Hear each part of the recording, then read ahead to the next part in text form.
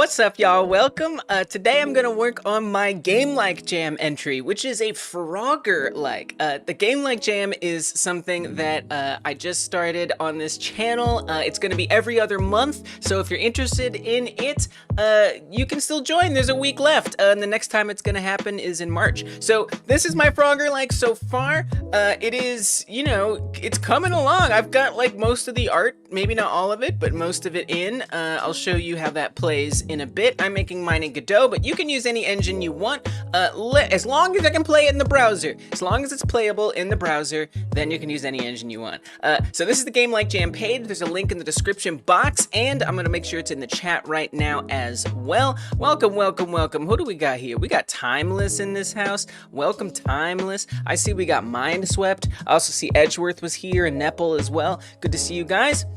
Yeah, we're getting there. I'm getting further along. I'll show you all that progress soon. I'm not the only one getting further along. Y'all are too. So let me show you where some of the entries are going. Hey, Pawn. So here's what's gonna happen, right? Not the next one, but the next live stream after that, we're gonna play all of the submissions on stream, which is super exciting.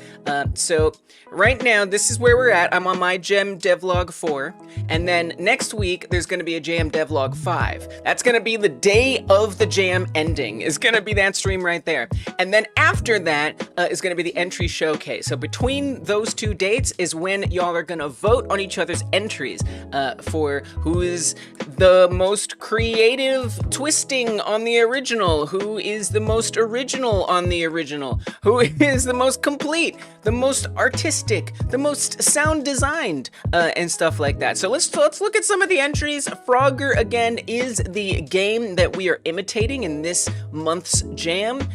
So the game is embedded on here if you want to try it out. But let's try out what you guys have been making so far. And then I'm going to spend most of this stream working on my Frogger-like. So it's going to be like 8+ hours of me just game deving. So be ready for that. Hit that subscribe button if you're new around here. I'd appreciate it. That way you can find out about future jams and other cool stuff.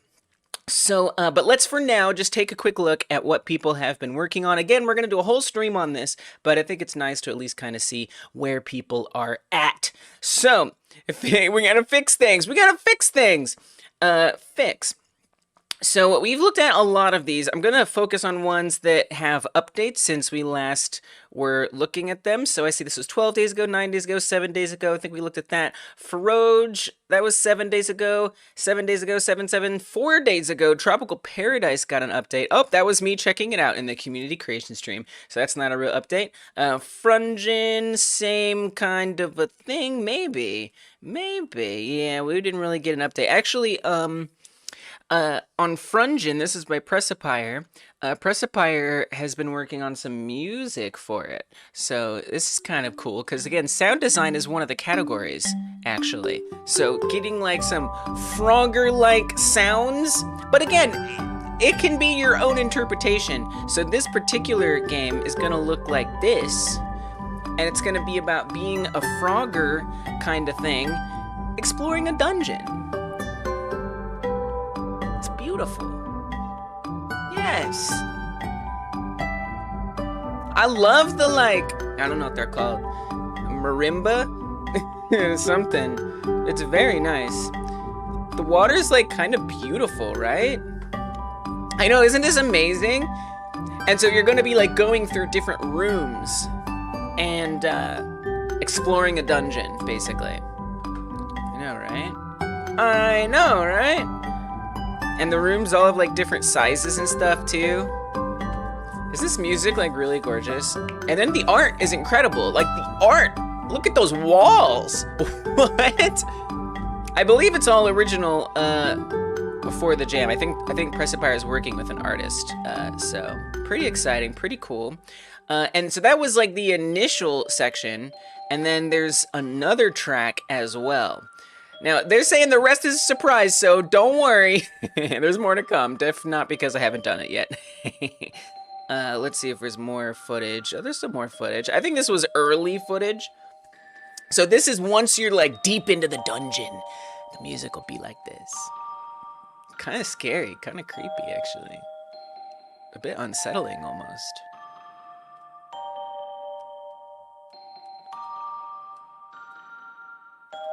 I kind of imagine like magical sewers. Is that a weird thing? I don't know. Like magical sewer. like. This is our sewer, where you may be used to sewers having smells and refuse, but this is one very special sewage drain where no trash has ever been thrown.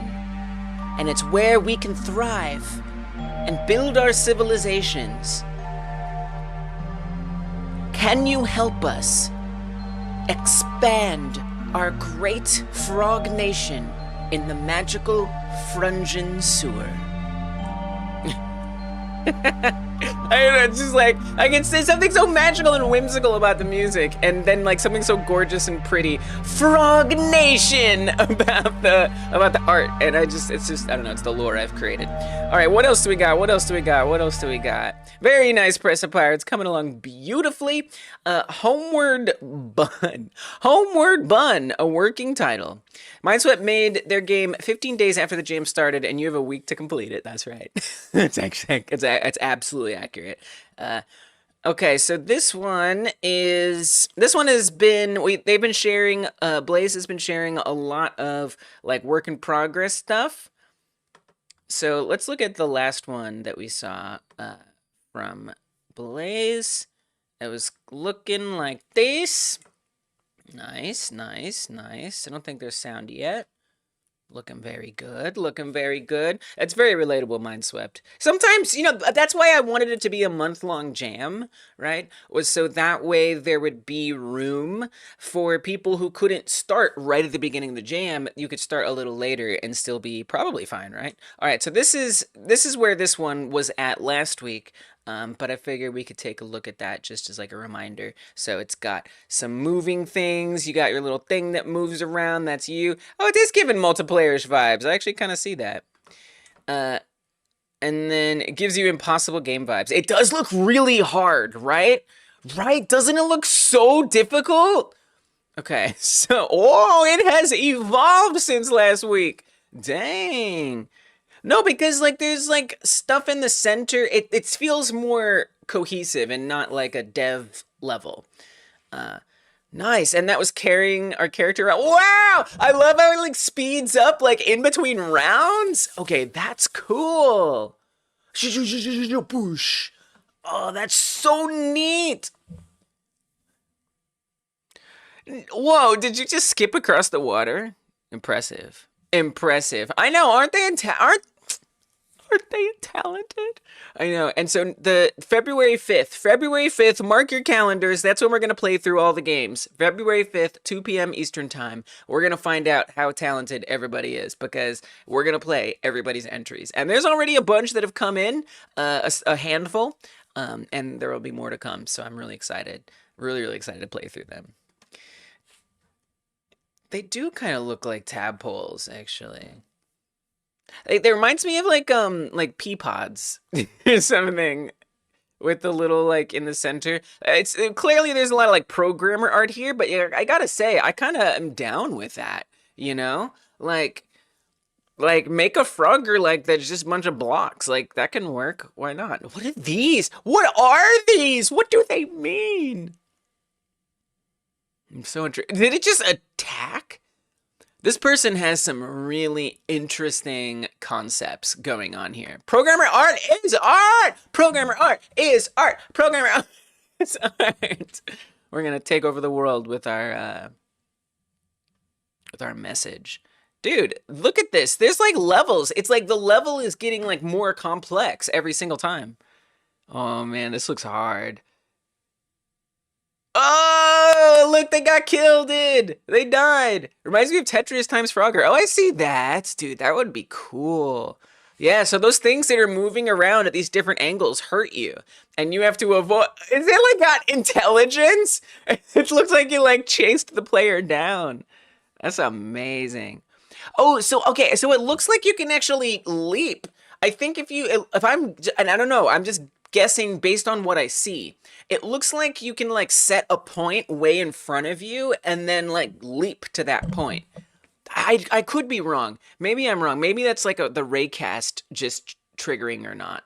I don't know, but there's some interesting stuff going on in there. Yeah, this looks like a very unique twist on Frogger. This might be a strong contender for that category because it's still giving that fundamental Froggeriness where you get on platforms and they move, you avoid platforms, you try to get to the end. And I love how like it's like which side is actually harder, you know? Because I think I don't know, are they trying to get to the far right or the bottom? I'm not sure, but you could either go to the top right or you could go to the bottom left, but like which one's actually the safest one? Oh, they're getting there. Oh, whoop, whoop, whoop, whoop. Hey! Wow, awesome, awesome, awesome, awesome. Super, super nice work. I'm borrowing some alcohol markers from my friend. What does that mean? So I can start making visuals. I'm gonna do all the art on paper. What? What? Oh, that's gonna be so awesome. What? So it's not gonna be like pixel art. It's gonna be physical art that's like scanned into the game. Dude, that's awesome. Awesome. Good work. Excellent. All right, next one, next one, next one, next one. What else do we got?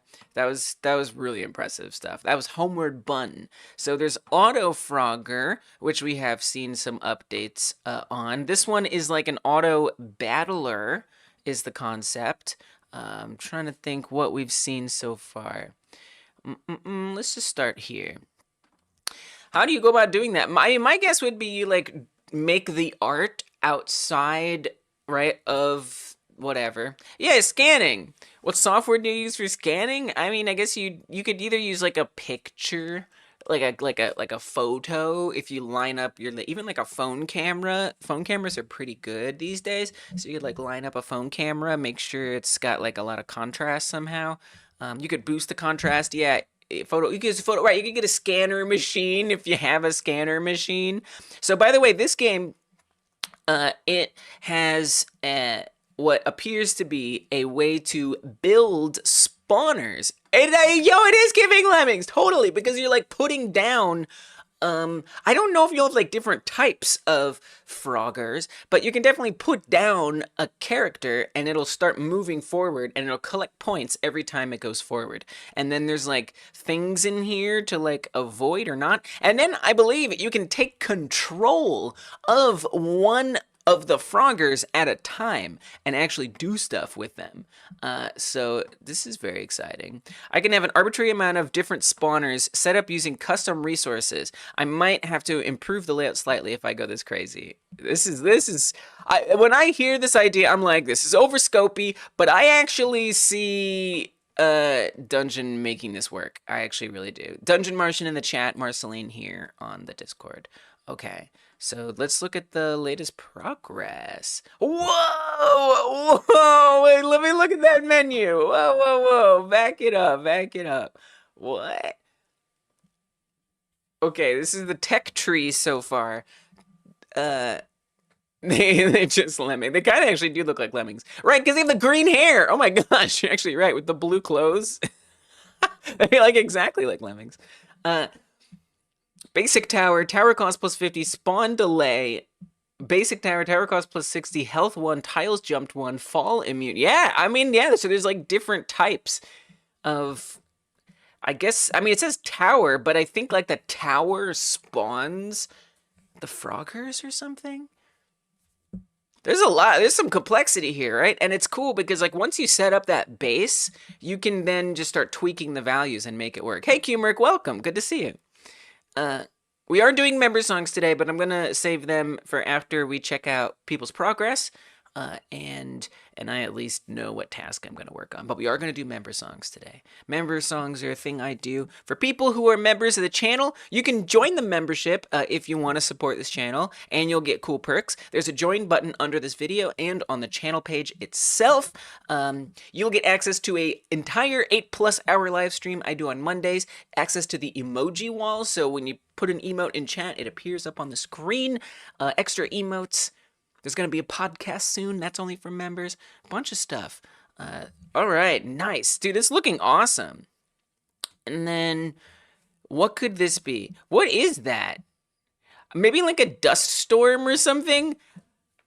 What is this? I love the art. I love the like desert kind of vibe. Maybe it's like a shadow from above, like something that like comes down. Anyway, I don't know. What is it? What is it? The Dust Bowl, of course, naturally. So Rolric has been working on a Frogger model so far. I think this is adorable. I believe this is in Maya. Is that what it is? Maya, yes. And then here's how it's been coming along. Look at that! Blunk, blunk, blunk.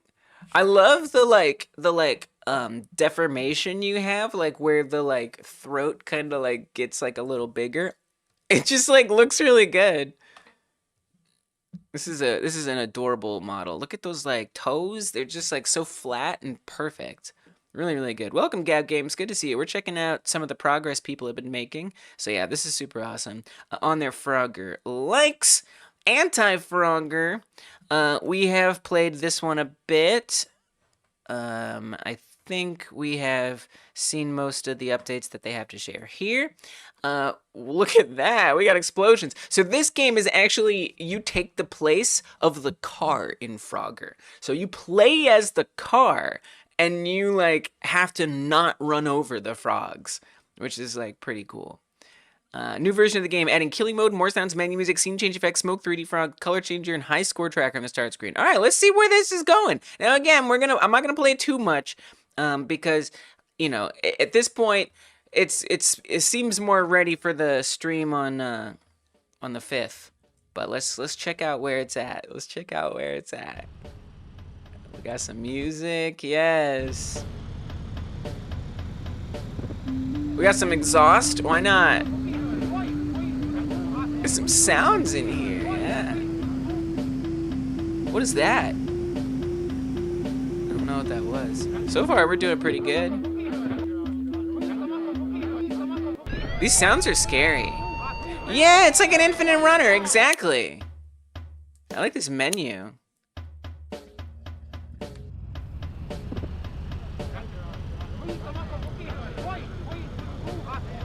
I feel like in the beginning, it like, I don't even think I could run over the first few if I tried. Whoop.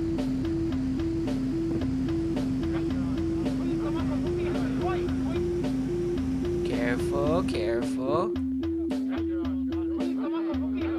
How did I die so fast? If I remember correctly, you had multiple lives, but I think they've iterated on it now. And basically, you hit it one time, it's game over. I actually like that. I think that that's potentially better. Makes the game maybe a bit more challenging. Oh, it gets a little crazy. Are those like speed bumps? I feel like they slow me down for a second.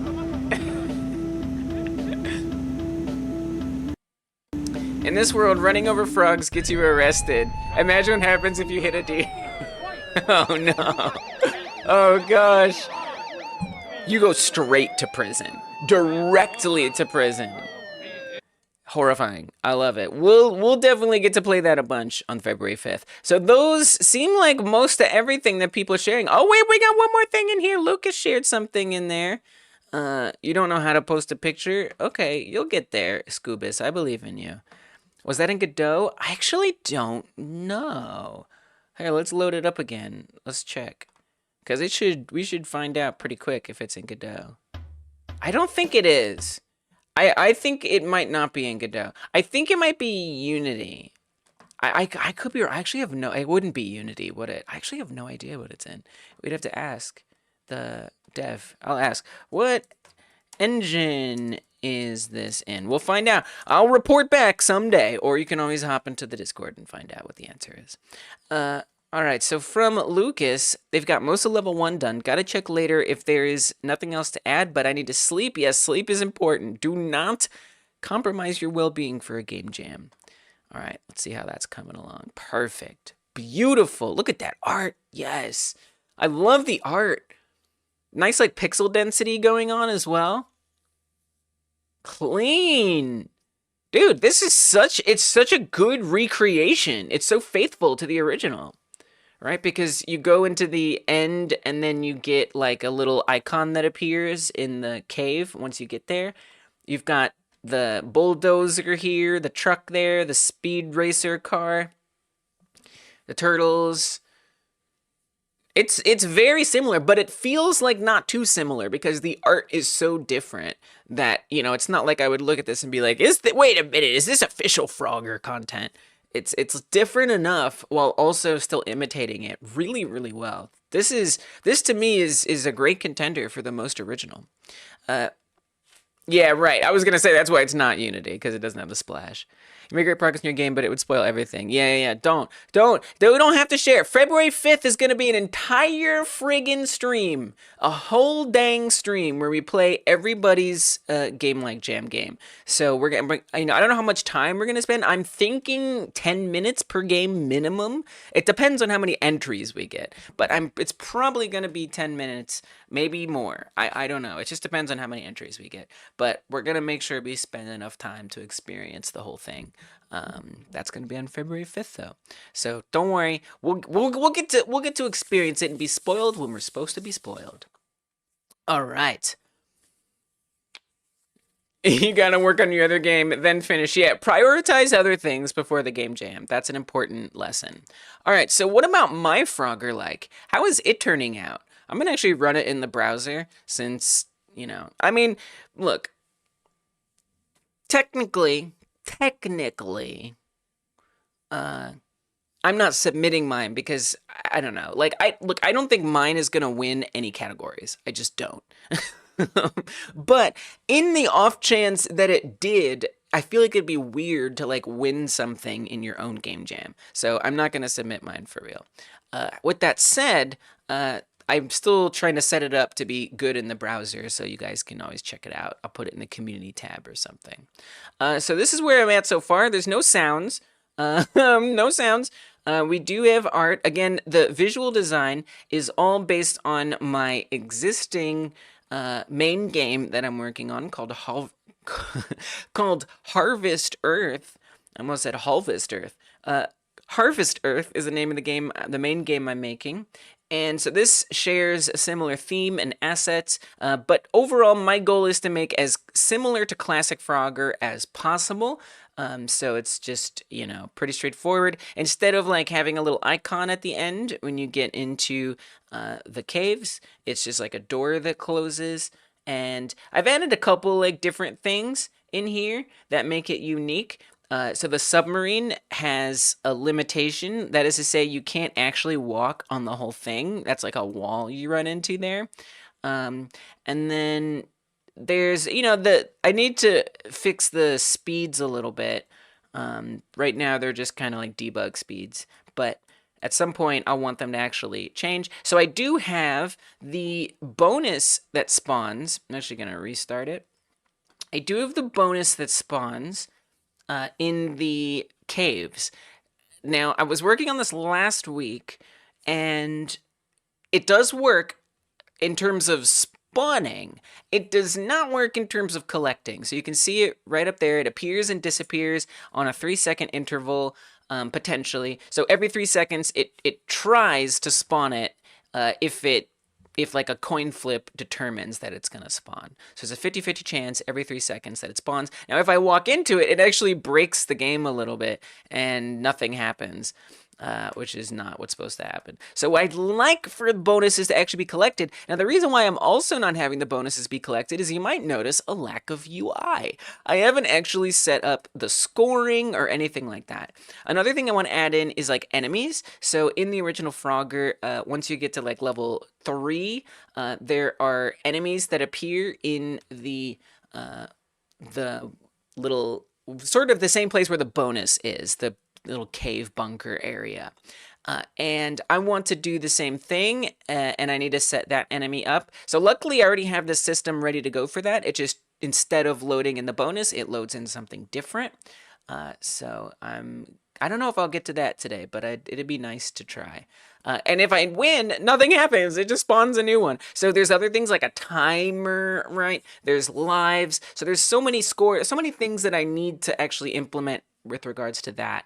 So when you run into an enemy, you just like kind of disappear and you reappear. I'd like that to have like a little more excitement to it. But I think what I should focus on is things that are more, I don't know, maybe I should do UI, things that are like more, I think I'm gonna start doing UI. I don't know, it feels like I'm almost, yeah, I'm gonna do UI. That's what I'm gonna do. That's what I'm gonna do. Because it's like, what do I do first? Do I do the bonus collection or do I do the UI? Do I do the enemy damage or do I do the lives? It's like, let's just get the UI set up and then I can think about how that stuff feeds into the UI. I think that's the next step. I think it would be a really nice step. So this is just a debug thing down here, but the UI would go around this black bar and up at that black bar at the top. I think that's what I'm gonna start with today, which I'm pretty excited about. Nice. I've currently dropped working on Balor 2 in favor of an FPS with my persona as a little Doom mugshot. Okay, cool. Yeah, you don't have to make a sequel to your Frogger-like. It's not necessary. Yeah, if you think it's NSFW, then it is. All right? If you have any doubt, don't post it. Does that make sense? All right, good. So, let's start getting this UI set up. I'm going to play some music so I can get in the mood. So this is where the stream becomes work time. And if you're a member, the next time you come through and send a message, I will make sure I get you the member songs. Member songs are queued up and ready to go. All right, we'll put up the little member song thing, and then we'll do member songs. But you do have to, I should have like a member songs are available now button. But if you're a member and you're hanging out, let me know so I can get you your member song. Otherwise, let's get started. UI. Making the UI. Now, I don't just want to make it, I want it to be functional as well. But I'm gonna start with the making part, and then I do want to keep the functionality in mind. This is where the stream becomes work, and also where I stop doing what I'm doing every 10 minutes to sing a song. That's correct. That's how we do things around here. You know, it's still a live stream at the end of the day. Hey, we got Q-Merc. All right, member song time. Okay, let me pick a song.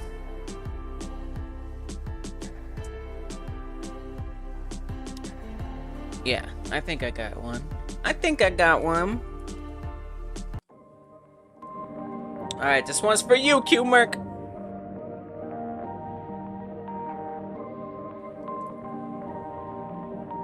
Perfect.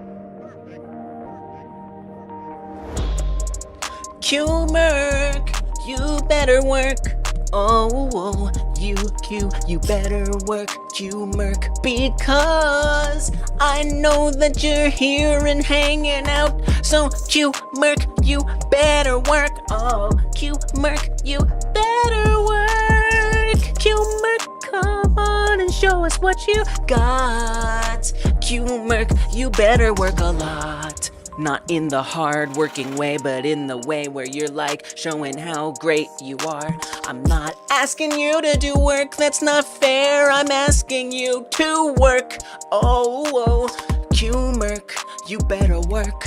Oh, Q-Merc, you better work. Oh, Q-Merc, you better work. There you go, Q-Merc. There is your song. Thank you so much for supporting the channel. I appreciate you very, very, very much. And there you go. There's your obligatory devlog song. Yes, I work a lot. No more than you should have to. Only work in the you better work way. All right. Yeah, actually, Q-Merc, that is the purpose. So that's why I themed it based on my main game, was so that way I could just have it go into my main game as a mini game where you can grind out unlockables. Yes, you already know. You already know. I think it's a good time to bring the cats in. They both were there, but currently it's just one cat, which is fine. Oh wait, the other one's trying to find his way in safely. There he is. All right, so I do want the UI to be functionally able to like fit in with everything. Let's make a canvas layer. I do have a canvas layer for debug stuff right now. Wait, I have a UI already? Wait, really? I have a UI canvas layer down here, it would appear. right there. Okay, I didn't know that. What's going on in there? Container UI top. Oh, it's those black bars. Oh, I didn't know those black bars. Oh, great. So we actually do have some UI already in here. Excellent. Cool. And then the debug, we're not gonna keep that in there. Awesome. All right, so let's put some stuff in. Let's add a label. Seems like a good thing. Actually, I'm gonna put a margin container. Actually, yeah, because it's already a margin container and it has the background on it. What I want is, I kind of want to keep it as similar to Frogger as possible, like Frogger as it already is.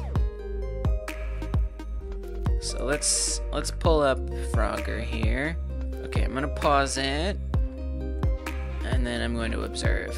So we've got 1UP, which I don't understand, and I think that's silly, so I'm gonna name that score. Like, why is it called 1UP? It doesn't need to be called 1UP. I'm sure there's some reason why they called it 1UP, but I'll be honest with you, it doesn't make a lot of sense to me. So instead, we're going to not call it 1UP, we'll call it score. So we got score, and then high score, time, and then there's lives on the far left. And now this, I found out, is tadpoles. I don't know how that's a tadpole, but evidently, let me get out the way. Evidently, that is a tadpole. How is that a tadpole? And I think that means, like, every time you complete a level, you get a tadpole. I'm pretty sure. So if you're really as far as I can tell, what it actually is it's telling you which level you're on. In the early 80s, 1UP meant player 1. Oh, are you serious? I didn't know that. So getting a 1UP meant player 1 got an extra chance. What? I had no idea. You just learned me. But then when I came to, okay, I gotta give you a credit for that, actually. I had no idea. Oh, thank you. So really what score is saying is this is your progress towards getting a 1UP. Wow, I gotta give you a credit. That's like game historian credit. That's what that is. Do we have a credit for you yet? I don't think we do. I don't think we do. Not on this project. Traumatized, Edgeworth. Yeah, that's credit worthy. We're gonna make a whole new one for that. That one is game historian. Edgeworth. Now this credit entitles you to no compensation. This will get you a credit in the main game and a credit towards this game as well. We could say, we might be able to say it's edge credit worthy. I need to move the cat cam. This is important.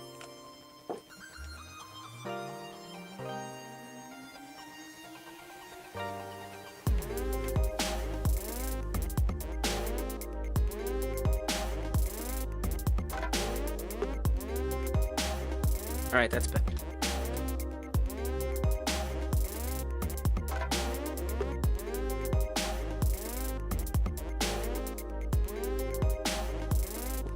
It's not for nothing else.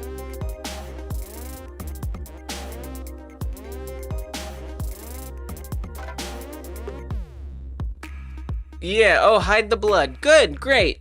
Works perfectly. It's a good guy. Oh, so good guy. Alright, so I want to imitate this. So, and as far as like 1UP and 2UP goes, I mean, it's not going to be 2-player. Even though the original Frogger had 2-player, I'm not going to do that. I'm not interested. I don't want to do it. So, I mean, we could, but I don't really want to. I don't even know how 2-player Frogger works. Like, what does that even look like? Is it just like another frog spawns in? And a separate score is tracked? That's probably what it is. Okay, now I'm distractedly curious. Frogger 2-player. I don't know that I've ever seen anyone play Frogger 2-player. Who's ever done that? Oh, takes turns. That's how they all work. That's boring. I don't want to do that. I don't think that. So we're just going to do score. We're not going to worry about the 1UP thing. That I really appreciate that knowledge that that's what it's for. I really appreciate that knowledge. But we're just gonna do score. And then so down here on the bottom, I think what I'd like to do is just, because to me all this tadpole is saying is we're on level 1, level 2, level 3, level 4. So I'm just gonna have it say like, you know, level and then like a number. I mean, obviously the tadpole is very cute, but I think that'll be fine. Taking turns is a good way to end friendships. Really? Okay. And then you have your lives in the bottom left, which technically you can get quite a lot of those. I don't know if I'm a big fan of like the idea of adding a bunch in sequence. Like so on the jam page, I also have this in the community tab, this long play video that I linked. And this person is like world record kind of achiever. Look at all of it. See how ridiculous this gets? And this isn't actually all the levels that they have, right? So it's like it's not only an inaccurate representation. Oh, why'd you lose the game for us? It's not only an inaccurate representation. I don't know if you could actually see that. I think you could. But it's also like not, how are you gonna count all of those, you know? But what I'm curious of is, does even this world record player ever get like too many lives? I kind of like the idea of the pips, like counting how many lives there are. I just want to see if it ever gets, if even a world record holder can't get enough lives that it spills over, then probably not going to be relevant to this either. So actually, you know what? I'll do the pips for that. That is to say, it has like representations for each life, like physically. But with the levels, I think that's a waste though. Usually if one player games over, it lets the other player continue single player. Oh yeah, some do that. The idea is just more people be able to play the game simultaneously, so more money. That makes sense. That makes sense. Hey, what's up, Dark Rose? And it's going well. It's going well. I am gonna work on UI today, but it's coming along. It's coming along. I need to get like scoring. That's kind of the main thing that's like missing to me is well, all the things that feed into score. Like we can move across. We got art all the way through, pretty much. We got a bonus that spawns in up here, and UI, user interface. And but you know, when I die to an enemy, we don't have lives that go down. When I finish the level, a level doesn't advance. So I'd like to start having the places where all that stuff gets fed in. So I'm going to do that. Okay. I'm actually, you know, I'd like to have it like up all the time. So I think I'm going to screenshot it. I think that would be nice. So let's actually do that. And in the time, oh my god, we need the timer as well. How close to Frogger does a game need to be? It's a Frogger-like. So the main thing to keep in mind, Dark Rosen, is rule number 1, all right? Rule number 1 is pretty much everything you need to know. Preserve the core gameplay. Submit a game that is so similar to Frogger, it would be considered a Frogger-like. Does that make sense? So if you sit down, you play it, and you think you and or others would describe it as a Frogger-like, congratulations, you have done correct. So it does not have to be exactly the same. So for example, we have a category in the rankings for creative twist on the original, right? We have most like the original. So the purpose of these two is to sort of divide the ambition. That is to say, you could try to make one super like the original, or you could make one that actually diverges or reimagines the original. So yeah, that's okay if it's not exactly the same. And you should go to the beginning of this live stream, check out some of the examples of people's progress, and you can get an idea of like the variety of things that are either really similar to Frogger or things that are quite different but still kind of feel the same. All right, so I'm gonna get a screenshot of the game. It's a good question. It's a very good question, and hopefully I can continue to help make it more clear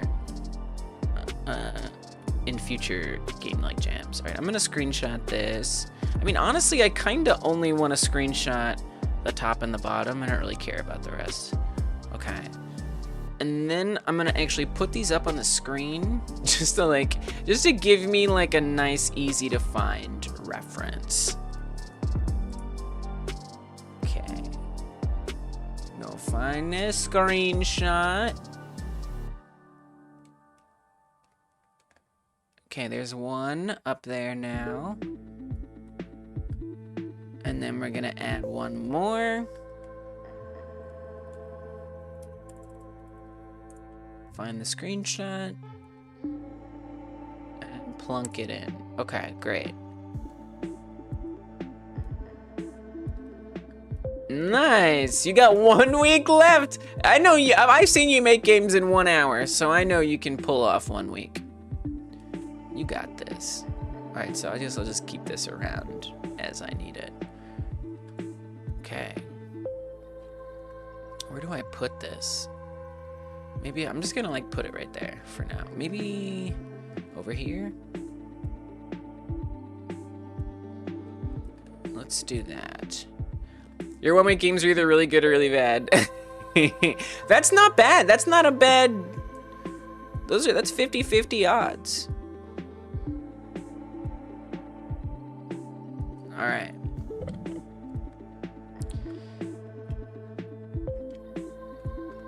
So I'm thinking we do an H box at the top. Yeah, let's do H boxes. Okay, and I'm gonna make sure that's in the top container. We're gonna say HBox score. It's all score stuff that's gonna be in there. So I might as well name it as such.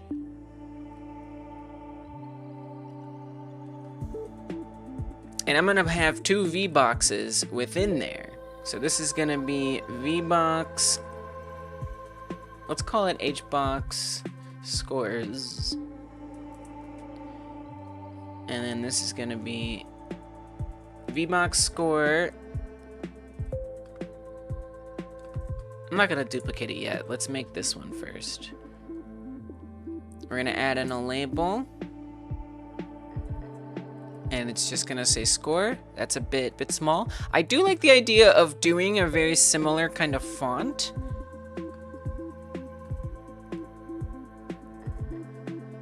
Okay, so that will extend it, which you don't want it to get extended. I'm gonna go look for a font real quick. I think I know what font I want. Press start font download. I think that's what the one I want is called. This one. It's a little different than the Frogger font, but it's already like a Google font, so it's like free and good stuff like that. So, do you have a download button though? Can you just give me the embed, download all? Oh, there it is. I just didn't see it. I saw embed. I was like, I don't want that. Press start is a closer font than 2P. Yeah, I just wasn't sure since it wasn't on the Google fonts. I don't know about like the license on it. Yeah, you're right. This is kind of a little better. 100% free. That's not a license. I don't know like what the license is. Should I just take the risk? It's probably fine, right?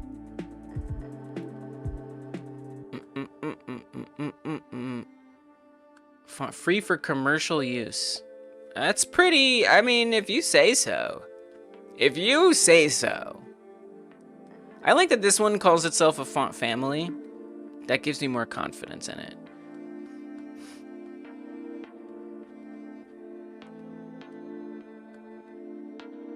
Yeah, I'm not a big fan of should be fine. I don't mess with should be fines. It's not how I roll. CCO is what it says. Okay. But yeah, you're right. It probably should be fine. Oh, they're actually a little different. What was the last one we did? Oh, press dash start. Okay, let's look at this one. So there's actually gonna be a license in here. see what it says. Thanks for downloading one of Codeman38's retro video game fonts, as seen on Meeple, Boing Boing, and all around the blogosphere. So you're wondering what the license is for these fonts? Pretty simple. It's based on that used for Bitstream's Vera font set. Basically, here are the key points summarized in as little legalese as possible. Full permission to bundle these fonts in your own free or commercial projects. Software, electronic documents, print publications. The exception is you can't resell these fonts in a commercial font collection. Alright. Feel free to modify them and release the modified ones as long as you change the original name. Alright, I like that. That is a license I can get down with. Oh, look at this. There's like these variants. Start K. Is that just like press start 2? It's quite different. Now I'm curious. I'm actually gonna grab press start 2 as well. Just out of like curiosity here. Let's look at that license too. I think this is by the same person. It's still legalese.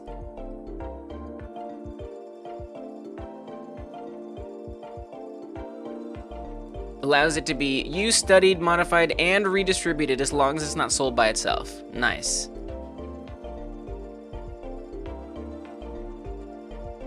Press start K if you're going to be using lowercase, but the other one is better in uppercase. Thank you. You're helping me. I gotta be honest. You're helping me. I'm gonna give you another game historian credit. Come on, you're working hard for that credit. You deserve it. Okay.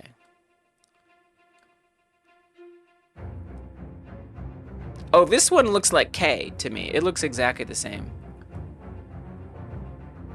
Actually, this is a good, by the way, guys, it's a good practice. Check the licenses of the things that you use. Just check them. Just check them out. What's the worst that happens? You find out bad news? Well, good. You needed to know that. Can I just get these two close to each other? I have to rename it if I want them close to each other.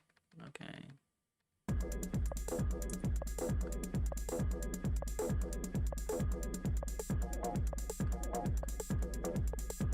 Oh, it's still not gonna be close. Oh, because it's spelled differently. Okay, I just want to click between them. Yeah, these look identical. More touched up and less like the actual card game, or arcade games. Oh, look at that, yeah. It is, I can see, look at that Q. The Q kind of comes down a little further. Yeah, but like, I don't know. If it's more readable, I kind of would prefer readability over, personally, over authenticity.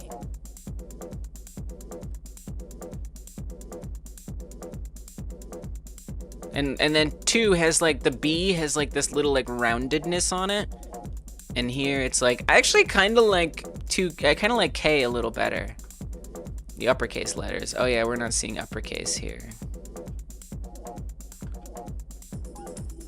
So we'll have to like test it out. I'm actually like, just based on this alone, at first I was kind of into 2P, but I kind of like 2K. But here's what I'm gonna do. Basically, I'm gonna use them. We're gonna experiment with them both, right? I'm just gonna put them all in the project, and we'll just keep an eye on what seems to feel the best. But it's good to just like look at it and kind of get a feel for them. Thanks for your input, Edgeworth. What else do we want to say? We want to say fonts. And I'm just gonna drag those in. Now, I'm not gonna bother with the theme. I might regret that. I probably won't. It's not a very big project. I do like using font variation myself. The font variation type over font file, because it gives me a lot more control over it, so we can add like extra spacing and stuff that doesn't exist if you don't use font variations. You usually make your own fonts? That's awesome. Yeah, I've thought about it. But, you know. Meh. I'm definitely always incredibly impressed when people make their own fonts. Yeah, right. If you enjoy it, I don't know that I particularly enjoy the process of making a font. It's a little, it reads for me as a little tedious. All right, so let's try. I'm gonna start with the K. Press start K. Oh yeah, that looks good. I like that. I like that.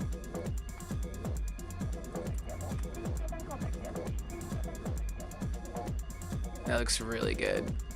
Wow, it looks so similar to this. Look at the high score. It's so similar. Hold on.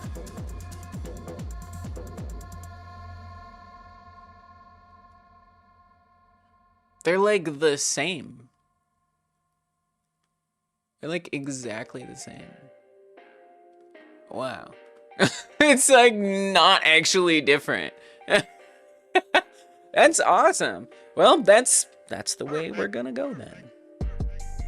Wow.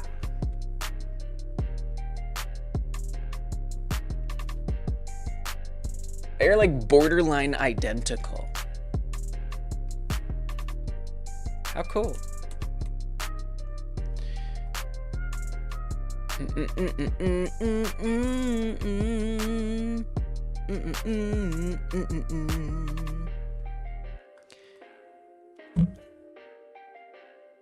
It took you an hour to figure out how to turn a PNG to a font. It's good learning though. Just press start as a base, but touch it up to make it more to your liking. Nice, nice. Start them as a GIF. That's cool. You have your own code for drawing text. Edgeworth is on another level.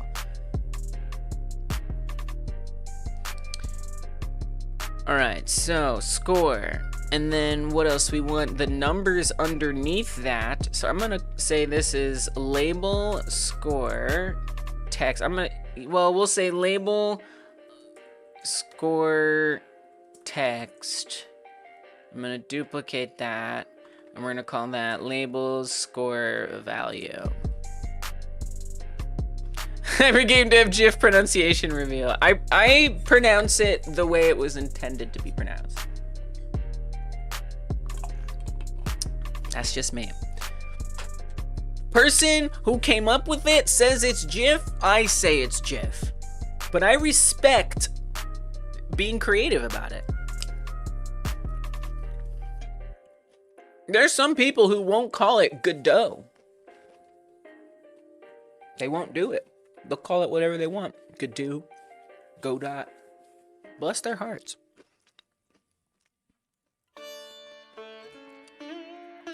I always thought GIF was cooler, but you're used to it the other way. That's fair. So in the original Frogger, you can only get this many characters of zeros. You actually can't get more of a score. So if you watch like that world record video I linked in the community tab on the Game Like Jam page. So right now they're at 70,000. 92,000. Once it clicks over to the next digit, we see what happened there? Watch what happens. Oh, I just covered it up. Hold on. I'm like, look, and it's not there to be seen. I covered it up again. Okay. So this is what happens in the original Frogger. So there it's at 99, 99, boom. It just resets. Which kind of sucks. So obviously I wouldn't want that. I'm not gonna bother with that. We're just gonna have ours just infinitely stretch out if it needs to. I don't even know that I want to have the high score so close. I mean, it could just move, like if you get higher than that, it could just start pushing it further out. I'd be quite okay with that. So let's measure it for that many digits. And then if it goes over, it could just stretch it out further. There's gonna be plenty of space for it to stretch out, and I think that'll be good. Jif is peanut butter, sorry. I'm not loyal to a brand. Although to be fair, by saying it, maybe I'm accidentally advertising the brand. Ooh, that's a compelling point.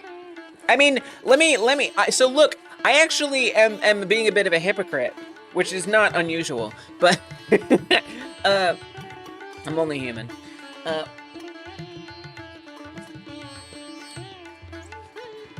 But with something like GIMP, right? I purposely pronounce GIMP, the image editing software, incorrectly. I believe it's supposed to be a hard G. But I don't like saying the hard G because it's a slur, and I don't like that. That's just my own personal preference. I don't expect anyone else to do the same thing. It's just what I like to do. There, I'm not doing the original. So, you know what, Sean? I'll be honest with you. I've never, ever, ever been more convinced to pronounce it differently than right now. Like, dude, I don't want to advertise crappy peanut butter. It's not even good peanut butter. I hate Jif. So, like, maybe I need to reconsider. Maybe I need to go the GIF route. Today might have been the day that I change to GIF. Thank you. Thank you for this gift. This gift. We got 2 members who just came through, so that means we gotta do a couple member songs. Welcome Kai Guy and Sean S. Thank you guys for supporting the channel. I appreciate you both so much. Edgeworth says, in Ballaware I made the score 6 digits, but expands to 7 if you get high enough. Yeah. Right? That just makes the most sense. And the leaderboard, it's 7 digits. All right, the lead. Oh, I gotta make a leaderboard. I really need to start going. I need to start getting to work. We got a lot to do. Just had to chime in real quick. The G in GIF stands for graphics. Hard G. I know. I don't know why the original creator says GIF peanut butter. I mean, that's true. That's an excellent point. While the creator says GIF, it logically kind of doesn't make sense. It stands for graphics, which is the hard G. You know, there's compelling arguments being made here. So I think I'm gonna have to. I think I'm gonna have to switch to GIF. It's gonna take me time to like learn that change, but I think I'm ready. That's true. Acronyms are not necessarily pronounced that way, but it's still a compelling reason to consider doing it. All right. Let's get those member songs.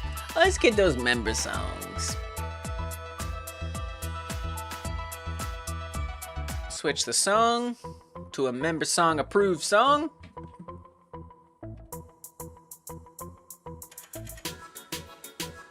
Let's do Kai Guys first. Sorry, Sean. Here we go.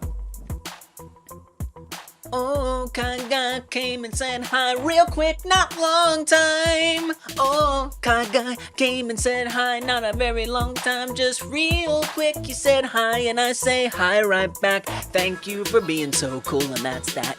Kai Guy came on through and said hi real quick, not spending a lot of time, but that's alright. I'm glad you said hi anyway, and I'm gonna say hi back, and that's that. Kai Guy, thank you for being a supporter. I say hi to you as you say hi to me, and you're not here a long time, but that's okay. Oh yeah, Sean S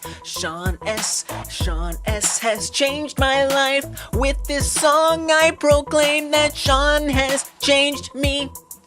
No longer will I say GIF. I think I'm gonna start saying GIF.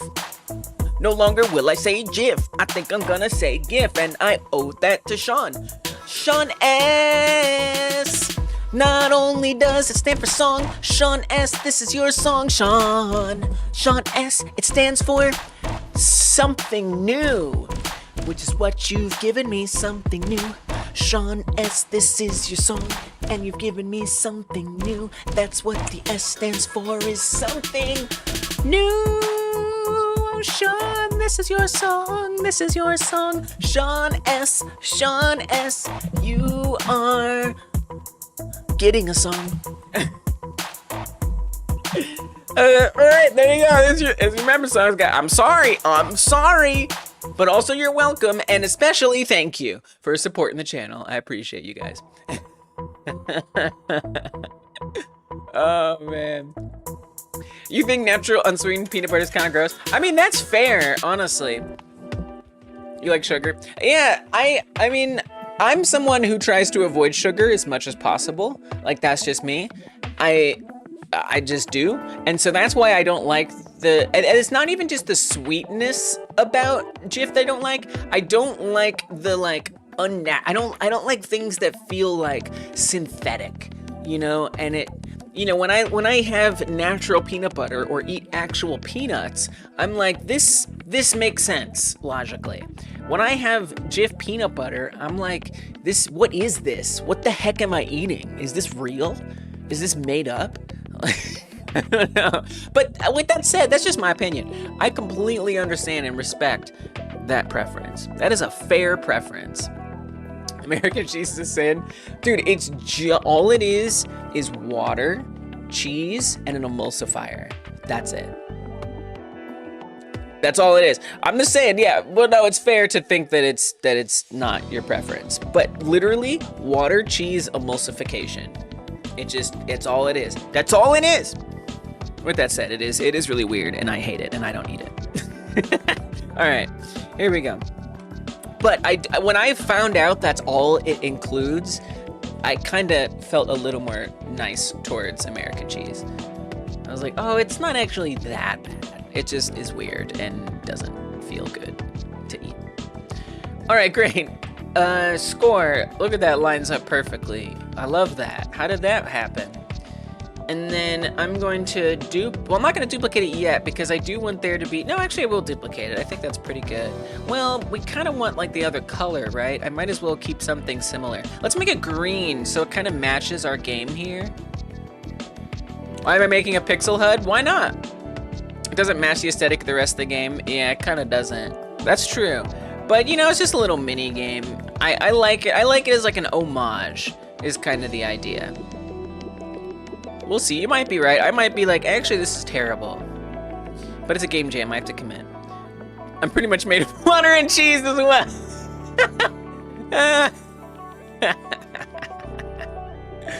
I do eat a lot of cheese. I actually love cheese.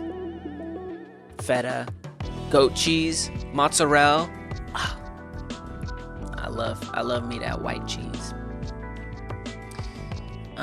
Okay, so I want this to have a different color.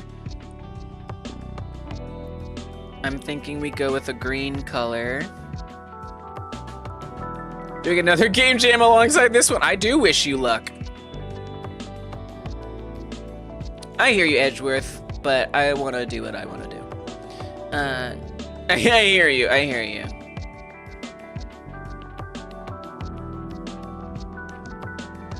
I want the clash. Do you know what I'm saying? Like, I'm not trying to avoid the clash. I don't think that it's like a bad thing. I think clashing can be nice. I think that'll work. But I appreciate you sharing your thoughts. I'm just gonna choose to have nothing to do with them in terms of actually listening. I like the clashing. I think the clashing is not a bad thing. That's all. I could adjust that green though to match a little better. Because again, you know, it's supposed to be kind of like an homage. And I like that idea.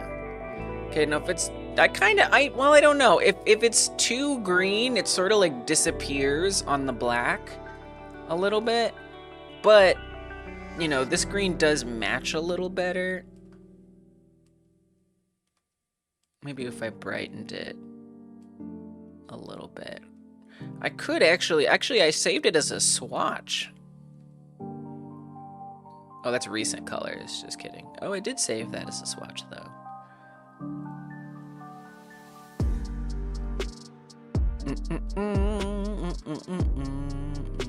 That's pretty cool, it's pretty interesting. Thanks Thanks for the fun facts.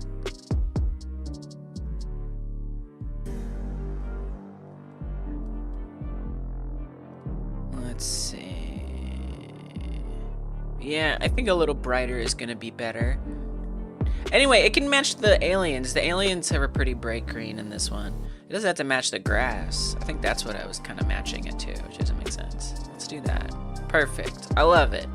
Okay. Then I think that's all the elements that I really care about on this. So we're gonna duplicate that. Oh yeah, it does have a dark blue background. Maybe I don't want mine black. Maybe I could make it a different color. I didn't even think about that. I don't know that I want to. I could go with like the kind of like the water. That could be interesting to make it dark blue. Oh, I kind of like it. I kind of like this a little bit. This is cool. Dutch cheese is best. What is Dutch cheese? What is Dutch cheese?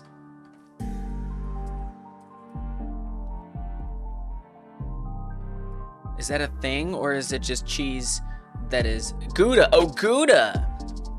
It has corrected me to Gouda. Yes, Gouda is awesome. I love Gouda. Yes, I am all for Gouda. Gouda is a cheese that I love. 100%. Brie, I like brie as well. There's another one I'm not thinking of that I like a lot. Oh well. Dude, Gouda is awesome. Gouda is so good. Love it, love it, love it, love it.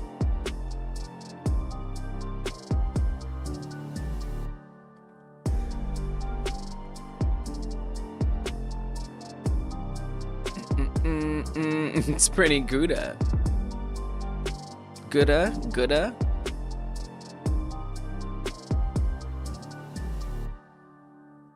I appreciate bad puns. I do.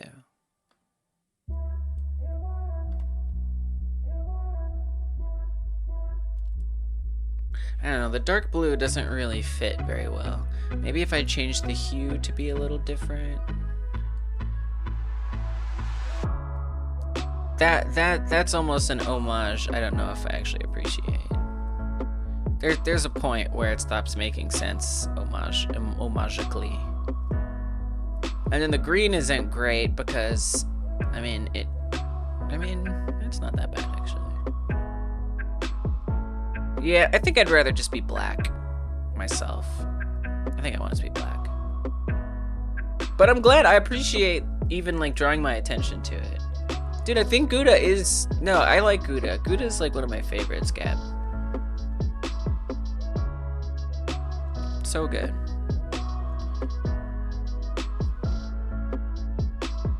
Okay, so I'm gonna duplicate that. This is VBox high score. And then I'm gonna say high score text.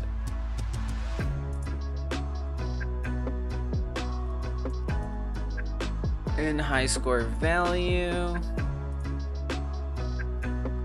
Okay.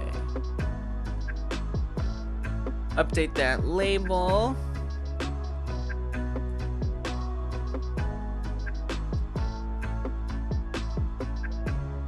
Why is it not updating? Hello? Oh, because that's, I see. Yeah. We gotta look over here. There we go. Shredded, I'll eat it out of the pack. Wow. I don't know if I've ever seen shredded Gouda cheese. So the high score, so there's also some like different things going on here. Where the score, the 1-up score is like aligned to the right, and then the high score is like centered a little bit. I think I'd rather,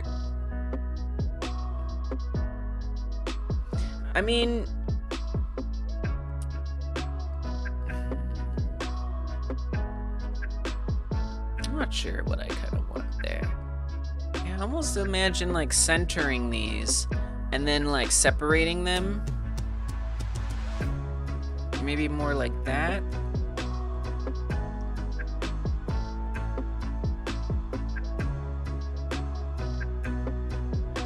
I think I'd rather them both be like centered. I don't know. To me, it just looks a little messy. I don't really care to be super original. Ooh, extra sharp cheddar is good, actually.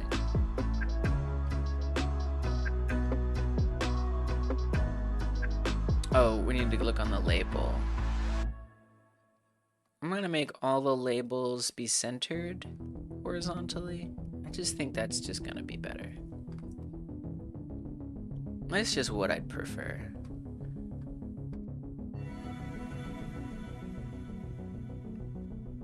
Okay, now I feel like they're a little closer to the top than I particularly want them to be.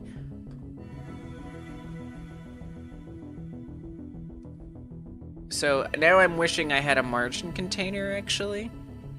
So, well, you can just make your margin. Yeah, but you have the background. All right, let's actually do another margin container. So this is going to be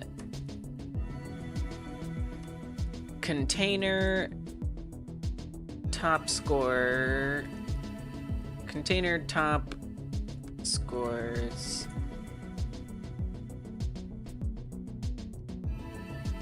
And I'm gonna put that inside of there, so that way we can push it down a little bit. Also, I could use the font. I could adjust the font to push it down more, but I'd rather not. Let's see where that's getting us. I can't believe that that's the exact same font. I'm proud of myself for like recognizing it, being like, that's press start.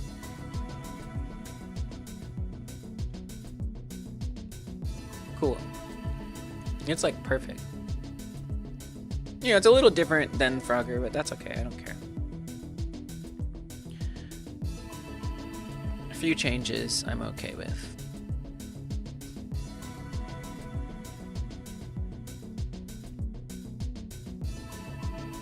All right, nice. Looks pretty good. I think I want to push the margin down just a little bit. Maybe down a little more. Okay. All right. Score, high score. There's less boundary on this one. We could, you know, maybe I'll extend it just a tiny bit because we do have some space up at the top. Not much, but a little bit.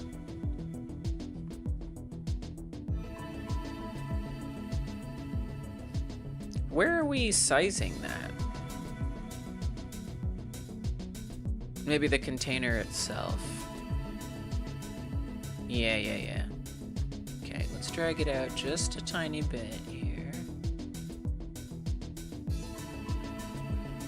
It's just a bit more cramped than I actually really want it to be.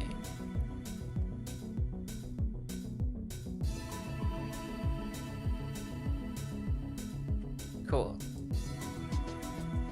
All right, and then for the bottom, well, real quick, let me make sure I have them accessible as unique name. The text will never change, but the value will. So I'm gonna have the score value and the high score value be accessible as unique names. And then for the bottom, we'll obviously use an HBox for the lives, so that can expand out or keep adding more on. We want a VBox down here for the time and the level respectively. That's gonna be a little tricky, but we do have more. I do have more space down here than the original, so we might be able to fit 2 layers. Okay, so here's what I'm gonna do. I'm going to copy our score, paste it in. Oh, but before I do that, let's actually get the container, paste the whole container in.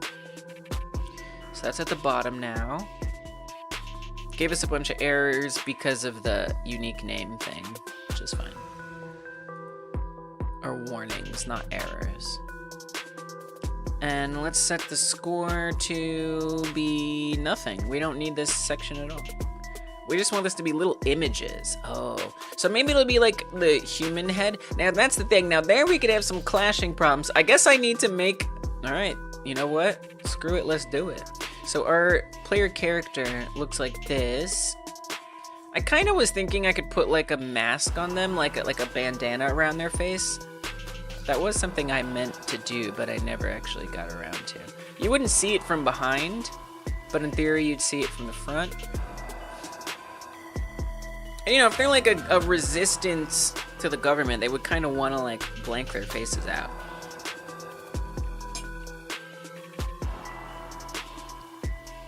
Or conceal themselves somehow. I don't know if I really feel like doing that, especially if the player isn't even gonna see that. It might just make more sense to do. We could also do the triangle as like hit points. I worry that's a little confusing though. So actually I'm gonna do the head. I'm gonna choose not to worry about the bandana. So I'm gonna screenshot the head here. I'm gonna make some crappy pixel art. Oh, it's gonna be crappy. Don't you worry, it'll suck. But it'll be mine.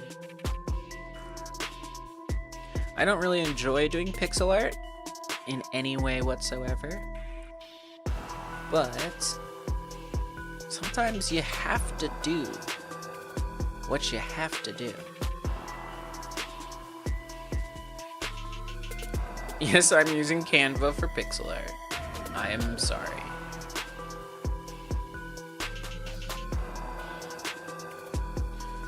Okay, I'm gonna paste this in here.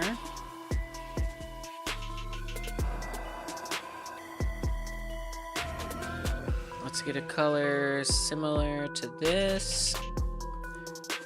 I could probably even put like a filter on it just to like help visualize where the pixels will go, although I'm not sure I have a lot of confidence in the quality of the filter.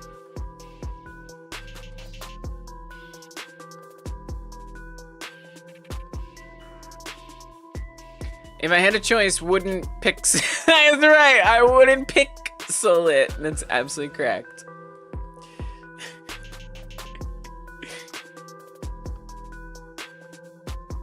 That was a good one. I thought they had like a pixel thing. Pixelify, there it is. I don't think it's gonna do a very good job. Oh, dude, I'm just gonna use this. No, but it has some problems with it. You got me!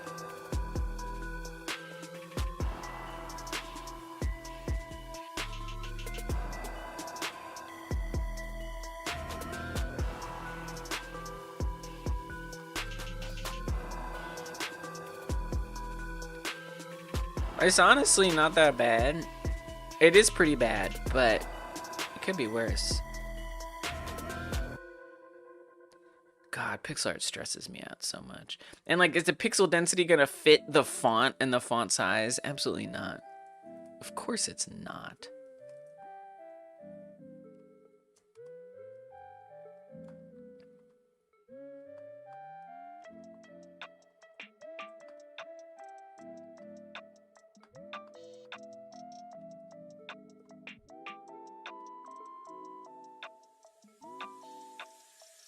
I might, since it's a game jam, I might just say, you know what, this is good enough. But it has, I have some problems with it.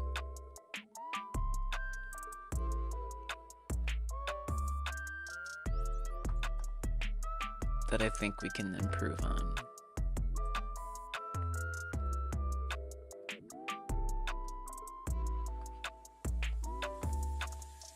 Namely, where it kind of like disappears over here.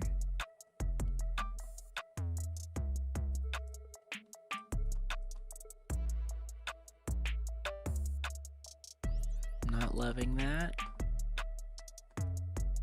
Oh god, I hate doing pixel art so much. I don't know what I'm doing. What if we just extend it? It's gonna look not that good.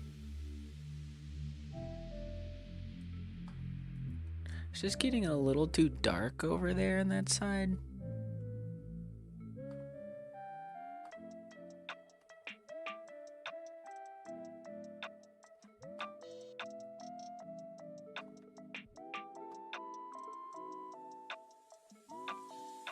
Maybe, no, not too dark, but it's kind of like blending into the background color more than I could ever want it to.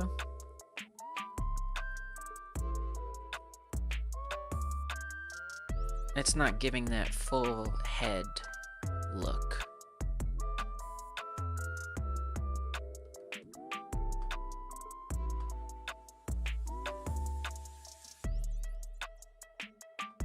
Because it's gonna need to stand out, just be kind of obvious.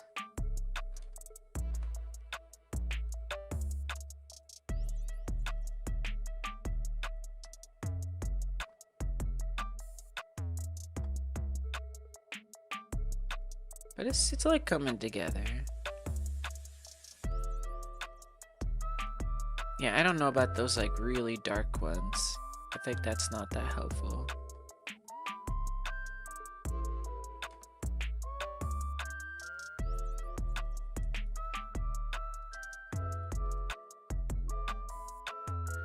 Wait, that doesn't look good. Wait, just don't include, well, this is hard. Pixel art's hard. Here, put this here.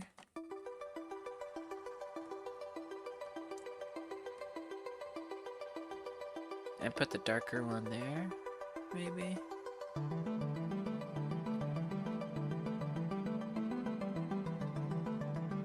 Try the same color that's on the other side.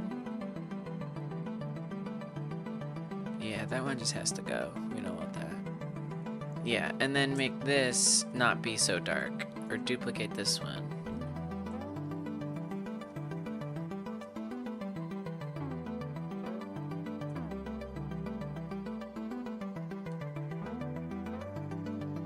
And then you can maybe darken this a little bit. Hey, Rorik, welcome! You rock! Good to see you. Hope you're doing great. You are a member of this channel, and therefore you are entitled to a member song, whether you like it or not. You're gonna get one. So let me just finish this thought here. And it's coming. It's coming for you. Hope we're doing great today, Rorik. I'm making the UI for my Frogger-like. I want this to be like where the lives are represented. Like how many lives you have.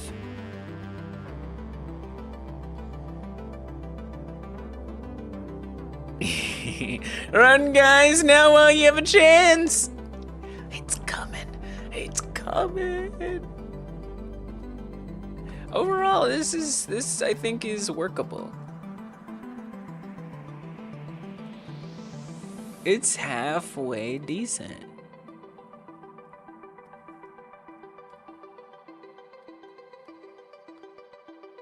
I think this could be darker.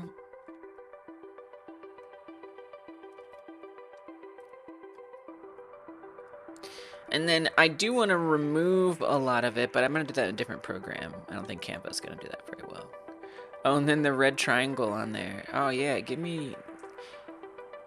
It would be nice if that was centered, but I see how it can't do it. No, Rorik, I did not. I used a filter to make it pixelized. And then I'm just going in and fixing some parts that it, in my opinion, didn't do a great job with. But nah, I didn't do it all by myself.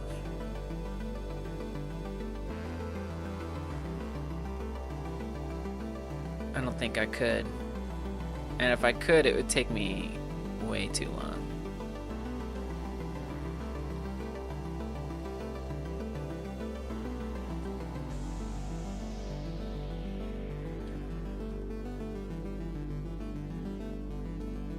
I'm gonna put one down here as well. But yeah, it looks good, right?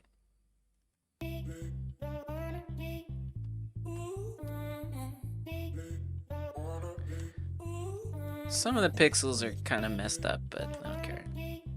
So the original image looks like that right there. Actually, you can see it.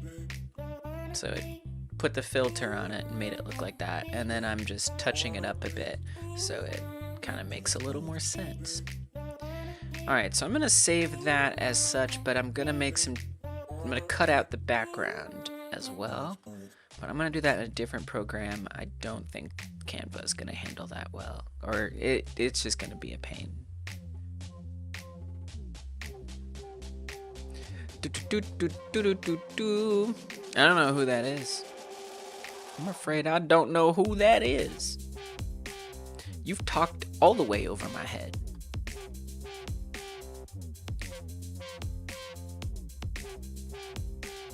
Alright, exported. Now let's get Rollrick the member song. It's coming! It's coming!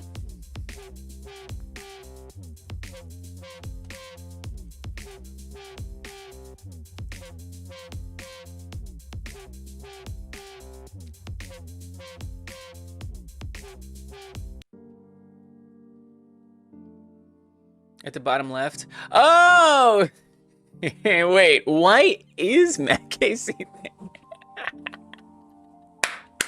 I knew someone would notice that. So, first of all, forgot that that's who that is. Second of all, I was just watching YouTube, as I do, and I really liked this shot. I wanna, so when I see like something on YouTube that I wanna like emulate, I usually upload a screenshot of it to my Canva folder, and that's one of them. I want to like make videos at some point in the future, and I need some kind of look for that. And I've done some things, but I've never been quite happy with the way the setup looks. I basically took it down as a note to myself to remember that I like the idea of having this well-lit subject in the front, and then the background is like this single color that's very darkened. I really like that. It makes the subject pop really well, and then you get some like branding color in the background, and it's not very distracting. And it doesn't really matter what it looks like back there, you know, because a lot of like YouTubers will have, you know, like really nice stuff in the background that's aligned and has like cool like figures and characters and posters and all kinds of crap. And I don't really want to worry about that much. And this setup allows you to avoid that, because you don't really focus on the background, and it doesn't really draw your attention at all, other than the very like broad shapes. So yeah, I thought it was a really good setup, and I screenshotted it to remember it for later. And now that you guys have noticed it, I now will especially remember it. So thank you. It was all a ploy to motivate myself to do this. All right, we gotta get this member song. Hey, wait. I gotta do this member song. You had your earplugs on. Well, good. You're missing the whole thing. Actually, you didn't. You haven't even. You don't even know yet. All right, here we go. Wait a minute.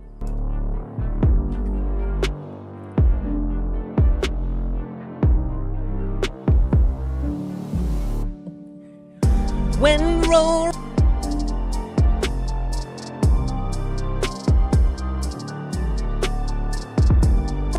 My microphone came unplugged. All right. Next measure. When Rorik says they don't wanna hear this song, I know they're full of it. Rorik is full of it. Rorik, I know you're full of it. Oh yeah. Rorik coming through, supporting the channel and being real nice and stuff like that, and acting like you don't want to hear this, but you do, because Rorik is full of it. Rorik's full of it. Oh, Rorik's so full of it. Oh, Rorik's full of it. I can tell because you're saying it's fire. Oh well, Rorik's full of it. Oh, Rorik's full of it. And also full of generosity. Rorik's so full of it and fantastic.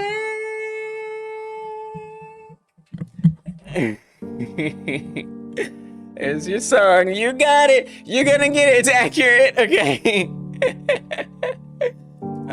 Appreciate you, Rorik. I do. No! He's not gonna release it on Spotify. Go on now. Doctor, leave the octopus, everybody.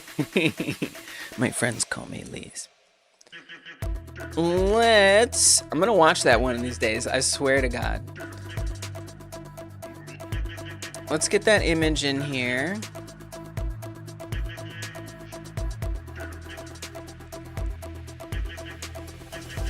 Downloads folder would be a good one. Jim, if you wouldn't mind getting us there, I appreciate it. It's a big folder, it takes a long time to load. I got a lot in that folder. Good time to take a little bite. Oh! You're starting with folders. Alright, cool, cool, cool. Yeah, no, that's fine. Okay, there it is.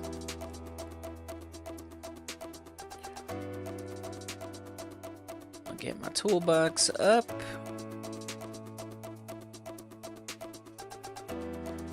And we want to have a transparent layer underneath.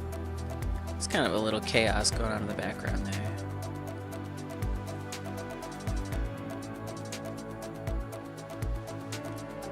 And we're just gonna start deleting stuff. Now it would be nice if it followed along the lines.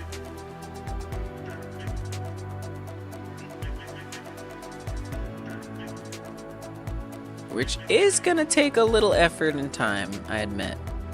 You almost quit last night? Online multiplayer syncing got the best of you. Today you're trying again. What were you playing again? So we do have some of those like blues in there. So I might want to make some changes to make sure that's not the case.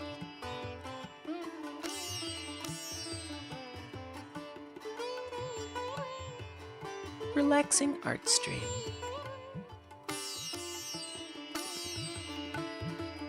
I'm not sure if I would consider some of this part of the pixel art or not.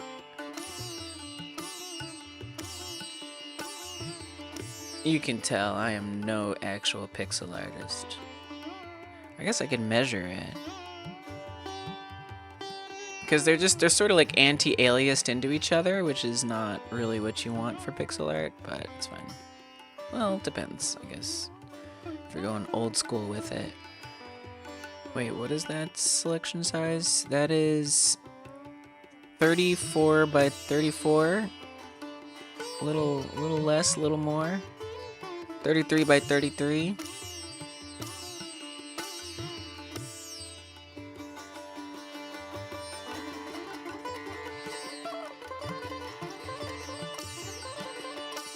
It's kind of tough. I think it's 34 by 34.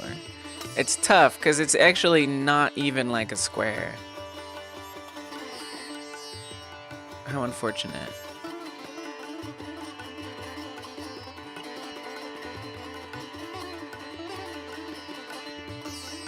But if I was gonna go with that, that would be in there. So we'll keep that then. All right, just checking, just making sure.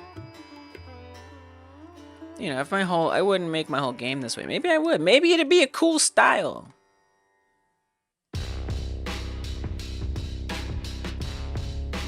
But really for this, we just want the outline, so it's like the, how many lives you have left.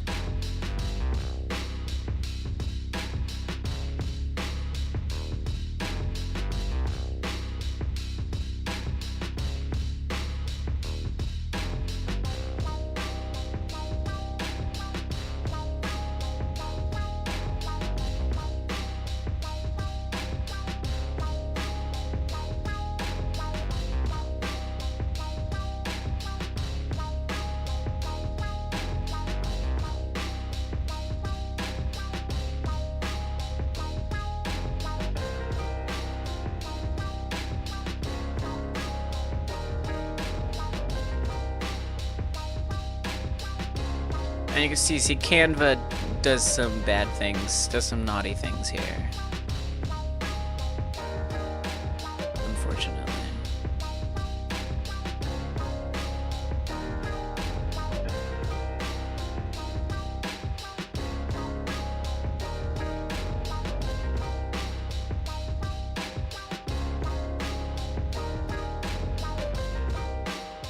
I kind of don't care. It's probably not going to be noticeable because this is going to be, yeah, it's not going to be, don't worry about it. It's going to be so tiny. It's going to be like that small. It's going to be really, really tiny. So I'm just not even worried about it.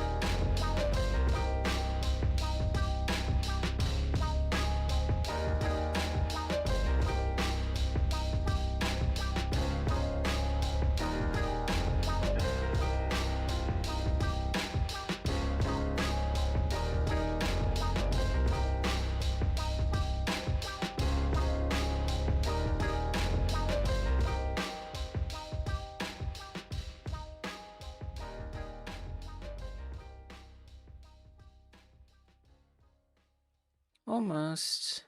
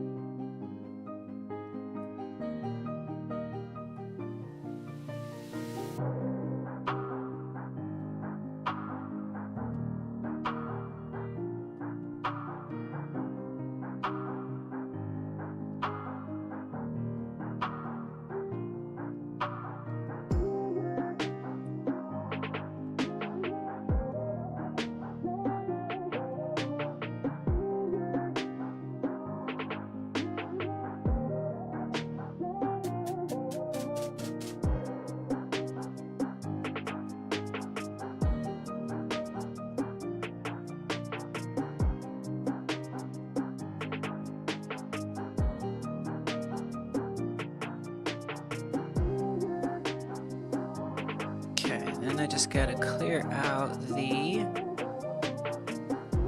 extra stuff.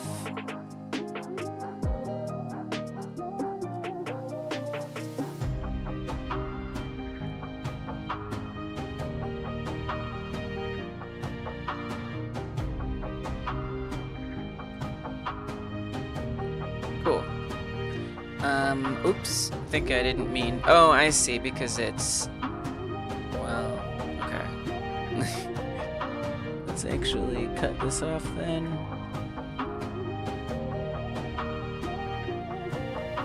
Maybe like that.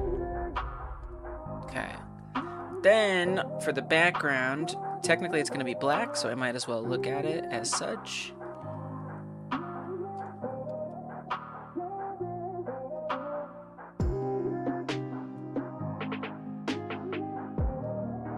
It's okay. It's gonna be very small. I almost wonder if there isn't some more we could do.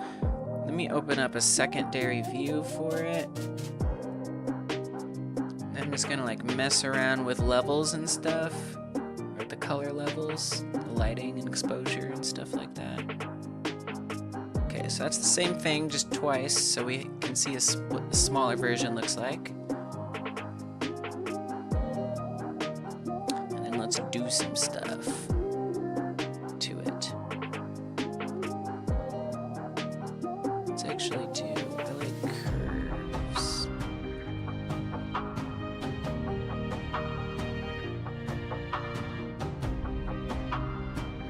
Just to try to make it a little more obvious what it is.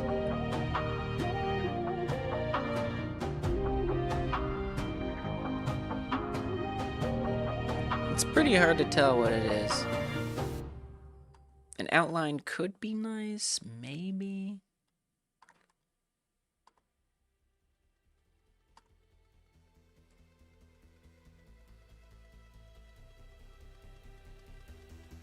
Or just adjust like the contrast there some. I'm gonna try just overlaying it with itself in some ways. Oops. Chaos background.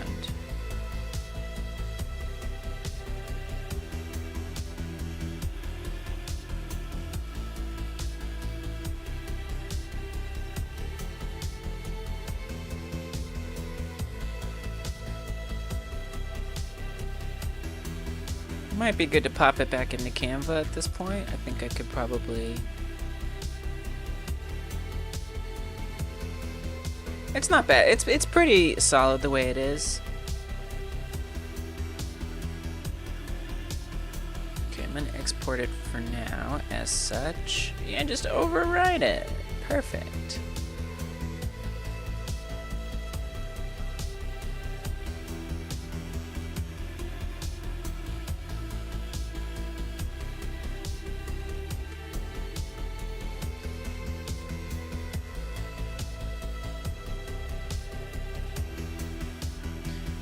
And then over here, what I'll do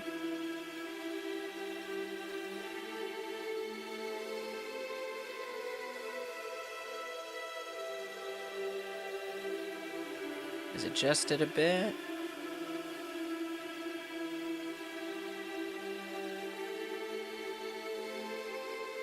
So it just has a little bit more visibility to it.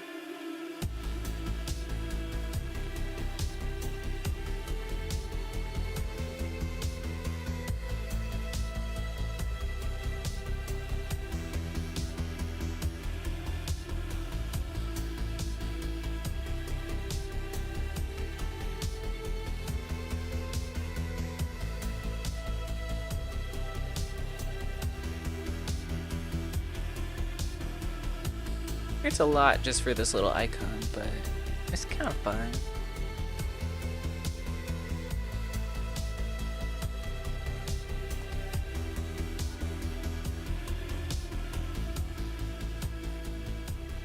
Alright, I think that is sufficient.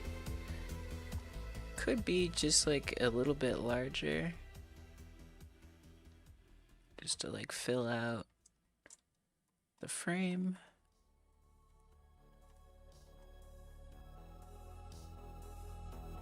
It's not very well centered, I see now. And let's make it centered. I mean, it's only gonna get so centered, but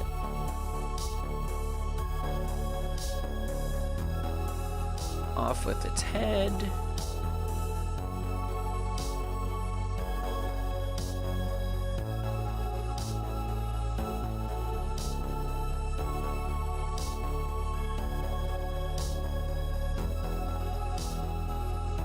Pixels are all messed up now. That's very kind of you, Gab. Thank you. I feel like I'm not that good at pixel art at all.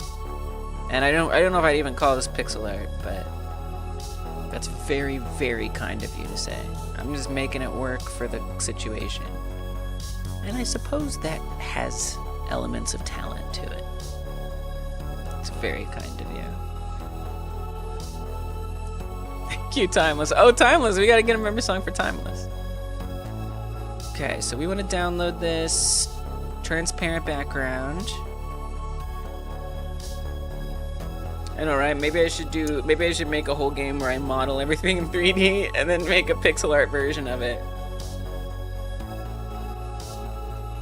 I think that's the hardest part for me, pixel art wise, is somehow actually imagining how this 3D thing would be represented with pixels. And that it kind of helps me to have that reference out of the way. Okay, let's put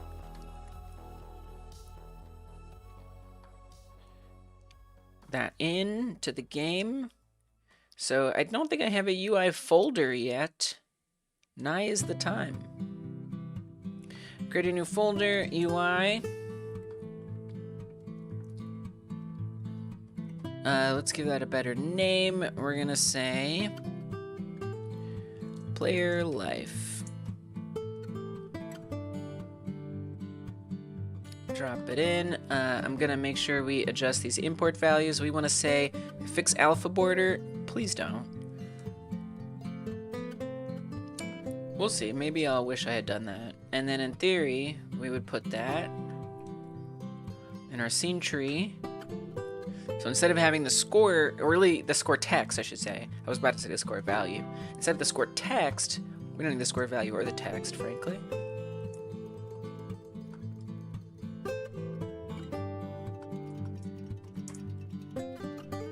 What I want is a rect, right? Texture rect. It's a little large.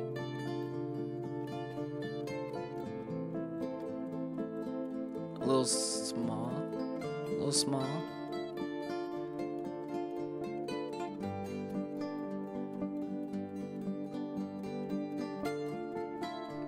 So I'll have to shrink that down. Because a V-Box doesn't have like the size. I don't really understand why it's making it so large. Container sizing.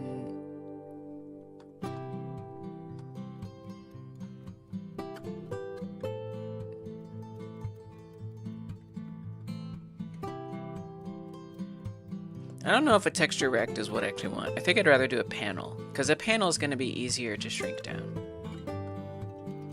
Let's do a panel. And then on the panel, we're going to add in a style box texture.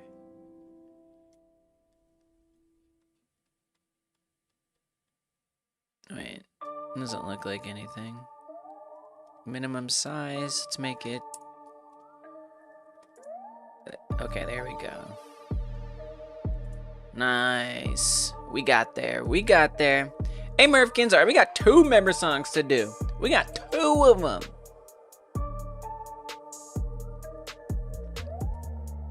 Let's get them out of the way. In a good way. Let's get them out of the way.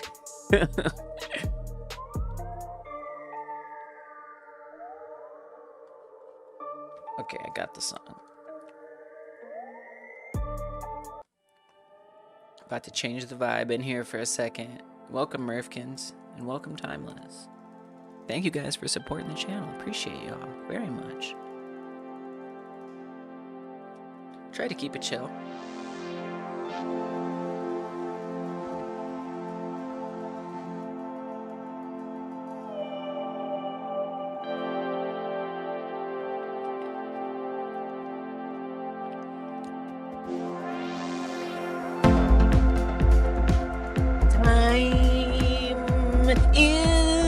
Nothing here. Time doesn't mean anything when you're talking about timeless. Time doesn't mean anything here when we're talking about timeless. I could hang out with timeless forever, because time doesn't matter here anymore. Oh, timeless, you're timeless to me.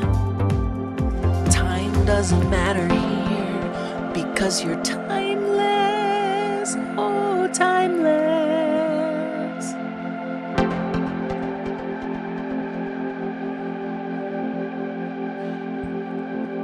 Timeless, you're kin to me. Similar, Murphkins is kin to me. Oh, oh Murphkins, oh Murphkins, you're kin to me. I feel that we are family, 'cause Murphkins is kin to me. Oh Murphkins, you're kin to me. You're like family. Oh, Murphkins, you're kin to me. We're like family. kin to me, just like a big family. Hyper game dev family, you are in it to me. Murphkins, you're kin to me. Oh, whoa, Murphkins, you're kin to me. We're a family.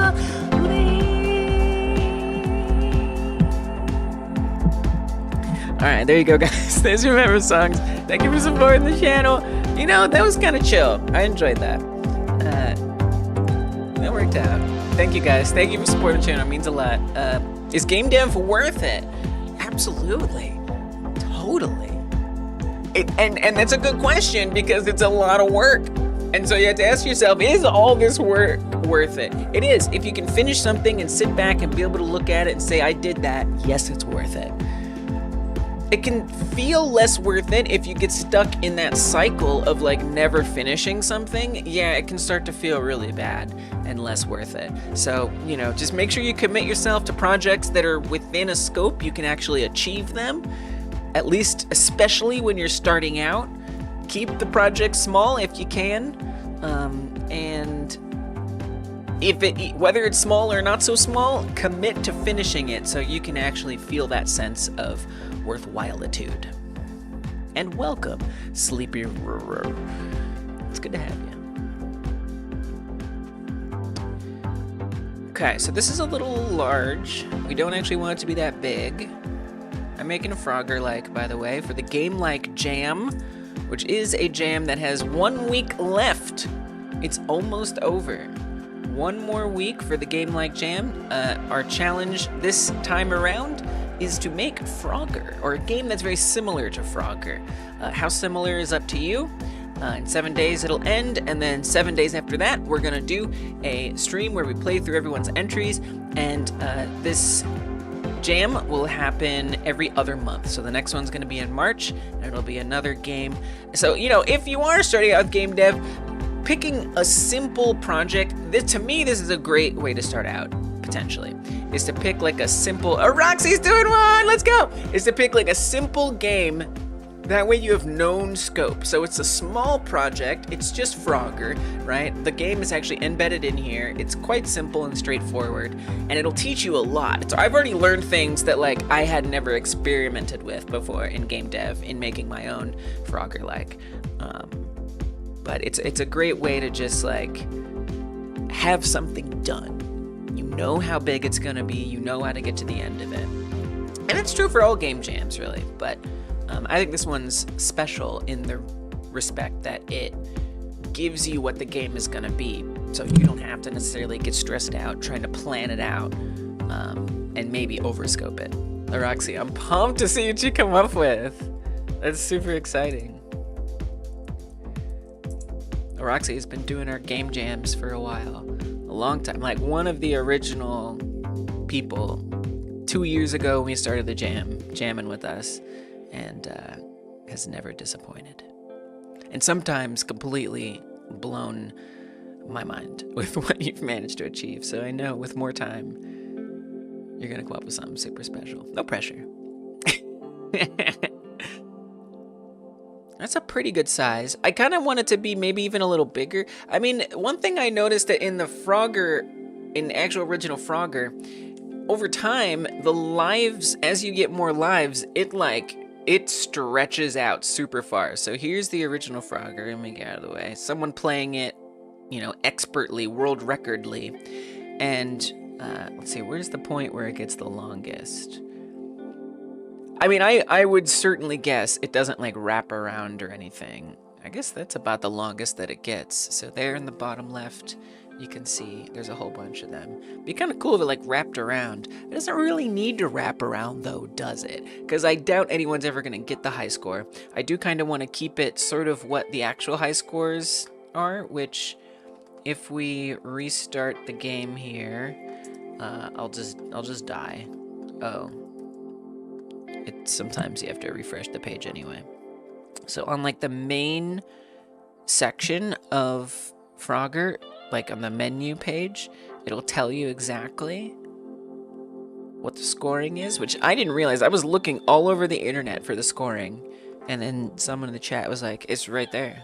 It tells you. But it takes a second, you know, you gotta like wait for the intro, like super long intro. What I'm trying to look for is how long until you get an extra life, how many points it is. Which is probably gonna be a while. Although I kind of am thinking I'll make my Frogger-like be a little bit higher scoring. I don't know. I think it's a little frustrating the way that it goes. Point table, 10 points for each step, 50 points for every frog arrived home safely, 1,000 points by saving frogs into 5 homes, 10 points times remaining seconds. Okay, but what about the 1-up? Oh, I should screenshot. I need to do this too. Set up the high score. 3 frogs per player. Tell me about the 1-up. Oh, okay, great. I'll just look it up. Frogger 1-up, how many points? You know what? I think I wrote it down in my gamedev document. I don't have time for this. Last bug I fixed, if you install the game to say test, if you uninstall the game, it would have just deleted test and not uninstall what it needs to and nothing else. What?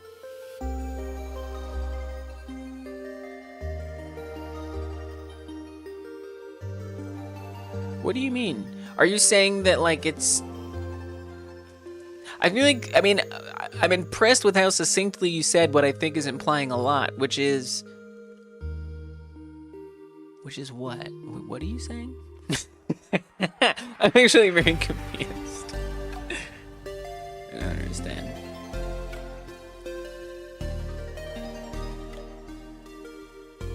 Okay, this was like the document I made on the first devlog day, and I actually have barely looked at it since I made it.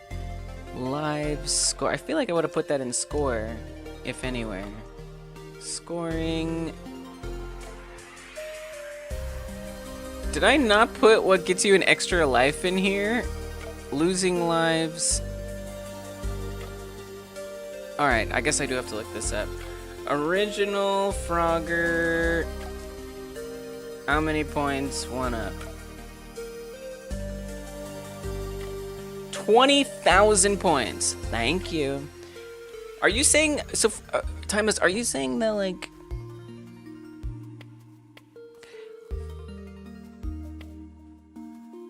if something gets installed, if your game gets installed when it's uninstalled, it deletes it? Right. I would certainly hope so. Are you saying, like, as opposed to other programs that leave things behind, yours won't? So 20,000 is when you get a 1-up. Why did I want to know that? I don't know. It's gonna be. I guess I just wanted to know it. Well, put it in your document right now. Nice. Gotcha. Okay, now I understand. That's pretty cool.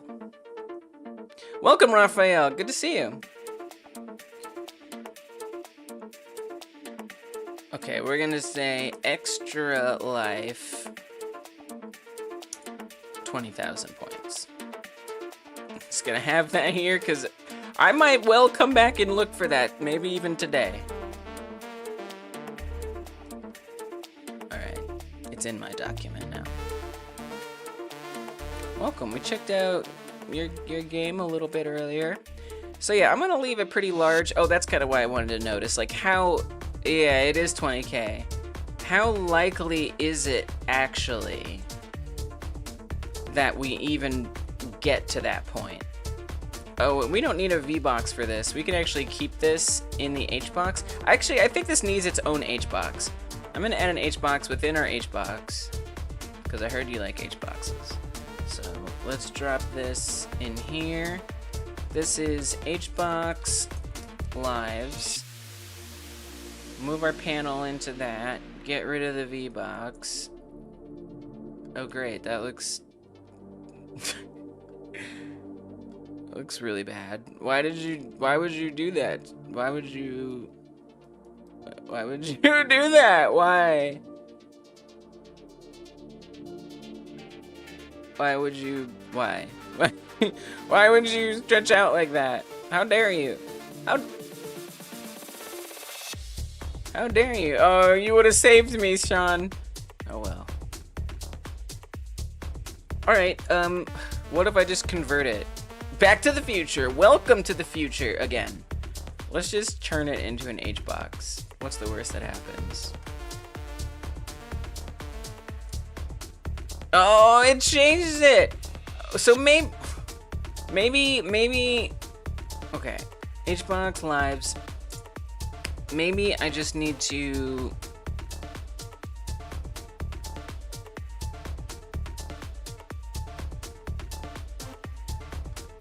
I have no idea why this is being this way. Oh, the size of the HBox is 50 by 99, and that's locked in. Please don't. Please stop this. I see, it's inheriting the size, unfortunately. Which is really annoying. Yeah, make it alongside. Let's co-work. Let's co-code together.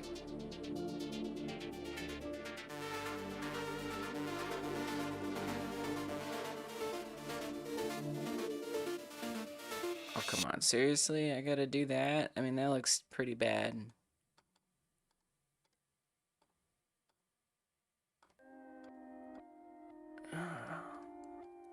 But I really need it to be an HBox. I mean, this is nuts. Do I need a, maybe I need a panel container. Let me try a panel container. You're not co-coding, but you're co-pixel arting. Nice. I just finished my pixel arting for the year. that I'll be doing probably. Let's try a panel container. I guess I kind of need to read. All right, we're just gonna redo this. Panel container. Add a texture. Drop that in. Did that help? I don't think it did. You can see it's still super tall because it's still inheriting. We do have these texture margins.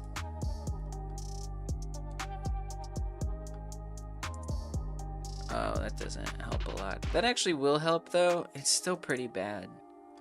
Because if I do 50 by 50, it's going to be super stretched out. But at least here, I can kind of squish it down, which is really silly. Like, why should I have to do this? You're co-debugging. Okay, yeah, just let us know every time you change your task what we're co-doing together. Thank you. This is silly. I really wish this wasn't working this way. So if it's 99, 50 minus 99 is 49. So, I mean, we wouldn't want that to be, I guess we would want that to be 49. Is that correct?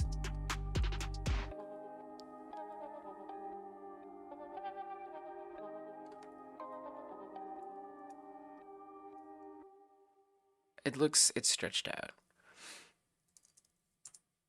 This is weird. You know it's weird. I know it's weird. We all know it's weird.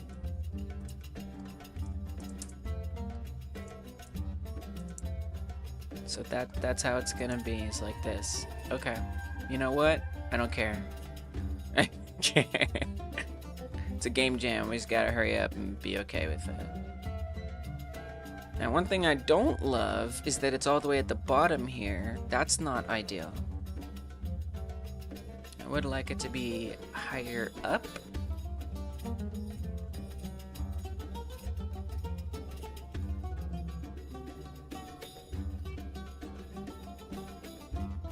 I'm very concerned. Content margins. Oh. Oh god. No, because I think you'd want to do theme. Oh, but the overrides only does separation that way. This is not going well. This has suddenly become much more complicated than I could have ever wanted. Why is it like this? I mean, it looked a lot better before when we were just doing the panel. Until I tried to put it in an HBox. Then it just, everything went to crap. That's when it all went bad. But I do need an HBox. I mean, this is nuts. But like, if I was going to like keep this the same,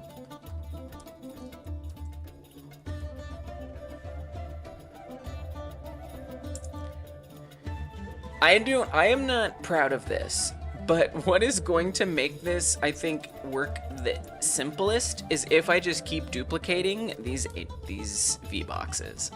Dude, it already works. It's already set up. Like, I'm really sorry, but I think this is gonna work the best. I actually need another HBox though.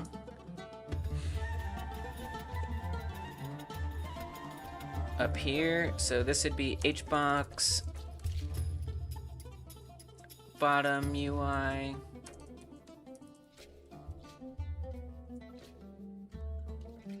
or UI bottom.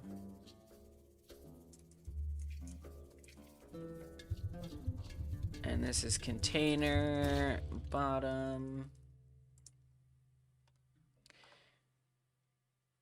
And then I'll put the lives thing inside of there. And this HBox doesn't need all that separation. So those lives will be close together. And then the high score box will go out here. And that's where we'll do the separation. Okay. We do want some more margin on the sides. Would be nice.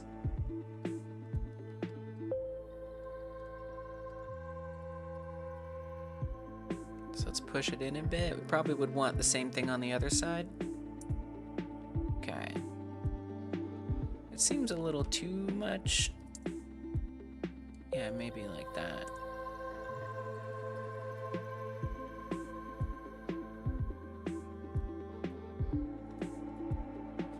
All right. And then instead of high score, we would want this VBox. And so what we're gonna need to do is I'm actually gonna, I guess, instantiate the lives so they can just like appear and disappear. Oh, right, that's gonna adjust based on it, which kind of sucks. Maybe I don't want that to be an HBox that holds them all. Maybe we put this outside of that. So that way when we add and remove these, that doesn't change. And then I'm gonna add another margin container in here. This is gonna be container for lives exclusively. This is gonna be an HBox for all lives. We don't really need that HBox anymore. Here, put this in here.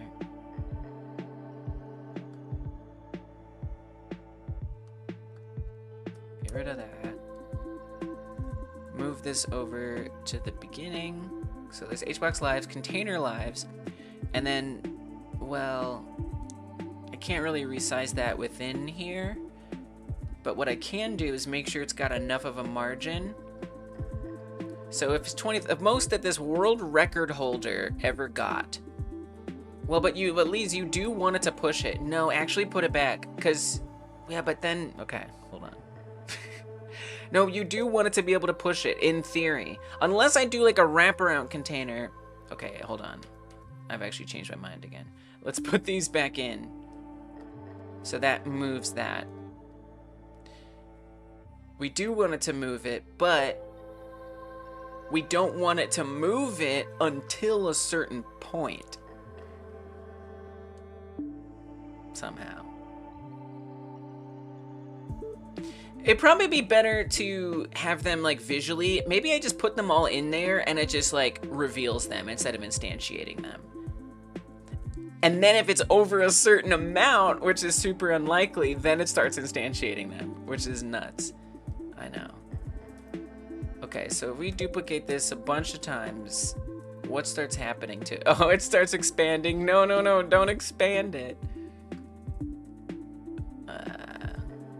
I was hoping, okay, this is kind of tough.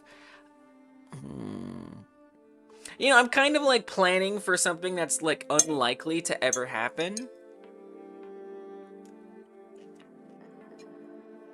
I'd almost rather it tell you like how many lives you have, like the actual number of lives, instead of anything else. But I really like having the multiple lives there.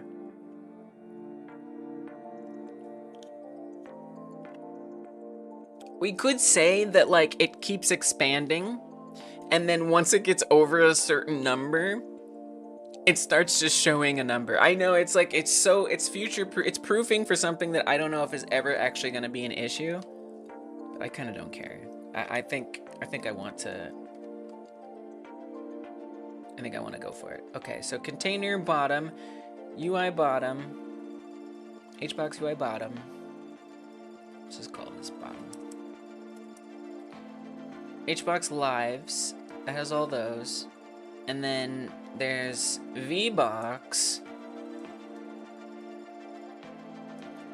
It's time and level is what both is gonna be in this VBox. So on the top is supposed to be the number of lives. So I'd like this to be like lives. And then it has like a number or something. Or sorry, level, not lives, level. And then over here, this would be time, and then we'd need like this progress bar on the left of that. So for that, I'm gonna want an HBox container. I'm gonna call this life 1.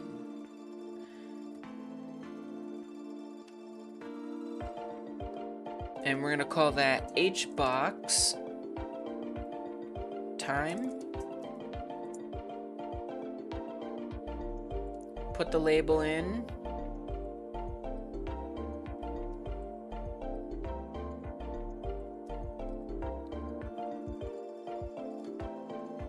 Call this label time.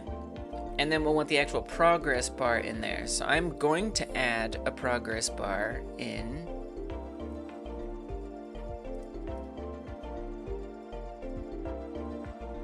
Which we want to be on the other side of the time.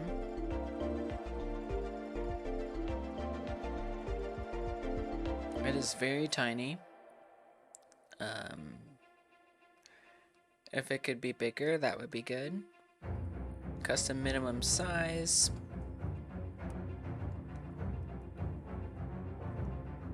I mean, it's taking up well over half of the entire UI down there. So we're gonna want less lives on this side, that's for sure.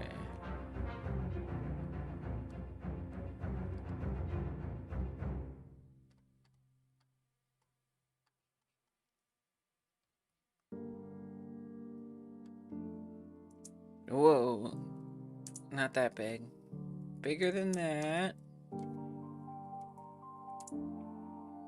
That seems a little too big. 600. It's not bad. It's a little big for my tastes. Let's see, 500. And then we obviously need it to not be centered like that. Somehow.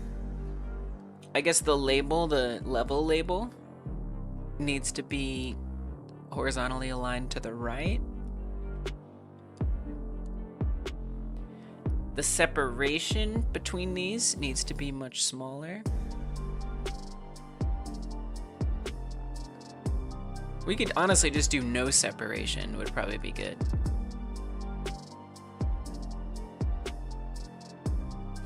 I wish it was like justified. Welcome, dungeon.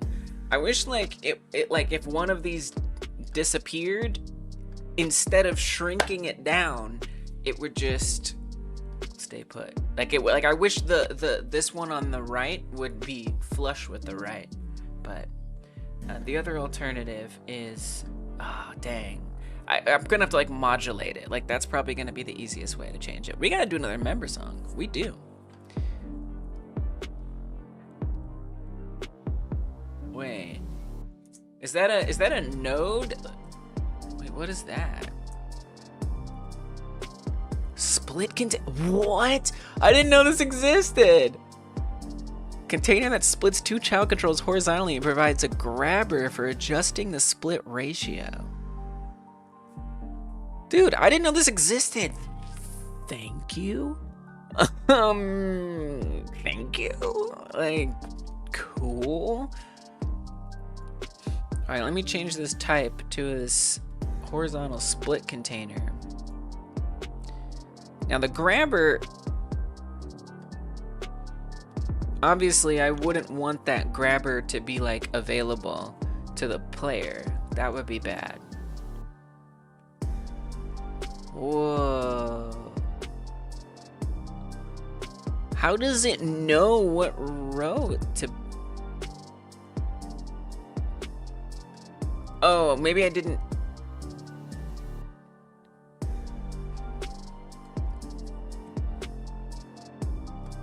I'm actually a little confused how this is working. So, the way this is set up right now, maybe it was because I changed the type. Sometimes that can make things goofy. But the way this is currently set up is... Let me get this out of the way.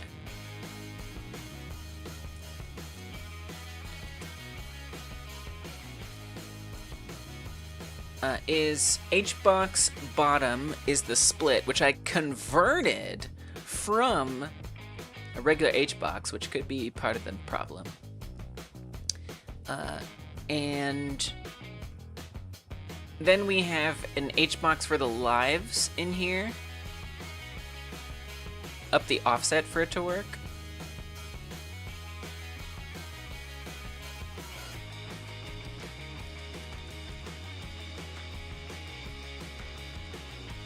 Split offset. Oh.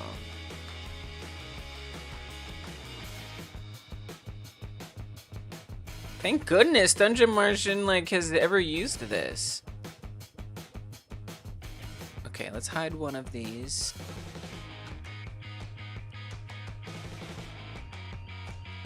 What is that? What does that even mean? The initial offset of the splitting between the two controls was 0 being at the end of the first control.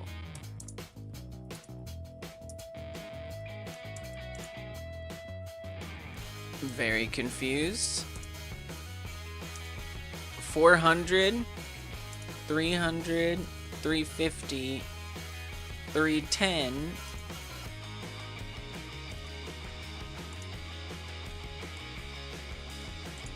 I mean, that must be like based on something.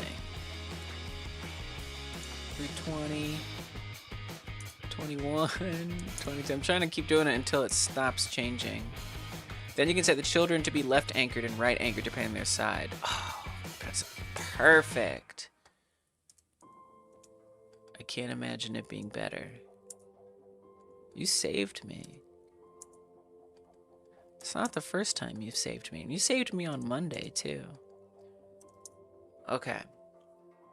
Apparently 324. Then you need to set the children to be left anchored and right anchored depending on their side. Okay. And I just presume that that's in, like, on here. Like, so the HBox left, put it at begin.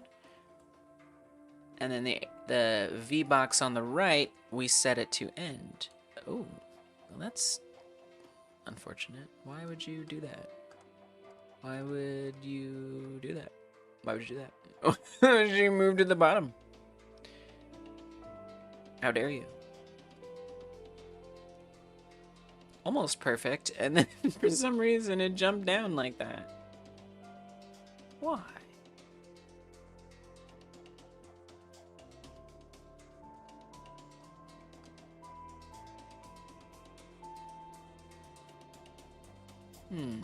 Is it because this is too large, maybe?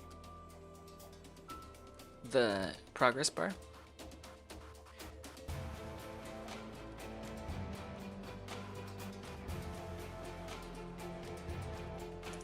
Nope.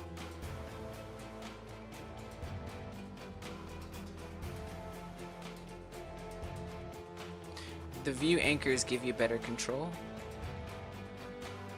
The view anchors next to where you override scene camera.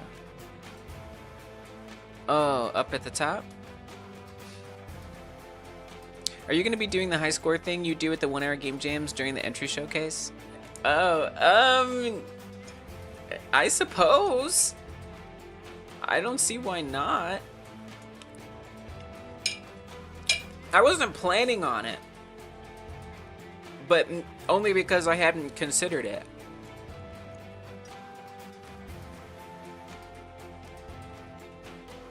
I think with this one, it's quite appropriate. Because I think most everyone's games are going to have a score for this one. So, yeah. Let's say that, in theory, yes.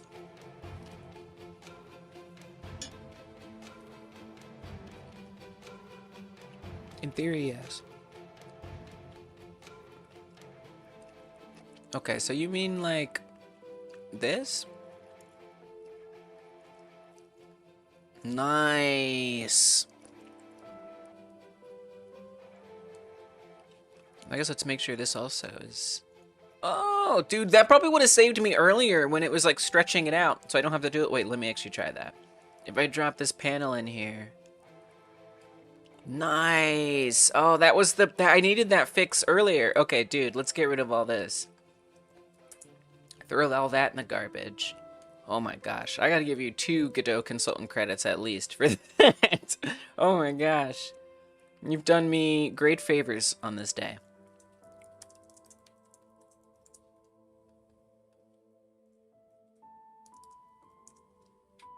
So now we can just duplicate that.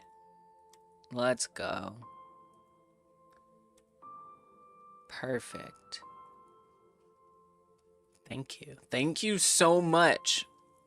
All right, let's get you a credit on here. I haven't sorted these in a while.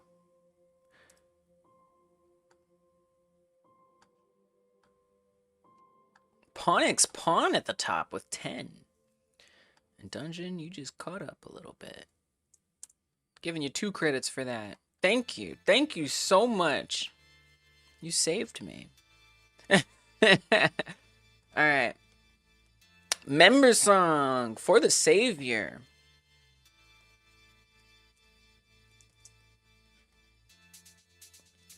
Let's do this one. Oh, we're getting some energy. We're injecting some energy here.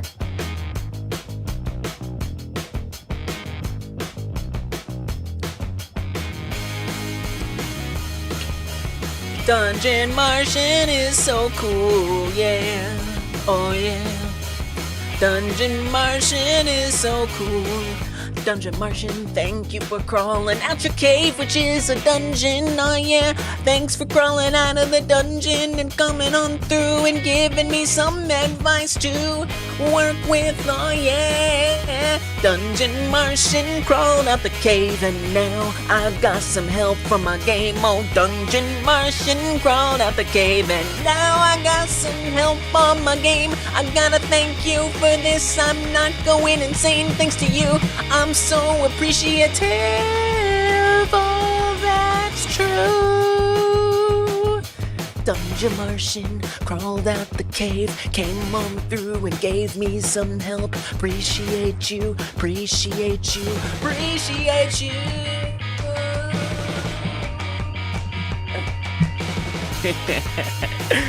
That's your favorite song. Who let that Martian out the cave? I put it in there for a reason. Just to help me. You can go back to your cave now that you've helped me. Thank you, Dungeon, for being such a great supporter of this channel and being an awesome mod here and on the Discord. It means a lot. Thanks for like helping me all the time.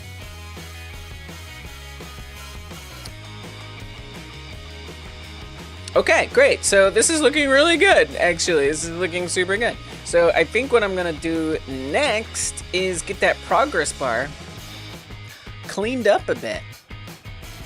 Thanks to Dungeon Martian, I'm able to move on to that. I'm very, very, very, very, very thankful. So in terms of getting that to actually be different, we already heard that song. To get that to be different, I have to remember how that works. I think styles, background fill. So we can obviously just use a single color. I kind of want, I don't know, maybe I want time to be a different color so we could make this nice and green. Or it could be red. I don't know what color I want it to be yet. Let's start with red as an experiment, and then we can change it later. Control nodes are terrifying and suck, I know, but they're so good and powerful when they work. Yeah, totally. I mean, like, I feel that Godot's control nodes are pretty unintuitive if you're new or if you haven't ever tried a certain thing or looked up a certain thing. Yeah, I think that they're really, really frustrating to use. With that said, yeah, if you know what to do and how to use them, they're super great. Totally. I think that's like, I agree 100% with that read of it. Yep. Same. Yeah, they're actually great. With that said, definitely have problems. But not in the regards to their like functionality. Like their functionality is good if you can figure it out.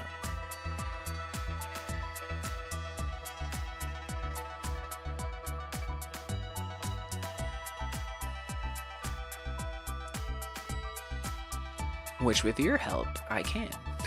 I feel like it should be nice and chunky.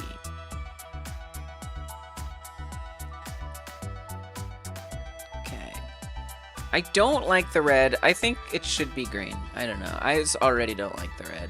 It's really bothering me. Let's save the time as a swatch. Time to the text color there. As a swatch. Where is... Wait, where... Oh, the wrong thing. Here.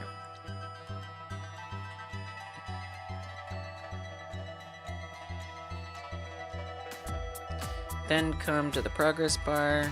I don't really want the text time to match, so I want to come up with a different color for that. I don't know. I'm just going to open it up and see what feels right. Obviously, I don't want the percentage number on there either. Let's actually get rid of that. It's so hard to fit this in. I kind of need to like hide everything because otherwise you can't see anything. Let me hide that. I would like to view the top simultaneously. Thank you. Okay, much better. I'm gonna get out the way too. And then for the progress bar, I don't want that text showing up there. Okay, good. Oh! That completely changed the width of it. Alright. Cool. What is indeterminate? I don't know. I don't care.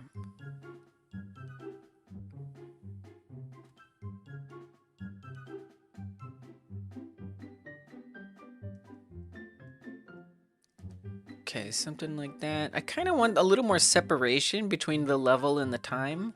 It's just looking a little tight.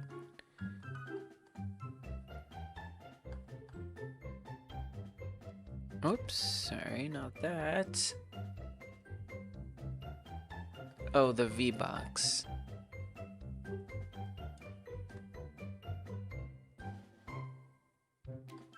Just a bit of separation, you know? How does Froggers look? They're not separated at all, but I like the separation. The Big Mode Game Jam starts in 2 days and lasts a week and a half, so I'm going to try to finish up my Frogger-like tonight and tomorrow. Nice. Nice. You're both closest and not really. Uh-oh. Y'all like Game Jam, like, addicts or something. I'm starting to learn that. I gotta do this jam, now I'm gonna do that jam, I'm gonna do that jam, do this jam, do that jam, I'm gonna do 2 jams at once, I'm gonna do 3 jams at once. Like, you know how there's like gym rats? People who go to the gym a lot? Y'all are jam rats.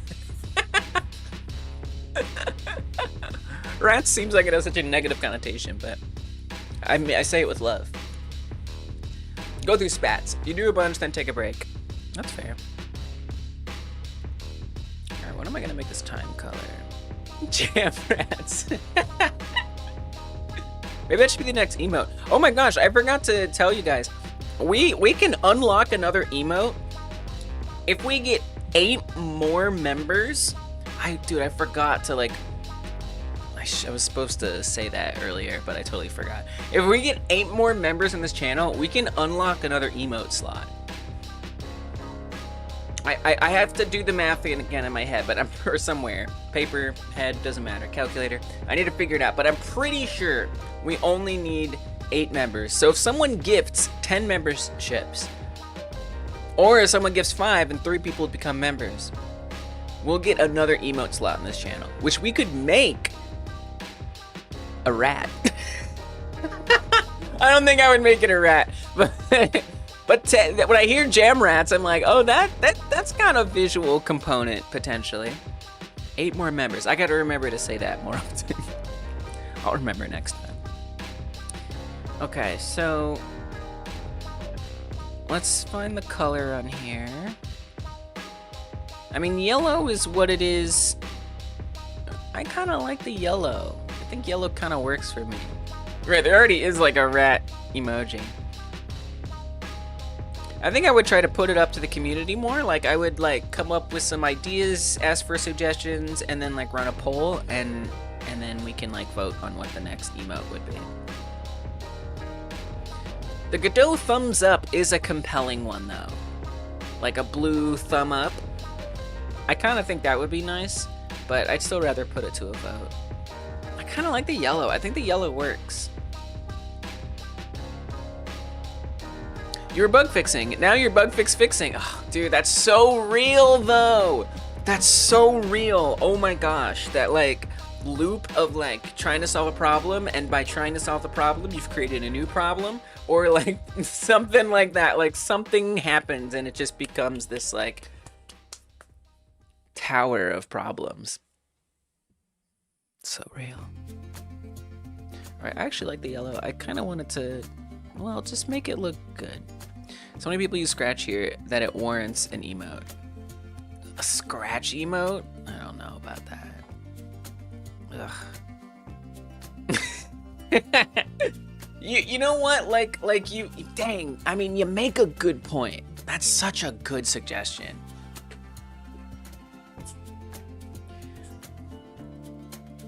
Man, that's actually a really good idea.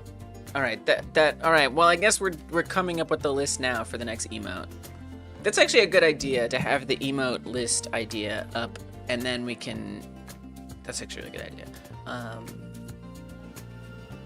I guess I'll make a spreadsheet. Let's make a new spreadsheet for it.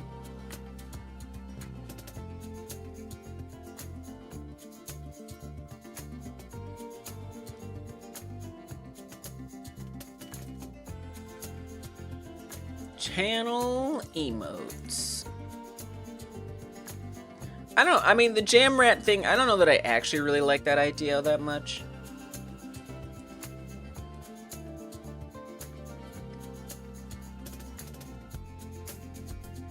Bring back placeholder Kirby! Just Kirby. Yeah, I was using a Kirby as a placeholder once when we got a new emote. You really think so? All right, so we've got, so Scratch Cat, Godot thumbs up, I don't know, Jam Rat isn't really appealing to me all that much the other day. Kirby, okay. So we've got a few ideas lined up, just in case. Or maybe I'll make a pinned message.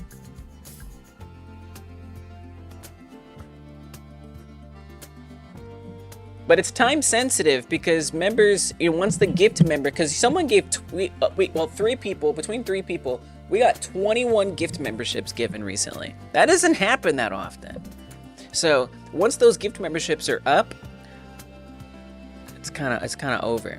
I can gift 10 memberships a month. So if I gift 10 before the end of January, and then as soon as January ends and February begins, I can gift 10 more, that'd be 20.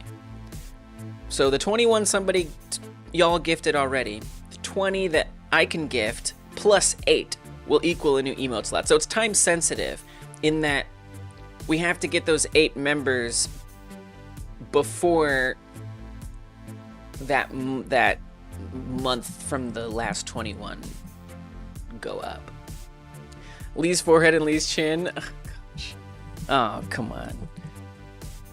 Do we need those? You're right though, to like complete the vertical emote. That one unfortunately is a little tricky because that means I have to rearrange some of them, which is kind of unfortunate. Because any comments that have been left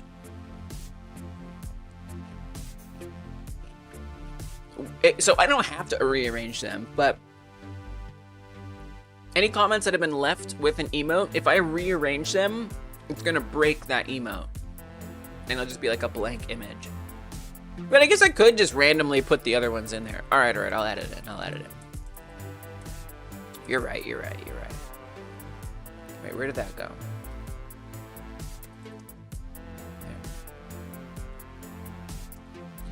There. Lee's head, Lee's chin. I guess there's also the thumbs down,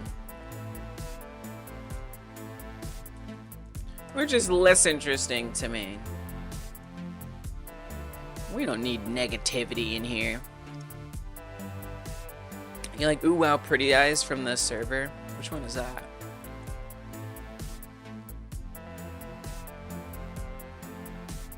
I named a lot of these a long time ago.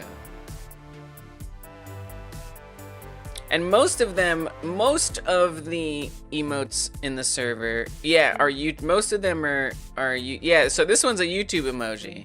Most of these I stole from YouTube. So these are the Hyper Game Dev Discord ones. Yeah, there it is, right there. I know, I use that one all the time. I love it.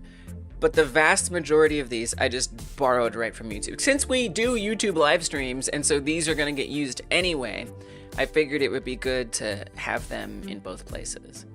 But yeah, most of these are... And this is what Dungeon was talking about, the forehead and the chin, as opposed to just this one. That's the Kirby placeholder. It wouldn't be animated though, as YouTube doesn't allow for animated emotes, unfortunately.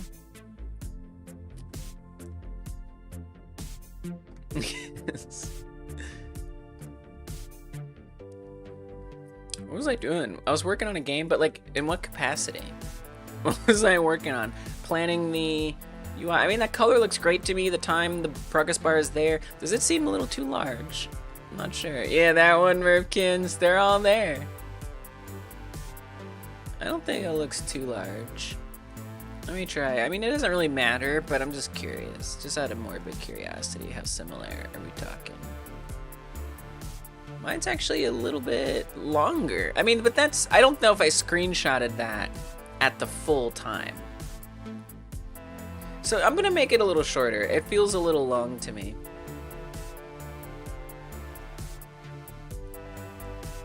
Let's shrink it down. It's just kind of bothering me. It's a little too long.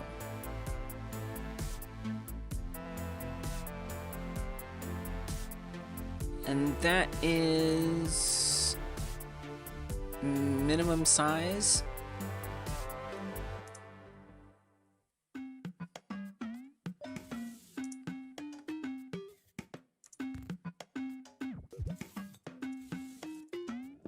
Let's say something like this, I guess 400. All right.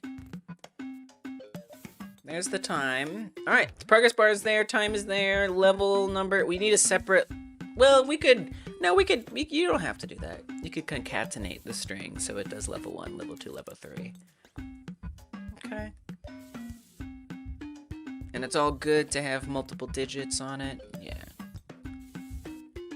Cool. What happens to the other side if it keeps on pushing? Yeah, hopefully you don't get to that level. That would be bad.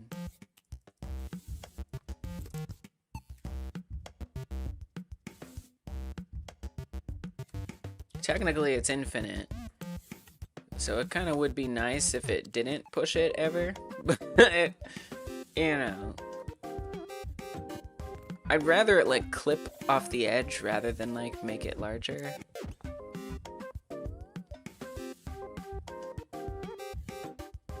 It's fine. Alright.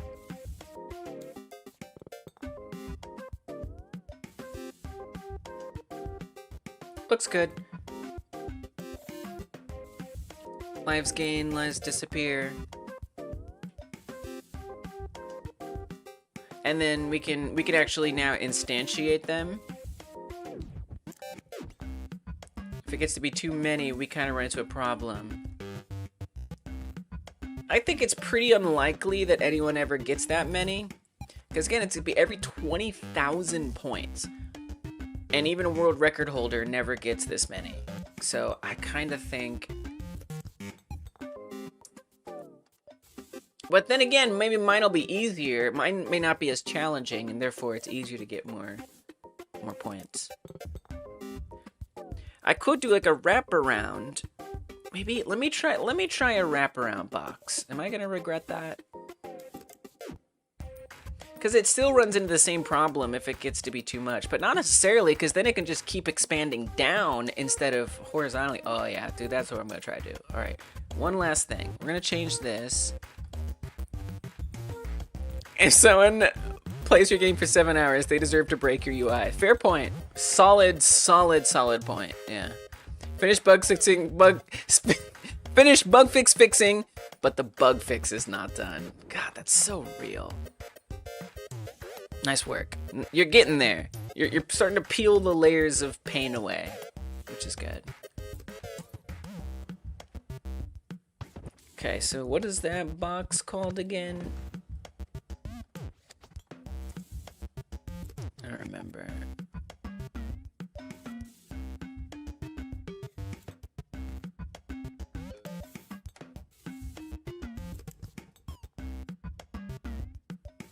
Flow container? Maybe we want a vertical flow container? I don't think so.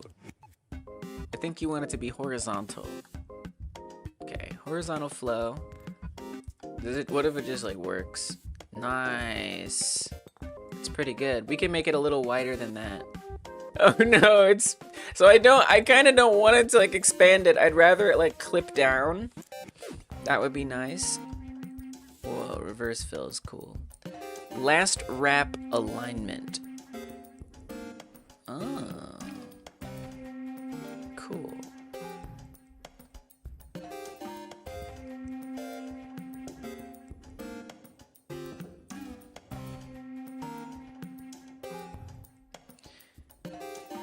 We obviously don't want it to get too wide. Clamp the max lives. That's true. That's a pretty good idea, actually. It's a really good idea. Huh. Alright. Alright, I'll do it. That's another credit. I'm gonna do that. Thanks. Thank you. What is that credit?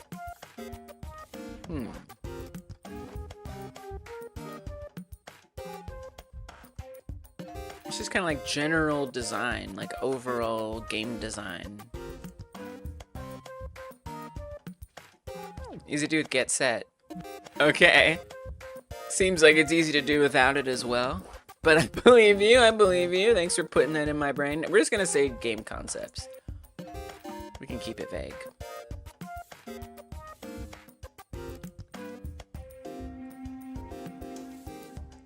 Whoa. Oh, expand. Yes, expand it. Oh, but it's like just not enough. Okay, let me make the progress bar a little smaller so we can get that extra life in there. Nice. Beautiful. So then the maximum lives would be 16 lives. That's the most you're allowed to get, or 16 lives, which is incredibly unlikely. Almost certainly not going to happen.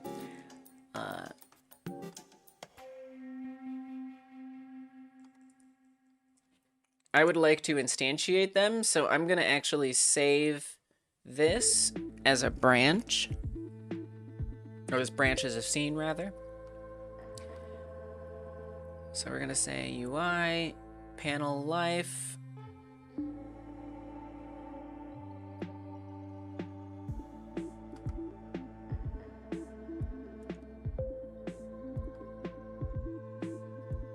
Oh, but like, how many do we start with? So that's the other thing, is like, I feel like there's two different, there's like a version of Frogger, even the very one that we have in the jam.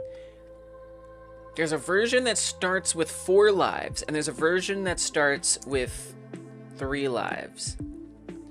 I guess I'm just gonna say 3 lives. That just feels correct. I don't know, I just like 3. It's a nice number. So we'll actually go ahead and put 3 in there for starting with. Obviously, we are not starting on level 3, even if we're starting with 3 lives. Cool. Great. UI. Whew. See what it all looks like together.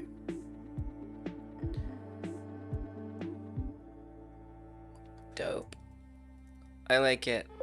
I like it a lot. Let me get out the way. Nice. It's cool. It looks good.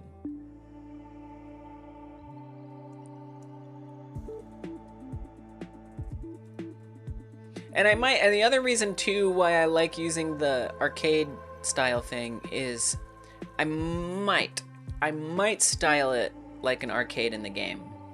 I'm not sure.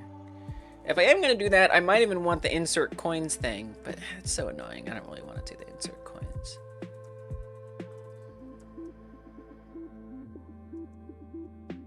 But I like it because it kind of frames it in this context, like, so in my main game, I want this to be something that you can play. So it'll be like an arcade, right? Like, play the arcade. And so maybe by having this, like, pixelized thing down here, it's like, this is the frame for all the games. But it may not be, because for the Game Like Jam, I don't plan on every game being an arcade game per se. Just kind of depends.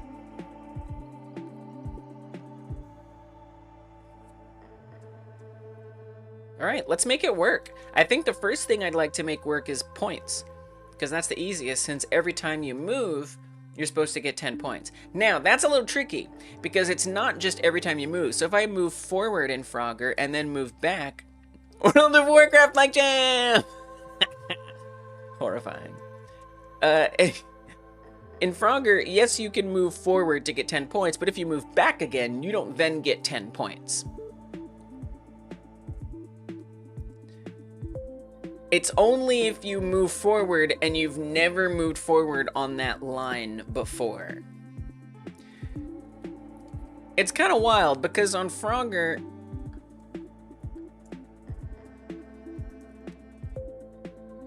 you can actually go back. Let me zoom out a little here, if it wouldn't mind. Okay, so in Frogger, you can move back one. Oh, my arrow keys aren't, okay, hold on, let me my arrow keys are moving the page instead of the frog. So I have to reload it. I'm talking about something real, I promise. Okay, so you can actually move back one onto the UI, amazingly enough. Just super silly, but you can. But that doesn't give you a point. No points happening there. However, once we get onto that row, now we have 10 points. But I can't go back on that row and then get 10 points. It's only the first time you enter any of the starting rows. Now, one thing I actually don't know is if they count the cave as a row. I'm kind of curious. So I have 60, 70, 80, 90, 110, and that's with every life. you get 10 extra points.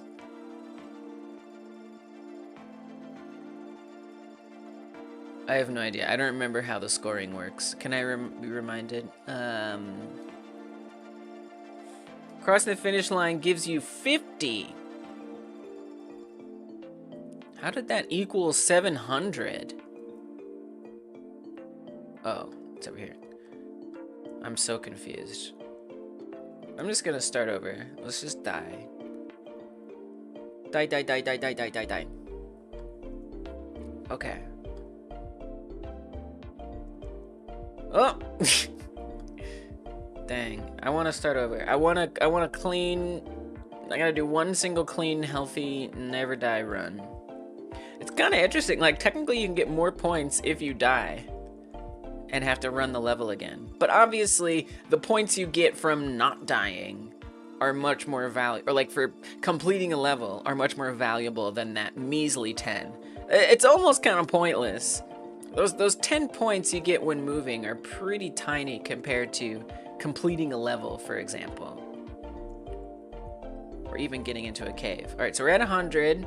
We went in there. 570. Oh, because it also adds how much time you have left. Dude, I have no idea how to tell if moving into one of these... I'm gonna say it doesn't. For my purposes, I'm gonna say that moving into a cave doesn't give you 10 points. I am not about to sit here and figure out how that works out, because it doesn't really tell you where the time ticks are, so it's just a little confusing. So what I'm gonna say instead is if the player is on any of, so we have 0, 1, 2, 3, 4, 5, 6, 7, 8, 9, 10, 11, 12. If the player is on any of the rows between 2 and 12, you get 10 points for the first time that they land on that row. So somehow I need to actually check for that. How do we know that the player has landed on a certain row for the first time?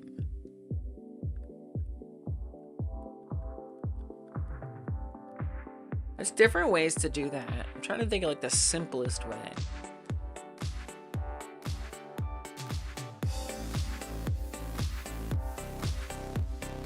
Like, there is like information about the rows that exist somewhere,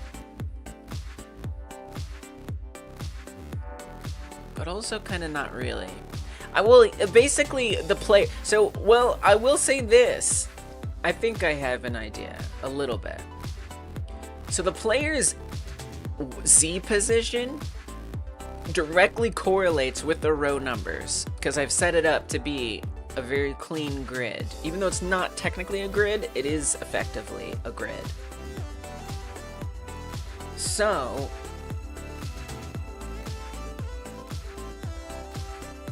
if we look at the player's Z position,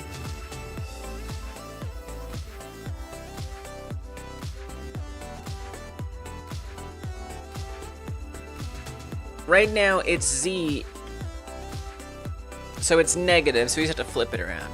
Right now, at the very back, the furthest back row is 0. So Z position is 0. If we move forward, it's now -1, which we can just absolute value to 1. If we come up here, it's 2. So we can get all those same numbers once we land on it. So we can say once that is a whole number, up to 12, between 2 and 12, add 10 points. Now, I need to exclude it. We have to say that, okay, well, once that has been done, never give a point to that again until you die and come back again. Dungeon says, I have my frogs store their maximum V position, vertical position, and each time they exceed it, it adds points. Oh, that's interesting.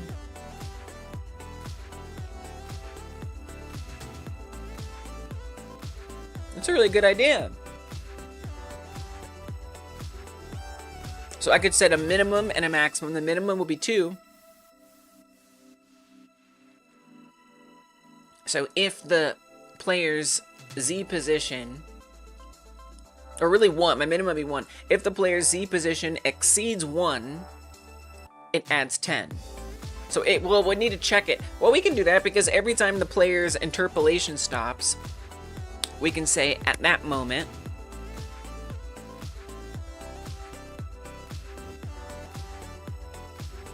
I don't know, that's not gonna work. Well, I guess I could increase the minimum, right? We could increase, so if it moves forward and the minimum was 1, it goes up there, it exceeds it, now that minimum becomes 2.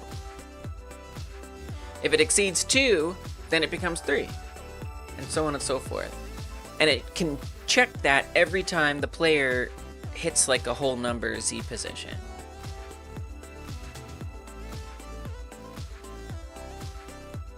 And then once the player dies, really just the player respawns. Anytime we do a player respawn, reset that minimum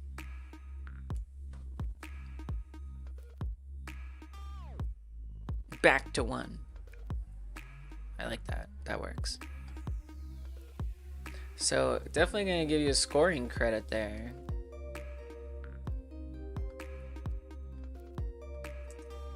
Thanks for sharing. It's really helpful.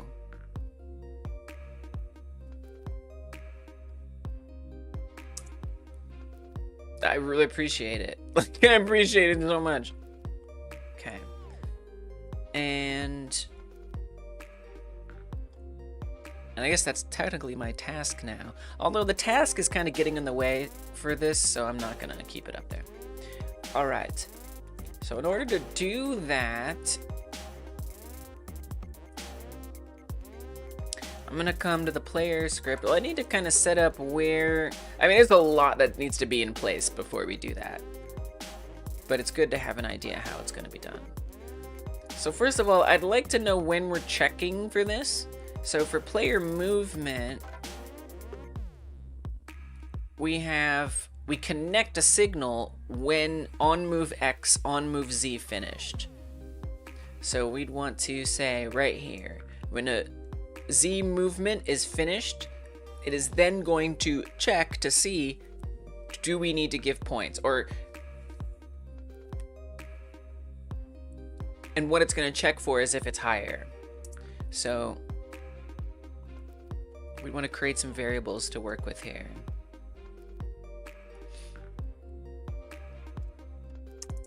Variable score min row, variable score max row. Both are gonna be integers. Could have just done them both at the same time, but that's okay. Both are gonna be integers, and we want them by default to be 1 and, well,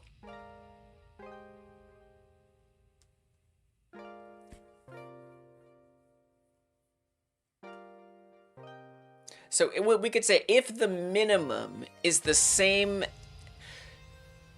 because we'll want to check, is it higher than 11? If it's higher than 11, increase the minimum. So we only need it to go up to 12, right? Because it never needs to be higher than 12. So the maximum is 12, the minimum is 1.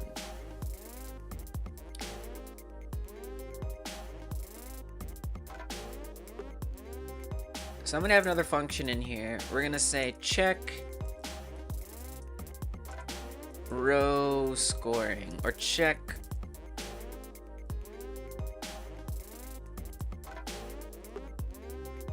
we'll just say row score. Func check row score.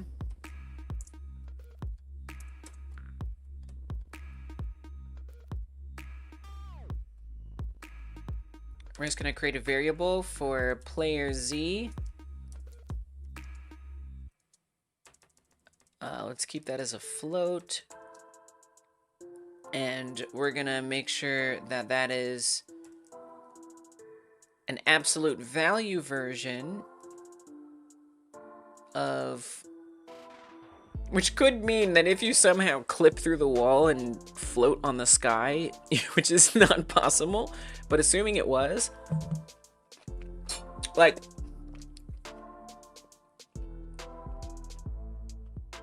nah, that's barely anyway, I don't care.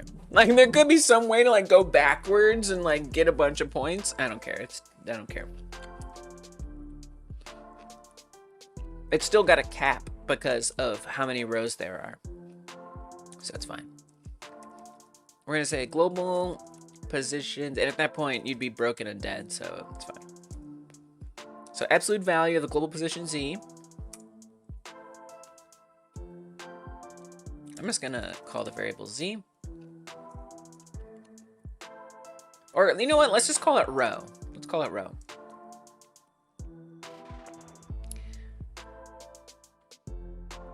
If row is greater than score min row, then now we need to have some kind of score thing. So we gotta set that up. So let's do it. I'm gonna leave the error there to remind me to come back. I'm jumping all around. I know it's a bit messy, but I don't care. We're gonna mess around. I'm actually gonna skip that for a second, and I'm gonna go set up the scoring. So for the scoring, I'm gonna put this on the UI node. Let's attach a script, and we're just gonna call that script UI naturally.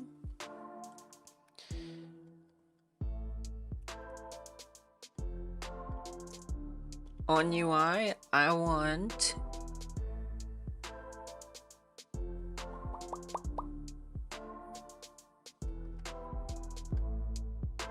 none of this for now. Well, I mean, we kind of want to keep, we need to keep the score global. So we do have the global script, which does have score. We probably want to put the high score on here as well. There's also time, which is something we'll need to keep track of, right? Your cat was on the keyboard. Honestly, that can always be really funny. Sometimes I've just known. Like when somebody will just type something like this. Oh, I accidentally had something already typed in. But you know, it's just like I don't know, like random letters. I'm like, wait a minute, is that your cat? Did your cat do that?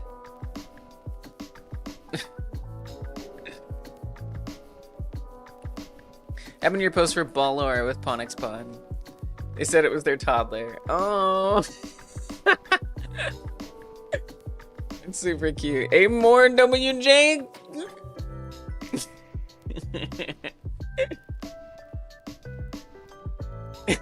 That one's a little scarier because it does have some like actual words in it. So it's like, oh my gosh.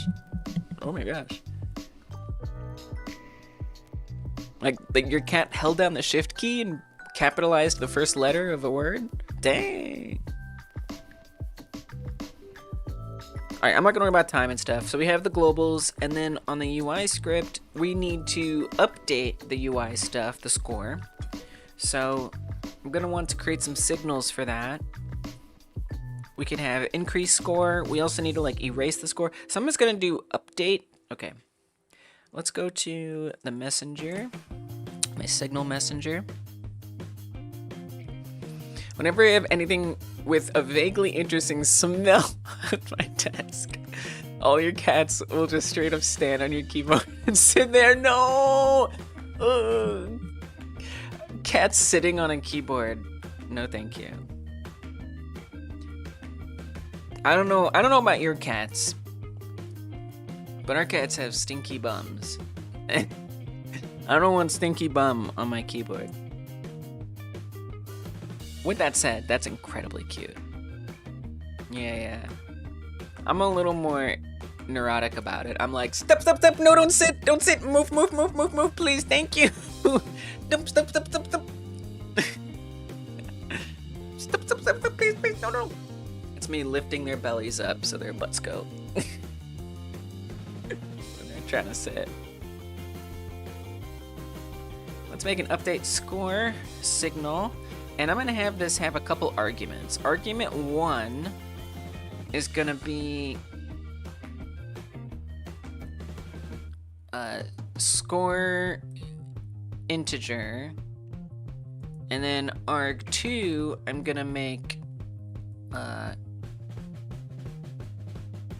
increase / decrease, or we'll say increase bool. Decrease if false. Okay. So I will want to like connect that on here.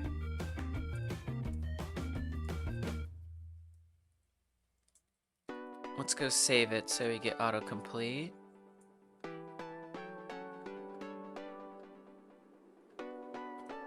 Messenger update score, connect on update score.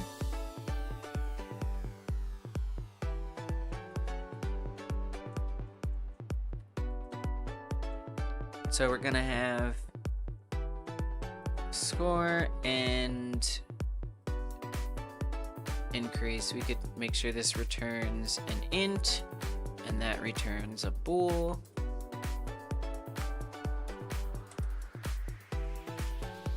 If increase, do some stuff.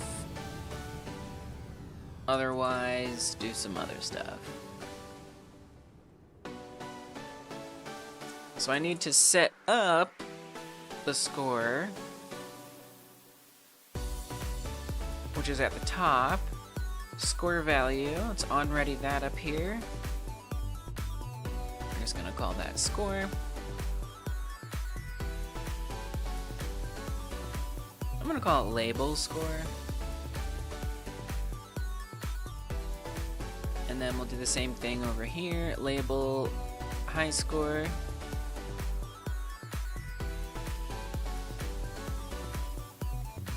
We will want to do time and stuff, but I'm just gonna do what we need for now. So if increase, we want to say label score text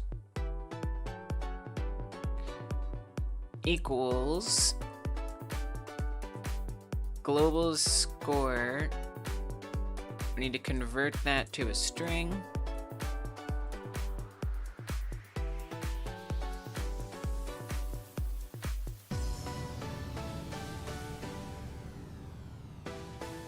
Otherwise, so what the decrease is more like reset, so like on death is kind of what it means.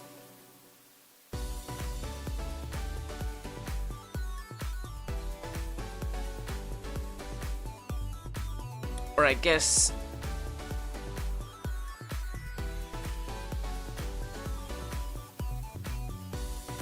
if the game resets. Which if you think about it, I'm not really sure how we're gonna do that. Am I just gonna reload it if you die? Yeah, I don't think we need the decrease thing. Now that I think about it, I don't think we need it. Like maybe, but for now, I'm actually gonna not worry about it. Someday, but maybe not today. I might not need it. Over engineering. Okay. Great. Simple. Right? Right. Then we want to go to the global script, and we also want to connect update score. Oh. That's a little tricky, right? Because if you're timing, well, you just have to make sure it's ahead of time. Actually, I think I've got an issue here, now that I think about it. We have update score.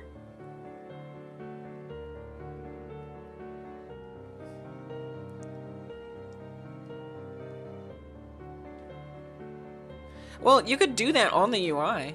Just do it here. So right here, say on update score, global's score plus equals score. Just do that, and then update that. Okay. Great. Now it would be kind of cool if all those zeros stayed, but I don't know. We could like add like leading zeros on here. That sounds boring. I don't want to do that. So even though we kind of imagined it that way initially, I'm not gonna have all those zeros. I don't know, it's just kind of more, it's over-engineering something again. We'll just say 0, high score 0, without all the extra zeros. Okay, now we'll come back to the player script, check row score. It's going to create row, and if the row is greater than the score minimum, we're gonna say messenger update score emit by 10. I mean, I don't intend to change that, but we could just say like variable score value row, make that 10.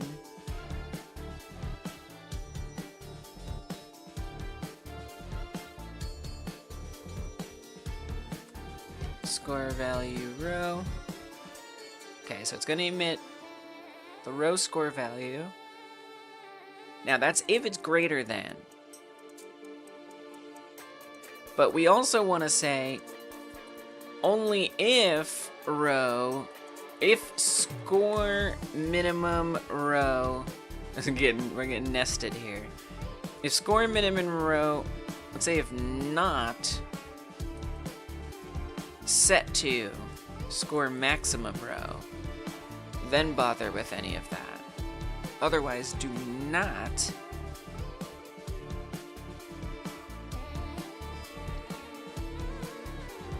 Score minimum row is not set to the score maximum row.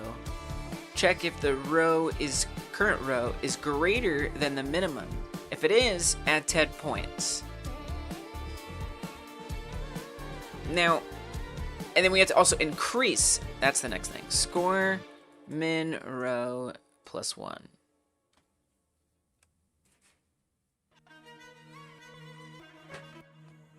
All right, let's see if that works.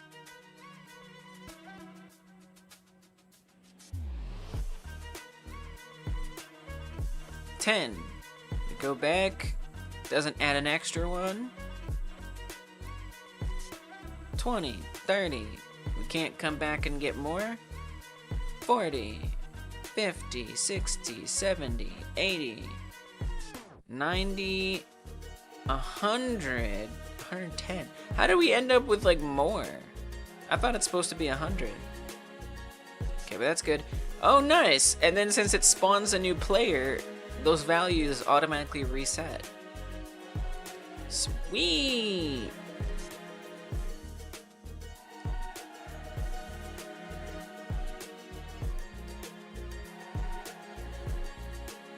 How are we ending up with more? 1, 2, 3, 4, 5, 6, 7, 8, 9, 10, 11.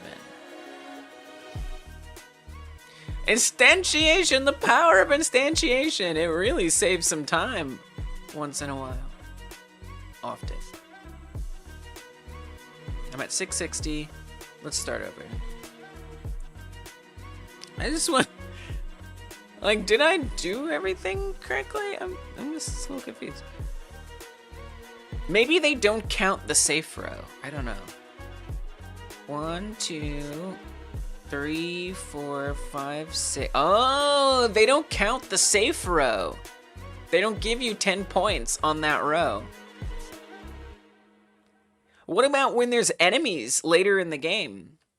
So like when you get further ahead, I don't know if I'll actually make it there in a reasonable amount of time. a snake appears on that row. Does it give you points then? Dude, you're not gonna make it. I think you gotta get to level 3 for that snake to appear. And yeah, I don't know if that's gonna happen. I mean, the only way I'm gonna be able to tell, I guess I gotta look at the long play. That's the only way I'm gonna know. I want to know. Okay. Jeez, you got started fast. Okay, they're starting with 0. They're not getting a point on the safe row, so they end up with 100 by the end of that round. So now I gotta skip ahead to once they have the level with the snake. This is level 2. Now they're gonna be on level 3. So they're starting with, oh god. Wait, the snake isn't even there yet. Okay, so it does appear eventually.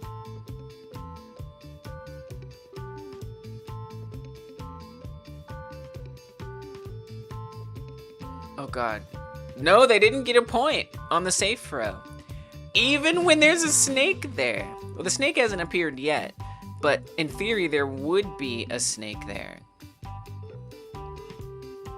I'm gonna see if there is. I'm just curious, like, do they give you 10 points if you hit that safe row and there's a snake at the same time? Okay, there's a snake. No, they just don't give you 10 points.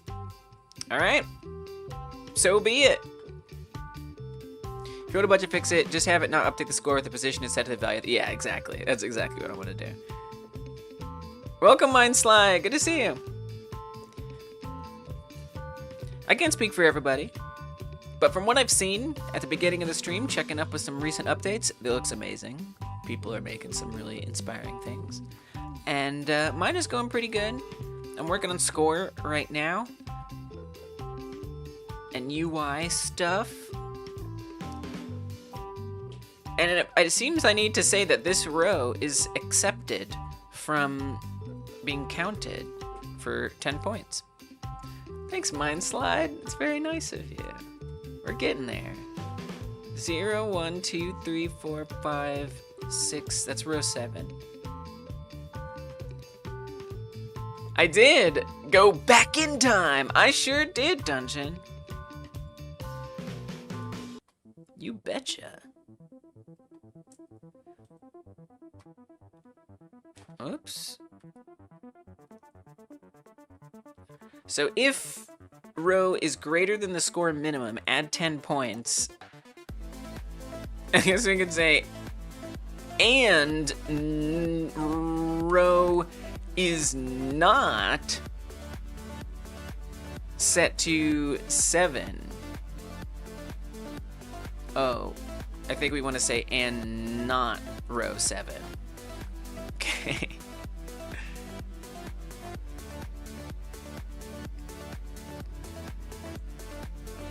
10, 20, 30, 40, 50, no 60. 60, 70, 80, 90, 100. All right, there we go.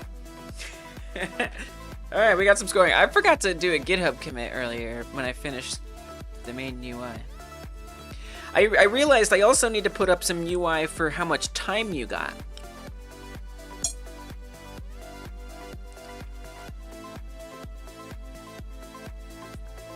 Simple. Simple. As long as it works. BRB time travel noise. Zoom, zoom, zoom, zoom, zoom, zoom. Naturally, that was time travel noises. Add in main UI and set up basic score. Movement on each row adds 10 points ish. Okay. Next.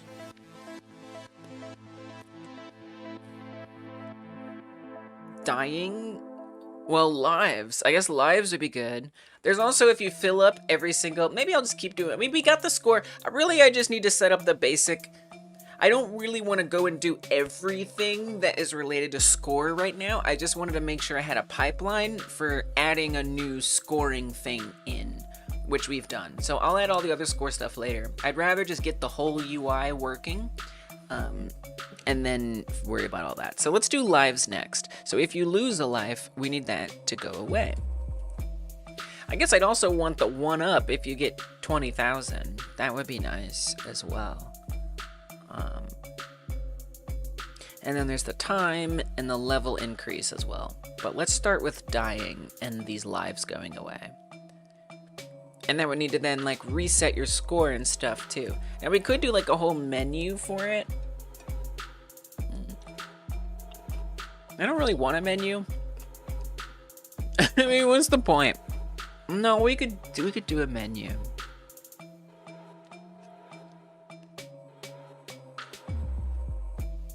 Ugh, I really don't want to do a menu. I don't feel like it.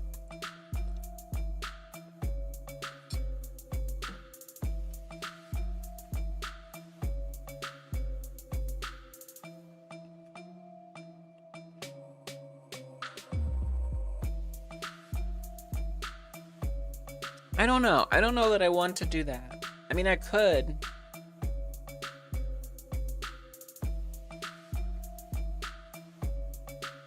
You know what? Maybe for the menu.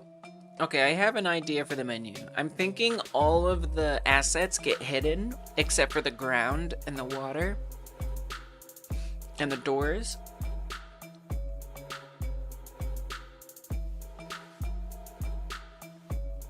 And then the UI also. And then just like a menu appears in the center. I think I would like that. It's a bit, it's gonna be a bit of of effort. Because if I'm gonna do lives, what happens when you die? Well, what happens before the game starts? That's the other thing. We gotta make sure that the player never spawns. Wow. This is a bit of work here.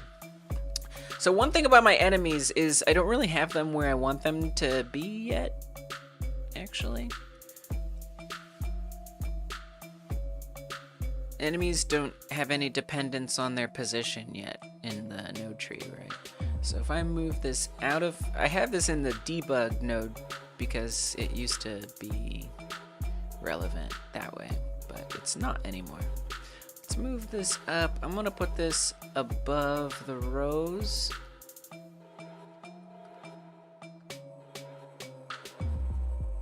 It would be nice to include rows in here as well. Oh, I guess we have rows.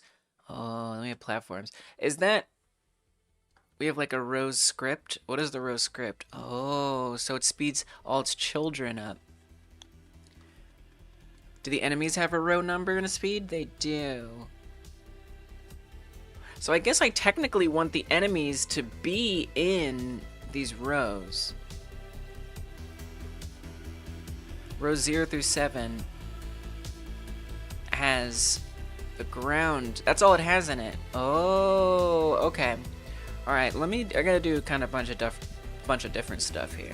So let's grab this enemy, which is 4. That one is 3. That one's also 4.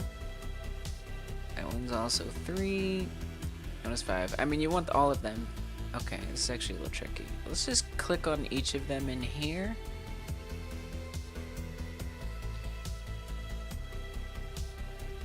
How did we label the platforms? We said plat row and then the number. Okay, so this is row 2, right?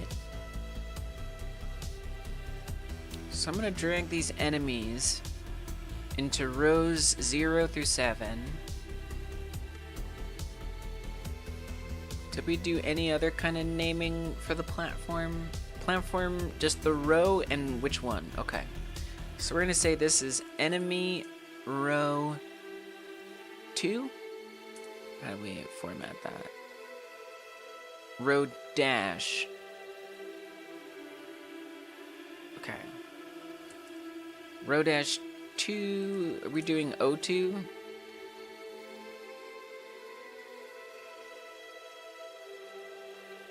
Just trying to keep it consistent. Okay, so 09. Okay, yes. Got it. Enemy row dash 02. And this is 1. Is that? That's actually 2. 02. Okay, copy that. Paste this on here. Call that 1. So the reason I'm doing this is just so I already have these organized the way I want them to be.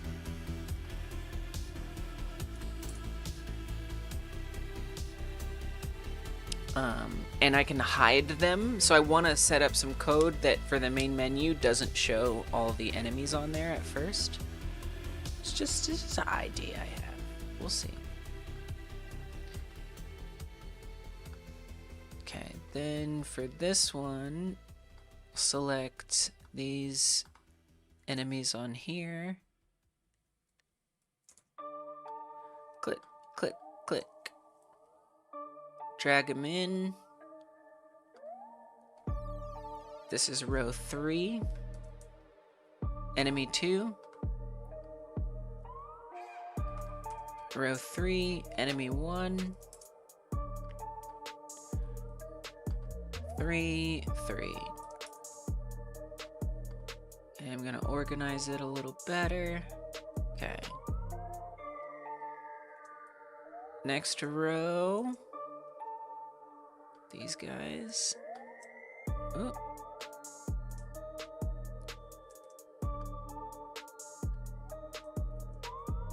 There's only 2 on this row? Okay. Alright.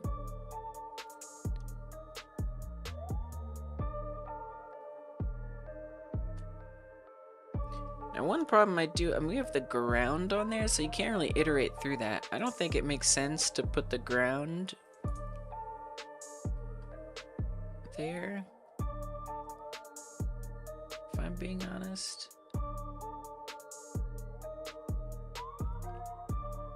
Seems like a weird place for the ground. Let's just put our grounds down here. Okay. Because I'm going to want to iterate through here, and so if it finds something other than enemy, it's going to get weird.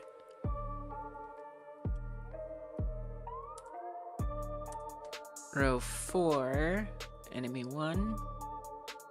Oh, that was actually enemy 2. Row 4, enemy 1. Put at the top for a bit of more organizational purpose.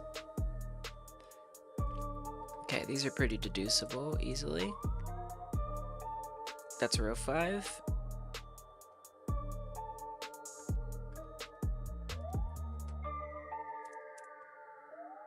Enemy 1, row 5, enemy 2.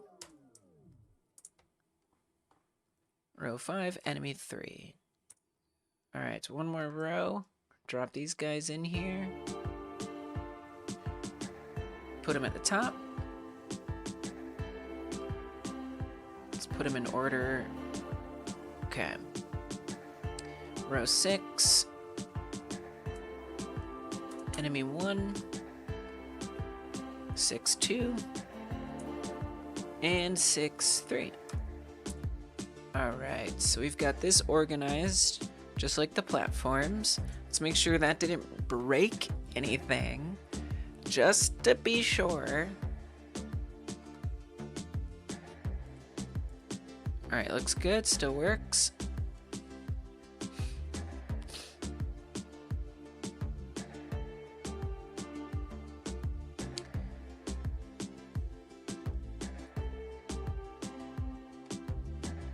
Now on this rows 8 through 12, what does this do again? Update row speed.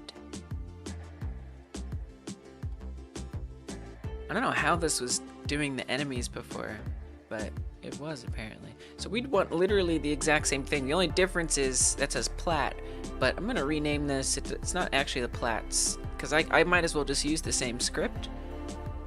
All we're doing is renaming the thing in here. And that's really not worth it. So we're just gonna say for node and get children, node row, row number, node speed, speed. They all have the same stuff.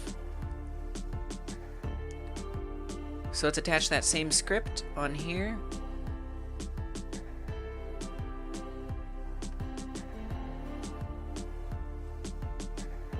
that script called? All platforms. I don't like that name. That's not a good name. Let's rename it to, let's just say row. How about that?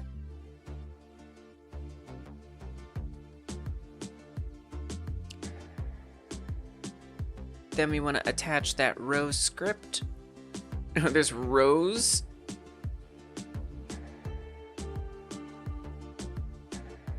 Wait, where's that script at?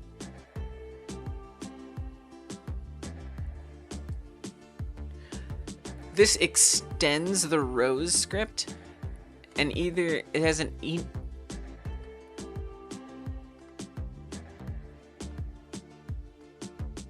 I'm very confused. Where is the rows script being used? Nowhere? Okay, so this is literally nothing. Welcome back, dungeon. This is nothing? It's just...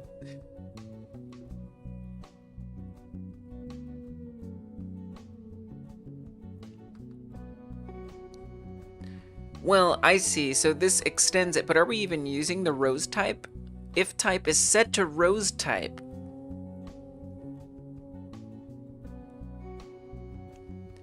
So what? What difference does it make? I see. It mattered before when I had the enemies. Oh, that was just for the debug. I see where that came into play. I get it now. I see.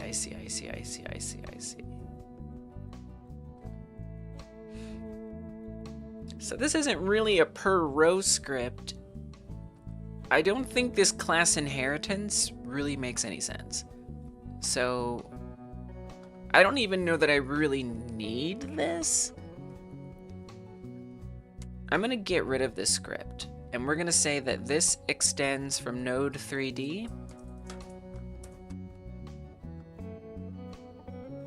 And then we're gonna add this in there. I just think that that makes more sense. And then we're gonna delete this here. And then I'm gonna rename this to rows.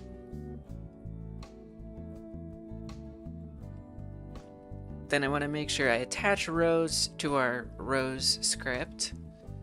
And we have to set all their type. Not that I think it's gonna have any point, but whatever. Rows type enemy, rows type platform. Okay. All right. So we got the enemy rows and the platform rows.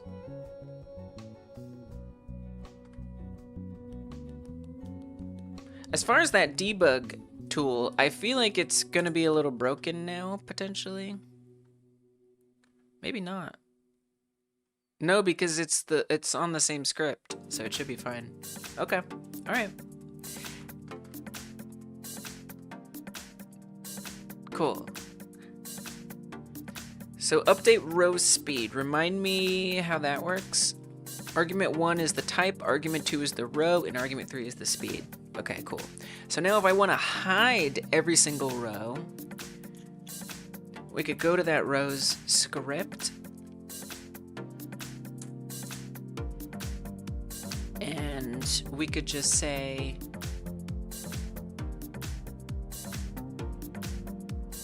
I wonder if I make this like a class.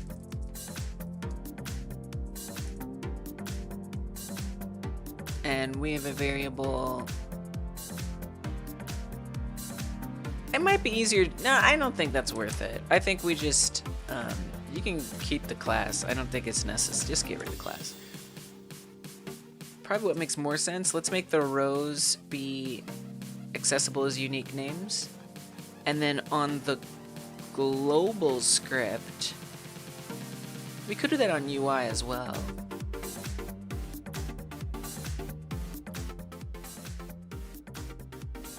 We kind of want a couple different states, right? Let's say variable game state. enum game states will have menu,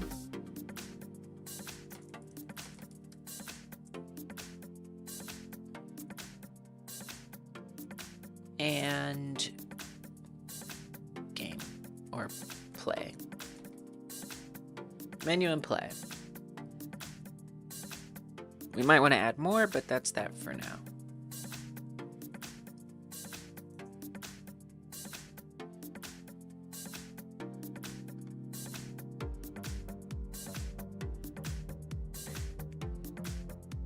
So normally we're going to be in play. We want to look at the UI and connect it up in there. And if we want to change the state,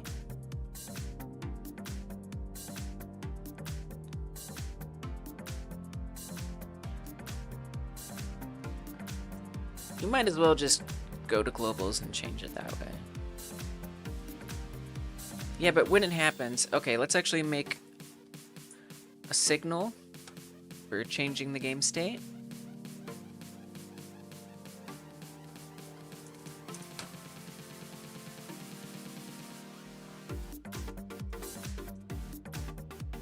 Update game state, and that's going to just call with game state enum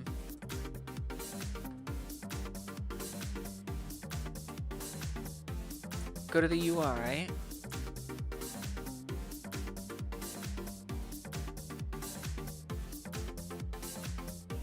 Hey, welcome back, hi guy. That's okay. You got your song that way. All right, good. I'm glad you still got it. I guess we're still making the UI work. Good. That's not true. We're just making it work. Welcome. We've got a little bit of scoring happening. And now what I'm trying to do is have a main menu. So that way when you lose all your lives, there's some place that it sends you back to. But, yeah, so if I move forward on a line that I have, or a row that I haven't moved on yet, the score increases.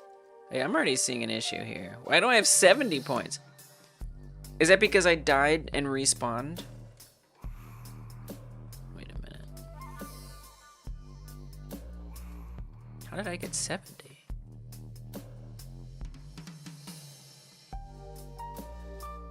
Oh, did I like go forward and then come back? Okay, it's fine. Anyway, it goes up by 10 only one time if you're on a row for the first time. And then if you die, that restarts and starts counting again. Is that always... I feel like it's not always skipping that row. You're back in time then. How does that always happen? Stray phone touches, darn it. I'm glad you're with us now.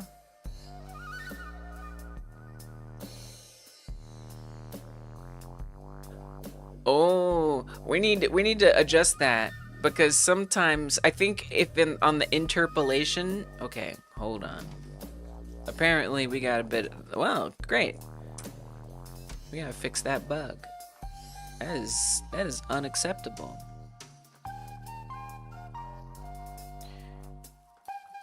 We don't just want to say that it's not set to 7, but we need to make sure that it's not. This is gonna be a little more complicated than I would want. Let's make a function and not row 7 is gonna be the name of the function. Func not row 7. Found a nice retro font. Yeah. This actually the exact same font that's in Frogger. It's the exact same one. It's called Press Start. I was just like, you know what would be a good font? Press Start. And it turns out it's actually the exact same font. What? Like, how did that happen? It's just that iconic. So obviously we want this to return true or false.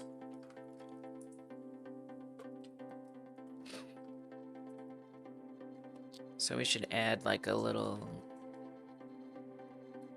thing in there. If, oh, and we should actually have this call with row.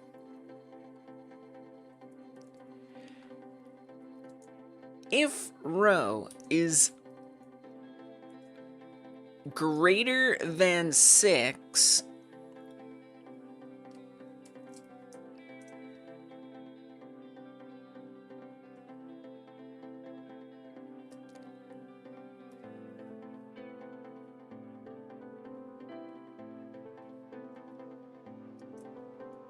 and row is less than 8,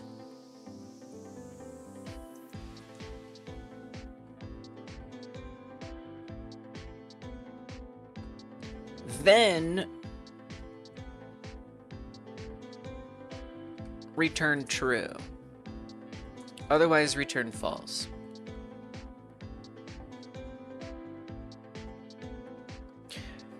Press Start is a font based off one very specific style of text graphics used in many retro games. It just apparently enough to also be Frogger. Oh, okay, I set that up wrong. So many untyped functions and variables. Just in life?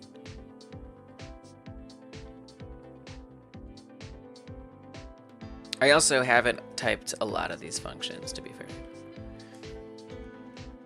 I type as many as I can. I haven't gotten in the habit of typing all of my functions yet, but variables I try to make sure I type. Thank you, Lucas. Appreciate that. Are you in the Discord, Lucas, with 2Ks? If you are, I did check out yours at the beginning of the stream too, your progress. It's looking really good. Yours is also looking good. Thank you. Sweet. I have such a big font collection. I don't remember names. I know, right? Font hoarder. I love fonts. I don't know. That one is just so memorable to me. I'd often forget font names myself. But that one, it's just too iconic. I can't forget it. It's just like the best retro font that exists. And apparently, according to Traumatized, and it seems true, it is the retro font. Right, what did I do wrong? Not row 7, so that, oh, right. So actually we want it to be true. So this should be false, and that should be true. It's kind of confusing with the double negative kind of thing going on. All right. 10, 20, 30, 40, 50, no 60. 60, good, great. Let's make sure it also doesn't happen if we get there too quickly. What? Oh, this is actually, okay, Lee's, what? Delete that, okay. Do not make it a float. It needs to be an integer. And I'm gonna need you to floor this. All right. Actually, let's do absolute value first and then floor it. Get rid of all of this. Not row set to 7. I just realized that's gonna happen anywhere. That is you. Nice. I just realized that that was not just a bug for that one row. That was a bug for every single row.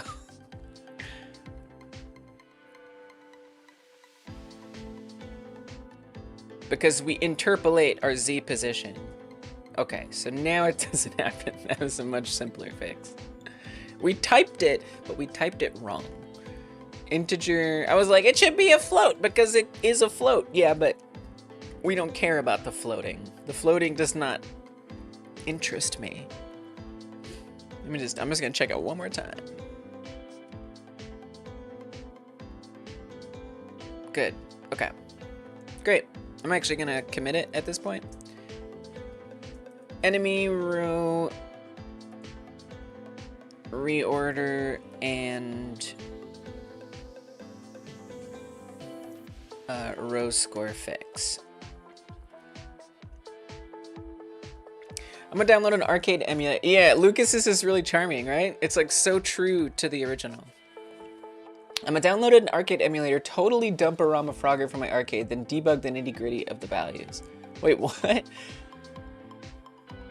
Dump a ROM of Frogger, debug the nitty-gritty of the values? That's pretty cool.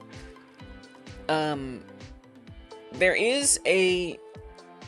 Somebody has done some of that work for you already. I posted a link in the community tab on the Game Jam page. This one.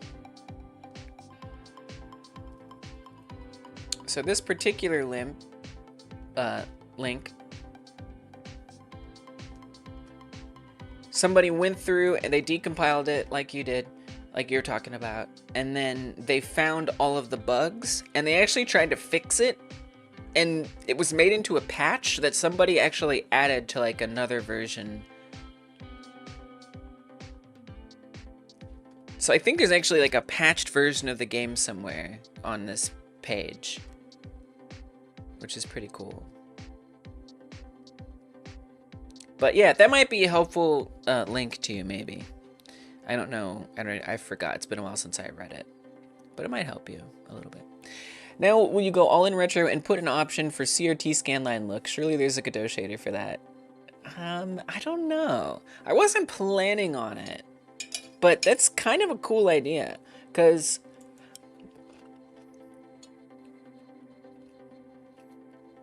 I want to embed this in my main game.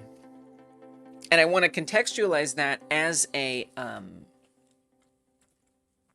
like an arcade game. So, honestly, maybe it's possible. I don't know that I'm going to concern myself with that for this jam entry. But maybe for the main game, maybe I will. It's not a bad idea. I guess I got to give you a design credit now.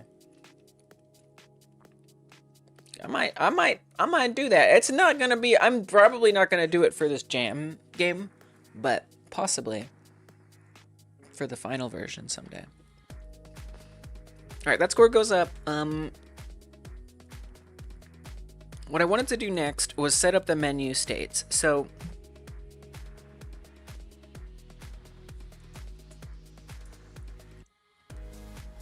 Messenger update game state. I would like that to be connected. I don't think you want to do that. I don't think you want to do that. Don't do that. That's not how we like to do it. Incorrect. Connect to globals.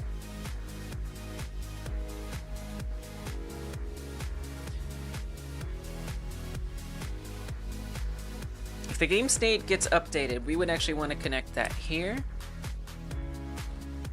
So let's add a ready function in. Func ready.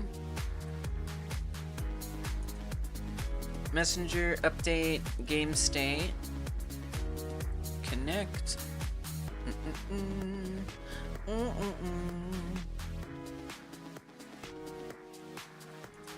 Update game state. Func update game state. Now that's gonna call with the enum, and what we'd want that to do.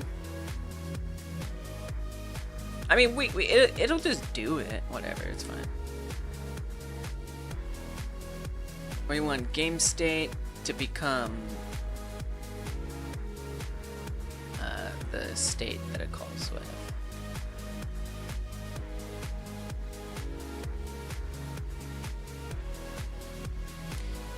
So as soon as the game begins, we need to be in the menu state by default.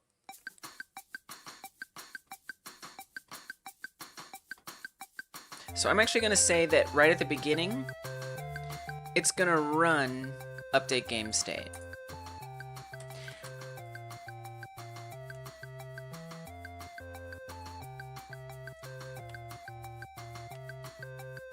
And we want to update it to game states menu. Then we want to check if state is set to, or let's do a match. Match state.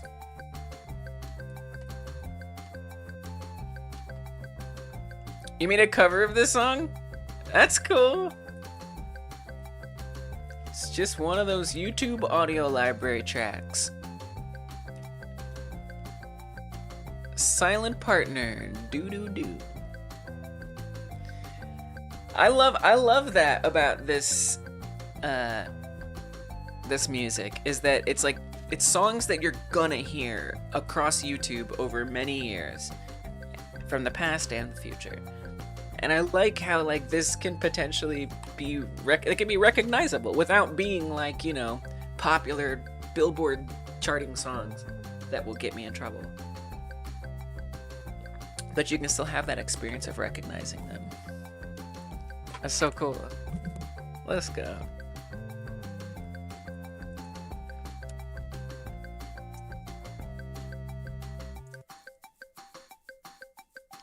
So if it's gamestates.menu, I would want to emit another signal that I haven't made yet, which is going to be state menu.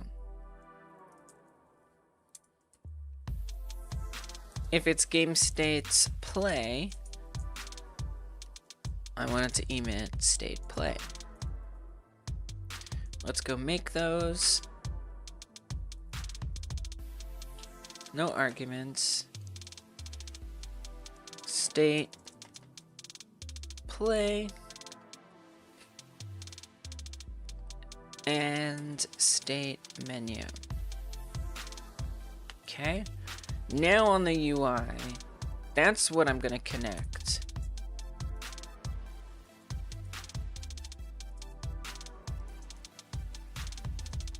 On state menu. And then on state play.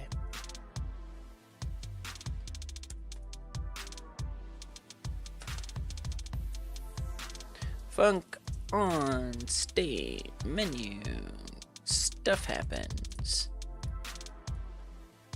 On state play, other stuff happens. Cool. I should really type these all more often. It's something that I've been meaning to do, or like talk about what they return.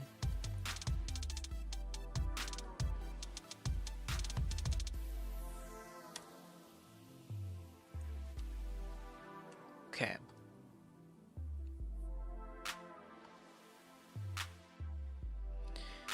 Great. So when it's the menu state, I want it to hide all the rows. I'm gonna onReady the rows here. And we're gonna say that when that's true, its visibility is false. It's because you said it earlier. I'm like, you know what? That's a habit I've been meaning to get into. Let's do it. And when we're in the play state, I actually want these to become visible. Now that means if I've done this correctly, we should start out with everything not being visible. We also don't want the player to spawn either. Oh, okay, that didn't work. Let's see why. Globals. It does. I believe it. Yeah, very tiny performance boost. I've got stuck on the daily dose of internet cat shorts on YouTube. There's a very particular small set of YouTube music clips that they always use. Really? That sounds like a great channel. I gotta add that to my things that Kai Guy mentioned that I'm interested in.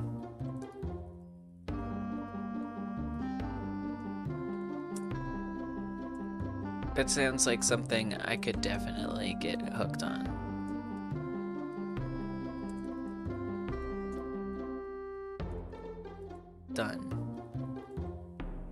noted. You keep hearing it in summer, one of my songs? That's awesome. Let's go. That's the idea. When you go to reference that function, it'll throw errors if you reference it wrong. The untyped functions don't care. See, I always ask myself, like, but why would I ever reference it wrong? And if I did reference it wrong, wouldn't I get an error anyway? That's what always confuses me when people say it's better for debugging. But like for example, if I, and this is a little different than that, but let's say I have, you know, this typed as whatever, a Boolean or something, right? So there it's like, hey, that's not a Boolean. But like, guess what? If I tried to put this in here as a Boolean, it would give me an error anyway. An error at runtime, but then you get it during coding. Fair. That's true. I think that distinction, is more useful to make. I should remember that for my future short that I will make one day.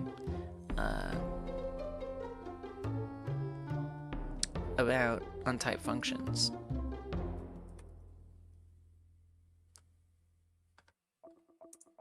I gotta remember that. Static typing part 1, yeah, but static typing part 2.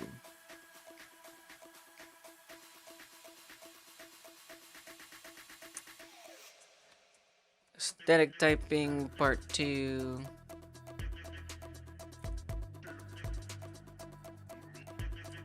Remember stream 1/22/2025. 3 hours 56 mins in. Noted. Get a chance to listen to Big Game Hunger? I have not. But it's in my notes. Whenever I'm like, I'm in the mood for a podcast, which usually happens when I'm doing dishes. When that happens, that's where I'm gonna go. And I'll let you know. I'll see you in chat someday, and I'll be like, I listened to it. You'll be the first to know, probably.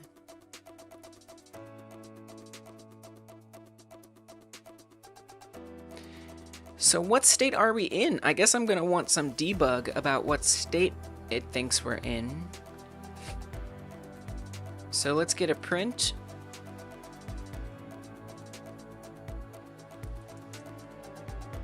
Let's go. If we could just print game state, that would be really useful.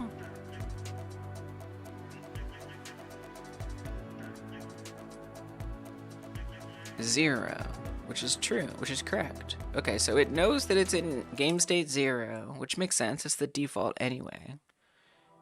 I guess we could check to make sure all that other stuff works. Let's put it in play. And actually leave that print in there. See what happens. Go, you're not busy game deving. On a walk, laundry, or whatever. Yeah, exactly. Drive. Oh gosh, I have a long drive coming up in a week or two. It'll be perfect for that. Oh, that's when I need to do it. I gotta remember that.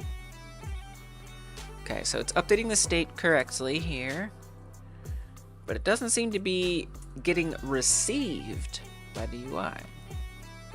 Do I have the UI script attached? I do. We have state menu, state play. We come back to globals. I guess what I need to check is to make sure these are getting emitted. Print, menu state emitted. Let's make sure that's running.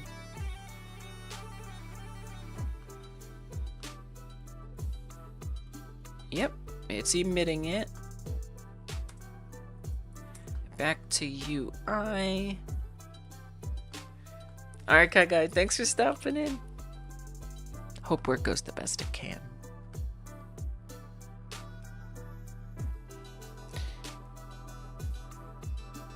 And thank you for supporting the channel, too.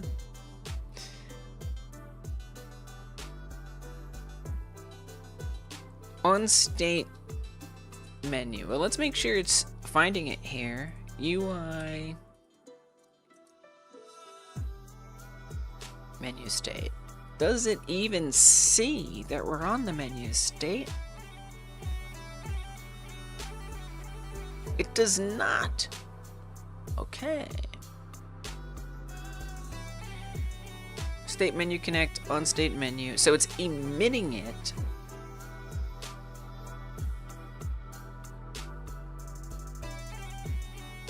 It's not because I did this void return thing, right?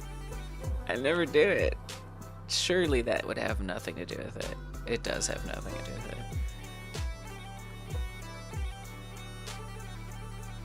I wonder if it's...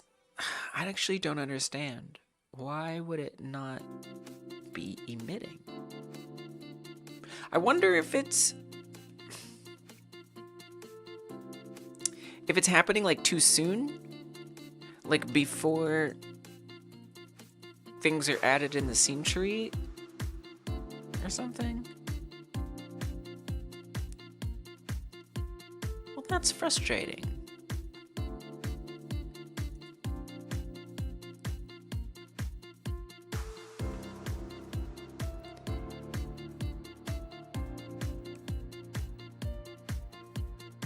I mean, we could say,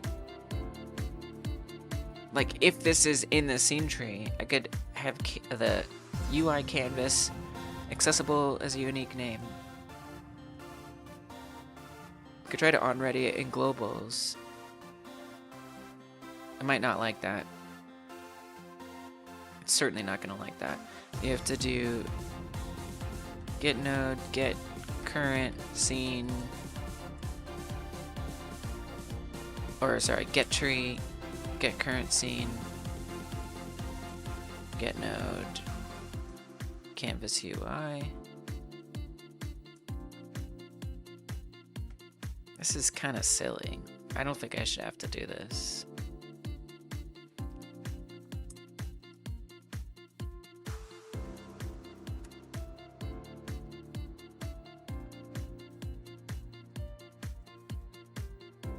If UI, then update it. But that's not going to work, because then if it's not ready, it's not going to happen at all.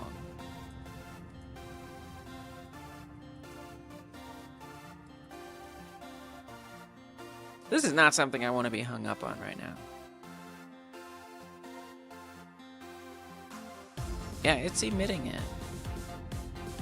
But it's just not receiving it. Feel like doing a collaborative project all of a sudden? Okay. Nice. Why? Why? I mean, I could also try, like, switching it. Like, I know that that's connected. It's definitely all connected. Right? Otherwise, we would get errors. If I typed any of these wrong, it would not work out.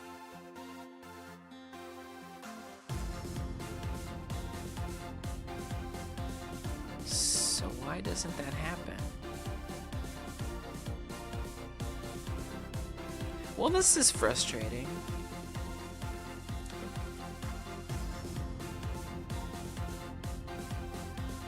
I mean, I could just do like some physics process, some process check for what state we're in, but that's stupid.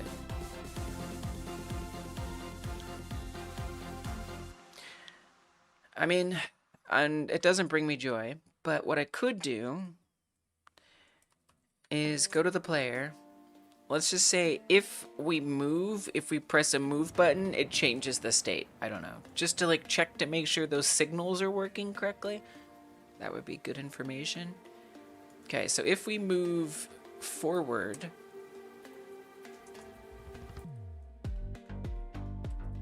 we're gonna emit state play, just as a test. I'm gonna come to the UI, and we're gonna add this in here.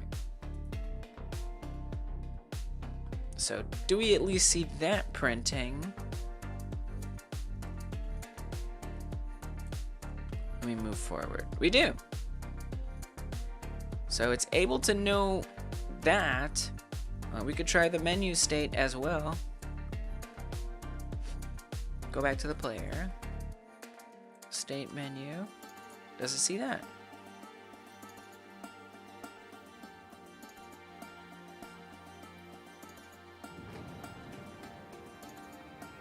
Yep. But it's just not seeing it from globals. How dare you? How could you do this to me?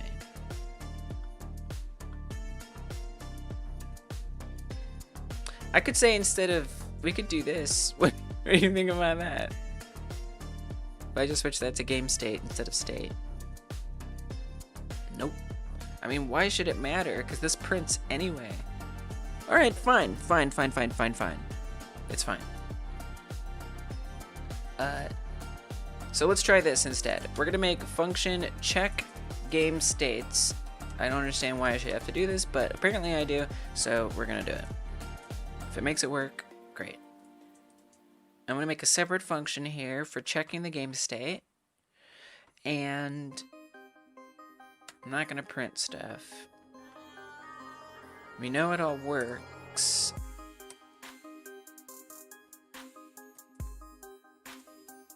I don't think we added a print over here.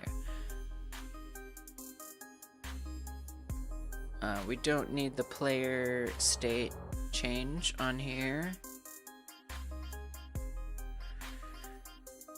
Now, on the main script for the game, the main scene script,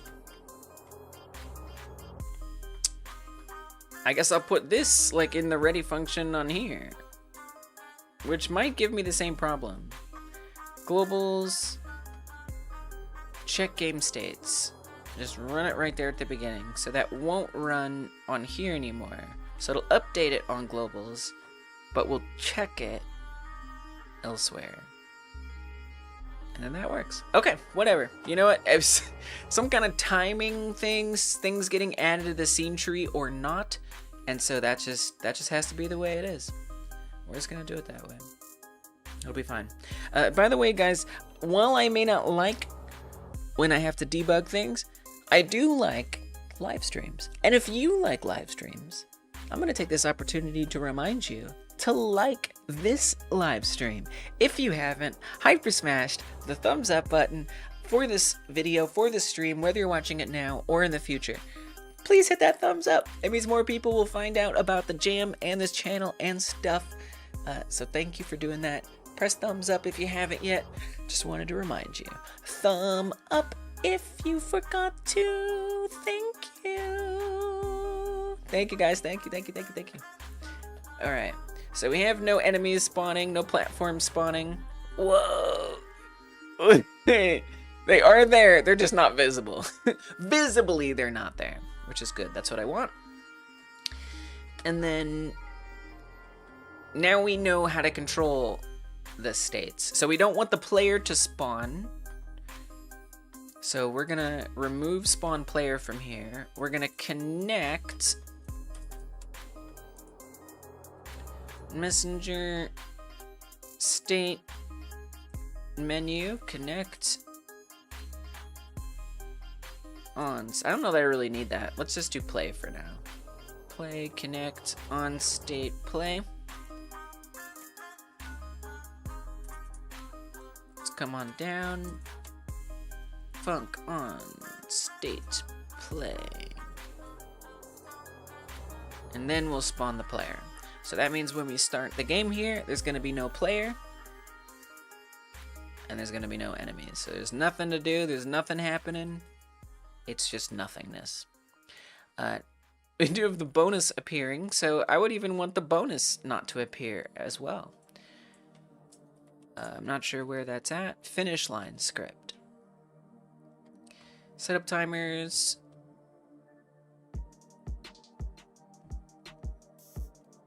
That kicks it off. So we can start it. We're not even going to hit start yet on the interval timer until it's that game state. Messenger state play, connect on state play. We'll pop that in here.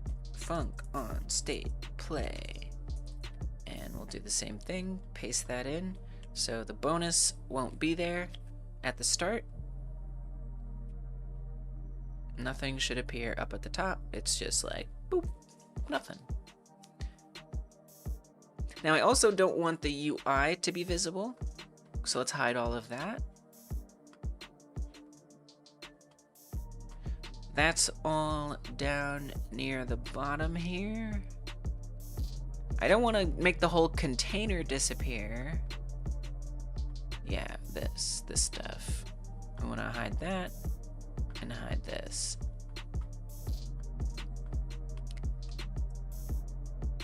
So let's access these as unique names. I'm just gonna call this container top and container bottom. Let's go back to the UI, on-ready those.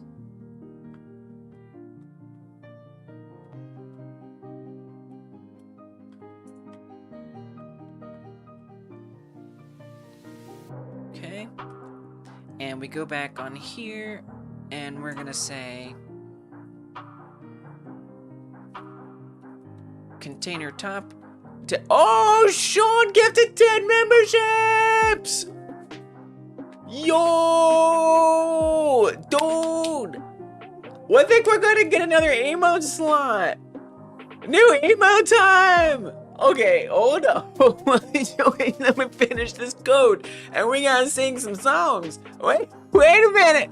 Wait a minute! Okay. Ooh, it's gonna be time to vote on a new emote and stuff. This is exciting. Okay, container top, visible false. This is very exciting. Container bottom, visible false. Let me just finish this thought. Wait, there is no container bottom. What's it called? Oh, it's called UI bottom?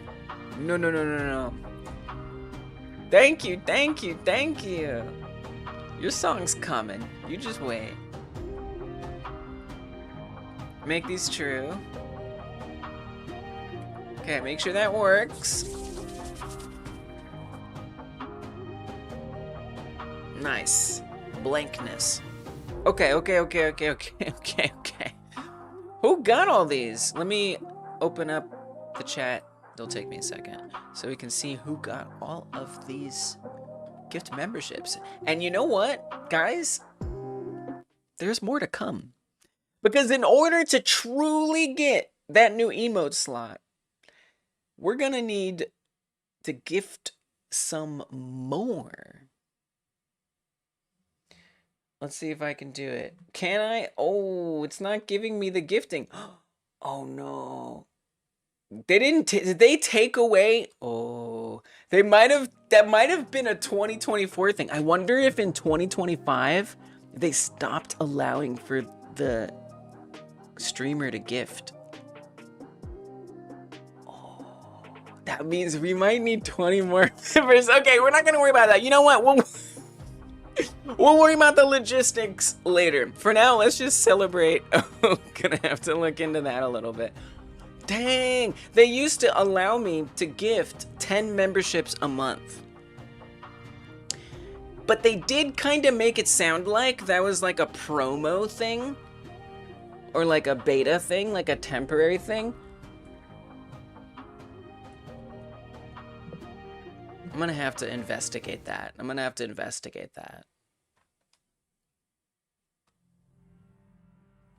Is that definitely true?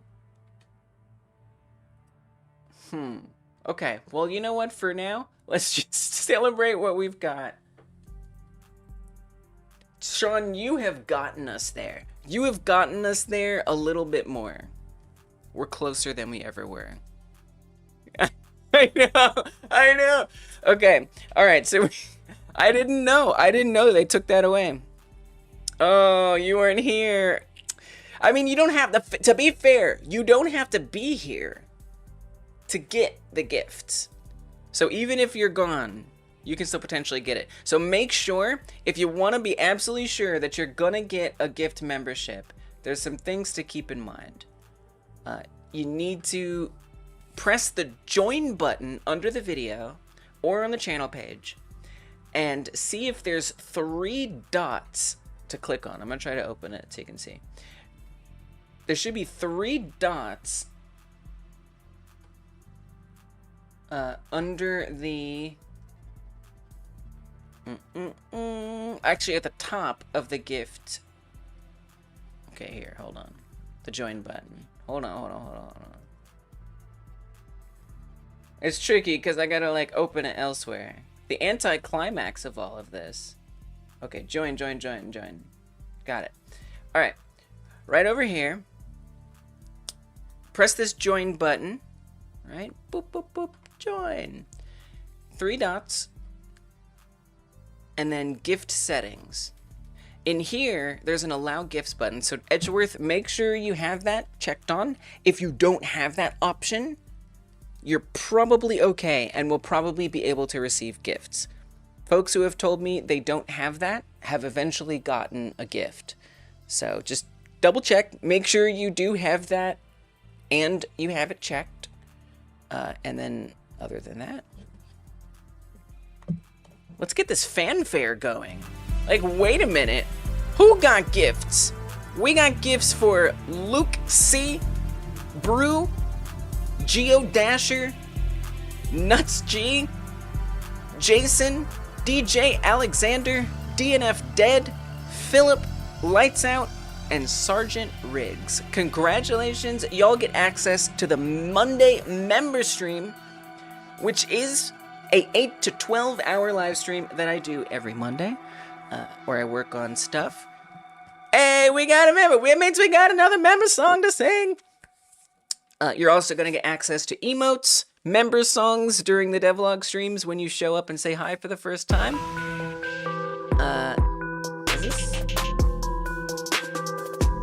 This isn't technically an approved sing song, but let's experiment and see if it can join the list of approved songs.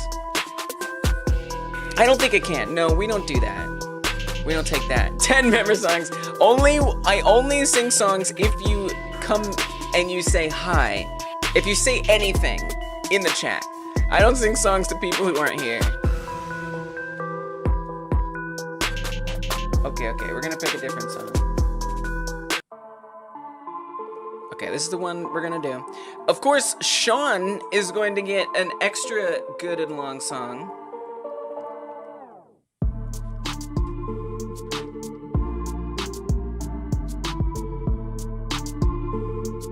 Let's start with Luke, and we'll finish with Sean. Luke, now you're a member. It's not a fluke that you got a membership, oh Luke. That means you're hanging around and engaging and participating and stuff. It means you're hanging around and engaging and participating and stuff. That means it's not a fluke, Luke. That means it's not a fluke, Luke, that you're a member now, and I'm glad you are, and that's the way it should be. Oh, Luke is not a member because it's a fluke. Luke's a member because they're hanging around and engaging and participating, and I'm so glad you are, because now nobody can be hating on somebody who's a member like Luke. It's not quite a fluke. Luke is a member, it's not a fluke.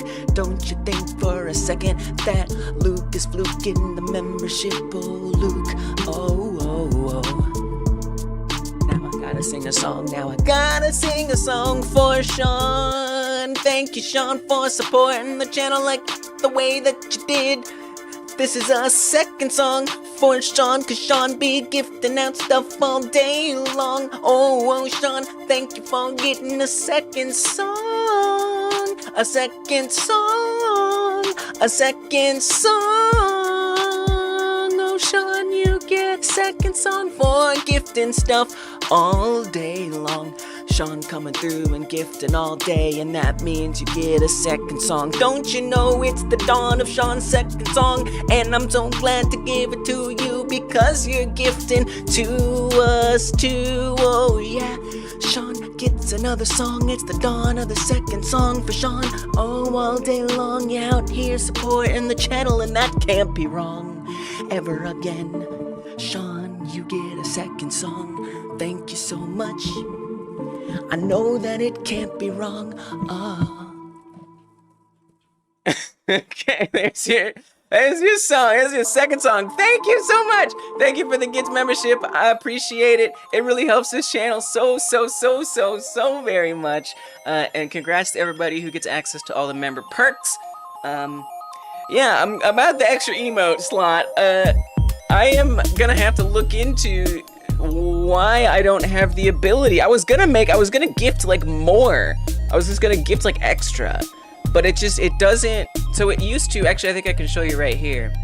Right here, when I pressed this show your support for Hyper Game Dev as the streamer, which I'm logged in, when I clicked on this, oh wait, it's right there!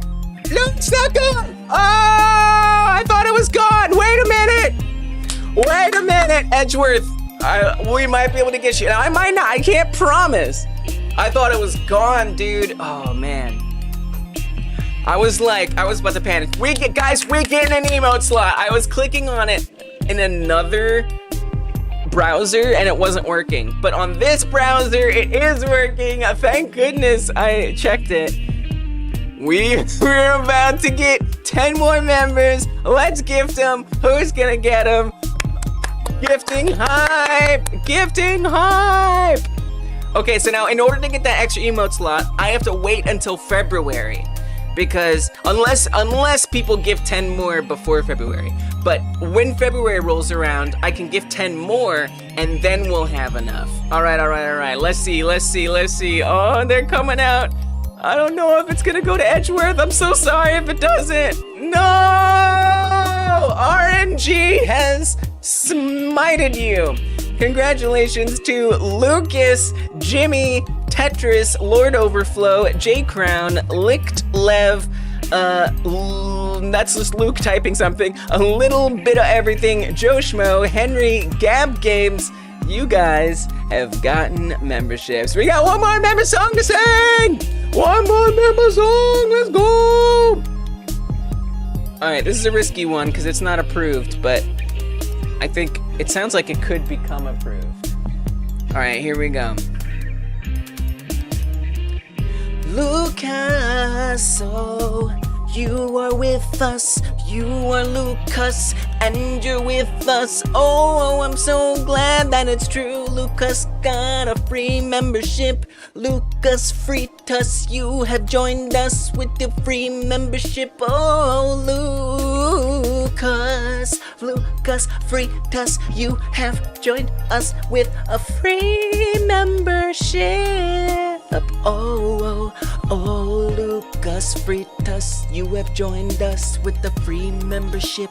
Oh, I'm so glad that that's true. Lucas Fritas has joined us with a free membership. Oh, Lucas Fritas has joined us with a free membership.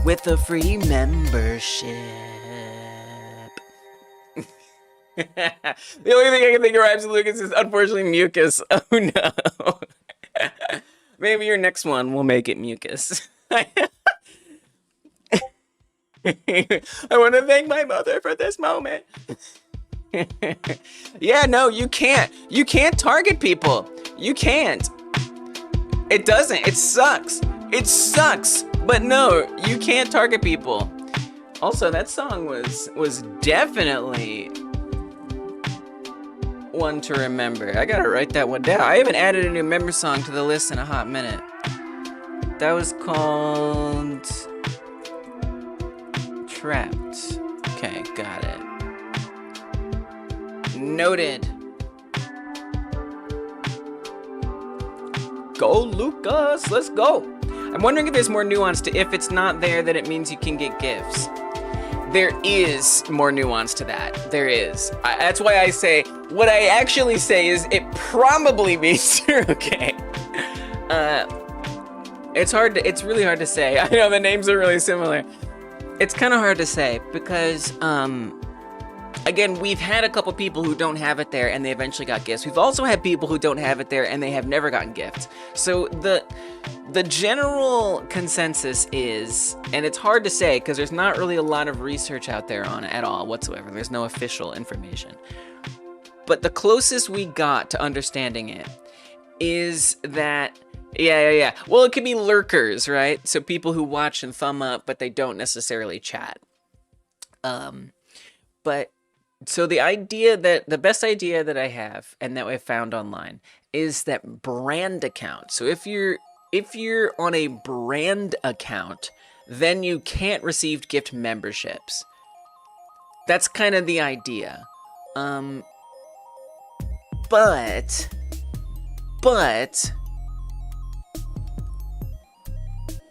there's kind of some confusion about what a brand account is, because there's some people who say, well, back in the Google Plus days, oh, you pulled the lever! Stoner Jesus! You got a membership! Let's go! Sean!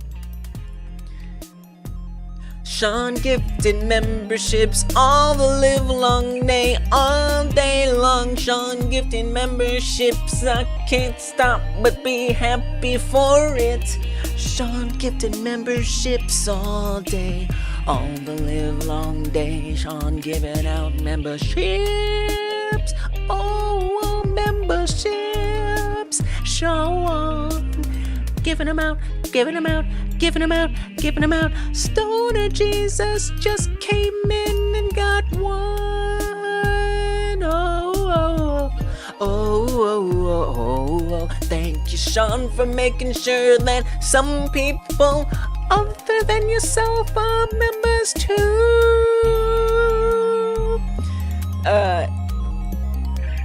Yeah, so okay, so there is this, okay, we're gonna get you stoners. Oh, we got another one for Sean! Willow Flame! Congratulations! So, there is this rumor, this idea that if you are, I know, Sean, that's too many! If you are a, yeah, you're seeing people you recognize. If you had like a Google Plus account, like a YouTube account back in the Google Plus days, when they got rid of Google Plus or like merged it with YouTube, some weird stuff like that, they say that by default made it a brand account. And so, but I can't help but think there's actually something quite different from, and so that is to say, some people won't have that gift receiving button ticked if they had an old account that got converted from like Google Plus days or something like that. I don't know.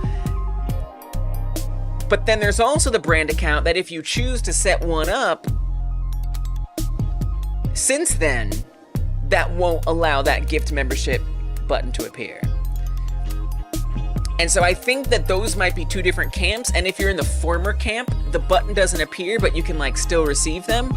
But maybe if you're in the latter camp, you definitely can't receive them. So I don't know, it's really weird, it's really confusing, and I'm just not really sure what's true. Unfortunately, it's all kind of mysterious. I'm not sure if I'll receive a gift because it says I need to turn it on. Oh yes, that would do it. That would definitely do it. Oh, yeah, don't talk about your age. Don't tell me your age. But yes, that, there you go. There we go, now we know. Okay. Anyway, Stoner Jesus, let's get you your song. I need a approved song, though. Would be ideal. Oh, well, yeah, we can just keep doing this song. Yeah, sure.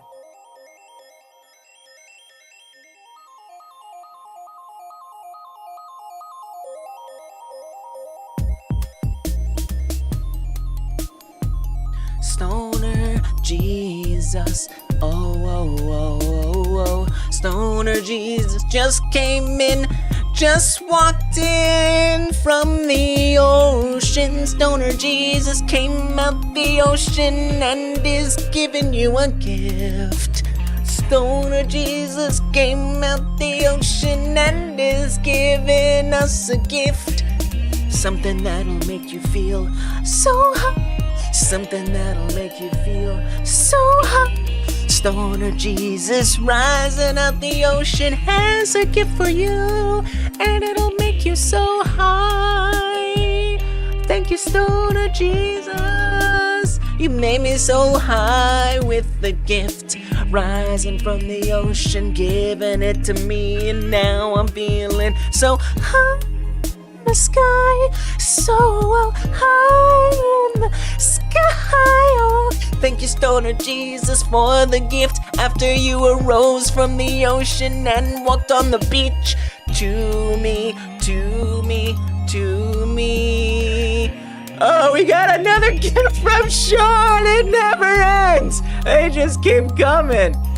Zhao, yo, wow. I don't know how to say your name. We'll call you Trindade.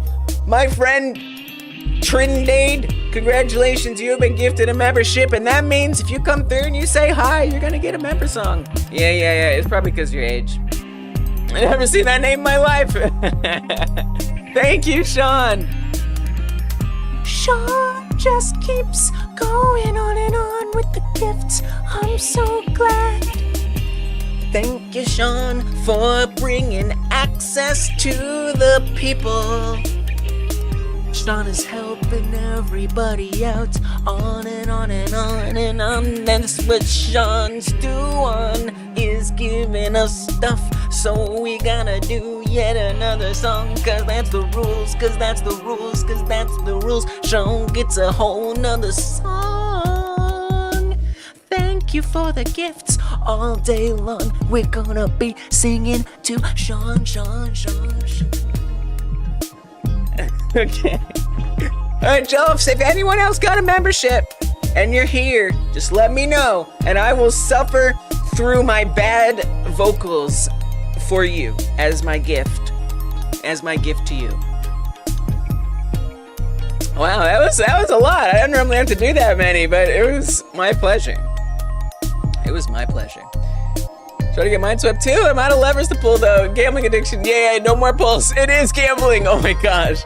No, but like genuinely, we think that they actually don't qualify for getting a gift membership, so it's okay. Congrats to those who got it. Yes. Yes, indeed. Yeah, it's so generous of you. It's just like amazing. Like the generosity that you're showing is just like incredible. So thank you so much, Sean. Truly. It is the bread and butter of this channel are the memberships financially. So really, thank you so much. I'm beginning to understand why people lie about their age. Yeah. Don't do it though. All right. Hey, what's up, Insane Alpha Meta? It's easy to get distracted. I get distracted by singing songs. You never know. Welcome, Insane. Good to see you.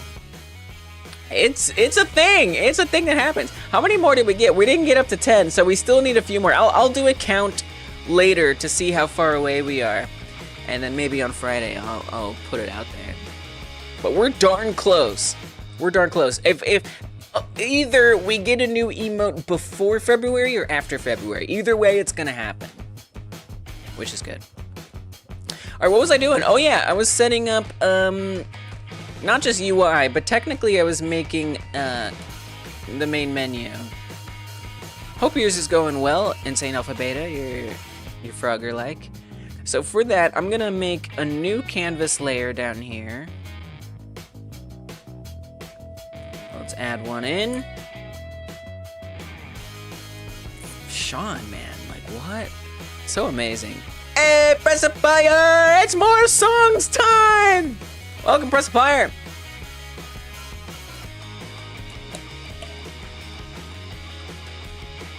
I think this is actually one of the member songs approved.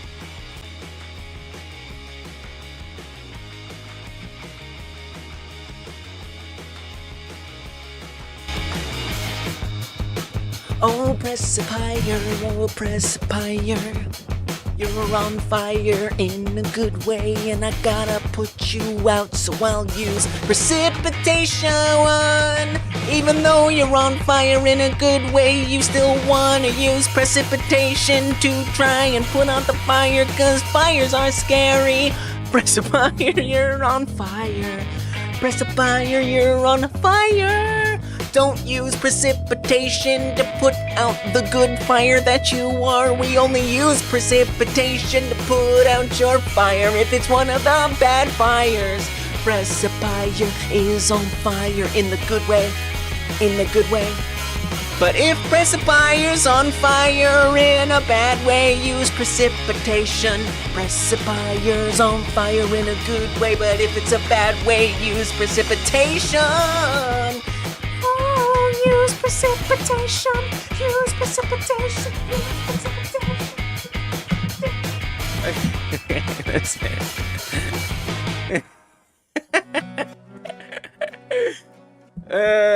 I like when I find like a thing I like saying for somebody that I can just like build on it. I think this is good. Precipier is on fire in a good way. But if Precipier was on fire in a bad way, we'd want to use precipitation. Thanks for supporting the channel, Precipier. Appreciate it. You're welcome, Lise. Sean says, your stream keeps me company so much. Not right to not show some support. We appreciate you. Thank you. Thank you. That is so kind. That is so kind. Oh. There's the precipitation to put out the fire. If it's a bad kind of fire. If it's the bad kind of fire. Alright. Canvas layer. We're gonna call this canvas menu. Naturally, frequently, I like to put in a margin container inside of there. So much love goes to you. And then we're gonna add a panel in there. I'm just gonna grab the same panel that we use otherwise.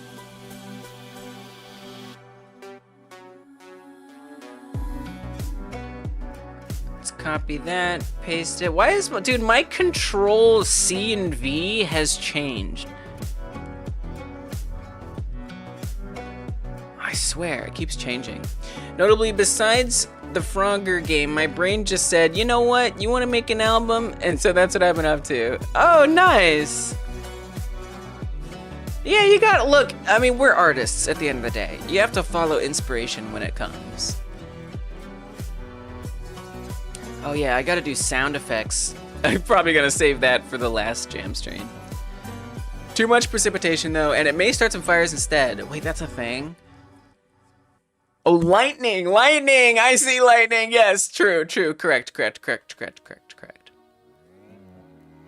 Yeah, follow the inspiration. So this margin container, I'm gonna actually just fill up the entire dang screen with it. And then we're gonna add in margins that shrink it down. I wish I could spell Sean with emojis, such a legend. Yes, it is a legend. They don't have the full alphabet as emojis, that's so weird. I guess they don't, they only have like some letters. I was in Drop Bear Island on the Fire Bigley last year. Oh, maybe. It makes sense. It's like so hot there. Beyond even just lightning. Oh yeah, because Insane Beta is like weather smart. So this, yeah, maybe there's other things too that can cause it. I thought they did. Maybe it was another app. It might have been, yeah, another app that has all those emotes. I wish it did. We could, wait, that could be our next emote, is like letters of the alphabet. Oh, I did have one idea for an emote. Actually, let me add it to the potential emote list. And again, I'm gonna pick, like, I think we can do up to 4 on a YouTube poll. And then, you know, for the channel, I'll make it a channel poll, not like a stream poll. We're gonna vote on which ones.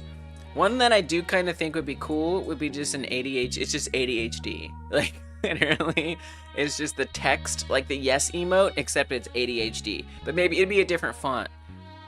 I don't know, I think that's kind of fun. Like some like ADHD moments, you know, like being distractible or something. Just like spam ADHD. It's just an idea, it's just an idea.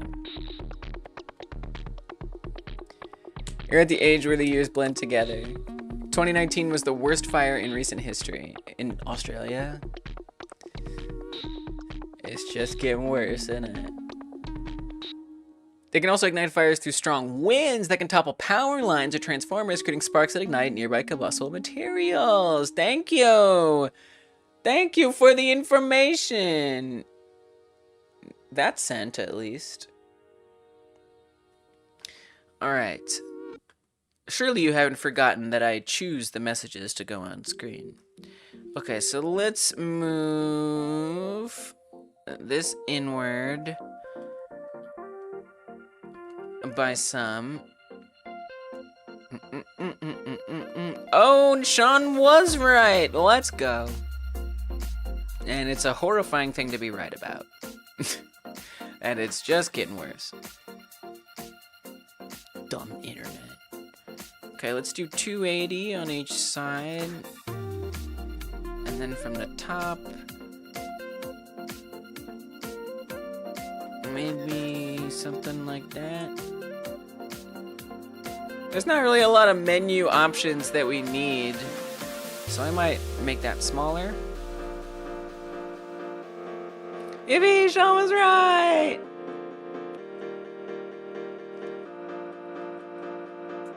So that's just the whole container UI mid. Let's add another container in the container.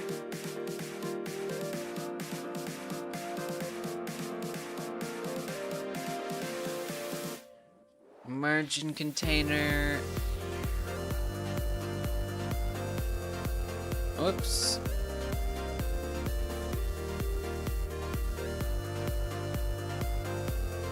Let's actually put some stuff in there so I can see what the heck I'm doing. We're gonna make this a V-box, naturally. That's why they don't just use ocean water for the LA fires. There's Category 2 hurricane force winds, way too dangerous for a helicopter, and winds like that make the fire spread even more.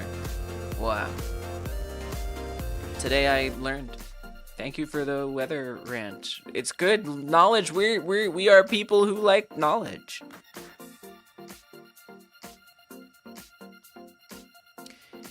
Okay, so this is gonna be container, menu, V-box, menu options. That's right, we want that brain to keep on growing now, multiplying even. More brains, the better. I don't know if that's factually true. Dude, there's probably some animal that has like multiple brains, right?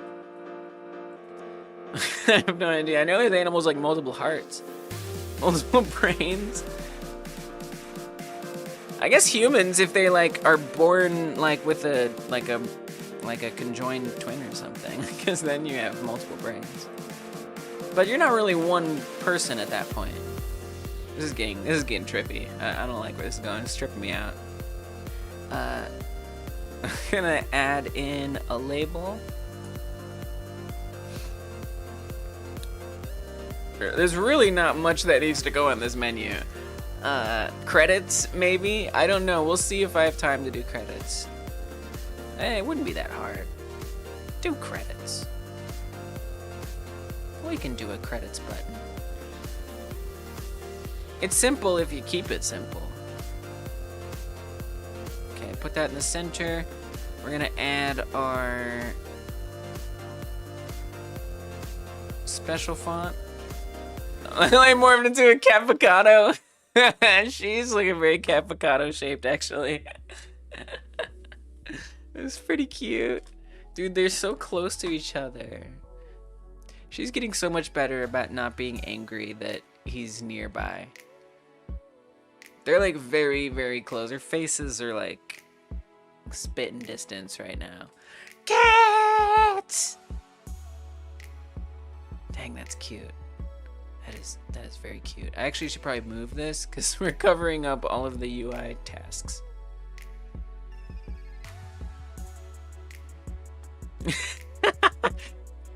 Exactly. It's the avocado cat. Cat-vocado. Cat-vocado. Avocado? Avocado?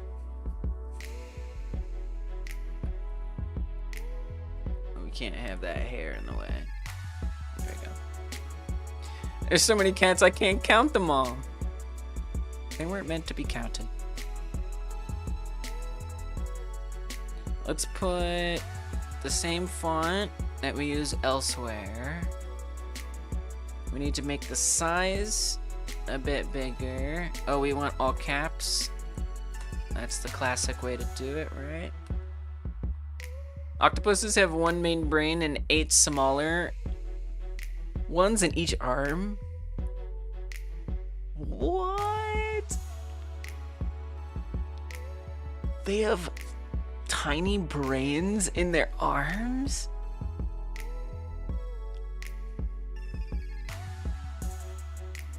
What? So like each arm like can act independently? That makes so much sense actually. Leeches apparently have a brain for each of their 32 segments? 32 brains? 33 brains?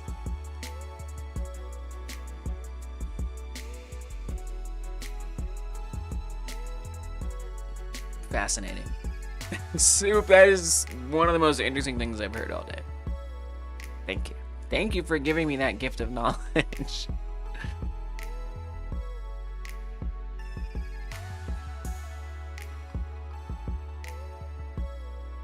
Okay, play button is added in.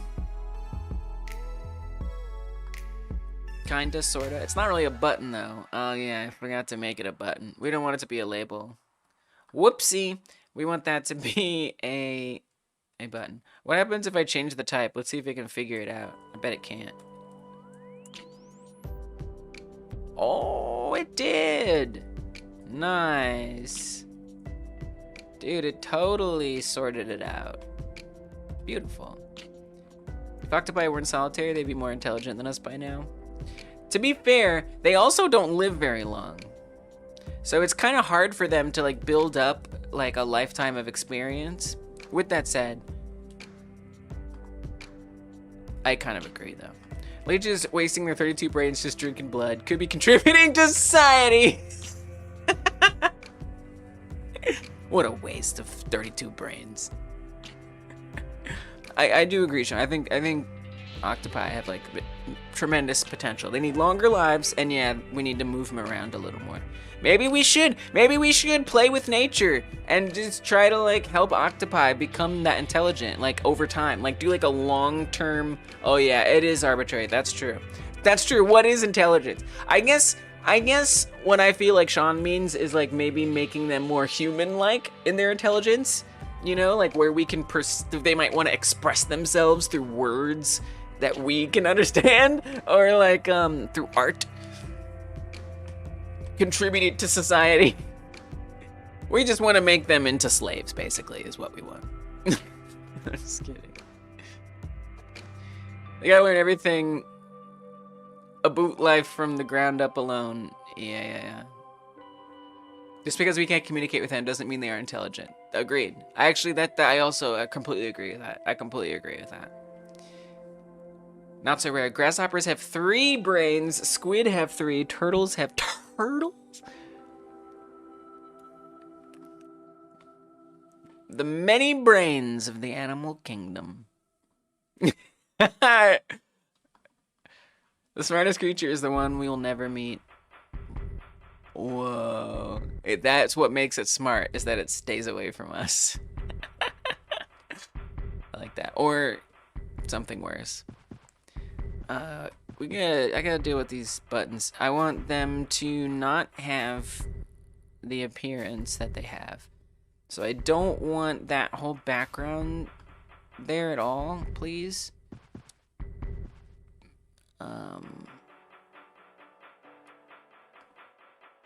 So like if we go to normal, we make a style box flat, it's gonna have like a background. I would like that to be invisible, please. Goodbye. Pressed. I do actually want it to change. I don't particularly want it to change on the background though. For turtles, the first brain is located in the head and controls the eyes, ears, mouth, and other senses. The second brain is located in the neck region and controls the legs, tail, plus other body parts. Wow. Like, why? I wonder, like, I wonder about, like, what the advantage of that is. Not that everything evolves to be an advantage, for sure, but like, I wonder what the implications of having two brains are. Like, does it just function like any other mammal or reptile or whatever that has a head and legs? Or does the fact that it has two brains controlling those separately make the way it uses those parts different somehow? I don't know. But I have my curiosities. Pressed, and then I think hover might, I think these are all the ones that I actually need. Oh, probably focused too. It's probably, but you know what? You know what I'm gonna do? We're just gonna copy and paste them all. Plus, that'll save resources too. We're just gonna paste it on every single one. I don't want any of this to do anything. Two hemispheres of our brains can function independently if a specific connection is severed. True. That's true. I've heard that.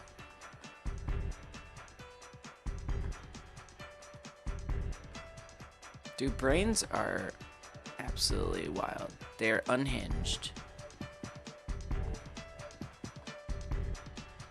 Is our brain technically two brains, but more interlinked? Right. I guess at that point, it's just one brain. So like with the turtle, are its two brains linked? I guess it becomes one brain if it's connected, and then if it's not connected, yeah, it becomes two brains. This is crazy, yeah. The word brain is starting to stress me out, and I don't want to talk about brains anymore. I don't know. I don't like the word brain. It's a weird word with a weird implication. There's a dude who had them separate. No, you can keep talking about brains. I just like, I gotta call it head organ. I'm gonna call it head organ. I don't like that word. It's just a weird word. There was a dude who had them separated, and they did a study on him. Nice, I think. Okay, so for the fonts, I definitely want there to be a font hover color. So for the hover, let's make it that green color. And then for pressed, I'm gonna say red. Okay. So let me see if that's working correctly.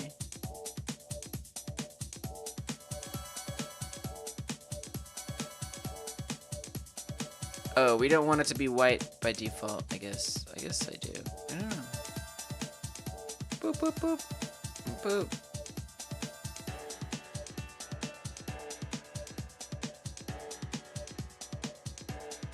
I don't know, it can be white.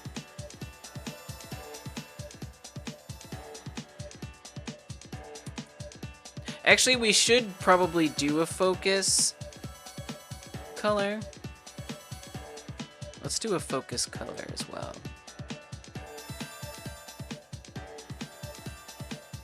That way you can like select it with the UI buttons, maybe? Showed him the same picture in each eye and asked him to describe them, and he gave different answers. Whoa. Neat! Scary, but also neat.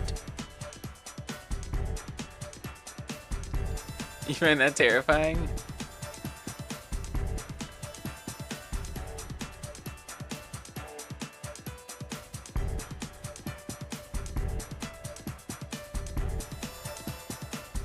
Actually, I feel like hover should be yellow.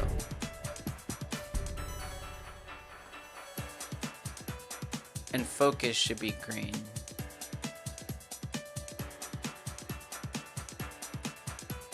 But then it's kind of harder to see when it's like white.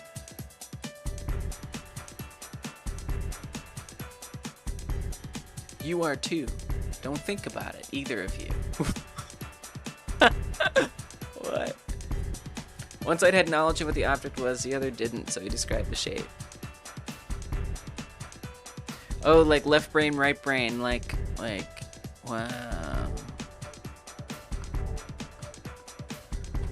I'm gonna try putting another button on here.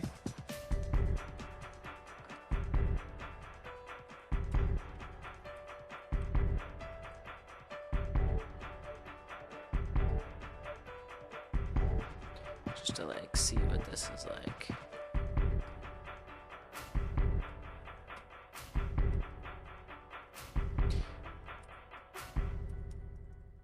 It would be nice if like focus was just by default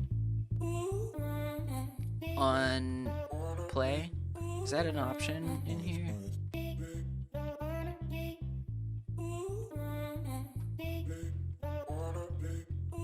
I know we can set it in code, but I wonder if it's... Oh, dude, button press. Don't give me that release crap. Toggle mode, no. Disabled, no. Pressed, no. Yeah, I don't know if there's a way to just have it be focused by default without setting it in code. Let's see, focus.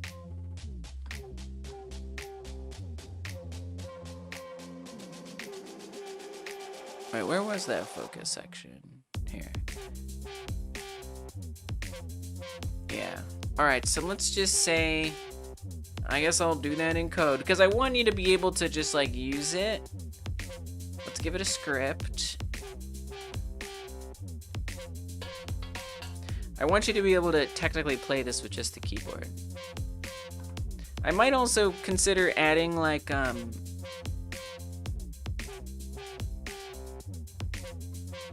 controls.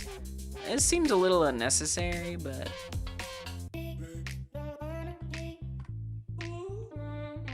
I just let the player... I'm not gonna put controls, that's a waste. In my opinion. Okay, let's do it like that. Oh, credits looks like something else, though. It looks like how many credits, like an arcade game. That's okay. I don't care. It's actually, there's something kind of fun about that. I really like that. Now I kind of want to do the V-split container. Then I insert coins in my computer. I know. Dude, I think that'd be really funny. Like a peripheral device that you like plug in via USB or something, and then it like accepts coins.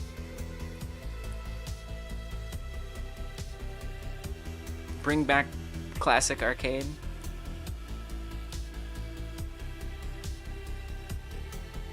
So I literally, thanks to Dungeon Martian, just learned about this V-split thing.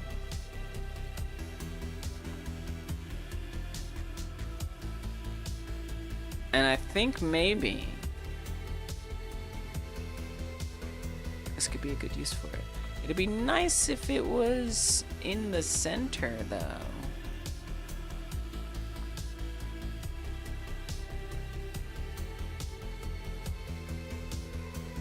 Maybe that's gonna be in layout.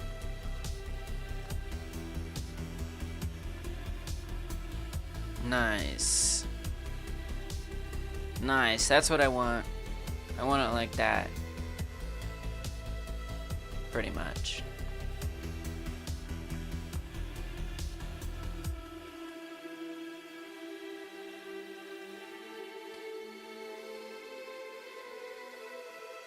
But then I also kind of want it to...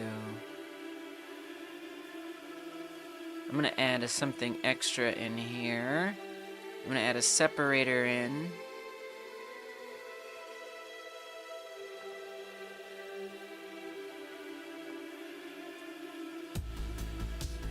Oh.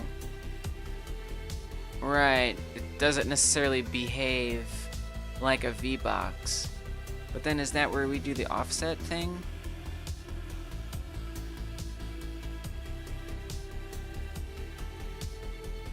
Oh, whoa, whoa, whoa. Oh, I guess I don't need the separator in there. Nice. Yeah, that's what I want it to kind of look like. Cool.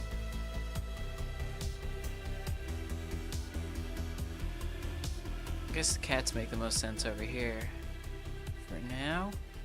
So for that V-split up here, there's this split offset, and I just drug that down in the negative a bit because I want credits to have a bit of margin. I guess I could use the margin. Wait, hold on. Let's try something else. Almost, actually. Actually, they almost are. It's so close. It's so close. Hers is like tucked in like this. She's doing this. She just noticed it's right near his face. Oh, her ear is touching. Her ear is touching his foot. I wish I could make the camera rotate or something. Very, very close. Like the ear just touched his foot. Alert, her ear's touching. They are borderline cuddling. Let it be known that these cats are almost cuddling. They have never to our eyes cuddled. I've never seen them truly cuddle. But they've gotten darn close. Never closer than when we're streaming here. Actually, his ear is almost touched. Their ears are both almost touching each other's foots, which is so cute. Lili and Travi. Crazy. She'll be angry when she realizes. Dude, she did just realize, and she was kind of like a little irritated. But the thing is, Sean, is she's evolving. She's like gradually, a little bit at a time, getting more and more used to him being around and kind of liking him being around more and more. So now, that's not to say within a minute's time frame from now, she might not be like, you know what? I don't like being this close. I gotta go. It's definitely a situation that could change any second. But for right now, she knows he's there. And she's okay with it. How long will that last? I don't know.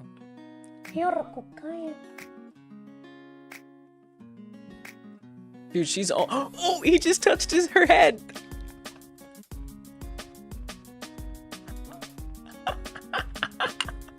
He stretched. He was like, bumped her head. She was like, but she chilled out. Travi, was it like a year ago at this point? I would say about a year. Whereas Lili, we've had for like 10 plus years. So Lili has been a single cat, an only cat for a long, long time. For the entirety of her life. She's been the only cat. So it's been an adjustment. The year has been a long adjustment. Maybe a little more than a year. Something like that. Around a year. Oh, careful with your stretch, buddy. He wasn't doing anything. He wasn't doing anything.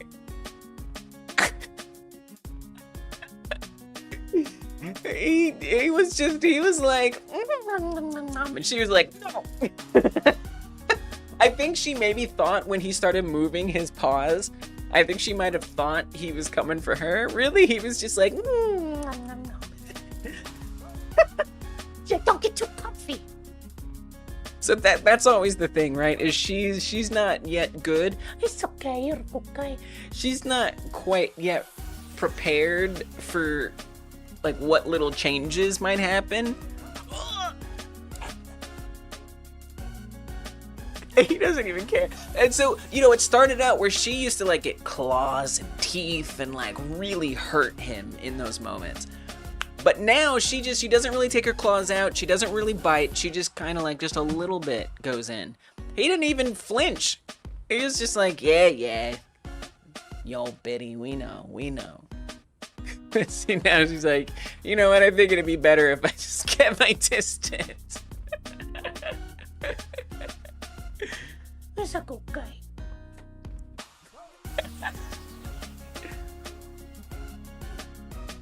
hope she's safe now from his horrible threat. In general, you know, she doesn't like to be touching and bothered. So, you know, I'm not terribly surprised. There we go. We just put up this margin a little bit.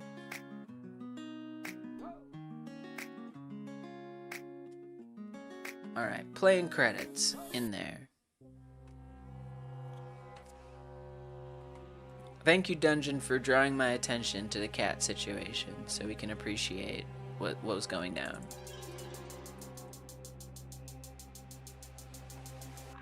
It's very plain, but it's a game jam. I kind of like the plainness. Some about it works for me.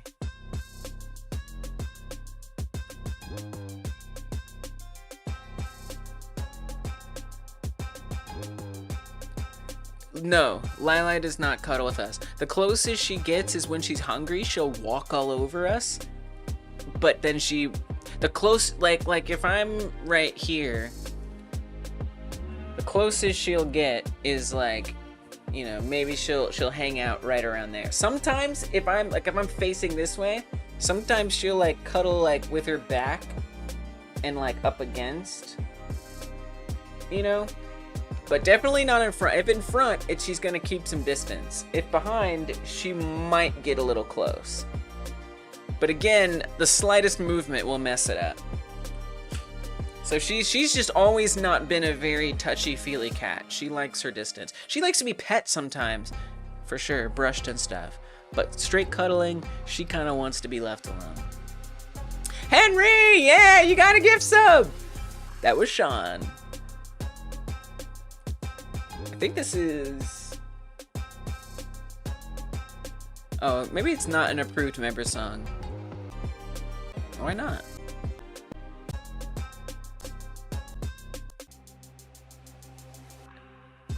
We can do it for this time. Some cats just be like that. Him, on the other hand, he always wants to cuddle. He loves cuddling. He insists on cuddling.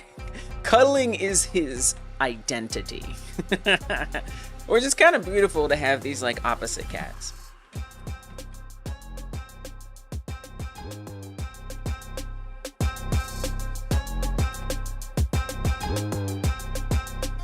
Henry is friendly and is here with us. Friendly is Hey, I said it wrong. Hold on, let me try it again. You're not friendly as Henry. Henry is friendly. Okay, here we go. Here we go.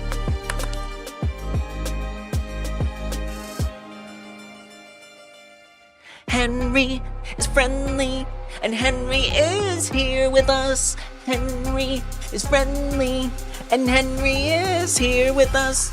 Welcome, Henry. You are so friendly. Welcome, Henry. You are so friendly.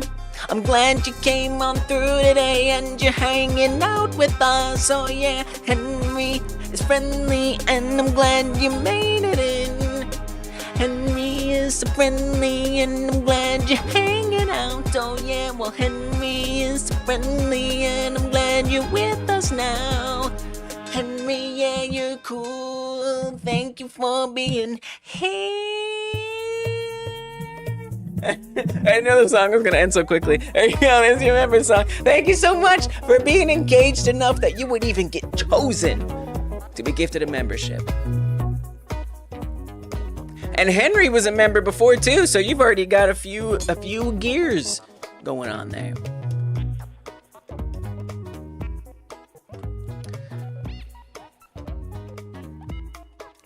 So I'm not gonna worry about the credits button for now. I did want to pull focus to play when the game starts, so I'm gonna have that be. Let's go ahead and let's just get this all set up then.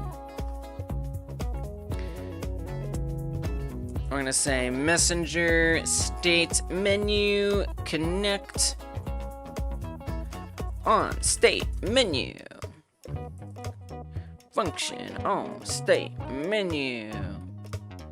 When that happens, I want to pull focus to these buttons. I'm going to make both these buttons accessible as unique names. Drag this in and give it the drop.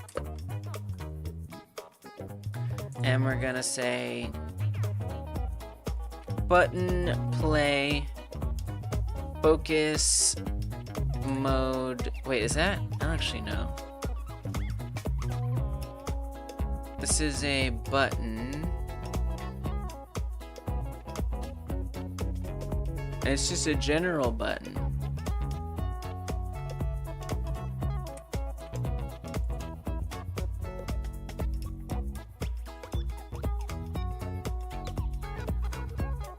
Wait, what kind of button is it? It's like a certain kind of button?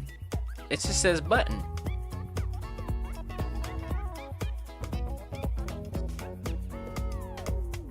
But it clearly has focus. Okay, let me search for focus mode. Oh, here. It's here. What is this? Because control? Oh, because every IC, it just has, okay. Alright, so tell me about focus mode. Focus access mode, none clicker all. I don't think that's the one we want. How do we, I've done this before. I just don't remember how to do it. I'm gonna look it up. I don't think it's actually gonna know how to do this, but it might because it's good at reading documentation. Script 4.3, how to make a button have the focus in code. You can figure that out, right? Grab focus. Is that real? Did you make that up? You did not make that up. Steal the focus. Okay, got it.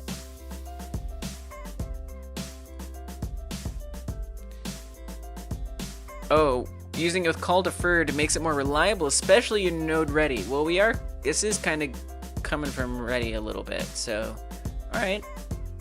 I'll make it deferred. No problem. Oh, wow, grab focus is even the example in call deferred. That's wild. Okay.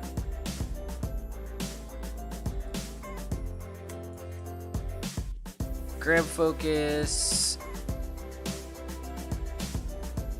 dot call deferred. Okay, so I just want to see the play be green as soon as it starts, implying that it has grab focus, and it has. Nice. Great.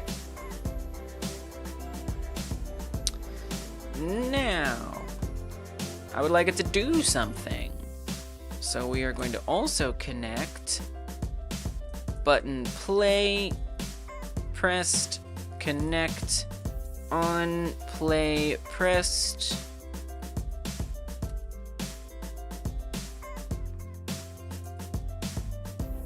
bunk on play pressed.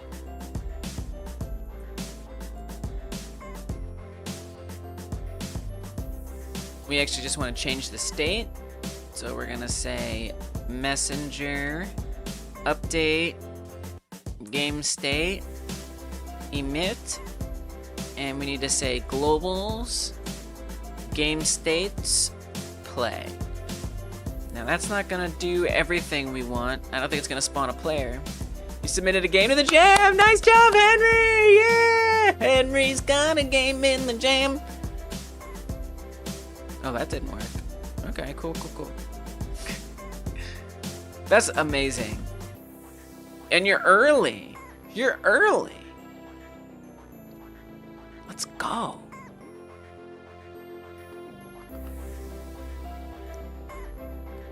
Huh. Okay, so it is seeing the press. Let's go over to globals.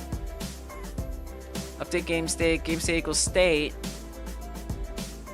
Oh, but it's not gonna emit it yet. I see. So let's add an extra thing in here.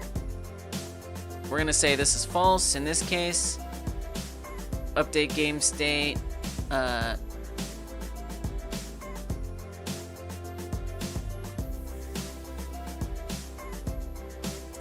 we're gonna call that emit. So really this isn't check game state. I kind of would like to refactor that to emit game states.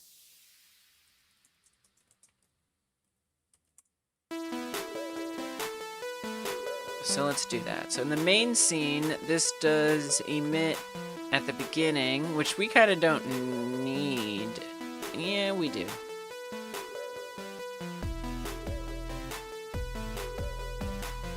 Well, not really. Actually, you kind of don't need that at all. Here's what we should do instead. We can actually connect messenger emit game state, connect emit game state. Am I gonna be live streaming the games when the jam is over? Yeah. You can always follow the jam page to make sure you find that. Let me pull it up.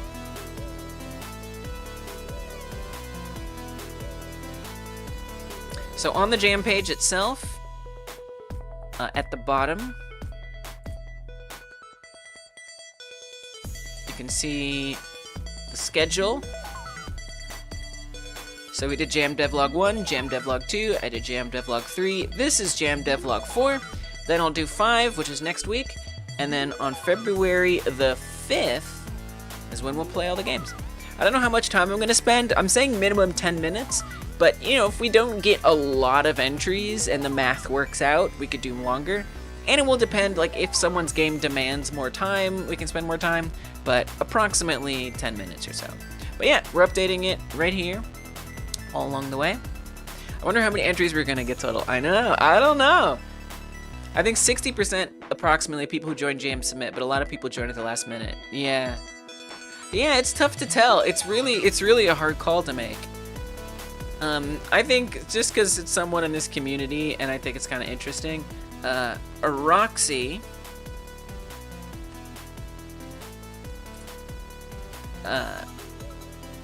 if you check out this person who has a game jam, a mix, it's called the Mix Jam. I thought there was a link on here. Maybe I'm bugging. I thought there was a link. Oh, you know what? I think it's actually, never mind. Mix Jam. Here.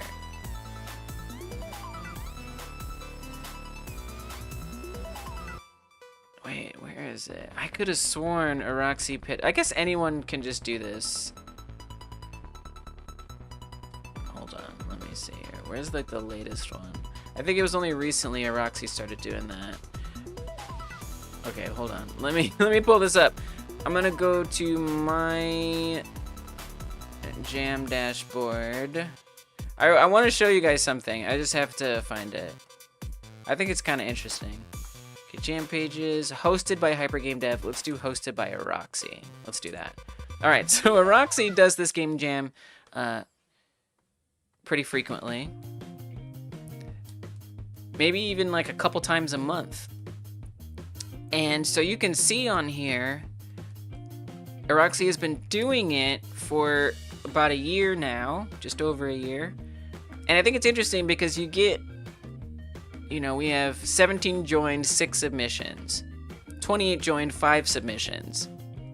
Right? So that's a little more, but it had less submissions. It's just got a lot of interesting numbers. 52 joined, 7 submissions, right? 41 joined, 10 submissions. And again, you look at someone else, right? They're gonna have a totally different layout. So I think it's kind of hard to like necessarily guess what it's gonna be. It just doesn't always work out. Now here, this is kind of interesting. That's 131. That's one of the most, and it has also the most submissions. But then there's this one which has kind of a lot less, 107 versus 131, and it's got less submissions. So I don't know. I think it's kind of hard to like really gauge it. You know, it's kind of hard to tell. But I think it's an interesting like thing to look at. I'll at least put the link in here just to kind of like gauge like, well, what is like the general amount. So I'm not sure. I'm not really sure what to expect. Maybe we can get maybe around 20, 30. I'm not sure. I guess I'm gonna just guess. I'm gonna make a soft guess, 20 to 30. Feels like it may be a multi-stream day if half the entries submit. Yeah. It may be. That's true. It may be a multi-day stream. I mean, look, I already do 8 to 12 hour streams, right? So if I have to do another, I'll do a 12-hour gameplay stream if I have to. I'll do it. What inspired me to do game jams, just in general? I mean, like, and if by do you mean host or do you mean participate in? If you mean participate in, that's part of why I wanted to make my own game jams. Because I don't particularly like most other jams. Because, I don't know, they just don't interest me. So I wanted to make jams that interested me. And I really wanted to do a 1 hour jam because I've often felt very frustrated by jams that are long, even like a couple days long, really any longer than a day. I get pretty frustrated with those kind of jams because I don't manage my time very well in life in general. And so, you know, I would often like stay up too late or skip chores or not eat a lot of food, just do things that are not good for me in order to finish a game jam on time. And so the 1 hour jam was a way to like get me like making something in a short amount of time without having to worry about managing my time over a long period of time. So I just knew I sit down for an hour and we just do it, right? I don't have to worry about messing my sleep schedule up personally, because it's only going to be that 1 hour frame. But that's not the main reason. I think the main reason I wanted to start the 1 hour jam was because I just wanted to like kind of check up on where my skills are at. Like, how well do I know the engine that I want to use? Am I able to quickly find things and get to this and get to that and get to that and get it together, you know? Like, to sort of ascertain how quickly I know how to type a certain function or set up signals, whatever, in Godot, for example. Just as like a check-in for where my skills are at. And then another thing is I just want to like quickly experiment with new ideas. So that was a reason. And then another reason was to practice scope creep. So by doing a 1 hour jam, it's like you really get a very good sense of what ideas actually take more time than you realized. At least than I realized. And so I really like getting that experience. I also like the experience of learning to pivot. So realizing that, oh my gosh, this is taking too much time. I have to pivot now, change this game to something else. So I really like how there's a lot of different skills that it can train. As for this jam, the reason why I wanted to do this one is because I think like in those longer jams where I get really stressed and I stay up too late and I skip chores and things. I think part of that frustration is not scoping well and making it too big of a game, or not answering every single question of what is the game gonna have.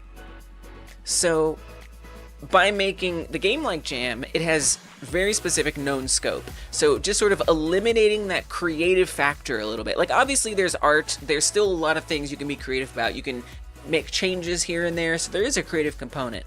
But in theory, the idea can be exactly what the game already is. And so that's why I wanted to do the game like jam, so that way I could get, and that's not the only reason though, that way I could get some practice making and completing games without having to worry about it taking too long. And then the other part of that too is exposing my experience, or getting to experience different types of mechanics that I would not normally do.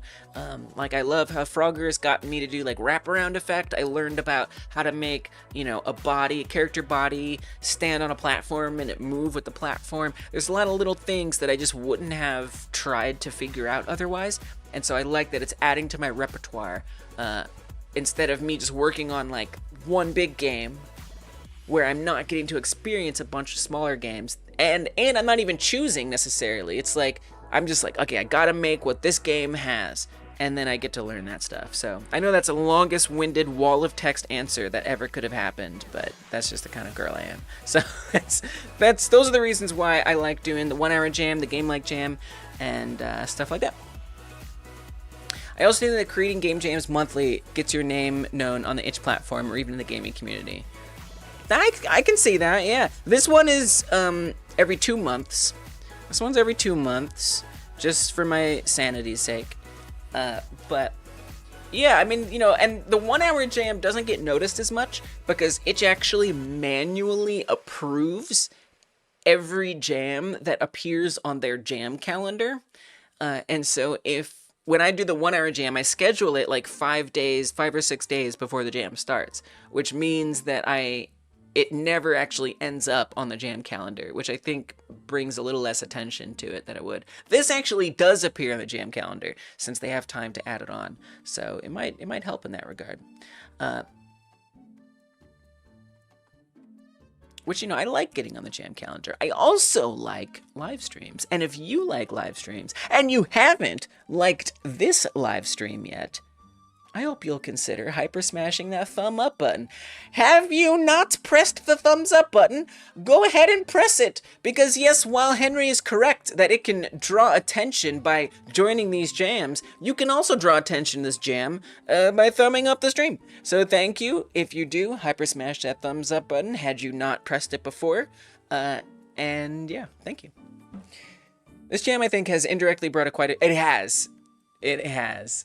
Oh, to the 1 hour. Oh, yeah, I think so too. Yeah, I basically have programmed my brain to hear when I say the word like, and then I'm like, oh, by the way. I guess I got it. I mean, there's oh, dude, I should do it when I say game like jam. You should like this game like jam stream. I don't know. I have been skipping the like in that. It's kind of a missed opportunity, isn't it? All right, emit game state. We're just gonna make that singular. Over here on my main scene script, instead of doing that, we're gonna say messenger, or yeah, well, in the ready function, we don't need to connect it, but instead, we're going to say messenger update game state emit, and then for that we want to emit globals game state menu, game states menu. Okay, so let me make sure everything still works here. Oh, whoops, forgot something. We need to say that this is true. So I'm going to come back to the messenger. I'm going to add this in here. Argument 1 is game state enum. Argument 2 is should emit state bool. So come back to the global script. Emit, there's false and there was true. Okay. Oh, wait. Gotta actually add that in. If emit, then we want to run emit game state. That's it. Don't do anything otherwise. Okay, so hopefully we see a menu. Oh! Or chaos is also an option. Invalid access to property key emit game state on the messenger. Oh, my bad. Wait. Oh, wait. That was silly. Why did I do that? That was a mistake. I didn't mean to do that at all. That didn't need to exist. I didn't need to do that. Okay, there we go. Perfect. Okay, so now I want to go to the play button being pressed on the menu. On play pressed, update this, and then we need to say that this is true. So this way it does emit that and hopefully start the game more or less. Nice. Let's go. We need the menu to disappear. So on the UI script, we want to say that when the menu is true, we want itself, the menu itself, to be visible. Otherwise, it is not visible. So just to make sure it's all working, I'm going to make the menu invisible to start with. So if it appears, we know that that worked. It did not. Print. That's a little surprising, I'll admit. Wait a minute, so was the game starting in the background behind the menu? That's a little surprising. I wonder why that didn't make itself visible.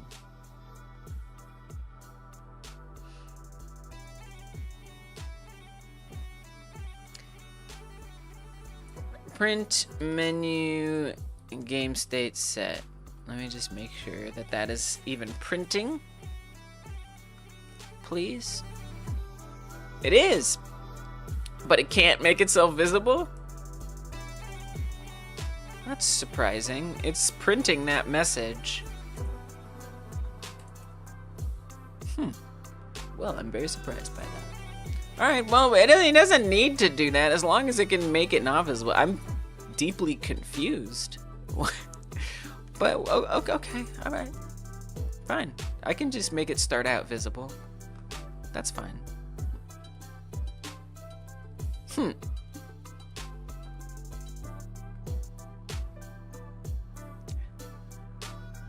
There's some funky things happening here. Okay, press play. Oh! Oh! Wait. Oh, we're on the wrong script. We're on UI. Ah, that's where I did it wrong. I'm on the UI script. I need to be on the menu script. Whoops. Whoops. Messenger state. That makes a lot more sense. Play. Connect. On state. Play. Whoops. It is a technical whoops.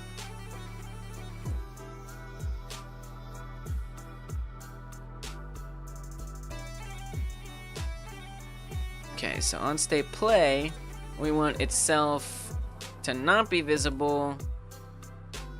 On state menu, we want itself to be visible. So we can hide it now. And now when we load it, it'll appear. Yeah? Yeah. Let me press this, and it goes away. There we go. Now, I also have to be a little careful that that menu isn't still working behind the scene, and I can't, like, accidentally, like, press buttons. I don't really know.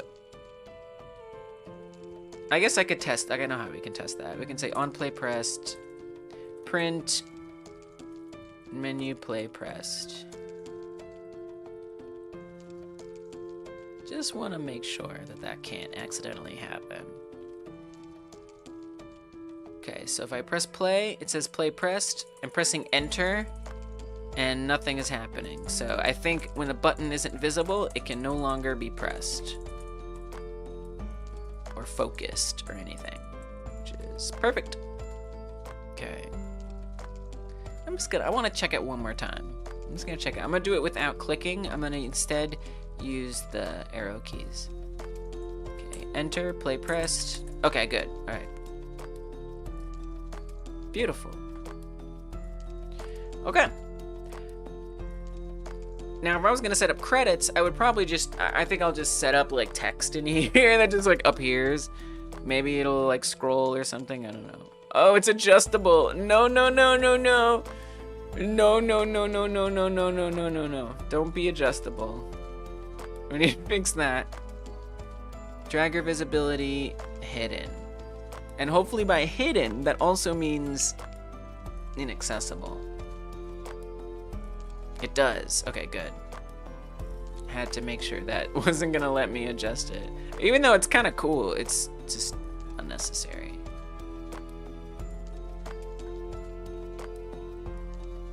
All right, great. Let's make a GitHub commit. We got a main menu. Main menu created. Now the whole reason I did that was so I could start setting up lives and dying. So that way it has a place to put us back to. So this will give me a good opportunity to test going from the play state to the menu state. Now I'll be honest with you, I actually just want to reload the game. I don't want to just like fire the menu state actually. I just want to restart it. If you die, the game just starts over. The only thing we need to carry over is the score, which reloading it isn't going to change anyway. So yeah. Okay. So I'm gonna want to make a signal for game over. There's no winning, you just keep going and going. There is, but there also isn't. We're just gonna call it reload, is all the signal is gonna be. And then in globals, we'll connect that up.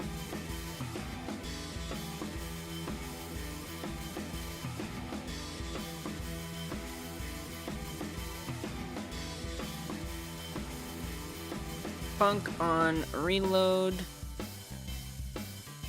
And then we'll just do the reload thing. What's the code for this? That's the kind of code I really just need to have. I don't remember what it is. I don't remember. I'm gonna open up. I know, it's so much. I really just need to memorize it. I'm gonna look it up on Google. I need to memorize it. This is ridiculous. Godot reload current scene. I feel like you don't need to do get tree or something.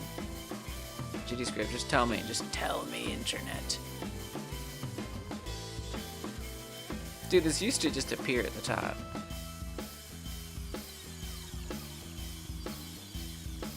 Get tree reload current scene. Okay, cool. We also need to change this a little bit.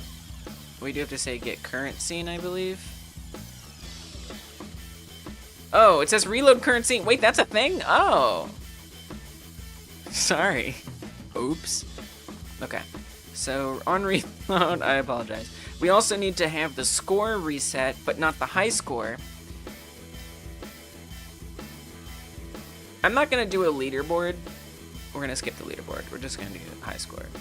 So we do want the score to change. So I'm going to say it reloads and it sets the score to 0. Let's do it the other way around. Okay. Now over on the player script, let's handle lives. I think we have player respawn. So this player respawn signal emits, and either it's because we're dead or not.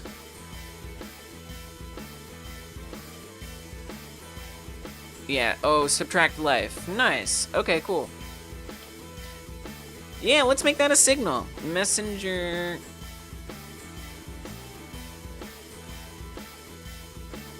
We can say update lives or something.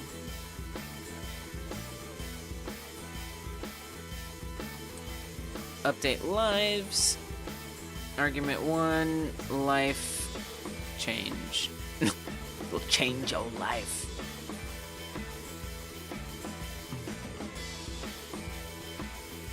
And then on the player, we're going to say messenger. Update lives. Emit, and we want that to be just 1. Oh, actually, we want it to be -1. Right? Now, on the UI, I want to connect that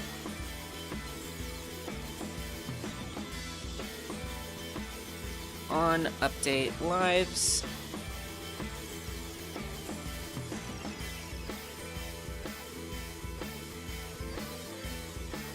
And that's gonna call with a number. So we'll just say amount.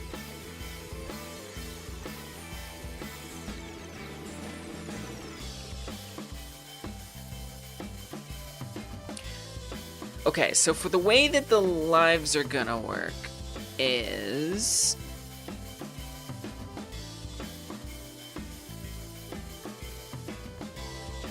I want them to get queue freed and duplicated.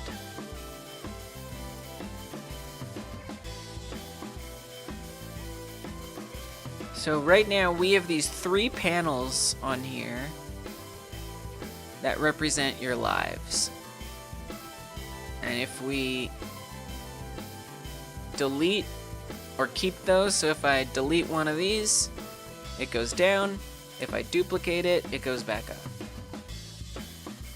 So that means I need to actually save the life. Oh, it is an instant scene. Okay, perfect. Beautiful. So we kind of need to... I guess we want to do like a... Which one is that? I don't remember which one that would be. Push front? I don't think we want to... I don't know. Remove last entry in an array. GD script 4.3. Pop back.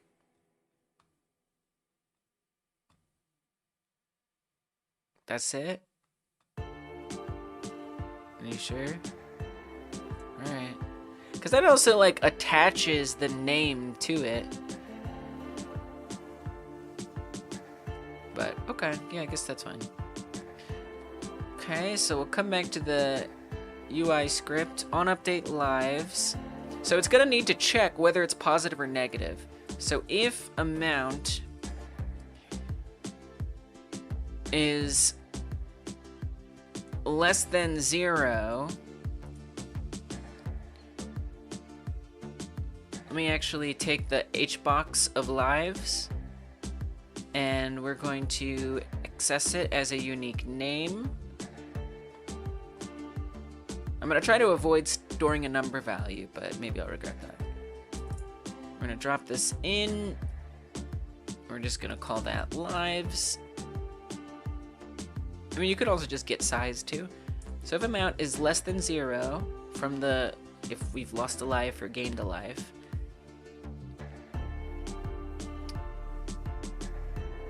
let's actually create an array variable.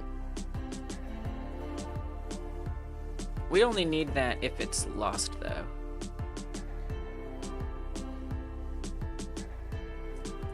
Lives array, let's say variable lives array.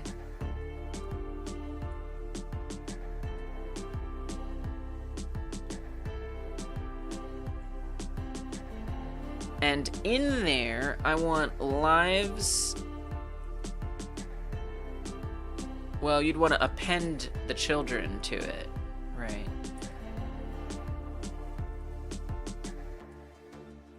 Lives array, append, lives get children.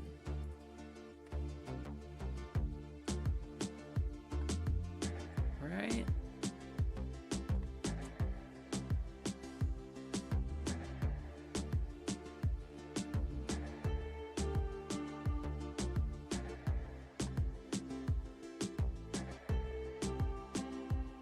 Then we want to make sure that it removes 1. It's never going to be more than 1, so we don't have to worry about that.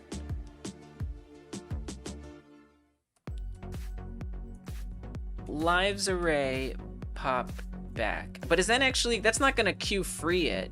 That's not, no, that's not, wait. We want to say variable, I guess last life. I would think this is a panel. So popback will remove it from the array and assign it, I'm pretty sure, to that variable. Removes and returns, yes. So actually we do want that. Remove it from the array and return. And then last life queue free. Right? What is that like? Wait, but we don't have a reason for that to happen.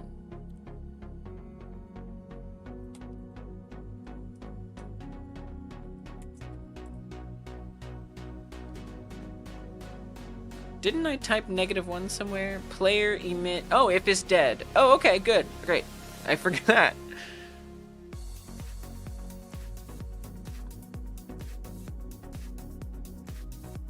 Alright, we got an issue. Trying to assign a value of array to a variable type of panel.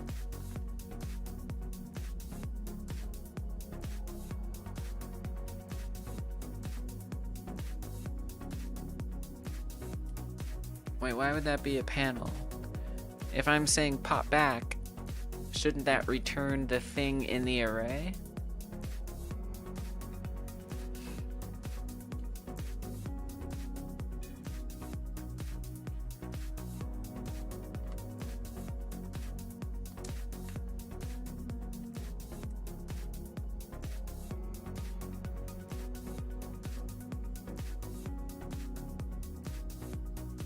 You're saying just don't do the type check? Wait. No. The problem is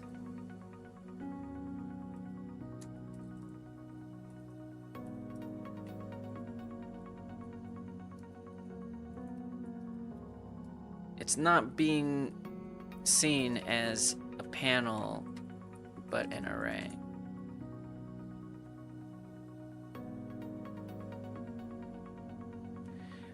No.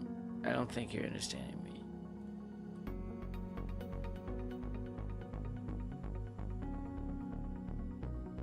What? Oh, is it Alright, I need to do some testing here. That was useless. Thank you for nothing, ChatGPT. We're gonna try this instead. Instead, I'm gonna type this as nothing, and then we can infer it. Oh no, we can't. Cool. Oh, because it sees in the array as a variant. Oh, maybe that's why. Oh, let's just try that. What if I just don't type it?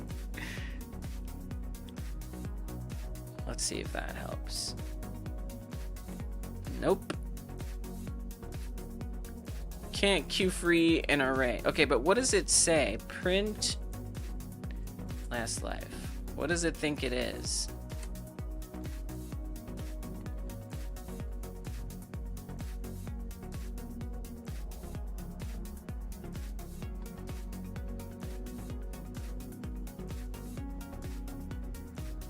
Panel life 1. Well, oh, no. Okay, pop back. Why is it printing the whole array? I thought pop back returns the last element. Did I append this incorrectly? I think I'm doing this wrong. I don't think append is the right thing.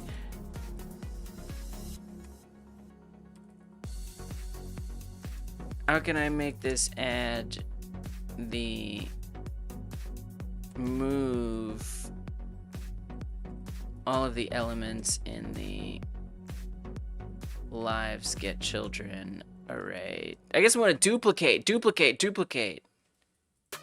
Right? No? Okay. Lives array. There. Let's try that. I don't think you want to append it.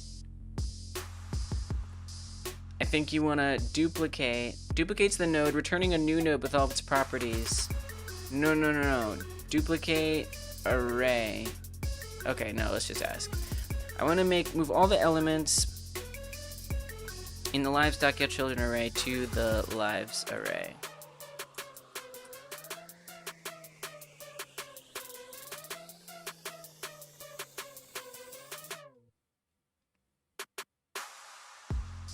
Whoa.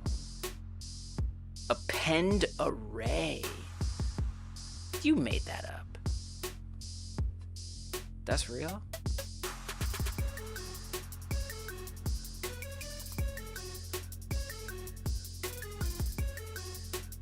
I didn't know there was a thing.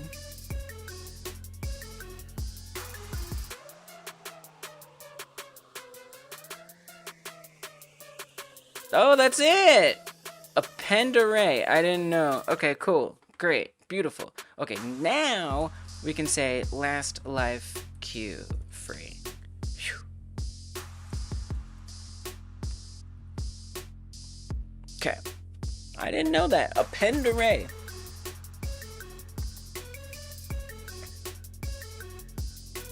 Beautiful. There they go. Awesome. All right, good. Now, obviously, there's nothing for it to remove. I wonder, we'll get like an error. Yeah. So we have to make sure that doesn't happen. So that would be game over, right? Well, actually, do you start with 3 or 2? I don't remember how it works in Frogger. I always thought it was weird that you like play on a last life in games, but I would rather keep this kind of similar to what it already does.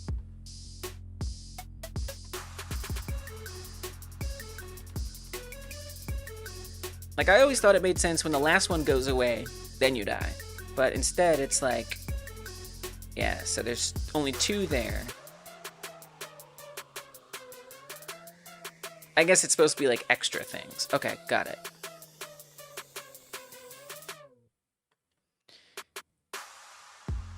So let me actually remove one of these.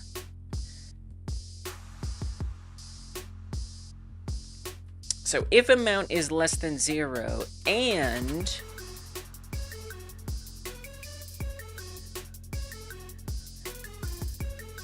lives, wait, we don't want to do that. Yeah, you can do that. You could say lives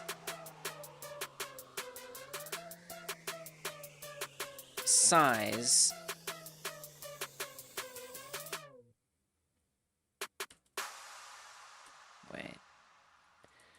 Oh, we gotta set that up. Okay, so let's actually make a variable here. For variable, let's set the lives array out here. Lives array equals lives, get children. Pop that in here.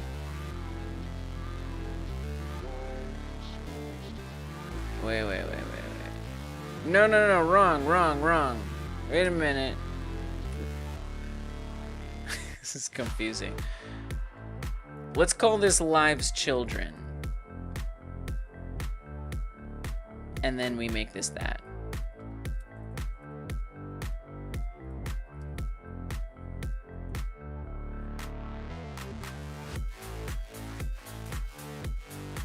I mean, that is supposed to be an array. I guess we could just do the same thing.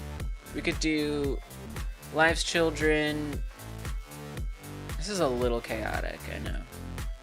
What if we just make that an array? And then we say lives children append array. Lives not get children.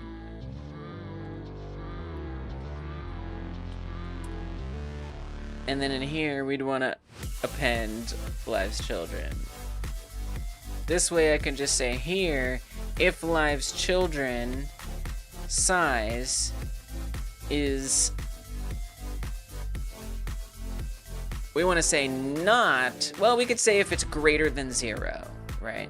So it has to be greater than 0 for that to work. Oops, didn't mean to delete that. Variable lives array is empty array. Okay. So what I think should happen here is when we die for the last time, so we're on our last life, but I should just keep respawning. Nice, and there's no error. Perfect. Okay, good. However, we do want something to happen, so if we update lives, if lives children size is less than or equal to 0, then it needs to be game over. I kind of want the little game over message. I think there's something kind of nice about that. So actually, let's create another state in globals.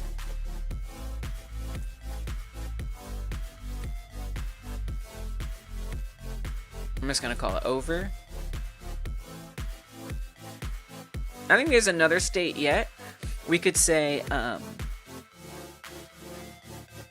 because there's, okay, let me actually hop into Frogger for a second. There's when you get a frog to the cave, it pops up and it shows you what the time is. I don't think we need a state for that, though. Oh, dang it. Oh, I died. I probably should just look at the video. Okay, right there. So the time pops up. I don't think we need a state because it doesn't change like playing, like the playing doesn't stop or anything. It's just a little visual that comes up. So we don't need a state for that. But I think after we get all of them, that might be a state to consider. Uh-oh. Oh, come on! I didn't know I got on the syncing. Oh, that's something I need to make. Dude, I haven't made the syncing platform yet. Dude, I'm actually in danger. I'm in game jam danger. What to do. Okay. Come up here, come up there. Hop on in. Boop, boop, boop, boop, boop, boop, boop, boop, boop. Log. Wait. I could just watch the video. I really could. I want to feel it, though.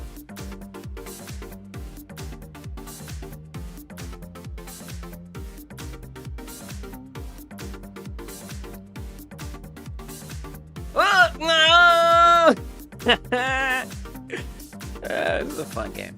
Uh-oh. Oh, I just clipped the end of that bulldozer. If I don't get it this run, then I'll just watch the video. That's a lot of pressure. Okay, one more.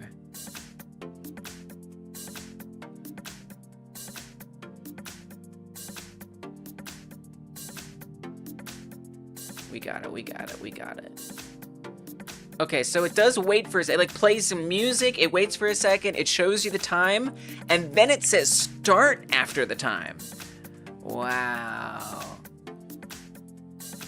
So we'd wanna have like a different kind of time showing if I wanted that to be. Whoa. Wow. That's very interesting. I think a big thing your version of Frogger is missing compared to the original is the happy frog. What? There's a happy frog? What does that even mean? What's a happy frog?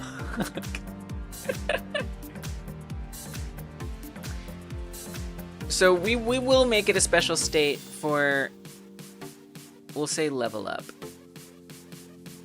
When you score a point, the one that fills the gap at the end. Oh, yeah, I decided not to do that. Mine has the doors closed. That's the version of it. I didn't want to do a happy frog. It just doesn't make sense. It is a very happy looking thing. That's true. That's very true.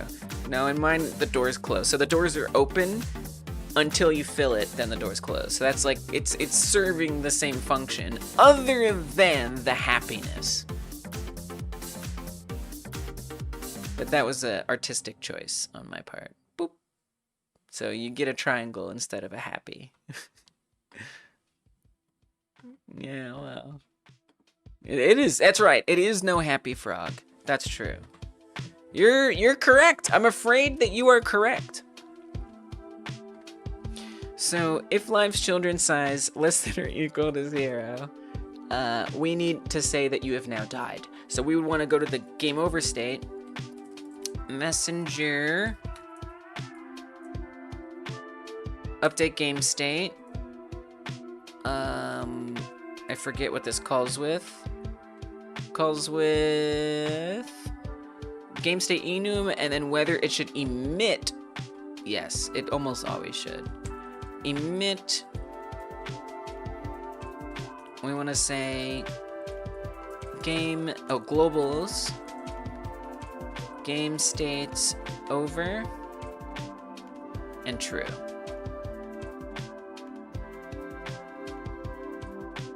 So this is going to show like a new UI thing, which we haven't created yet, which is like a game over message.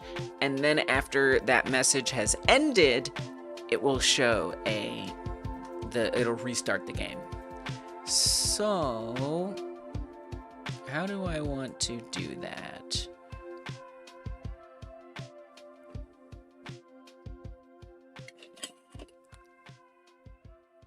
Let me think about it. I'm gonna get a snack real quick. I'm gonna use a loo. Give me a few minutes. I'm gonna take a quick, short, super short, mega short little break. If you're co-working, co-coding along with me, and you haven't yourself taken a break, you should do that. Stretch your legs, get a snack, fill up your water, something like that. I'll be right back. I need to get a little snack myself. So like 3 minutes, 2-3 minutes. I'll be super right back. And then we'll get the game over thing and all that. We'll make that work. Oh, it's a lot of work.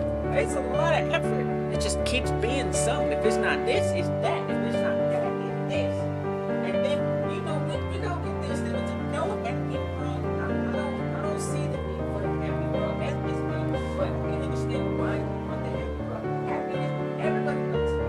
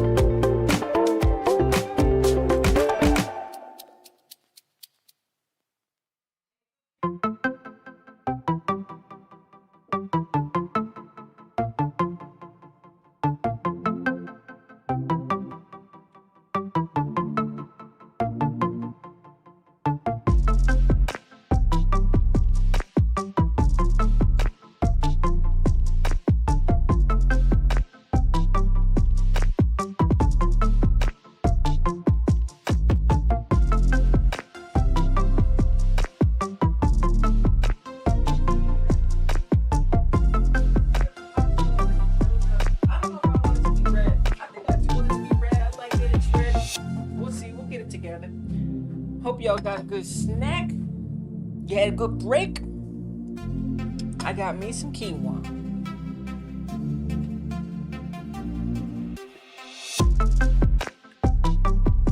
Now, let's make some games. Well, just one game.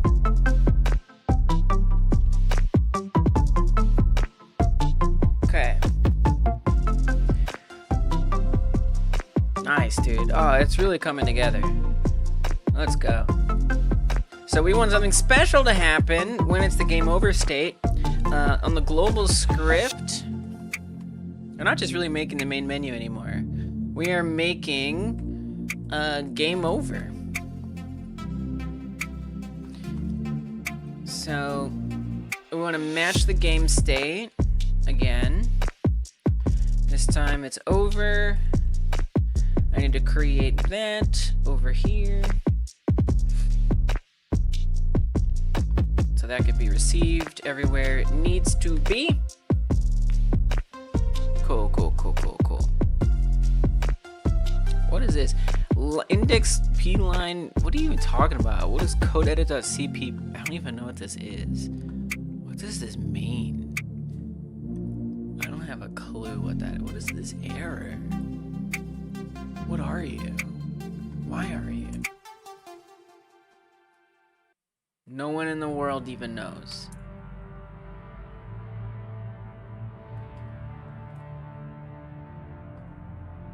How dare you?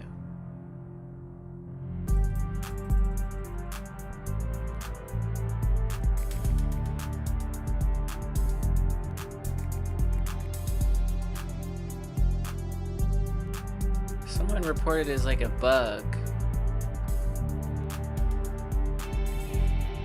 I don't know what this error is at all.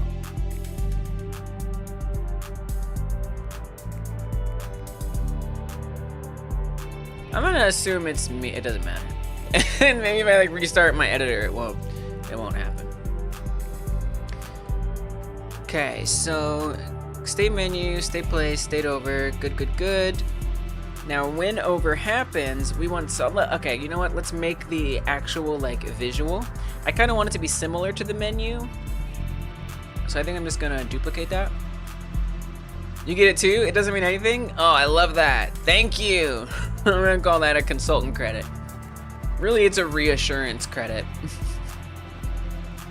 Fingers crossed. Let's hope!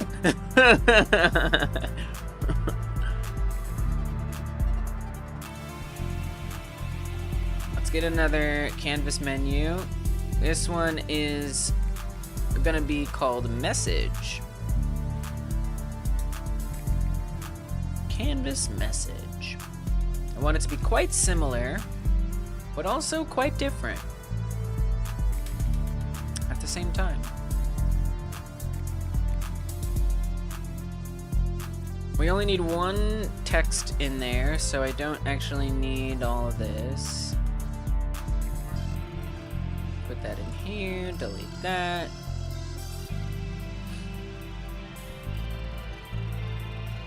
I'm gonna significantly increase the margins.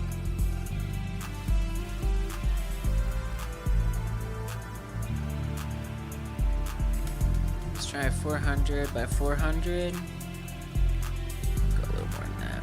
450 by 450. Keep going. 500 by 500. It's kind of just balancing out though at some point there. I don't think it's gonna get much more than that. I'm okay with that. Oh, it might be the menu. That's the menu container. That's why that's so big. All right, let's bring it down a bit. 45. Let's try 35. Cool. And then as far as the message goes, there's game over. I think we should make it wider. There's time with a number, which is always going to be what, like less than 30 anyway or so? I don't remember how much time do you get per round?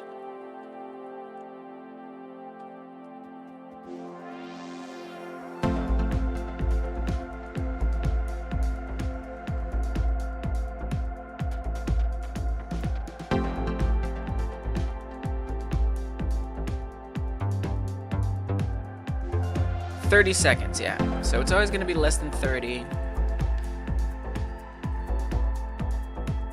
That's smaller than the game over.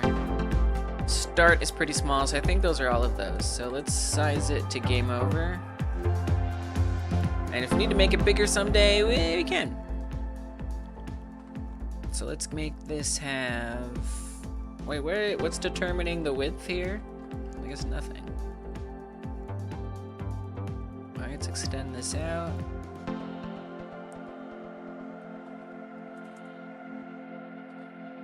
Let's make it a little bigger. Let's make it even bigger. That's too much. 200 on each side, perhaps? Cool. And then the text, so this is not going to be a button. I'm going to change this to a label.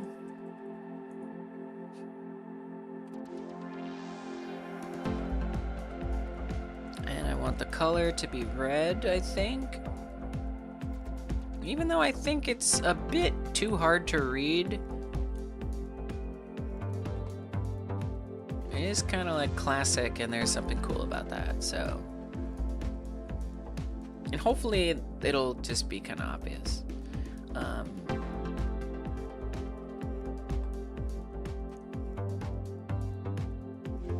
would be nice if it pushed down a little bit. We could maybe go to the font variation.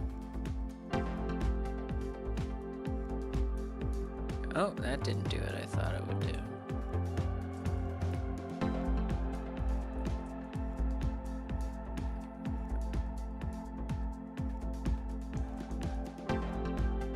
There, let's put it down like that. Oh, it doesn't really let me make it lower. A little bit. A little bit.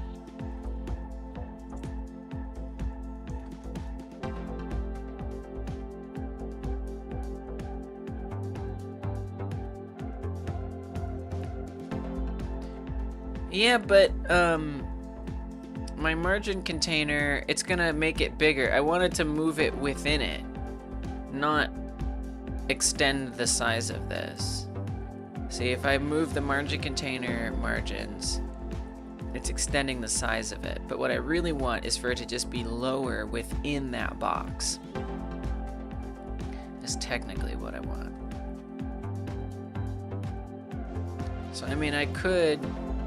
vertical alignment, that's not gonna make a difference. I could like add an end, but then it's gonna be longer. Do you see what I'm saying? It's like I want it to sit lower within a box of that size, and I don't want to have to rearrange everything.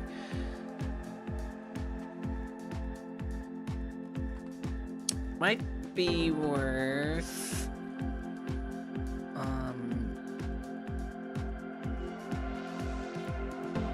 oh, line spacing. What's it doing there? No, that's not gonna help me, is it? What if, okay, well, what if, I think it's gonna be the same problem. Oh, maybe not. Oh, but it's the other way. Okay. What if I press enter down here? Whoa. Nope. Yeah, it's fine. It's not a big deal. It's just a little thing. If it's gonna take this long, I just don't care. Oh, yeah, maybe I can. Math. Oh, yeah, math. I forgot about math. Yeah, that's actually a really good suggestion. Now that I think about it, that's a really, really smart suggestion.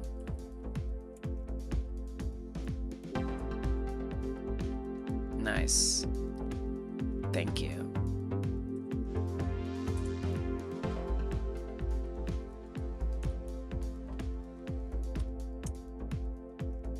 Perfect. That's all I wanted. That's all I wanted.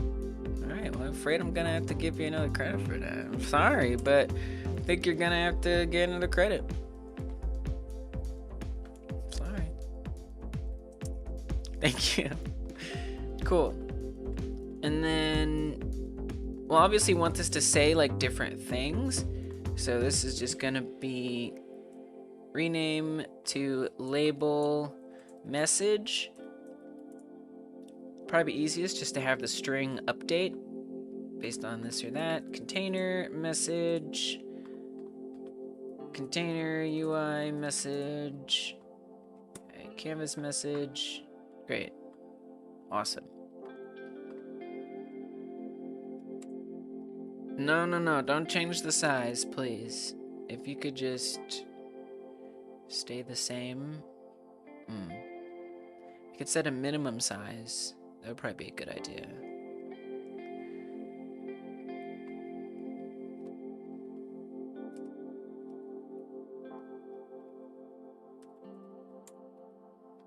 Not on the x-axis, though, please.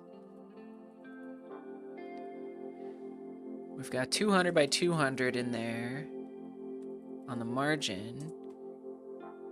And then however long the text is added on top of that.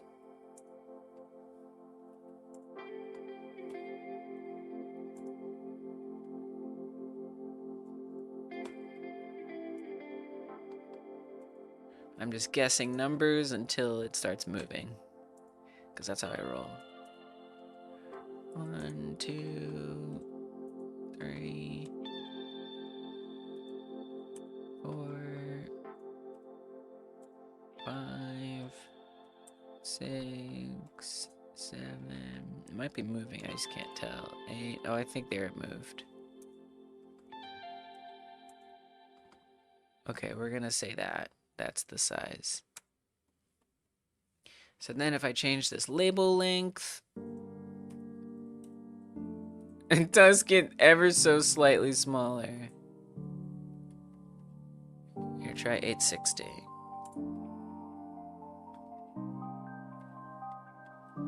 Perfect. Okay, great. All right.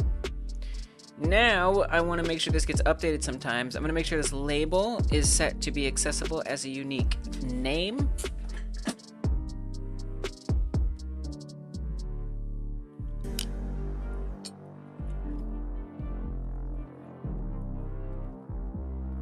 Now for the canvas message, we don't actually want that same script. We need to attach it, add a new one.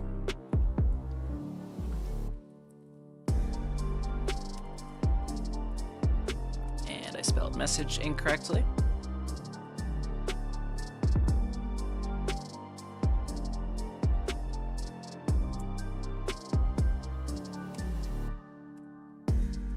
In the ready function, we want to connect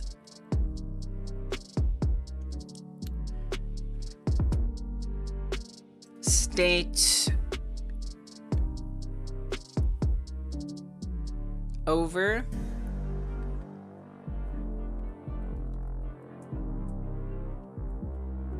on state over. I also am going to want to connect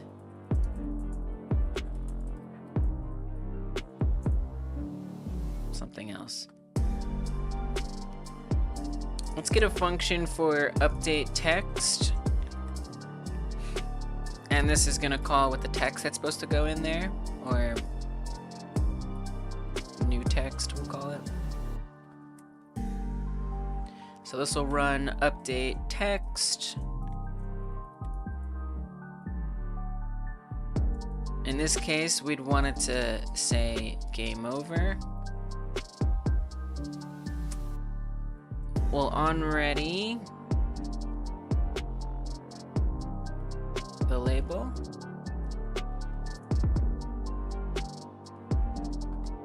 I'm just gonna call it message.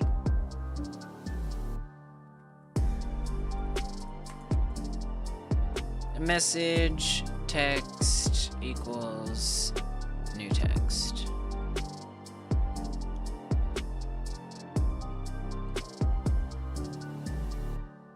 And then we're gonna want, when it reloads it, we need that to wait a little bit. Could use an animation or an await. I think for this I'd like to use an animation.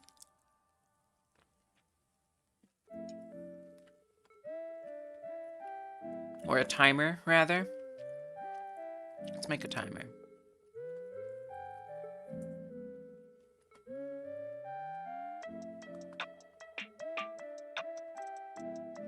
Already that is a unique name.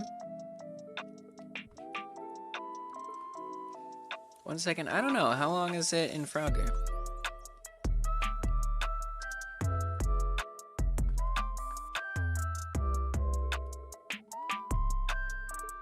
One, 2, 3. Okay, well that was very fast.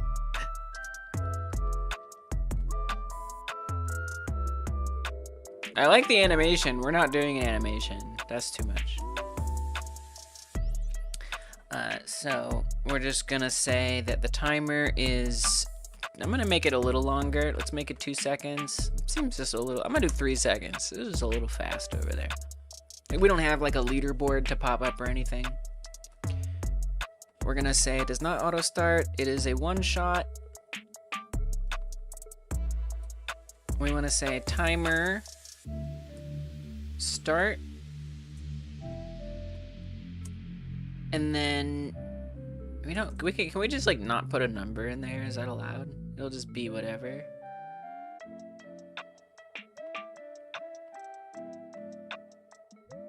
If timesec is greater than 0.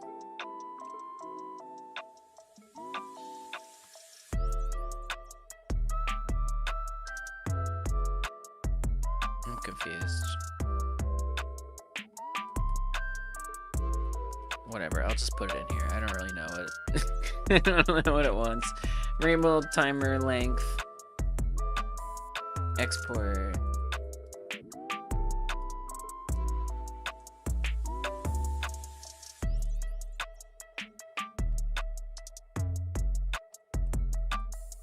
Okay.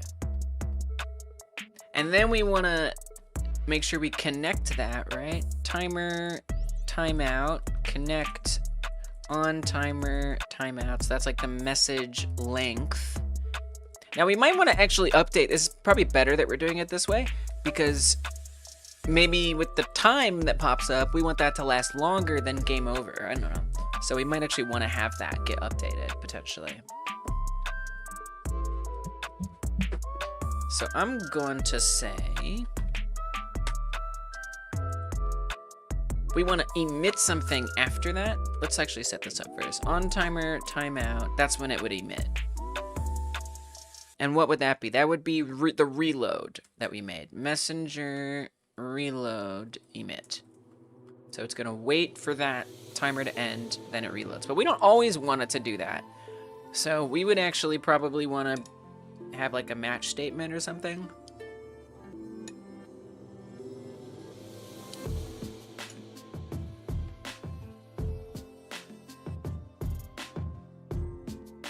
So let's do like we do on globals. I mean,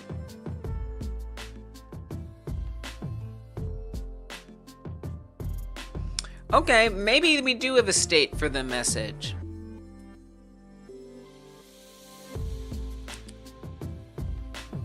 Because we could say that if it's the over state, so emit, so update game state, we keep it to the new state, which is over. Or, okay, so we create a new state.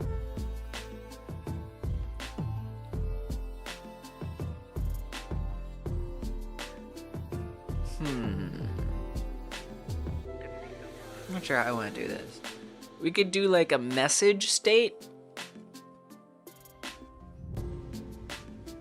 Because the only states we need are the time that pops up. We need start, time, and over, right? There's a start. Is there a start? Yeah, because when you start a new level, so not the first time you play, but when you complete a level, start appears. All right, let's do this. I'm gonna say there's a message start, a message time, and a message over. We're gonna make a lot more states here.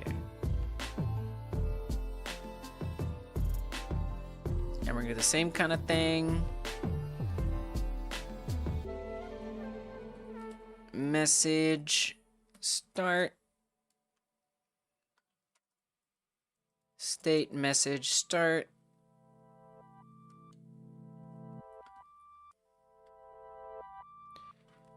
State message time.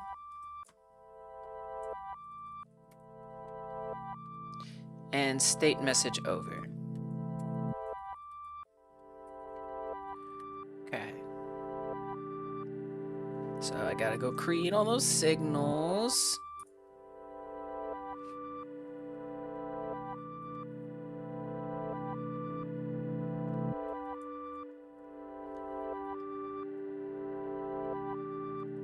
Start. Time. Over. Come to our message script, and we're going to want to connect all of those. So that means that on game over, we don't actually want on state over. We want to say on state message over. Or is that what we did? Yeah, on state message over. So state, let me make sure I save this so we get autocomplete.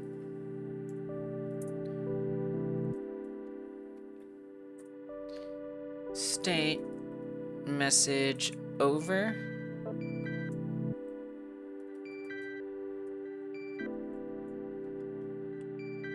And then that's what's going to show the text. We also wanted to even show the message at all, so it's actually not going to be visible normally.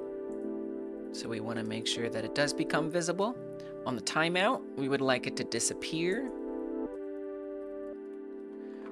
So on message state over, state message over, the message becomes visible. It updates the text by running the update text function. Update text function takes the text that we added in and it replaces it on the message label to the new text, and it starts a timer. When that timer ends, it then makes the message not visible and it runs the reload.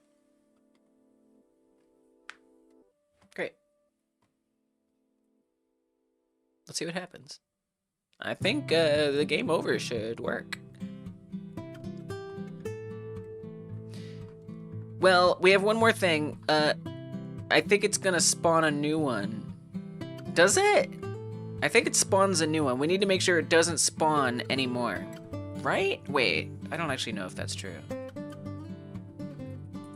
Now that I think about it. Let me check. Is that all handled on UI? Player, update lives, emit -0, or -1.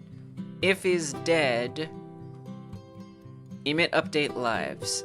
Yeah, because this doesn't check to see if you have no lives anymore. It doesn't do that at all.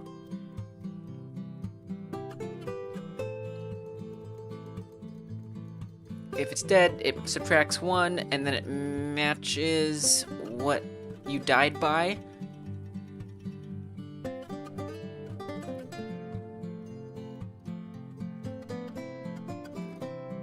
And then it'll eventually go to queue for you. Okay.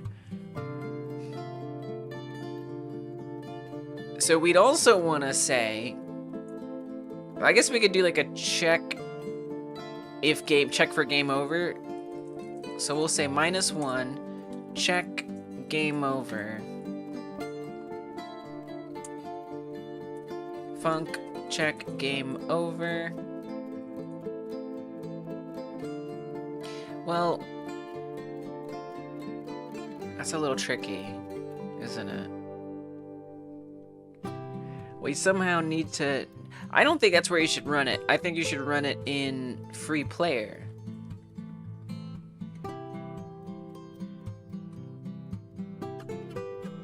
If you die in the water... Why doesn't that have a free player in it? How does that work?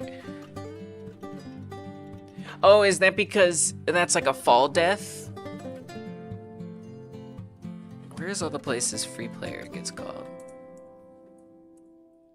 Yeah, that's over here in fall death. Okay, so it makes more sense, I think, to put this in free player. So let's actually move this a bit.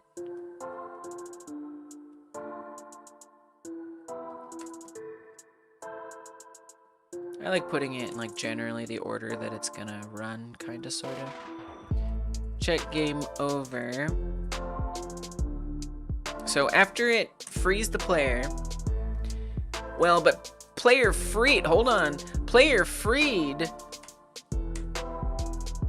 hold on. That's what actually does the respawn.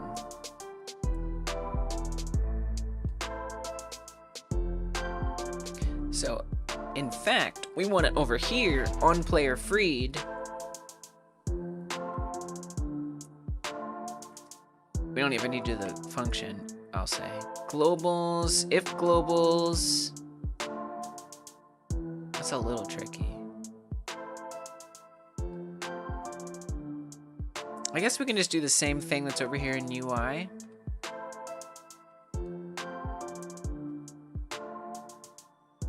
Just make sure lives children. Don't you have to access that? Well, but this is gonna happen before, and then it gets set to game over. So, okay. So actually, only if it's, well, we'll know because it'll be in the game over state. Okay. All right. But we don't want that to kick us to the game over state, do we? We need that to kick us to the message state. By the way. If you have no more lives, it's not game over, it's message over time.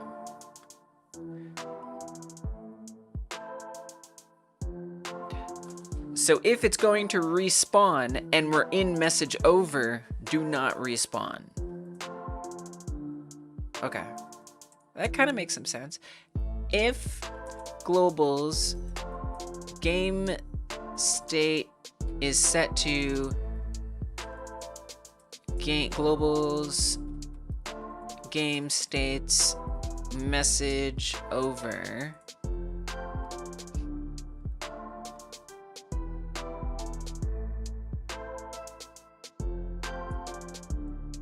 we do not want to respawn the player, so I guess I'll just say not.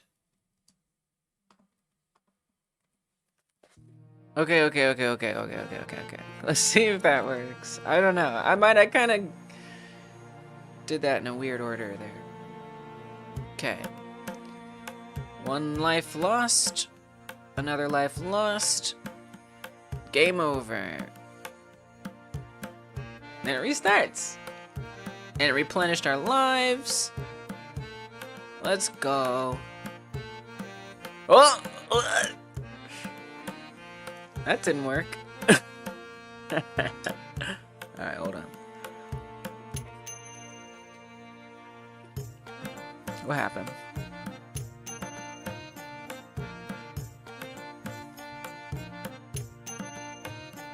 Oh no, that did work. I'm bugging. I forget. Dude, I forget.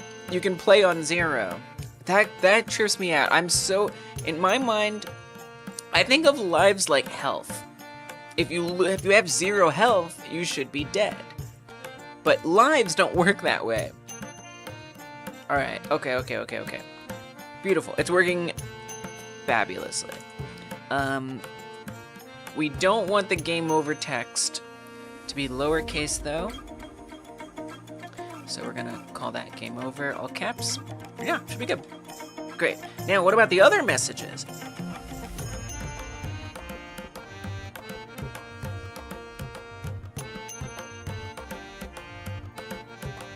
Nice. It'd be nice if like the high score updated when you get a game over. That'd be cool. Maybe we do high score now. Although, that's not... No, you want high score to update along the way. Actually, that makes more sense. Never mind. Okay. Beautiful.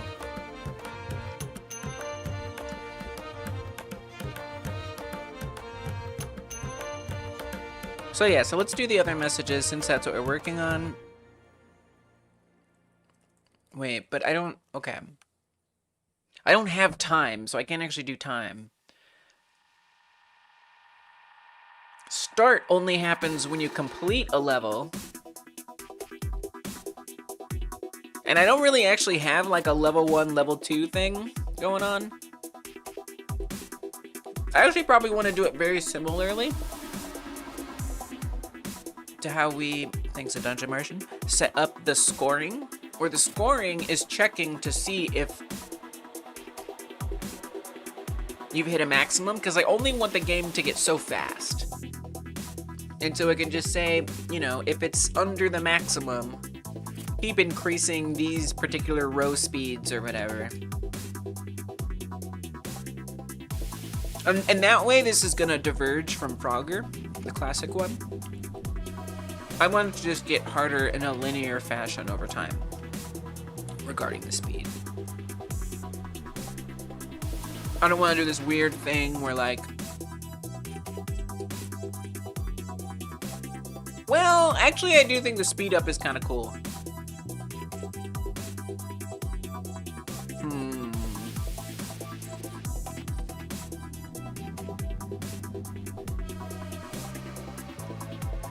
So, like, in the original Frogger, there's, like, a couple rows that'll just, like, suddenly speed up. And I believe it's, like, this submarine row.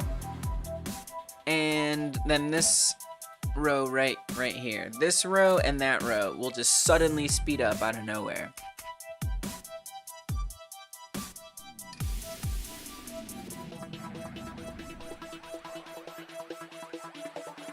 So I think we could kind of do that. And then maybe that has its own... Okay, I think I know what I want to do. I think we set a maximum row speed that could be at all. We're going to say making... I'm going to do level ups next. Level changes. So, like, there's a maximum speed that anything can be. But then there's also the, like, super speed up, and that can add on to that even if it's at the maximum, which is actually not a great thing, now that I think about it. I think it just goes to the maximum. I think the fastest just goes to the maximum, and then by the end they're all at the maximum. I kind of like that. But some are always a little faster. Okay, so they all can... Okay. I think I know what I want to do. I'm gonna come to...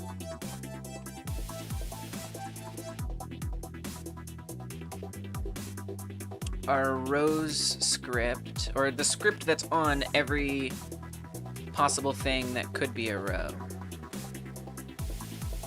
The detectable script, which has a speed, a direction. So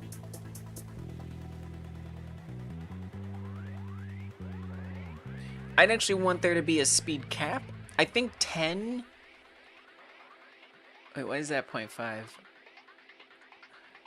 Oh, because we've set the speed to 1. What is 0.5 like?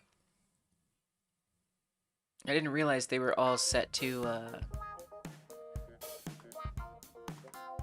potentially be slower. What is 0.5 like? I was gonna make it like an integer, but we get a lot more options. So I think 10 is the fastest that I've tested for, and then I'm willing to possibly make it. So let me just quickly make everything at the fastest. And this is all just so I can test that message system with another message. But, you know, it's helping me make these other things that I really need to make, so that's good.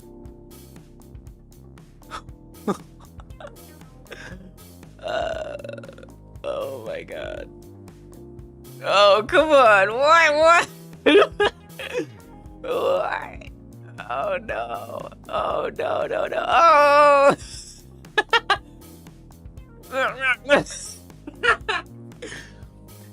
I mean, I kind of love that. So this would be like you have somehow played for a very, very, very long time. But then again, no, that's bullcrap. I like the idea of it being like infinite. Like you could play forever if you wanted. This is not play forever. This is ridiculous. So maybe each row should have its own maximum speed. And some rows will be less than others.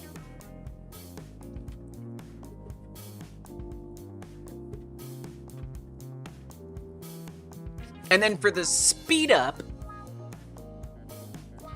those two rows always speed up to 10 whenever a certain, okay, this is actually a little complicated. Okay. So I did make in my game dev document, or game design document, I did kind of map this out a little bit. This was a while ago. This was like the first Devlog stream. So I made the speed column for each row.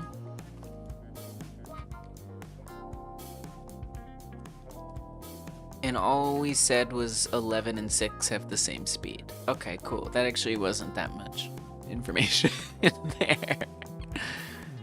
Cool. Alright, let's look at Frogger. I think everything, oh no, the long logs go a little faster. Alright, so how about this? So that's row 7, 8, 9, 10. So row 10 will always be a little bit faster as a baseline. So where are we gonna set these default speeds? Probably in the rows script would make the most sense. So what if we do an array?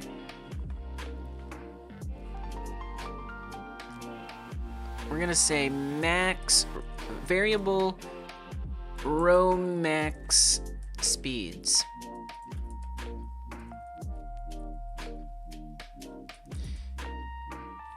And so for row 0, there is no speed that even needs to happen. Can we do equals on these, or is that only, okay, that's only in enums. So 0 is a max speed of 0. Oh, nice, it starts on line 10. That's very helpful. So row 1 has a max speed of 0 because that's where the player starts. Row 2 is gonna start with the default. Right, so I kinda wanna, real quick, check what 0.5, I didn't know that we were willing to do a fractional speed. But that's very interesting. This is gonna be too slow. This is gonna be ridiculous. That's too slow. 0.5? 0.5. Oops, forgot to update these. That's too slow.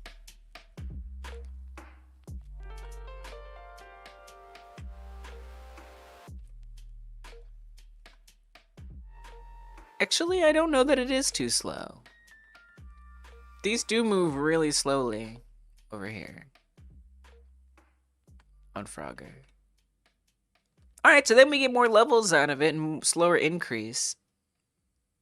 Alright, let's do 0.5 at a time. I'm okay with that. Alright, 0.5 it is. Screw it, let's do it.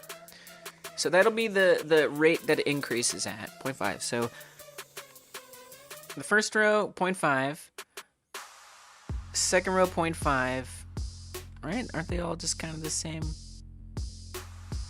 Same enough for me. The trucks seem to move a little faster. I would even say that this row moves a little faster. Yeah, you can see this one catching up. So we'll say 0.5, 0.5, and then we'll say 1.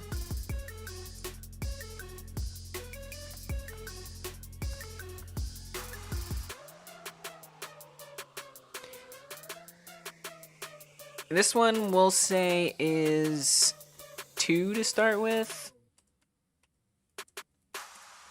It's row 4. 1, 2, 3, 4. Oh, just kidding. Wait a minute. I'm confused. Row 2, 0.5. So this is row 2. We're saying that's 0.5. Row 3, speed of 1. No. You want this to be 0.5 as well?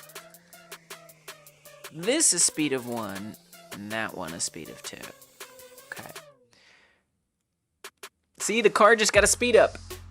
So sometimes it speeds up. So I would say the speed up, and then this row right here coincides whenever those two always speed up at the same time. And it's like a rare, it's like a percentage chance. It's like a coin flip. It's not a coin flip, but a dice roll, if you will.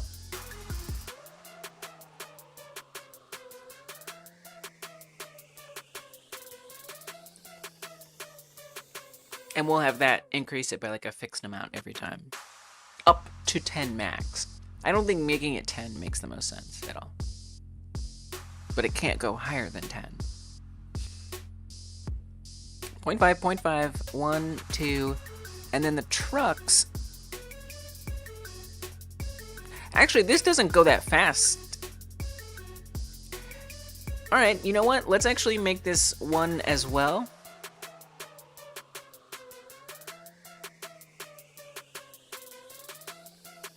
And then the trucks will set to 2.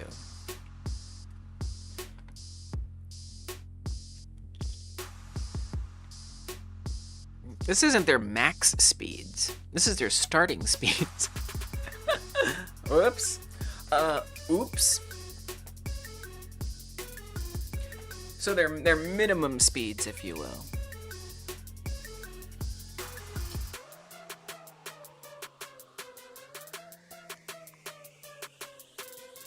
But this is helpful to map out for now. And then I'll make it make more sense in a second. Okay. So row 7 is nothing. Row 8, it actually seems to have the same base speed as the trucks.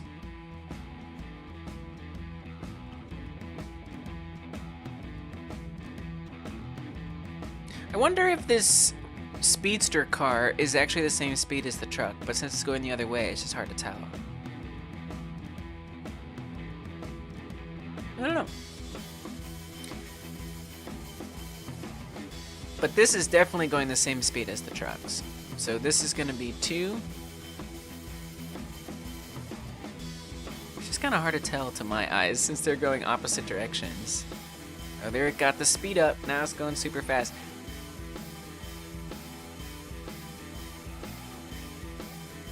And then the next one, it looks like it's going a little slower than any of the cars, actually.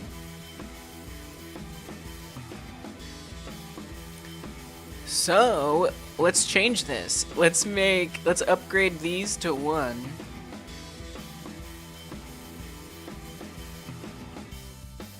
This to 1.5. Can make that 2.5. I'm gonna make that 3. That's maybe a lot. Don't do that. Make it 2.5.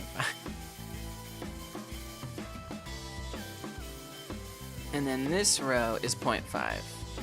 Row 9, which is this. Row 10, the long log, appears to be going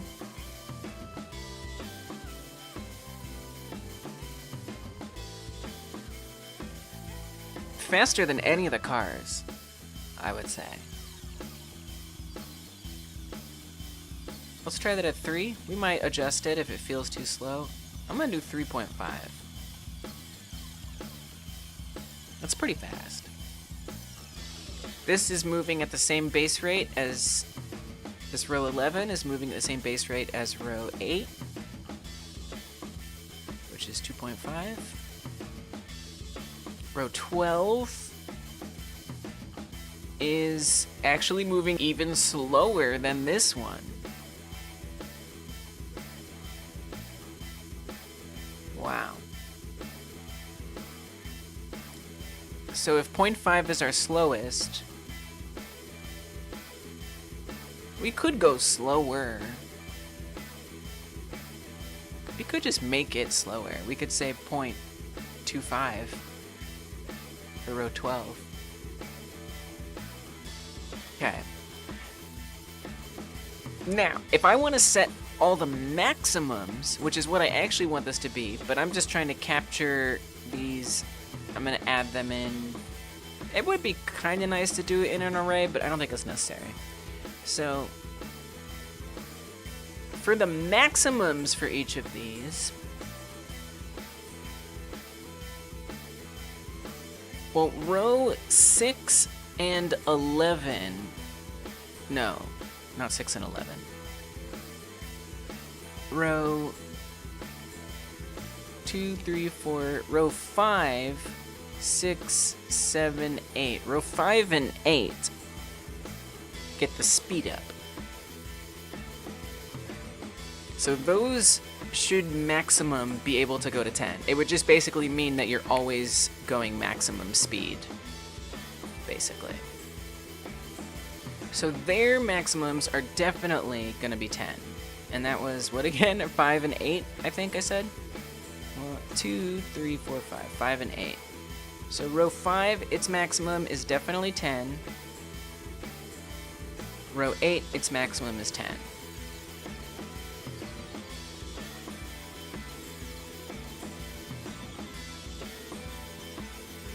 What's row 6? 1, 2, 3, 4, 5, 6, right. So we want to make sure that that doesn't get, I'm going to say, I'd kind of like to see a speed of 6. I almost need to test them all. Okay, let me just comment this out for now. I'm going to see what they're all like. Because technically those trucks right now, I have set as the trucks.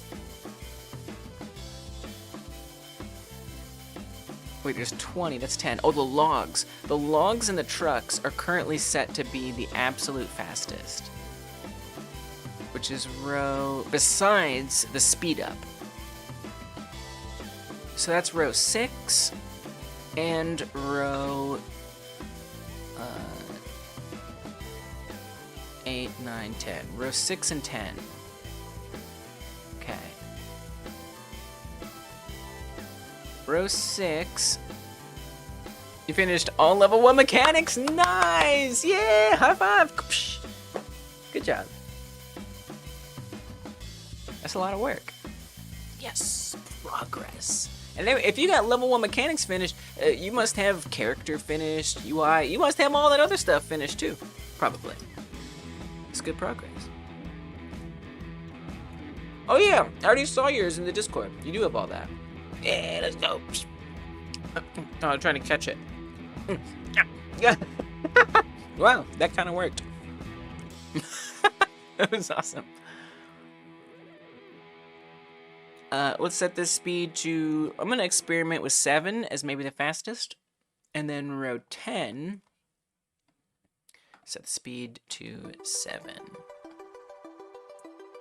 Just out of curiosity, I want to see if that's too fast, not fast enough. Because 10 we definitely decided is like really hard, like punishing, very difficult. That's pretty fast. That is very quick. And then just for fun, let's just see also 5 and 8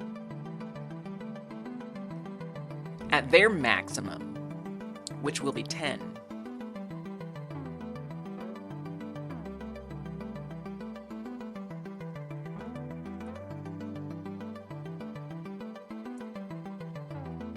Just out of curiosity.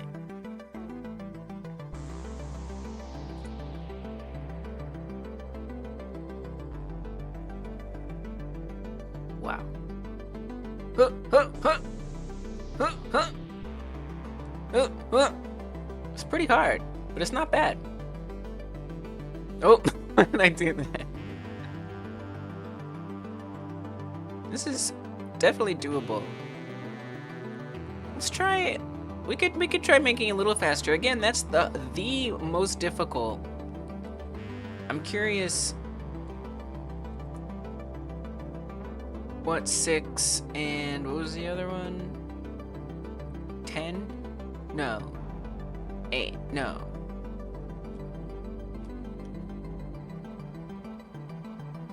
I already forgot. What was the other one that we said? Was it 11? No. 10, yeah, 6 and 10. Okay. 6 and 10. I'm gonna try making it 8. See what that's like. Because I don't want it to be, I still want those special speed up rows to be exceptionally fast.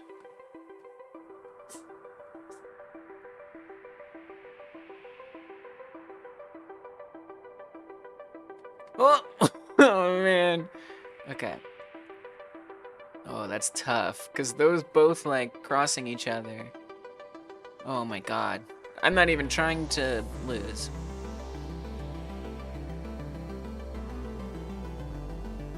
Okay.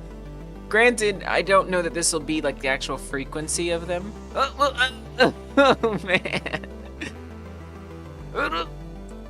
Okay, maybe that's too hard, but it should be hard, but I don't know if it should be that hard. It's doable, it's doable. Yeah, you know what? I like 8. Let's do 8 for it. Okay. So the maximum for 6 and 10 is gonna be 8.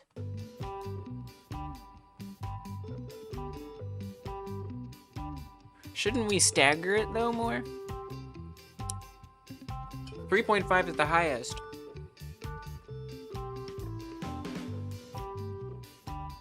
So maybe I'll make... Did we decide that that's... Well, yeah, because you already have this here. 3.5, so that's going much faster. Let's actually make this 7. Say that row 6 is going 7. Row 20 is going 8. Let's do that. I did kind of like this being 8 though. I kind of like that. It was tough, but there was fun in that. We could say 7.5. No, I'm just gonna commit. I don't want to sit here and think too much. All right, 7 and 8. And then those are the highest. 2.5 on row 11. I guess we just keep going with that. So this becomes 7.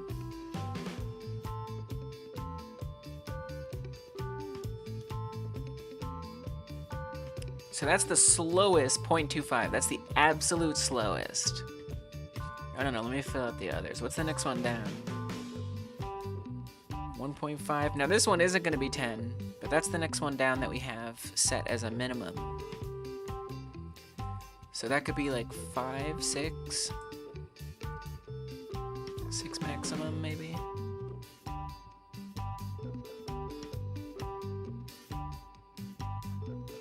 For this one, it could be 5.5. 5.5. This one would just be 5 maximum. This one would be 4.5. That's okay. Alright, so we think about that. So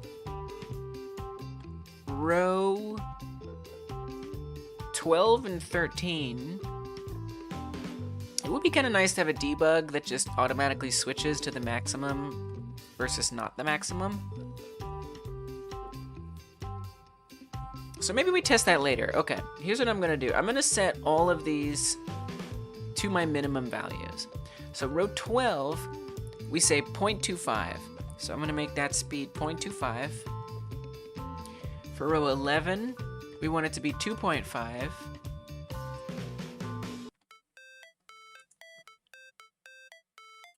Row 10 is 3.5.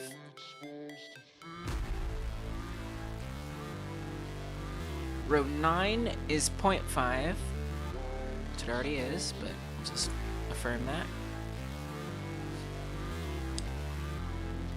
Row 8 is 2.5.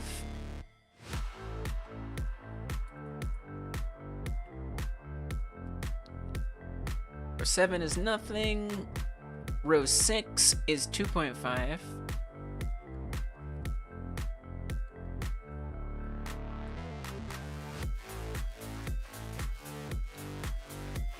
Row 5 is 1.5. 4, 1.5 also.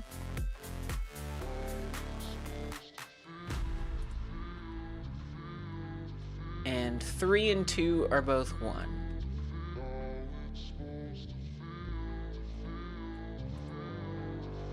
Okay. So that should represent all the minimums. And now we can put in the maximums.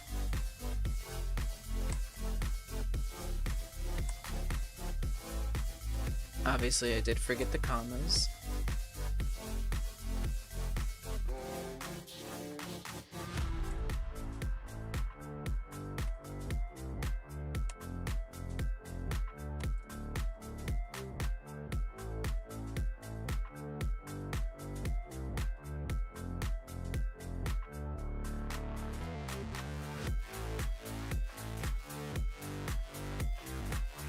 Okay.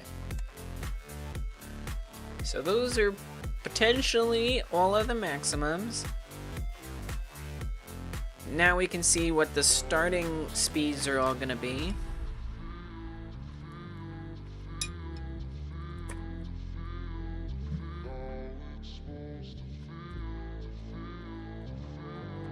So that's how it starts out.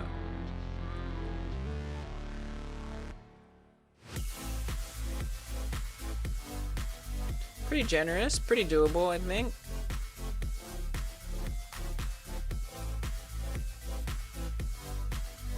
Those top ones are really, really slow. Oh, it's really slow. I think that's a little too slow for my taste.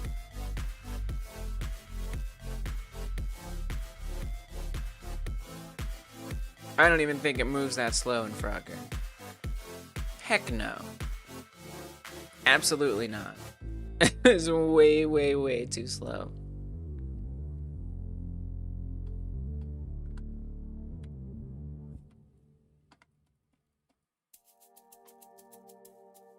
Oh wait, that's not the top row isn't the slowest.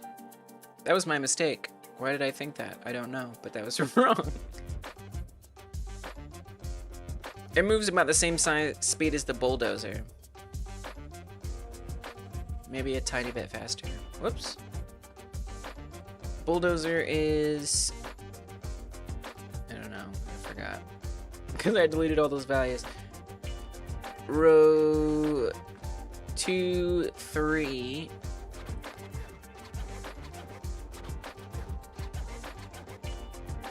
Which is currently set to a speed of 1.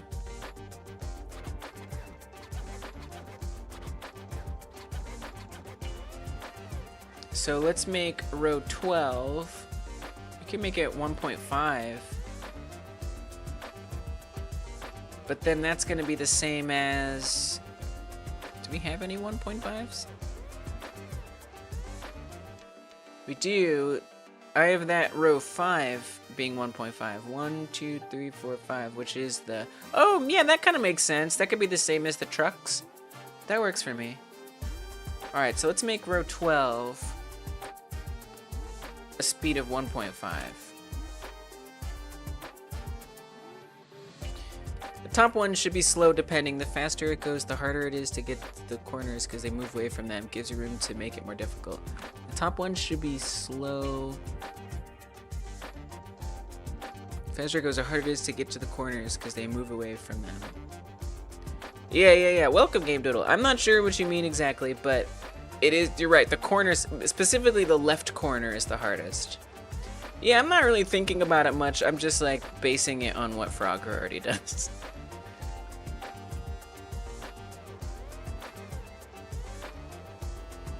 Oh, and then... Oh yeah, so I think this works. Gives you room to make it more difficult. Yeah, I'm not sure what you mean. So the way I'm gonna do this is we're gonna increase every single level, all the speeds, the minimum speeds by 0.5. And then, yeah, it looks solid, thank you. And then there's gonna be a maximum speed that they can ever possibly get, basically. I think what you're saying is true, and also probably what Frogger is already doing. Cool. Let's go.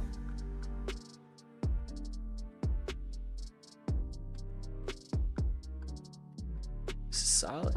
It works. It works good.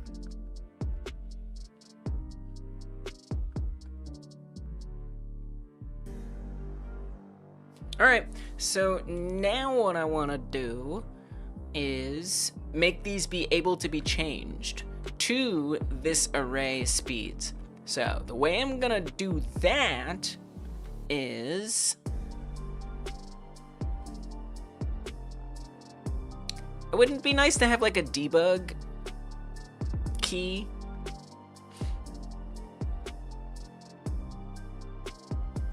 How did I do that in my other project?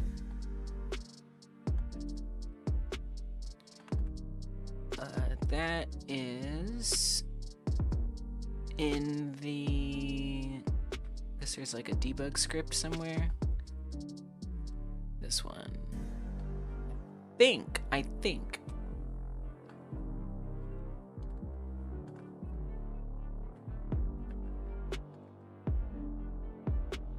If OS is debug build.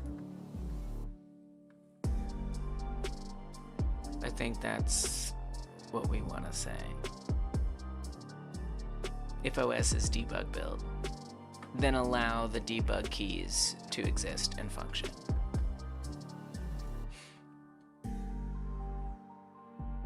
I'm gonna put this on, well, we can put this on the debug script. Seems like a good place for it.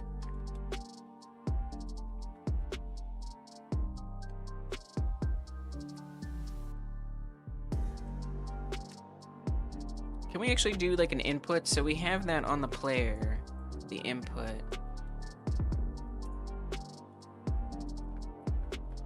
An input event. Let's grab that. Come to the debug script. Add an input event.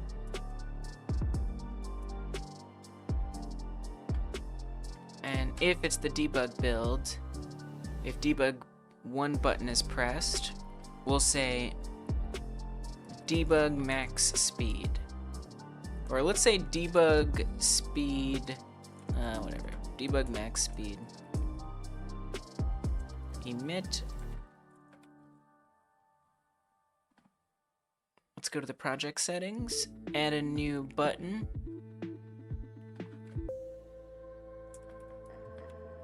Call it debug 1. And I'm just gonna make it the 1 key on my keyboard. Make the signal.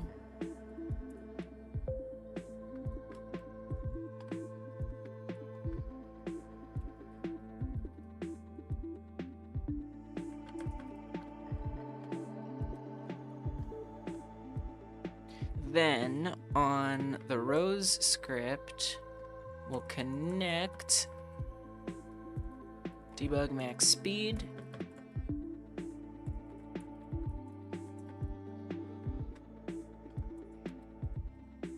Func on debug max speed. Okay, now when that happens, we need to iterate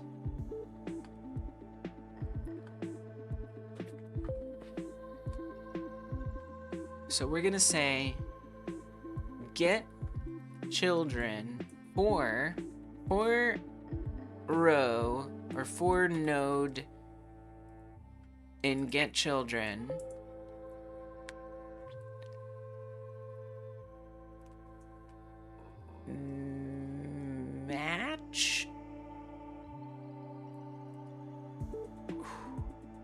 match node.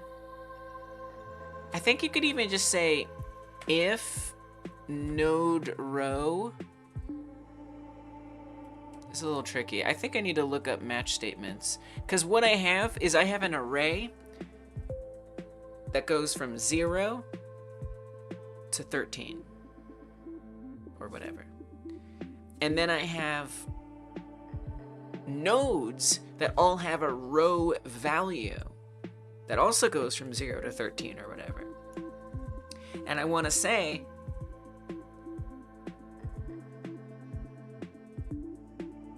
if the, or rather,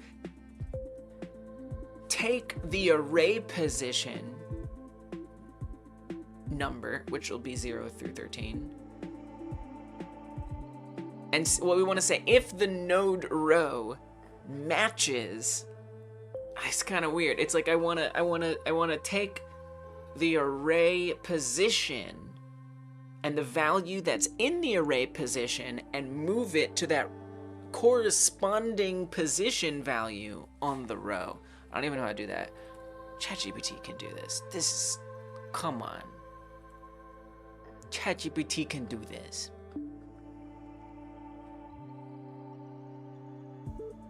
Okay, but I just had to explain it to it. I couldn't even explain it to myself. Hey, Thought Team, welcome. Good to see you. Array name node row. We don't need the other chat, aka ChatGPT. We have a chat right here. Okay. For node in get children.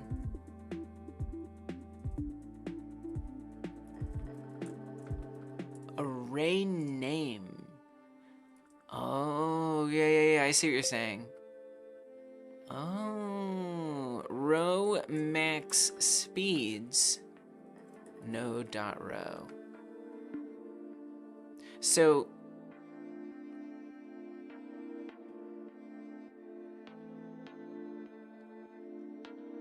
this will set the node. Maybe we say node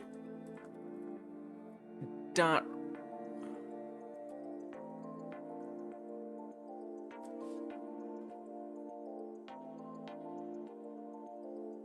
So what I want to happen is node.row. Do we already have a row on here? I don't know why that's blue like that. It makes me nervous. No, it's fine. So this will work. So I want the node.row value to become the same as this. You're saying that'll just do it? All right, well, let's just try it. What am I waiting for?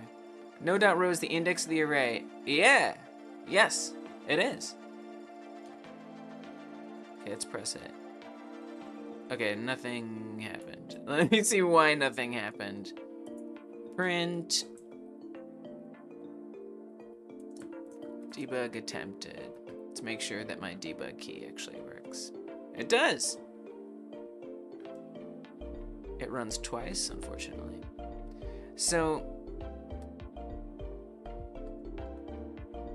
what I want to happen is, and if that worked, those should have all sped up by a bunch. Oh, wait, I'm explaining it wrong. Okay. I'm explaining it wrong.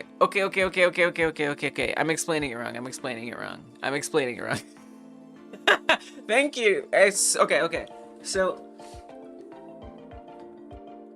there's a speed. Actually, you can see right here the way that it's set up, right? Right here. There is a row number and there's a speed. So on the corresponding row, so row max speeds, the index contains a speed value, 0.5, 1.5, etc. A speed value is contained on each of these indices, and then node row will correspond to those indices.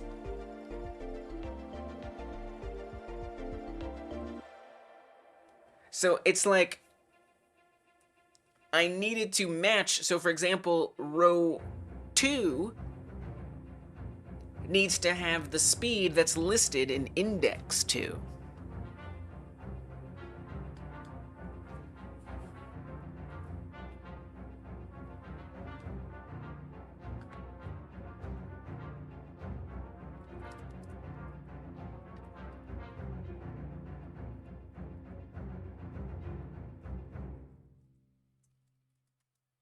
can I make node speed be set to the value contained on the array row max speed? How can I make node.speed be set to the value contained on the array row max speeds?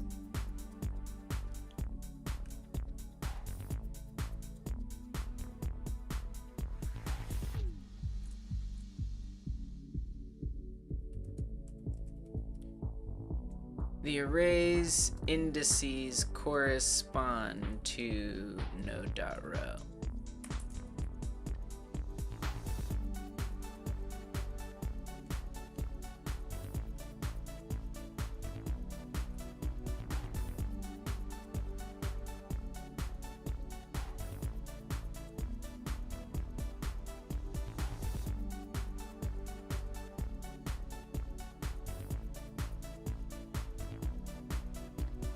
So this is actually a game jam, thought T. It's the game-like jam. It's a new jam I'm doing every other month, starting with this month. And it's going to challenge you, the entrant, to make a game in 1 month. There's 7 days left now. To make a game that is similar to another also simple game. In this case, it's Frogger. That's right, it's Frogger. So we're making Frogger-likes.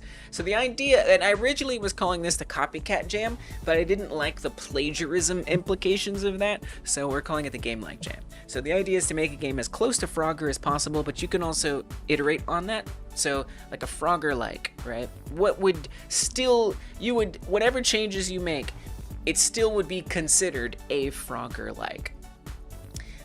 And some people will be judged based on lots of frogs. Will be based on how close it is to the original. Maybe it'll be how far away from the original it is, but it still feels like the original a little bit. And then some other areas too. So yeah, I'm not gonna enter mine into the jam since it's rated, but I am doing these devlogs. And as you can tell, I'm basing it on my main game, Harvest Earth. I'm theming it as such so I can save on assets, and when I work on this, I'm also kind of working on the other project, and I'm gonna bundle these as mini games in the main project. So it is a new project, and it also isn't. A little bit of both. Yeah. Oh yeah, what did the other chat have to say? So a month. This in particular, yeah, about 3 weeks. So I'm doing a devlog every week of the jam. So the first week, second week, third week. This is the 4th week. And then there's gonna be one more, that's just the last day of it. Of the jam. The last day of the jam is the 5th week, if you will. Thanks, yeah, I mean, it's coming along. We're getting there, we only got one more devlog left, but I also work on it on Mondays, too, for the members-only stream. But that's art stuff.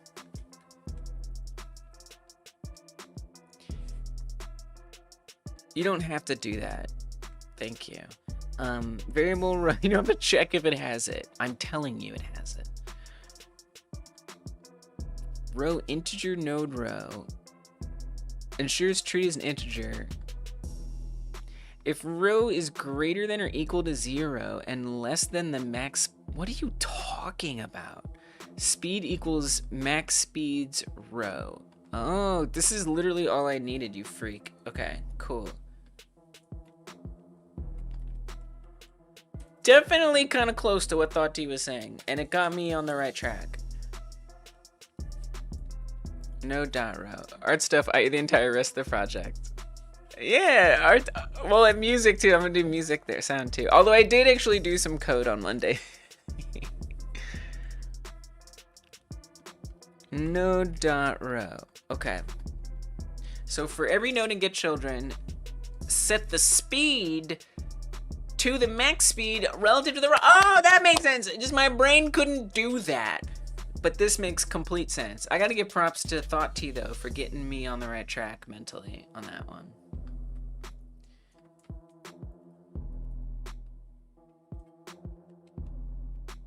Two T's. Total Godot Consulting. Thank you. Yeah, so like I'm half working on it in the member streams, half working on it in these devlogs. Accurate. Okay, let's see if that works. So when I press the debug key, it should just all become max speed if I've done it right. Yeah! Let's go. So this is the hardest it can ever get, right? This is the most difficult. At this point, the speed stops increasing.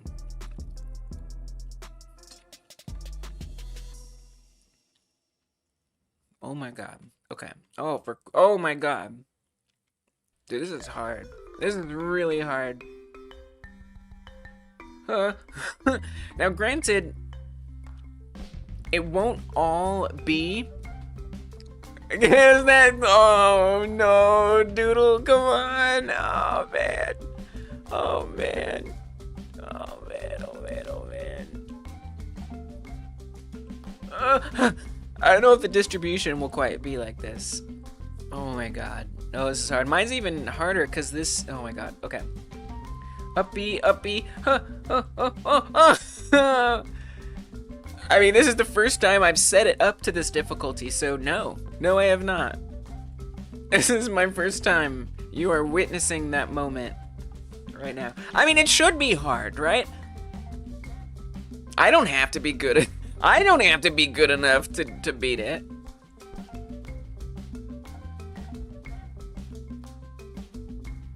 But I'm kind of curious. In fact, if I could do this easily, it wouldn't be hard enough. I would know then that it's too easy. But because I'm struggling to do this, it's perfect. Oh my gosh. Okay. Oh god. Okay. I like how you can walk on that because it's so fast. Normally that's a wall. And you can't actually walk on the submarine at that point, but because it's going so fast, it doesn't even get detected as a wall on the submarine. I'm just playing it normal now. Okay, speed it up. It's so painful. Oh my god. I mean, you know, I'm gonna go ahead and say it's almost too hard. A light screen shake if you get damaged? Nah, that's too much work. That's a good idea. I'm not saying it isn't a good idea, but what I do want to do is I do want to do a special effect. Gotta make an IDDQD to get past all those toads. What is that? Like a tool-assisted speedrun kind of thing? Example on the net. I bet there is, but I don't Thoughty, this is a game jam, okay? I can't just increase the scope for no reason. We have to, I don't care if I'm gonna look it up. I still have to do it and make it work. That's time, man. That's time. It's a game jam. I gotta hurry up. Playing the it's not okay. Yes, it may be easy, but that doesn't mean it won't take time that I need to devote to making the game function in all the ways it needs to function. We always just increase it. Just increase it. No. I refuse. Oh, come on. One of these days, one of these years, I will, start another Eve game jam. We'll have our third game jam one day, believe it or not. And it's gonna be a collaborative game jam where you, me, and everyone who comes through this chat, we make a game together. And I literally will take your suggestions. There still will be scope, but it will literally be based on your guys' suggestions. But this is not that jam. Everyone knows a game is only as good as how violently its camera shakes. Totally, totally. That's why Nuclear Throne is so good. Because, oh, is there a lot of camera shake? The round once before the long aliens, gotta go fast. Yeah, they're the, yes, they're the, yes! That's the fastest row. Exactly, Rolrick. That is the fastest row. You're right, and it's like the one that's killing me. Oh, God. But that's consistent with the original, that's the fastest row. Oh my God. Is this too hard? I don't know. I don't know if I think this is too hard. It should be hard, but it's just a little ridiculous. Oh God. Hup, hup, hup, hup, hup. Come on. This would take a long time to get to. I'm gonna say it's fine. I'm wasting a lot of time. I've thought about it. This is it. All right, so we're gonna just say more stuff. It's just more stuff. I don't have any more to say. It won't seem so hard as the player slowly ramps it up. Just the jump makes it appear much harder. Yeah, let's go with that. So now let's do that. Let's ramp it up instead of just jumping there. Let's do slow ramp. So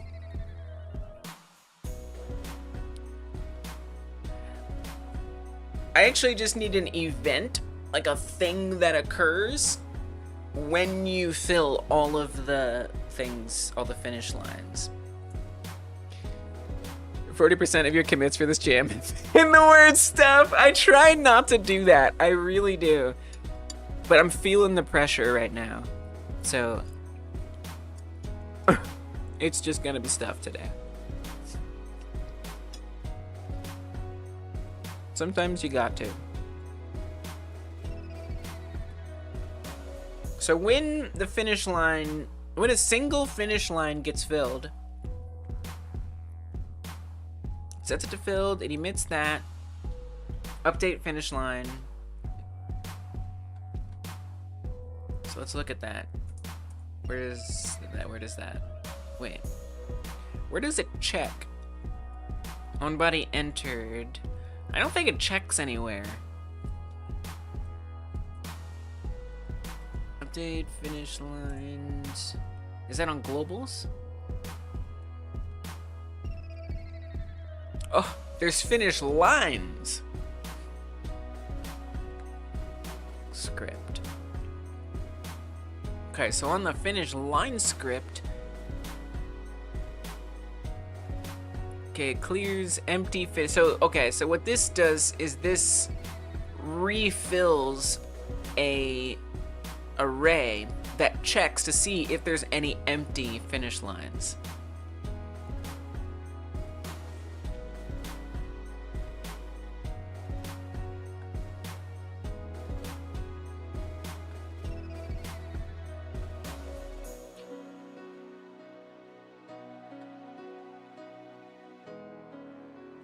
But what we want to happen, oh, any finished lines available. When does that run?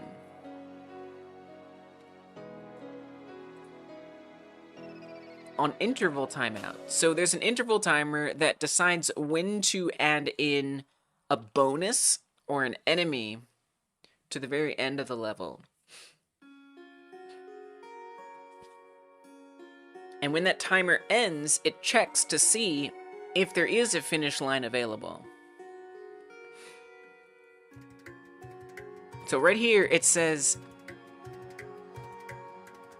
if empty finish line size less than or equal to 0.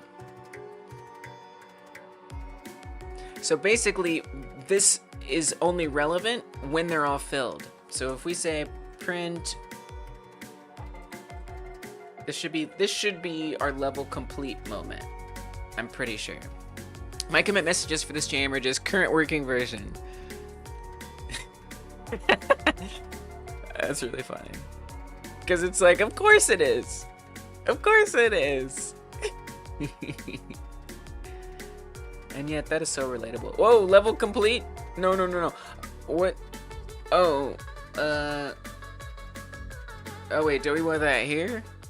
Less than or equal to 0. Oh no, we want it there. Just kidding. Of course it's the current version. Okay, so let's just try that. But that's running on the interval timer. That's the problem, is you would want that to run all the time. Well, I would say run that function.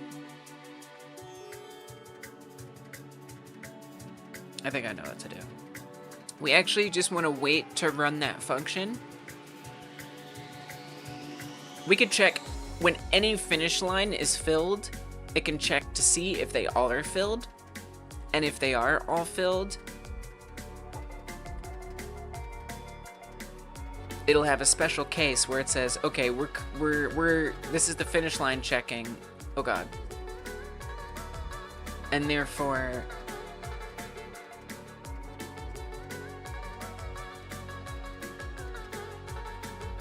okay, level complete, good. And therefore level is complete. So we don't want it to wait so long to determine that level is complete. So instead, anytime any finish line runs, which is gonna happen on update finish lines, anytime on update finish lines happens, we wanna run any finish lines available. We could even say, if any finish lines, it's a little confusing.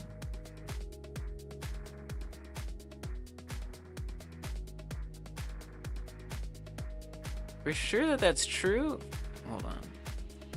False. Okay. So we want to say if not any finish lines available, then game over. Game complete.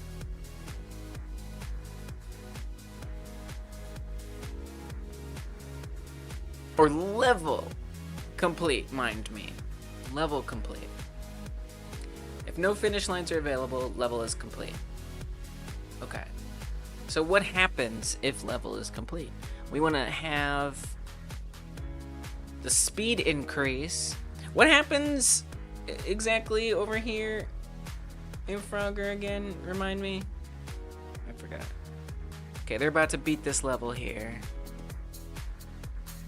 Oh, I reloaded it. How dare you? Okay. About to beat it. It beats it. It shows the time. It actually immediately changes the level. So we'd want the speed. Right. But I wasn't sure how...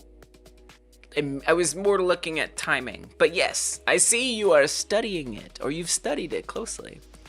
But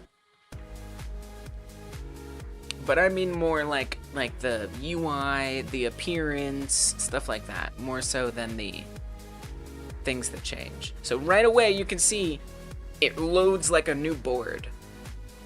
We're just gonna increase the speed. It also shows the time. It waits a little bit for the time to go away.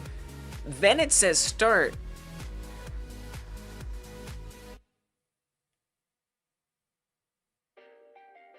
Then it says start, and then it opens the doors or clears the caves. Wow. Perfect. So we obviously want to show the message. Well, I think we want to change the state. That's what you want to do. So we're going to say messenger update game state emit globals game state dot message start. No, it's actually gonna do time, but it's got to be a little special. It's a little confusing because it shows the time, but it's doing more than just time. I think start should always do time. So have it be message start, and then it's gonna show the time, then it's gonna show start, and do all that stuff. I think that actually makes the most sense. Okay. So when that happens, what things need to happen? The message needs to appear, the speed needs to increase. Let's do the speed increase first, since we've just been working on that. So on the rows script, we are gonna connect messenger state message start, connect on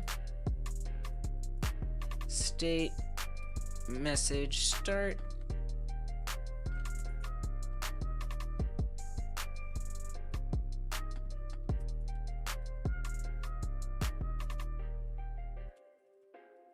func on state message start. We want to kind of do something very similar to this again. Not that, sorry. This down here. Grab that, pop it in.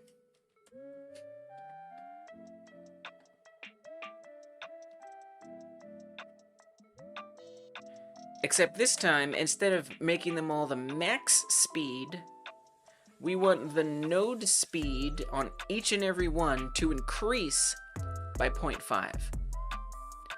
Now here's a problem.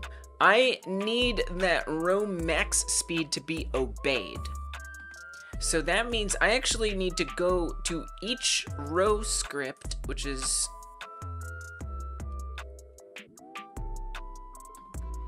technically, we could do our detectable here. And we need to actually set up something that caps the speed.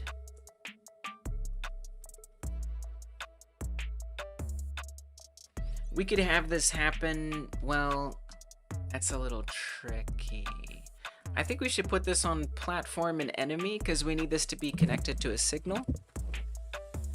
But we could set up the function elsewhere. Dungeon has all of the relatively easy, frou-frou, frilly fans, nice to have stuff done. Let's go. Now I just need to add the core game loop, procedural generation, and most of the art. Oh no, easy. You started with the frou-frou, frilly, fancy, nice to have stuff first. That's kind of a good idea. I mean, you must have set some of the game loop in there.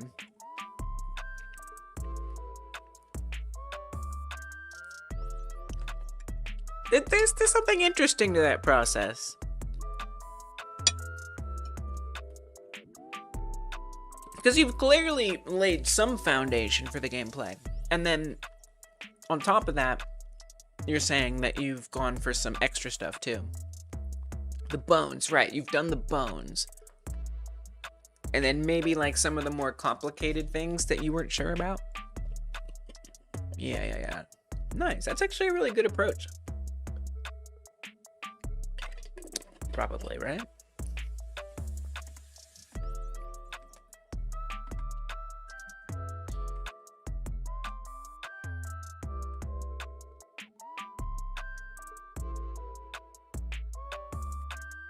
We don't have like update row speed.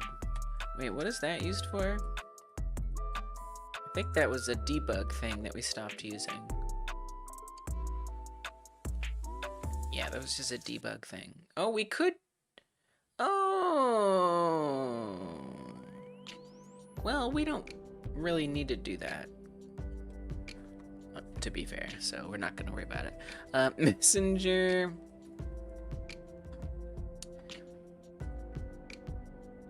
State message start connect on state message start. It's not the most readable moment that this happens, but yeah, that's okay.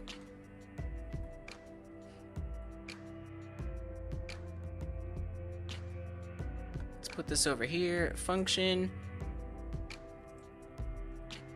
on state message start. Lucas made some progress today. Gotta go to bed. Yes, get some sleep. Take care of yourself. Good job. See you later. Thanks for hanging out. I'm so glad you remember now. I look forward to seeing your progress, Lucas. Sweet dreams, Lucas. Sweet dreams. It has been a pleasure.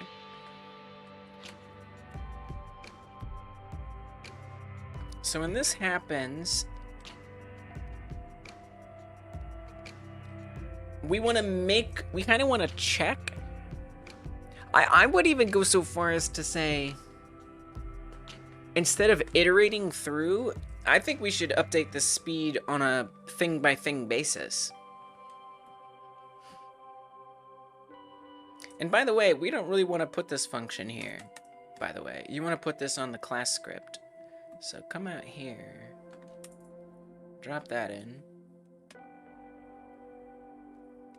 And that should resolve the error over here. Right? On state message start. As long as this function exists up here. Did I spell it right? So too should it be seen here. Like, for example, right here, we have on player ready. Maybe it just needs a second to find it. On the detectable script, that's where we have on player ready. It's there. Let's just see if we, like, play it. Okay. It's there. Okay, now it's been resolved, yes? Let's try it. Platform. Okay, good. There we go. Perfect. Okay, so back on detectable. On state message start. Actually, before I do that, let me come back to the rows script. I don't think we actually need this here. I'm gonna actually get rid of this entirely. Not this. This one. I don't think it makes sense to put that there. I think this makes more sense on the detectable script. And instead of iterating through, it just increases its own speed, but it's gonna base that. Well, that's the only trouble, is it needs to be able to find the rows. Okay, max row speed, we need to put that on globals. I need to be able to access that more places. So we're gonna change this to globals. And I'm gonna move this array over there. Just gonna make it a little easier. It kind of makes sense to put that there. It's like a thing that makes sense. Okay. Come on back to the detectable script. So speed plus 5, but we need to make sure if speed is less than globals row max speeds row. So whatever row number it is, check to make sure that its speed is less than that. If it is, increase the speed by 0.5. So how am I going to test that? The only way I can think to test that is that we have to manufacture level ups and just like have a debug key that just levels us up, levels us up, levels us up, so I don't have to actually play the game every time, and increases that. So the level ups right now are triggered by the finish line.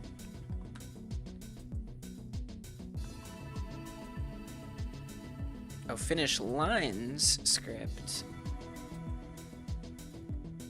So if no finish lines are available, it emits update game state. So that would be the debug key, is we'd want to emit message start.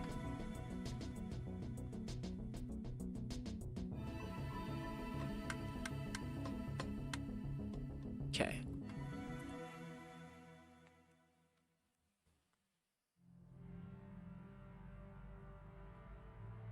And then it'll increase the speed, but we want to do more than that. We also want the message to pop up.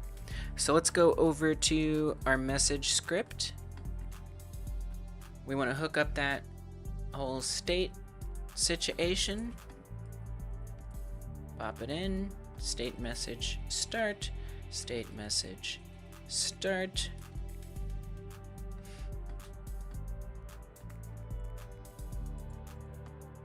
I'm just gonna reorganize this a little bit. No, you kind of want that there, actually. No, you know what? I like that.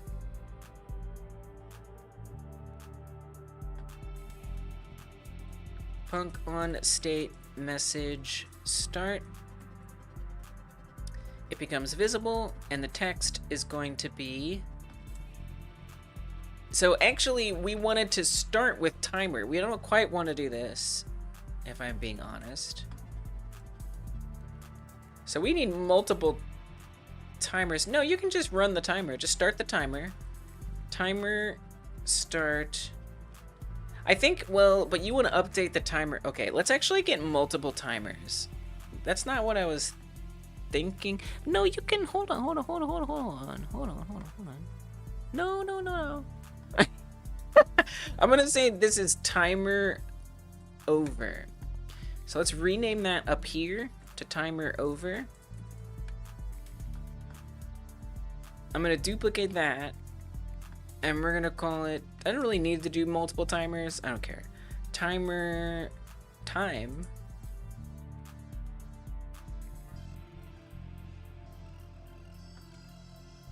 Timer start, they might all be the same anyway, I don't know, I don't care. Timer start. So then we're gonna say this is timer over length. Timer over length. Put this up here, call that timer over. Start timer over. Timer over, timeout connect. On timer over, timeout. It's kind of complicated here.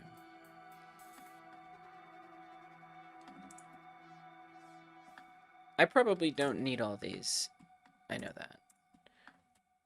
I don't care. It's a game jam. I gotta hurry up. Timer start. Start. Start. This one is time. Call that time. Then we want to connect it.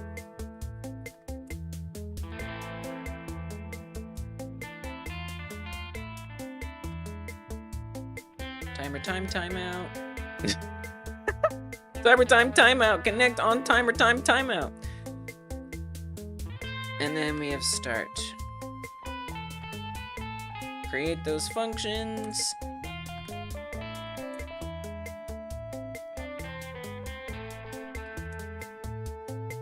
Okay.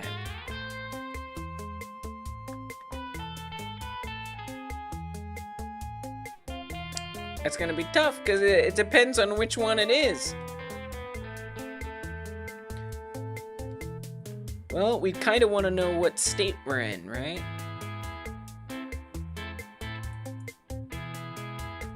So I'm gonna say match globals game state.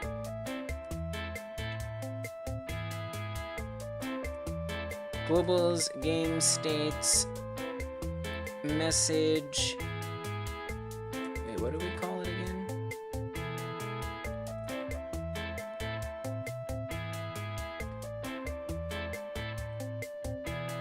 Message start, message time, message over. This is getting really chaotic, I know. Message, it's kind of not though, but it also kind of is.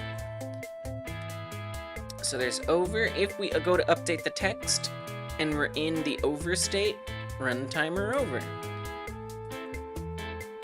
If we're in the time state, well, you're gonna start timer time.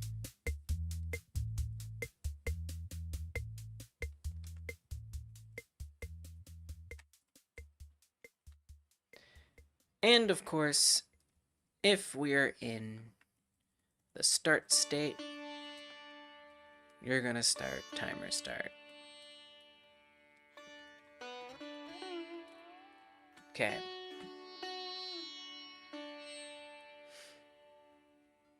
And when those time out, respectively, of course, if it's game over, it'll reload the game, it'll hide the message and reload the game. When time's out, we do want it to become invisible, but we're gonna want start to start right after that. If it's start, this is really confusing. But also, it's kind of not. So when start happens, so let me just hook up all of these as well. Hook them all up, baby.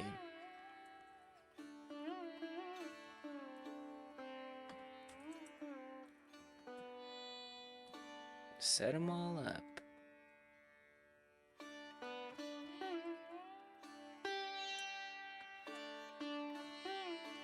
Okay. So when start begins, we actually wanted to first emit. Did I make messages for all these, like signals for them? Yeah. We want to emit state. Wait. Yeah, we want that to change the state to time. No. Don't do that. Don't do that. Wait, do we want to do that? Yeah, because, well, the time is going to fire more often than that, but we also want it to fire there. So, yeah, actually, we do want to do that.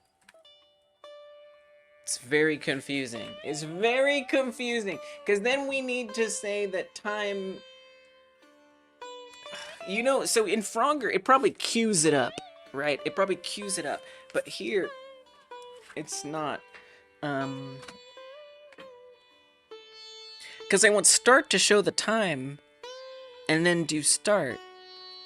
But I don't want it to necessarily go to start otherwise. I think this is fine. I think it's okay, because... Well, we just have to say that when the last one is filled, it doesn't show you the time. That's kind of the tricky part, is it has to override that. So, okay, let me actually go back to the finish lines script. So in here, it's if none are available. So as soon as we update the finish lines, which happens whenever we cross a finish line and fill it up, it's going to emit this, and this is when it checks stuff. So that would emit game state start, and we'll say otherwise. This is why we use enums, because only one can be true. We switch it to message time. So it'll do the time thing. Unless none are available, then it's going to show the start one. This makes sense, I'm pretty sure. So back to, where are we? We're doing messages. Back to the message script. When start happens... Yeah, but the problem is... the state is going to change. If you're just going to emit normal time... I would say don't emit normal time. That's what I would say. Here, we're going to also do time. So we got to figure out what time is. Let's do time first. So if you complete a level, let's go ahead and set up what happens there. Back on finish lines. Oh, great. Oh, we already have that. Oh, cool. Great. Wow, I love when that happens. All right, so we're going to say visible equals true. That is to say the message appears. And... we're going to want it to have some text. We're going to want to concatenate this Oh, he's special. It emits a timer. Right, a special timer. Okay. That's fine. I'm a little nervous. But I think it's fine. Update. I don't know. This might not work out. No, I think it will. Well, because how is the end of the timer gonna know to do start? I don't know. Remember, we're doing it separately. No, you're good, girl. You got this. Time, colon, space, and then we want to add on. Oh, I haven't set up time. I don't have time yet. There is no time on here. Oh my goodness. If you guys have the time, I hope you'll hit that thumbs up button if you haven't pressed the thumb up yet. Take some time right now to press the like button. You may not have pressed it yet. But if you do, it means more people will spend time here in these live streams. So thank you for taking the time to help people spend more time while I work on my time by pressing the like button. Thank you guys. Press that thumbs up if you haven't yet. Get those likes up. Thank you, and Jack. I appreciate it. It means a lot. It really helps so much. You guys are the best. You can keep pressing like, guys, if you want. I see we got one person pressed it, but maybe there's someone else that needs to press it. I don't know. It's possible. So consider doing it if you haven't. Just something to think about. Thank you, guys. I'm watching you. So update text time, and we want to add on what? Oh, we don't have anything to add on yet because I don't have a timer. So let's just say 10. I don't. One day hopefully today I will have a time, but I don't currently have a time yet. So for now, it's just going to be 10. Okay, good. And then when that timer ends, we need something to happen. Normally, on a game over, it reloads it, but we don't actually want to reload anything. We actually don't need really anything to happen. The only thing that needs to happen when time is done is it becomes not visible. That's it. That's the only thing that needs to happen. So let's look at start. So when start happens, we want the message to become visible, and we want to update the text to time plus the string. So same thing. However, but update text has the timer on it. Well, yeah, but that's good. It's gonna see that we're in the start state, and then it's gonna start that timer. No, that's perfect. This is perfect. It does the same thing, but then the difference is that when start timeout happens, instead of making visible go false,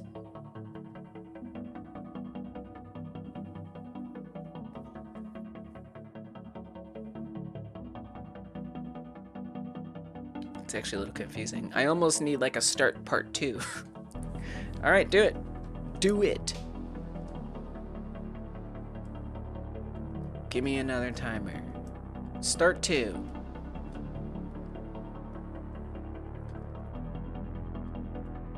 Yep. That's how this is gonna go. Does it like a... Okay, just checking. Okay, start 2 length.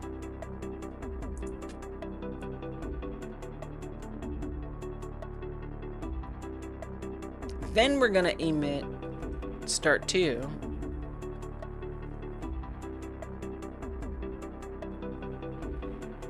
Now I will say, it seems like there's a bit of a delay there.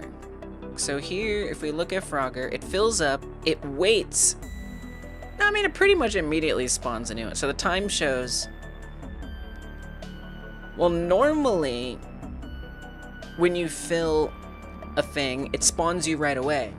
But when you actually finish the whole level, it waits a second until the time goes away. And it shows the time for a long time, and then it starts it. Oh my. Wow. I mean, you can leave, I say the timer we could set up for like 6 seconds, maybe 7 seconds, make that a little longer in general. We want this to do timer start 2. I don't want to worry about that. Yeah, you're right. It's and like at that point, like I could give it that same. Yeah, it's a lot for the old hardware. I could give it that same feel, but yeah, what's really the point if it's not necessary? Did it really contribute to the feel? Probably not.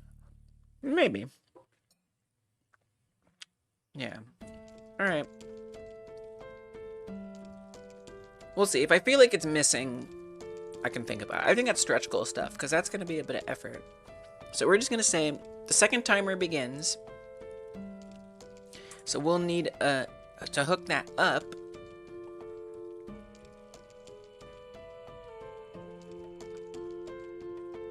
For the start 2 timeout.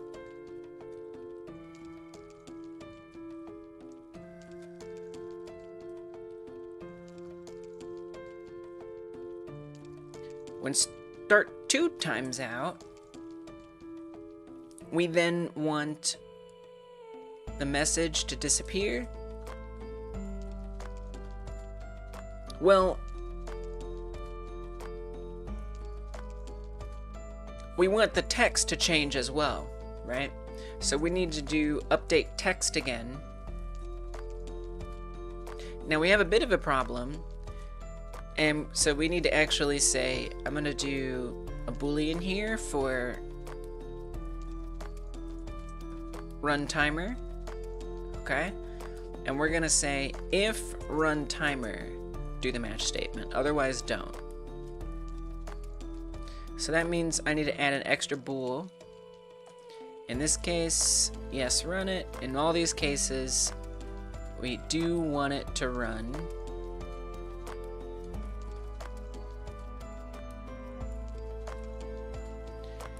Except here, we want to update it to start,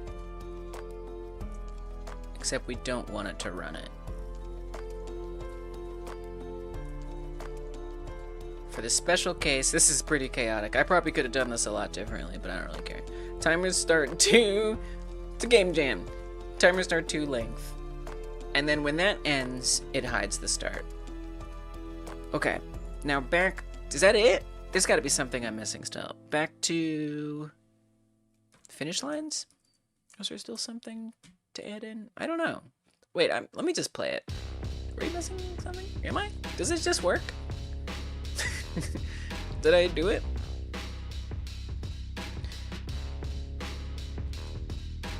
Okay, so it should be anytime we complete it, it should show us the time, even though it's not correct yet. Okay, it didn't do anything, so that's good. Just kidding, it's not. Let's fill it all up and see if that does anything.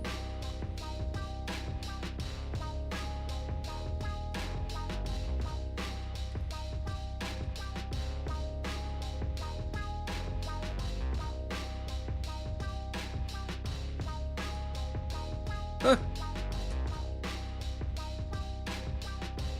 Oh, right now I don't have the bonuses set up yet, so if I walked into that, it would just break it. Oh, come on! I gotta get those bonuses set up.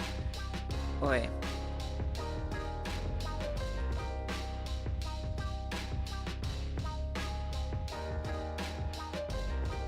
Nope, nothing is happening. Absolutely nothing is happening. Why not? What did I forget to do? So we're gonna have to test some things. On the message script,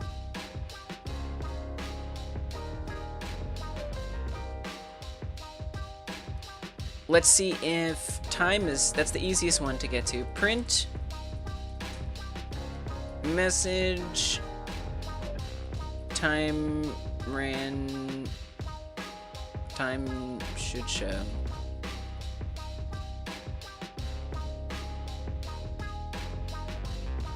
Start should show.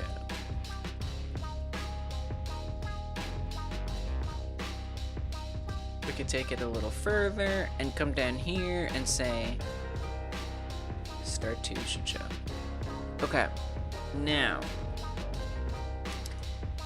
another place to check is where this gets emitted, which is going to be on finish lines. I think it's very possible that this isn't doing much. So we're going to say print finish lines start state begun. Come over here. Finish lines time state begun. All right, let's see if any of those are actually firing.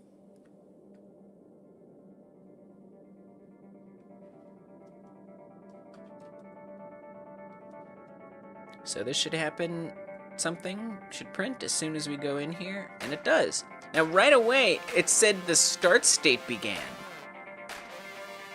What?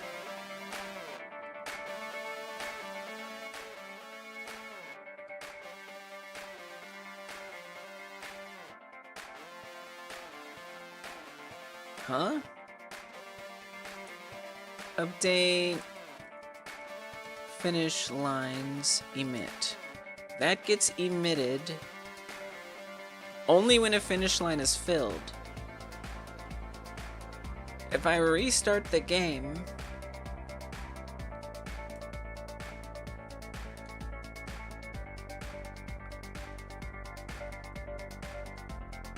I'm confused.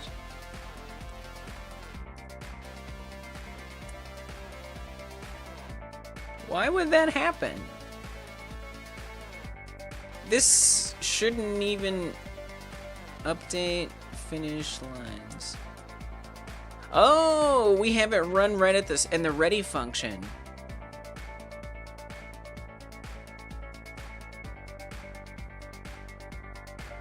Okay.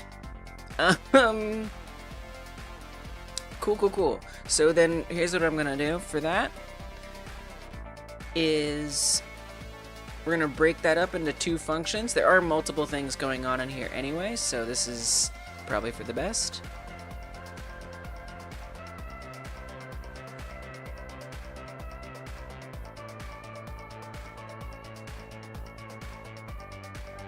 We're gonna say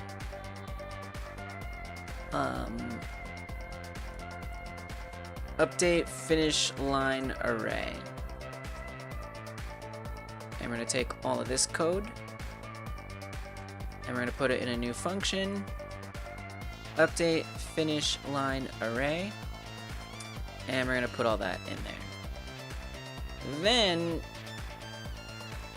we'll make sure that in the ready function, it's only doing update finish line array. Okay, so that's one problem. But there's still other problems.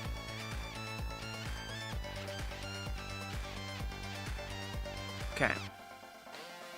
So we're not getting that erroneous print message. Hop in here. So the time state begins, however, the message is not receiving anything.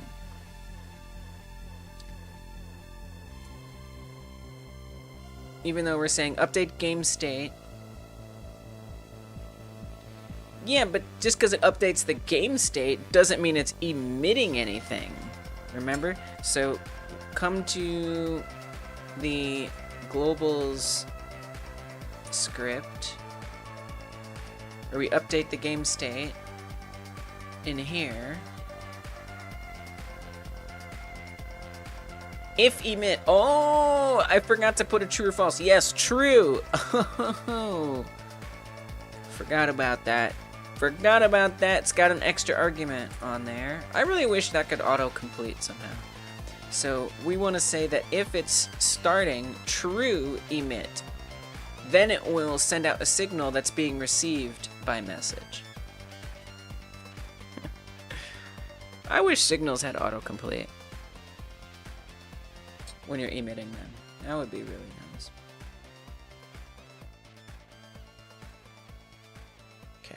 here. Bam. Time 10. Let's go. It stays up for a really long time. Okay, that's too long. I think we need to shorten that just a little bit. Just a tiny little bit. Could have used the export, but I didn't. Let's stick to 3. I think 3 is probably okay. That was a really long time. Especially since it's so large, it just like actually obstructs the gameplay area.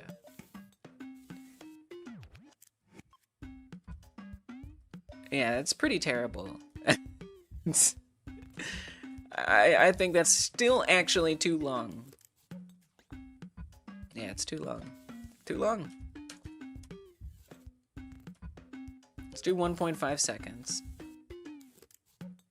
Float is converted to int. Oh. Oh, don't be a int.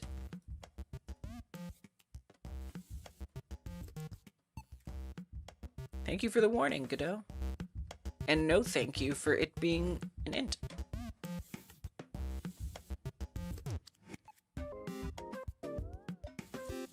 It's quite large.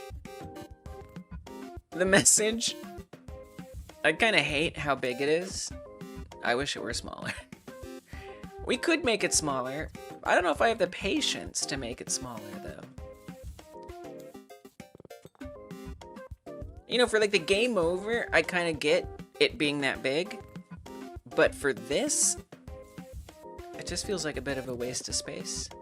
Almost like alarming, like, oh Jesus, okay, I get it. That's my time. Chill. Maybe if it was like moved up a little bit, if it wasn't so central, it might be less alarming.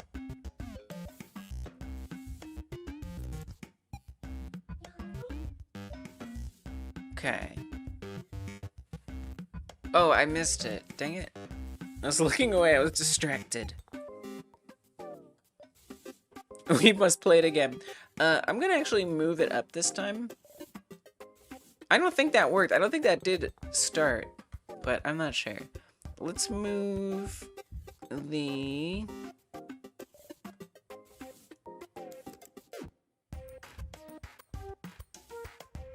message up a little bit.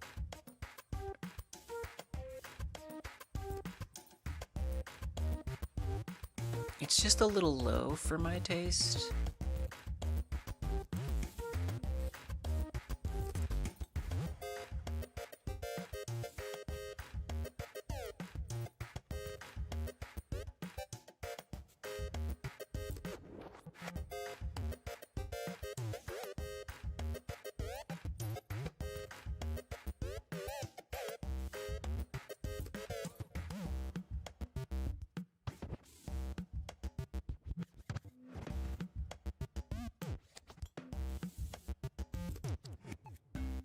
It's just like right there on that bottom line.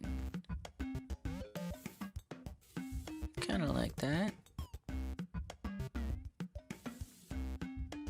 Okay, let's try that.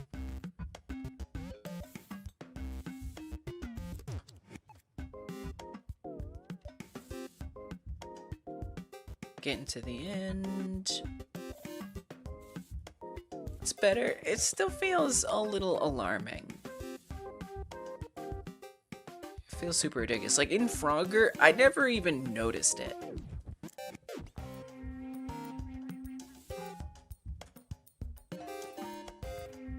I don't even remember at what point I noticed. I finally noticed that there was a message showing on there.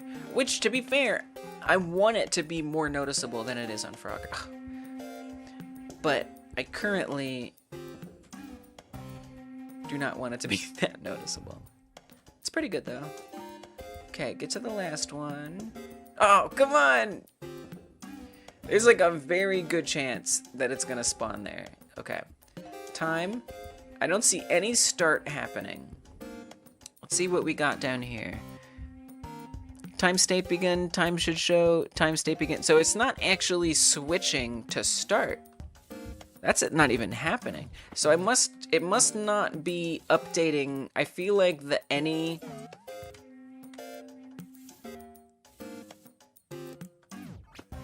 finish lines available.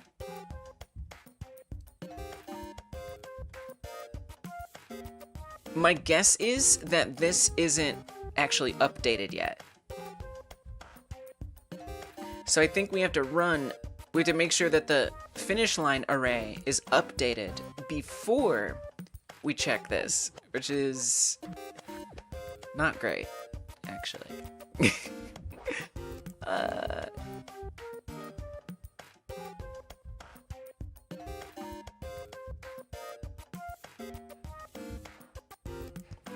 Alright, so we just gotta refactor this a little bit. Instead of doing update finish line array, we're gonna say check. Well, you do want that. Just make it two separate functions, maybe? Yeah, let's make it two separate functions. On update finish lines, and then we're gonna say not only update finish line array, but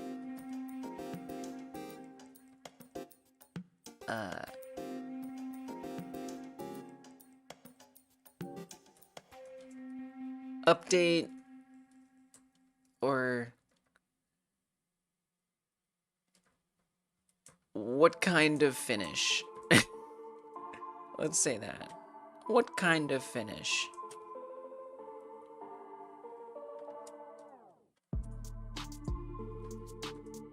Func, what kind of finish? Paste that in.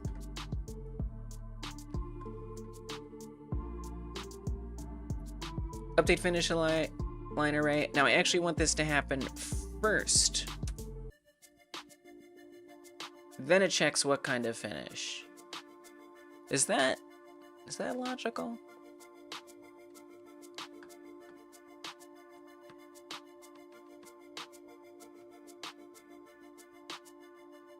Okay, good. The time still works.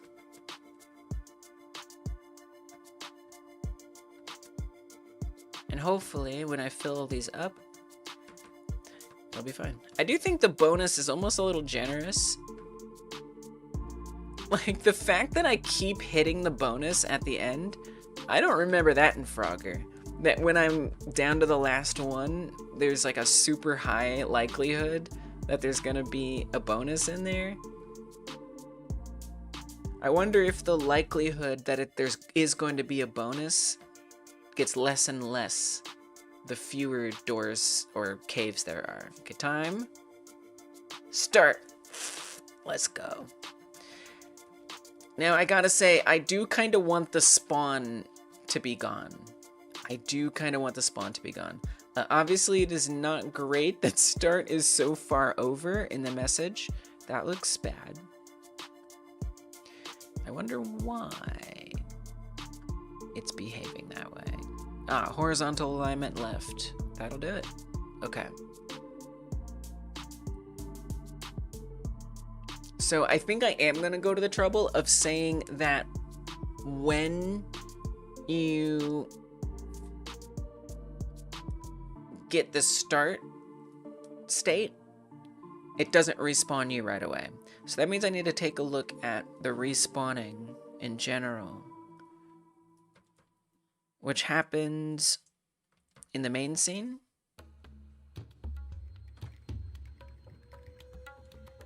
Whenever the player is deleted. If it is not the state game over, well, we'd want to say or not globals game state set to globals game states message start.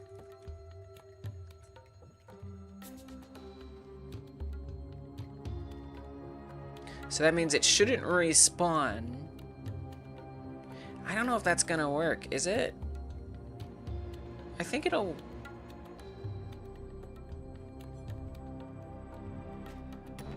I'm not actually sure if that'll work.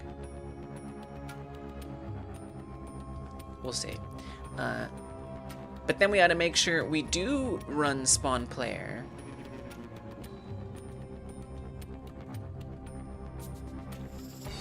Have I already got a timer running?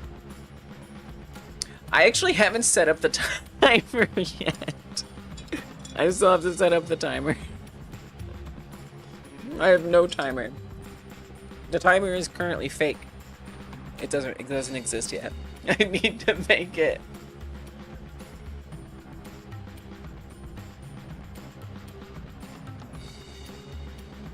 I could see how maybe that would be helpful though for checking things or whatever.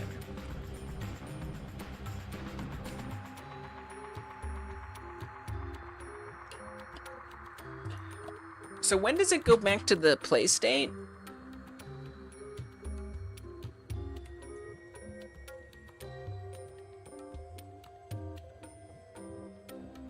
Search the whole project, state, oh god, I lost it. Okay, the whole project for states play.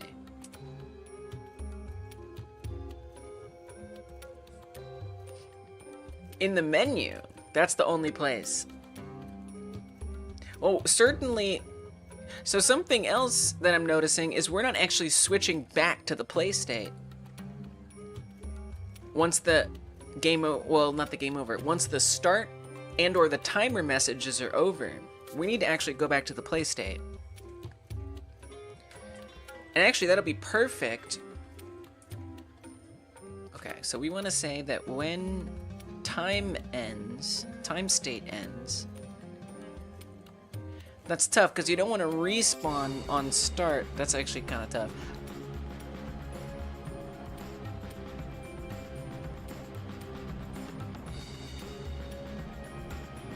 I wouldn't even go so far as to say, forget all this crap. Hold on. Wait a minute. Wait a minute. On player freed, I don't know. Don't do anything.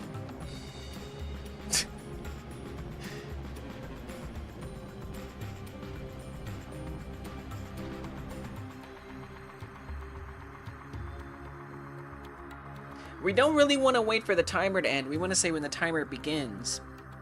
We're just not going to worry about that right now. But I'm going to come to the message script. And when the timer begins, so on state message time, it's a little chaotic, but that's when I want to spawn the player.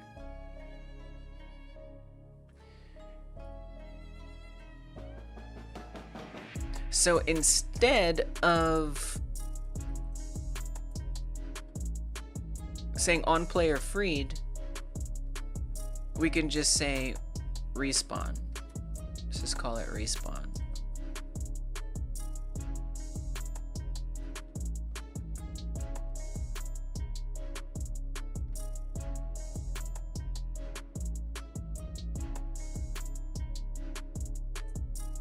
And we can just make this on respawn. So I need to find all the places where we've done the freed thing.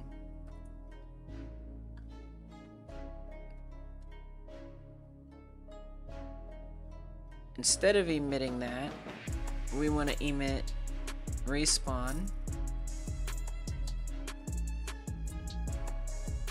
Here, instead of it being player freed. Wait, we have a respawn? What? Uh-oh.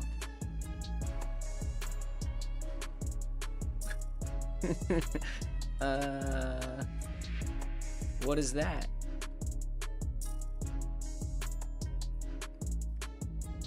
And where does that get connected?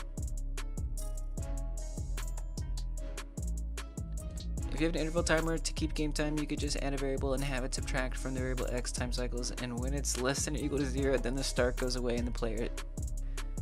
Okay. I don't have an interval timer to keep game time yet.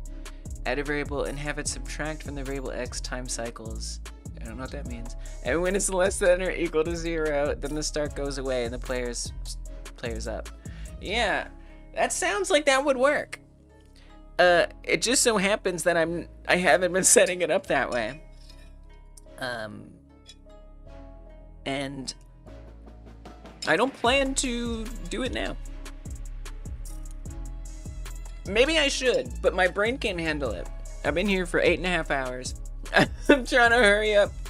I'm gonna keep that in mind, and I'm gonna give you a credit for this very wise suggestion, but my brain is just like actually not able to process it and imagine the next steps to do that. But if it comes to a point where I'm like, wait a minute, you know, I should really do that, then I will.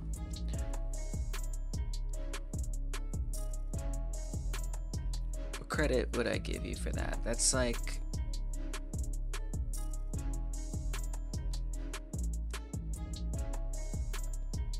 I don't know, like respawn. We'll say respawn. I don't know how to wrap my head around that right now. But that's if I'm like hitting a stump point, I'm gonna come back and think about that. So okay, I've already got this respawn thing. Where do we connect it? Right here? On the main scene.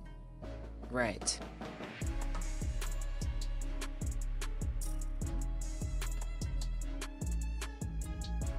If is dead, update lives. So really, this doesn't make sense to call this on player respawn.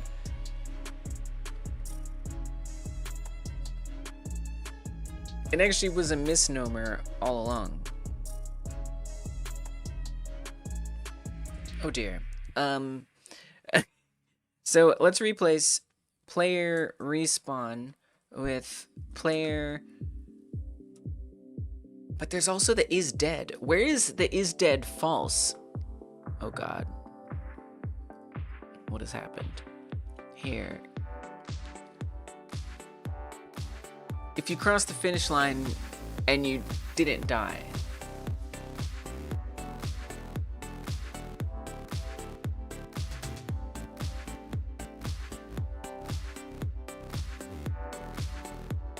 So really what it is it's player, this is where we're queue freeing the player. So I would almost call this like remove player. Find player respawn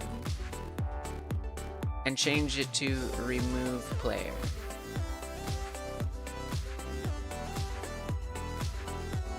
Yes, yes, yes, yes, yes, yes, yes. Yes. Yes. Yes. Yes.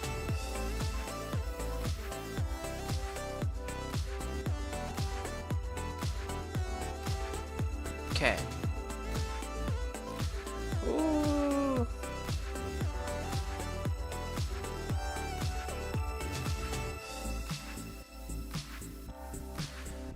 So now in the main scene, we have respawn connect. Did we set up that on the messenger yet? We did not, because I panicked. I think we replaced player freed with respawn. When I realized we already had a player respawn. Okay. So when respawn happens, it runs on respawn, and that spawns the player. And that's gonna do all of that. Now,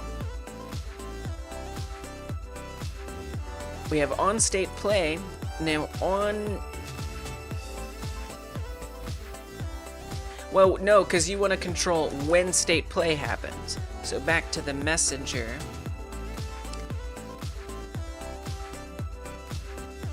As soon as time ends, it spawns the player. I mean, sometimes I would like it to...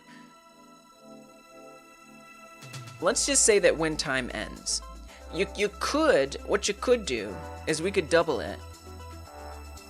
Let's make it the timer 3 seconds. Okay. I really don't want to use an await here.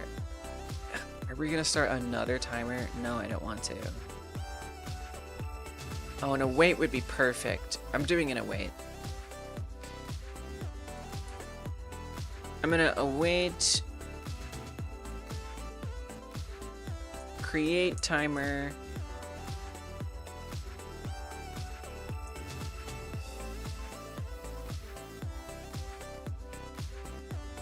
.5 I'm doing it, Dungeon. I'm doing it. I didn't want. I didn't want to, but I had to.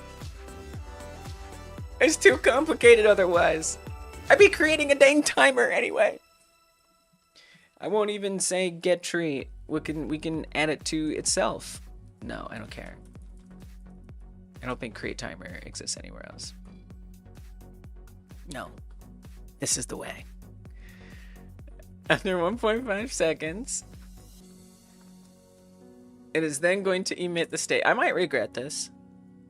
Messenger state update, game state, globals, game states, play. And then that should respawn. Oh, sorry, emit. We want that to happen. That's pretty much it.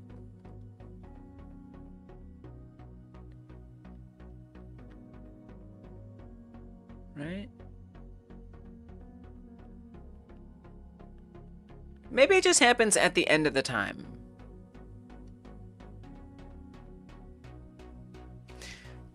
I really would like it to be different. I think I like the way that feels. You're right, like, yes, it's probably just the processing power moment, but like, it feels like something, you know, to just have it like power through and you start right away while you're playing, and then when you're going on to the next level, it's like this moment of like, let's go.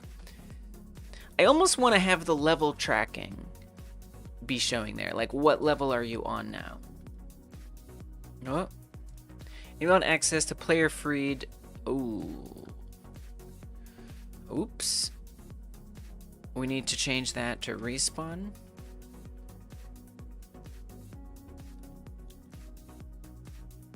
Forgot about that.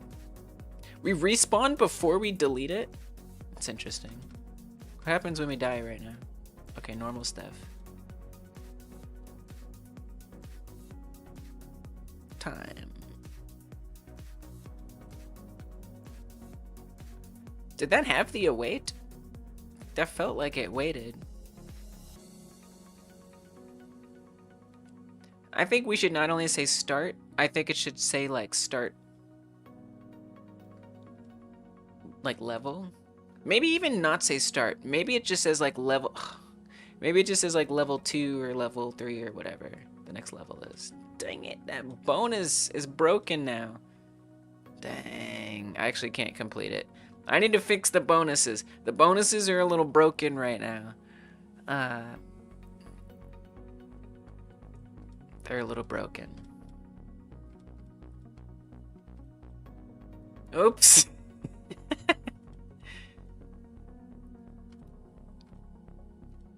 No. Okay. Alright. Cool. Good. I'll just play it over again. It's fine. We're playing Frogger.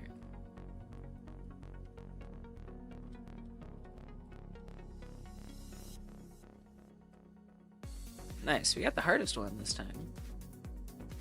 Oh, see that time, it's too long. 3 seconds is way too long. But what I was gonna do was I was gonna have it spawn halfway through. Oh well. Time start, yeah, because it doesn't.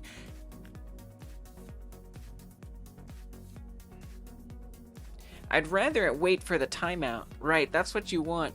You can have it, dude, start 2 timers. Start 2 timers. That's what we're gonna do. I got it, I think. I got something. Another timer. More timers, all the timer. Okay, I'm avoiding, oh wait. We're gonna say timer spawn. As if I didn't have enough timers already. This is ridiculous. Spawn.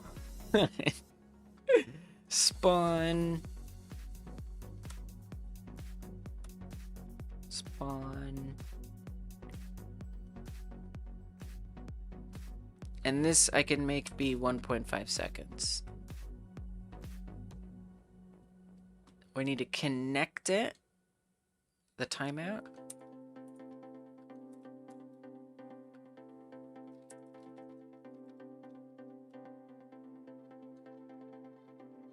Give it a thing that happens.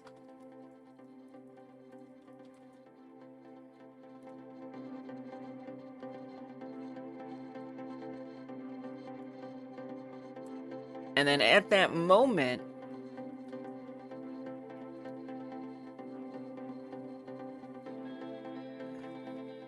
yeah, but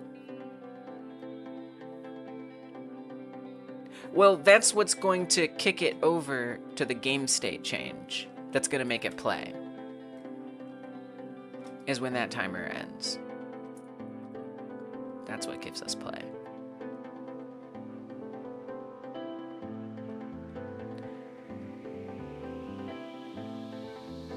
So we need to start that timer. We have to say when the time ends on timeout, timer spawn, start, timer spawn length.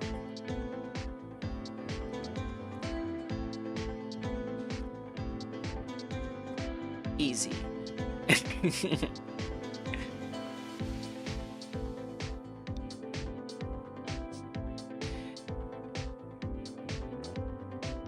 Start is gonna be a little too long though, and it's gonna again cover up our view, which kind of sucks. It is super annoying. Okay, so now it should actually wait to spawn us. That didn't feel like it waited that long. Like, did it? I don't think it did.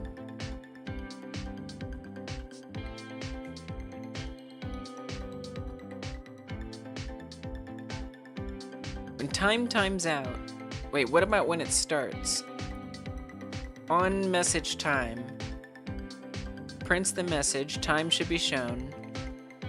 It updates the time. Then in the match statement, it's then gonna begin the time length. Based on the time length, which is currently set to 3 seconds.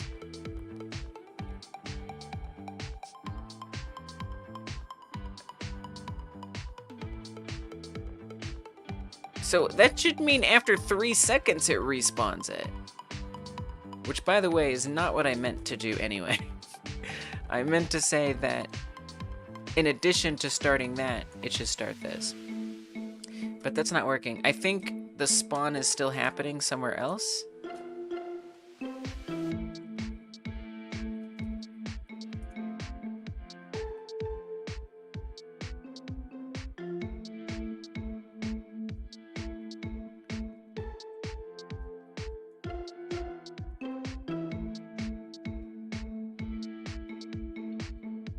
Respawn emits on the player. Yeah. Don't do that.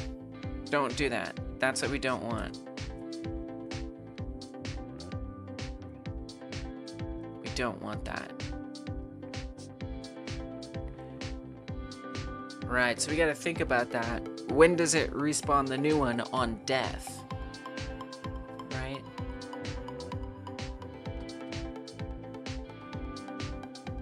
It frees the player, but that doesn't make sense, because that's the only other place. Is there anywhere else?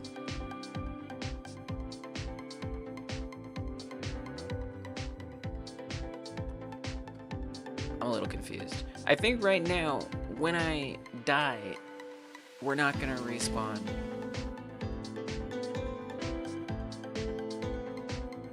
Right, no respawn on death.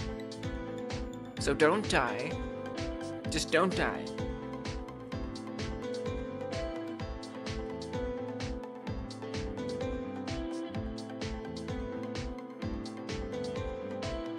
Nice. Oh, not nice. Okay, so we didn't respawn, which is good, but I meant to eventually respawn, but we did not. That did not happen. So print main scene play state begun.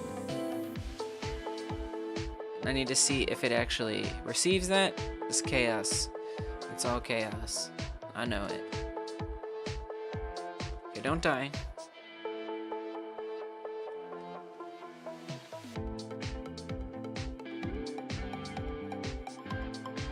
Time should show. But play state doesn't begin. So we're not actually switching to the play state. Back on the message. That's because you have that on spawn timeout. We do start the spawn timer right there. Message time, timer spawn, start. Did I set up that timer wrong or something? It exists. Oh, debugger, what's going on over there? On timer, spawn timeout, error calling from signal, update callable. Oh, does it need more? 2 arguments, but call with 1. Right. Oh, I keep forgetting that argument. What is that argument? Should emit state. Yes, it should emit state. Okay. That's the problem. So we're still gonna not respawn when we die, so we need to figure that out. How that works. I mean, that can just happen. I don't really want it to happen right away because I haven't set up like a death animation. There we go. So it takes a second for us to respawn, which is kind of annoying. I feel like as a player, I don't want to wait that long. It's nice to see the time, but that is quite a wait. It feels frustrating to wait that long. So we could try 1 second, maybe even less than a second. Maybe like 0.8 seconds or something. And we could bring time down as well.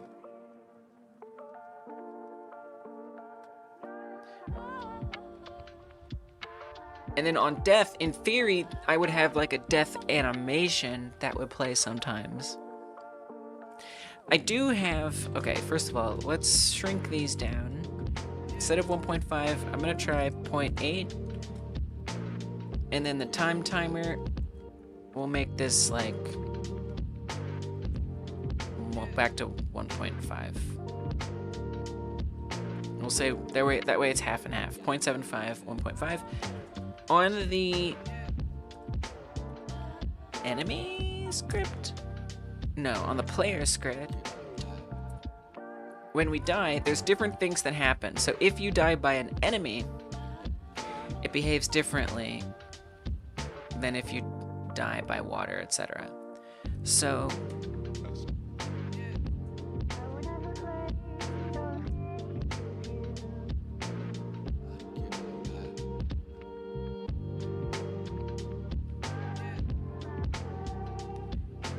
we could set a timer up in here. Really what I'd have is an animation. Am I gonna make a death animation right now? We're bouncing all over the place. I don't care. I'm doing a death animation. We're doing it right now. Deal with it. Let's make it. Making death animation. It's game jam time. We bounce all over the place. It's a mess and we love it. Let me just set this up. Work in progress. Messages, mid-level. Enemy death. Whatever, we'll say enemy death doesn't respawn yet. Again, now, for now.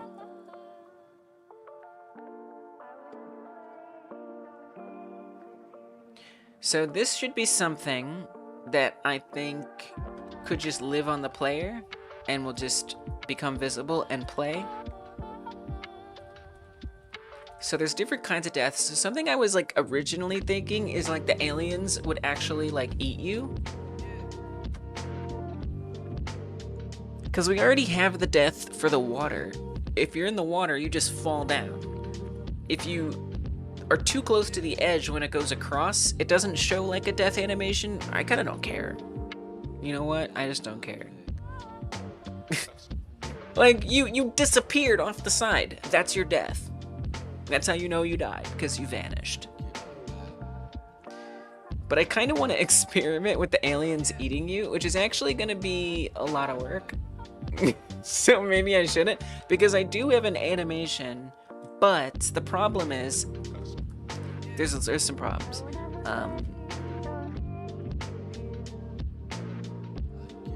So on this alien, there is a feeding animation, right? So we could play the feed animation. I need the blood splatter effect, which I do have in my other project. Somewhere in there.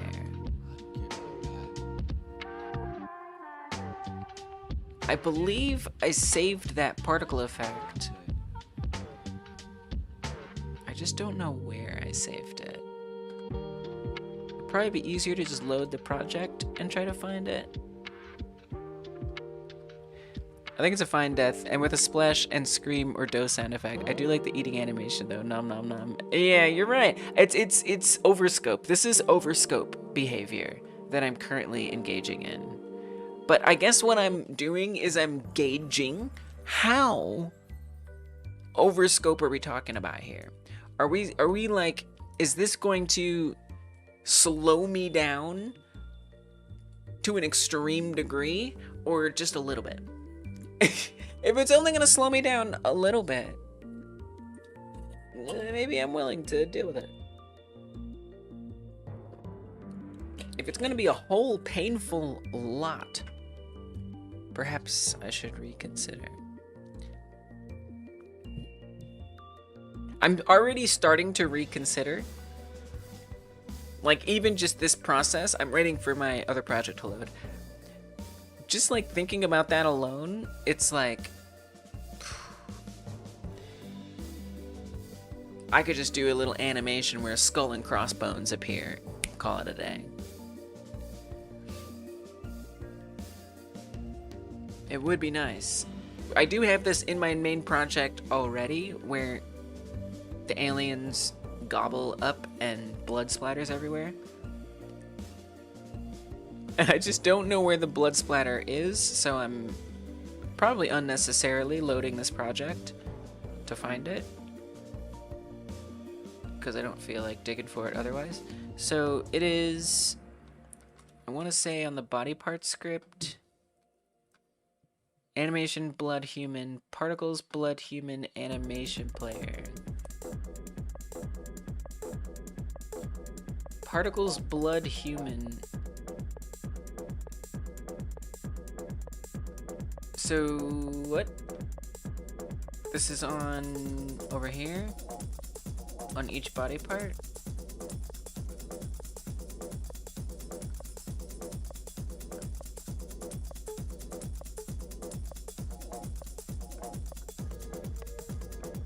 Okay, right there. Yeah, it's not exactly saved. I don't even know how I would, like, I mean, I guess you could just save this as a scene. I don't know if this would actually work at all. I kind of have a feeling it wouldn't. But I'm gonna just try to just save it and drag and drop it. That's not gonna work, is it?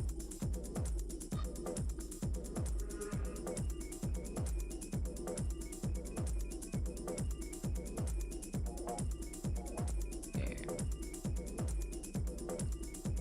That won't work. What if it does work?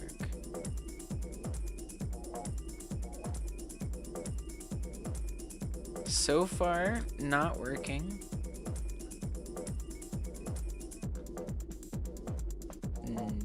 Nope. Well, what if I copy it and paste it? Godot's like, look, I already told you, I can't do that. Well, we're gonna try to make you do it. Please. I'm gonna put this on the player.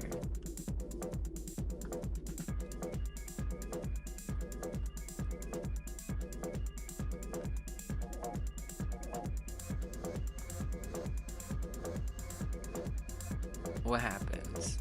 It shows up.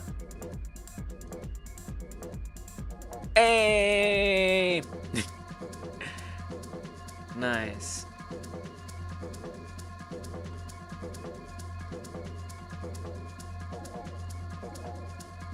Now, there was a bit of a performance drop there, and especially in a web build.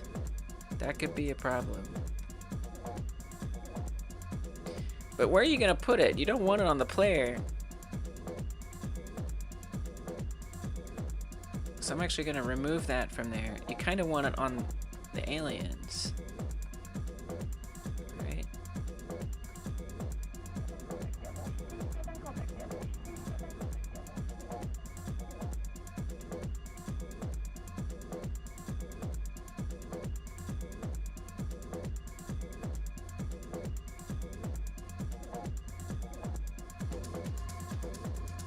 Can it be like angled?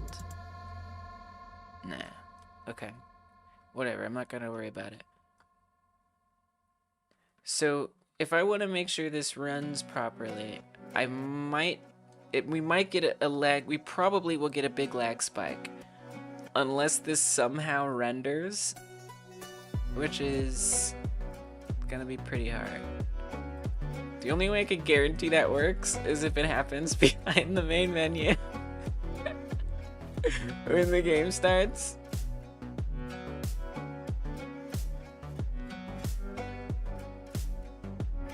Yep, I'm doing that. You better believe it. I'm doing it, baby. Bless this mess.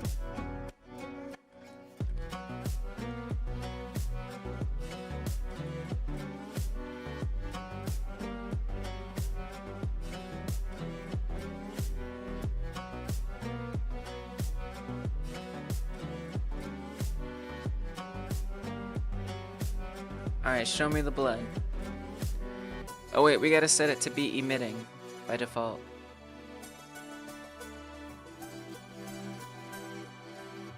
Let's see if we can notice it. Don't even see it. I didn't even see it. Didn't see it. What if I try to hide the menu right away? It's gonna be tricky.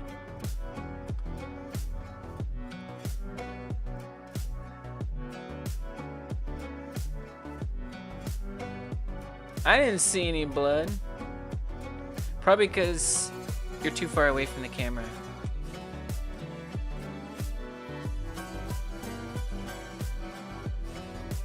Okay, try it now. Oh.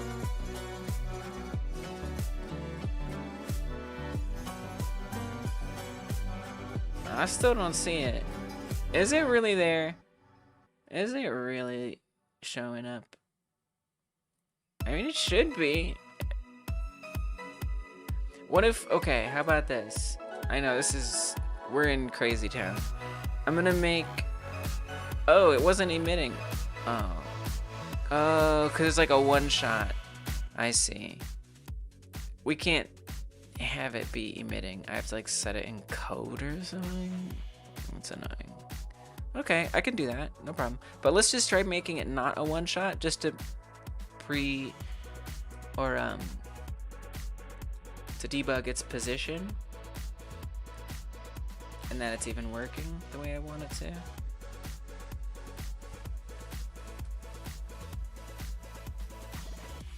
I don't see it. I don't see it. Oh, but I didn't make it emit. Oh, there it was. Okay, it's appearing. It's just raining blood down in the middle right there. Hide the menu.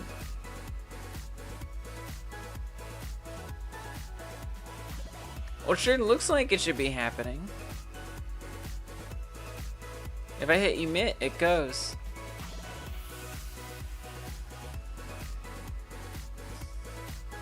Well, maybe I still need to do emit in code. It might still need me to actually emit it in code. Alright, that's fine. Let's do it. Preload script. Yep. Attach a script called preload. We're gonna add in these particles. Again, this is just to make sure we don't get a lag spike every time we die. Although it wouldn't be the worst thing if to get a lag spike when we die, but that's fine. If there's places it can happen, that's one place that's kind of acceptable. We're just gonna call this blood. In the ready function, blood emitting true. So that's not a one shot. I really feel like I should see some blood emitting. Let's hide the menu. There it is. Okay, good. This time we're gonna set it to be one shot. I don't know if it's actually gonna render it since it's kind of like hidden, but we'll find out when it lag spikes or not. Okay, so then we've got this, which we want to emit whenever it dies. So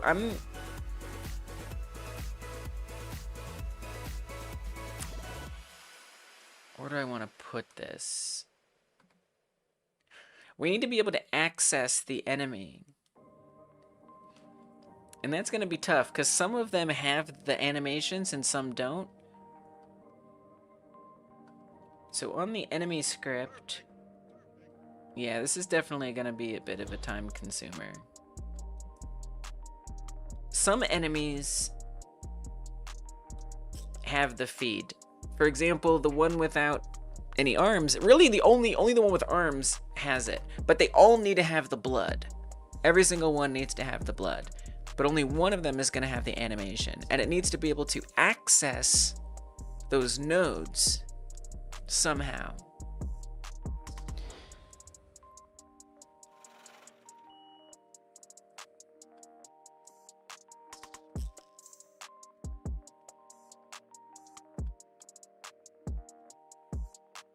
So I think what I could do, we could check to see if it even has the node. All right. Player just left, player just landed. So this, wait, this is on the enemy script? We have all this stuff printing on here? I didn't even know that. Wait, really? It prints all that stuff every time we die? I missed that. If you start the game right away, the blood is still pouring. That's not great. No, it's not emitting any of that stuff. I think this, oh, this was old platform stuff. I think this is actually all useless, is what I think. On body entered is the only one we care about. So we actually need to say you can't start the game until after the blood splatter is gone. That's pretty terrible. That's not good. How long does it take? A whole second?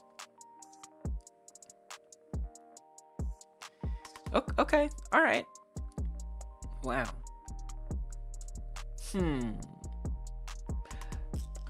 How about this? I'm gonna say messenger state play connect, this is nuts, on state play func on state play. It's gonna get all of its children. It's gonna iterate through for node in get children, and it's just gonna delete them. So if we click the start right away, it's just gonna delete it. And it's gone. Bam. Great. What was I checking? Okay, alien tall will have the blood on it. On the enemy script, I am basically certain we don't need any of this stuff. I'm just gonna comment this stuff out, just as a safe way to make sure that's true. So when we die, we're gonna say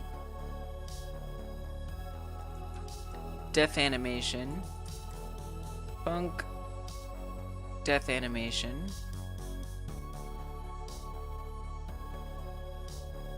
and we want to say if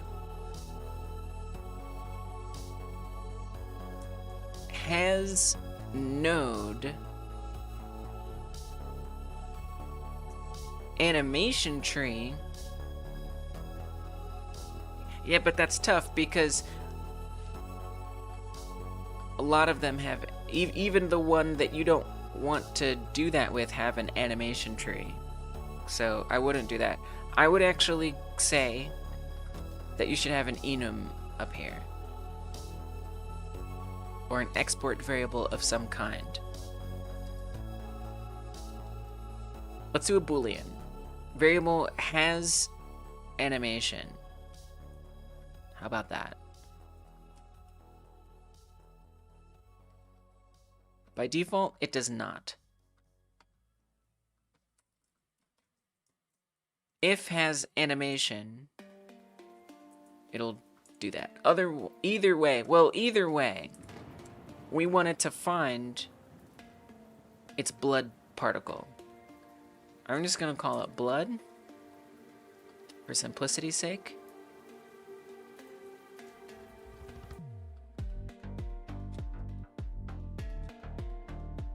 And so we want to say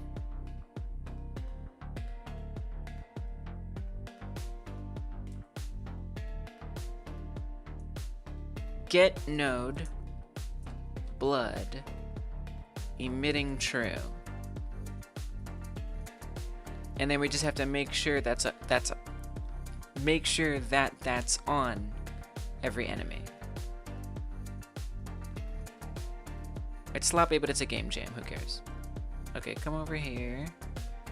The quadruped alien. Paste that on here.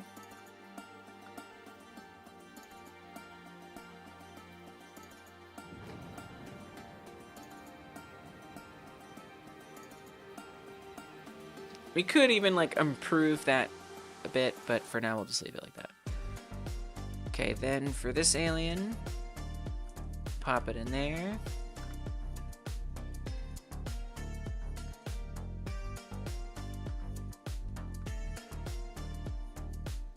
Great.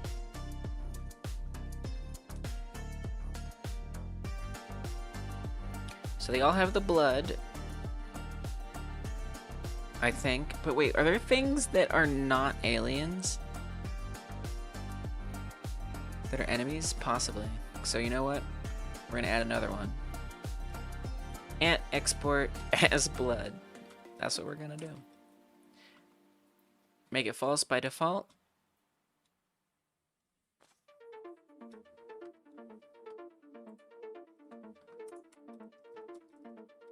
If has blood, then do this.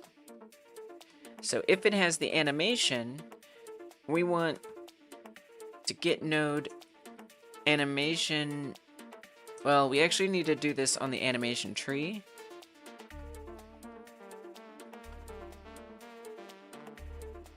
And we need to wedge a one shot in here.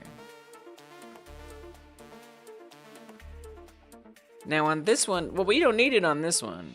You only need it on the one that is not that one, which is this one.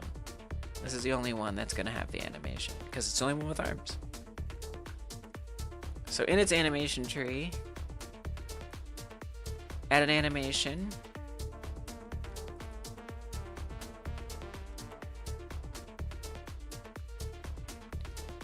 Add a one shot.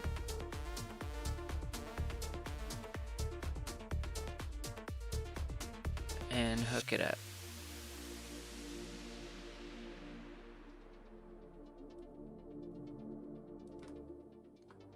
So there it switches to that. We need to edit filters. So it only fires on the limbs that are relevant, which should be all the arms.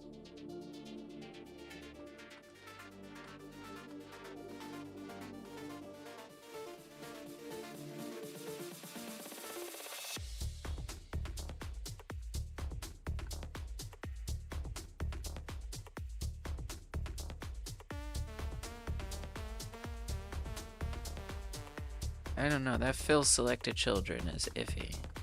Okay. Let's see what that does. Nice, I think.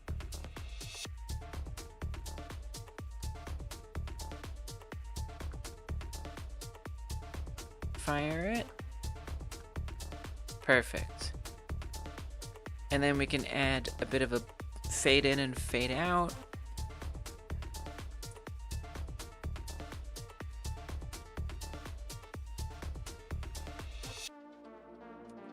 Can make it a little faster than that, or longer than that.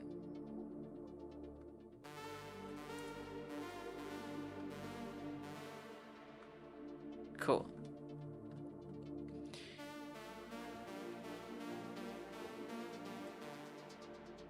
Now, we want to make sure we call that animation correctly. I think on the player, I don't remember how to do one-shots. I do, but I don't.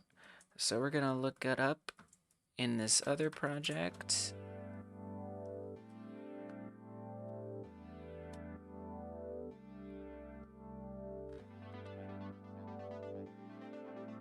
Okay, all right.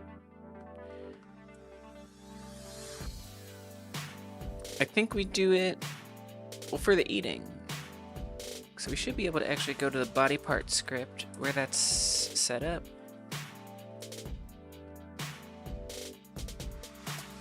Play feed. We just play it? Wait, that's just the blood. That's not the right thing. Eating begun. What actually makes the eating thing happen? I don't remember. Let me look at the player character. And animation tree. Feed.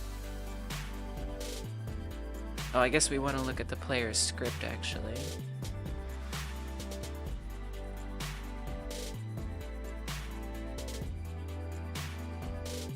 Parameters feed request. That's what you gotta say. Get node animation tree, set parameters, and that's the name of the one shot.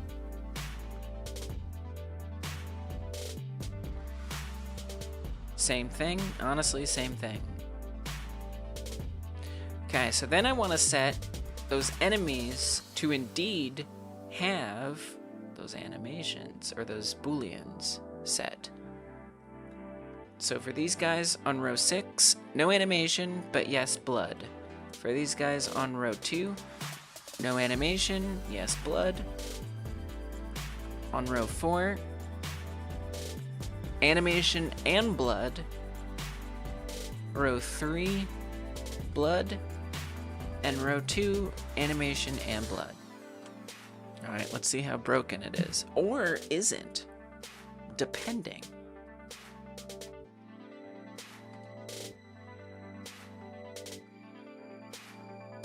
Okay, alright. Invalid assignment or key emitting. So there is nothing there. There is no node called blood on first try. It's the first try. It's gonna have a problem. On enemy row 3, 1. We'll close. Oh yeah, you thought it worked? No, it didn't. I wish it did. No, it didn't work. I wish. It has blood marked. And then if we look on the instance, it does have blood. Oh, I put it. Oh, it's not in the wrong place. Oh, so we gotta look in one level. Oh, you can't see because the cat's there. Right here. That was probably blocked for a while. But right here, the blood is a child of alien short, not of enemy.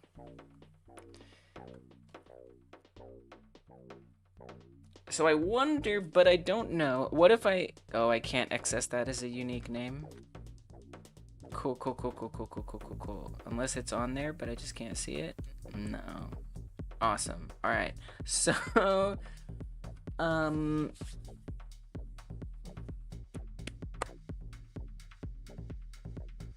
we could, I'm gonna rename this to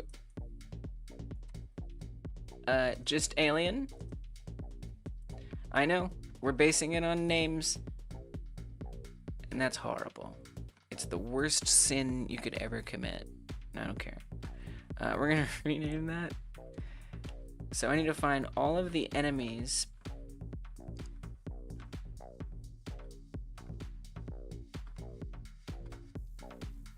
Rename this to alien.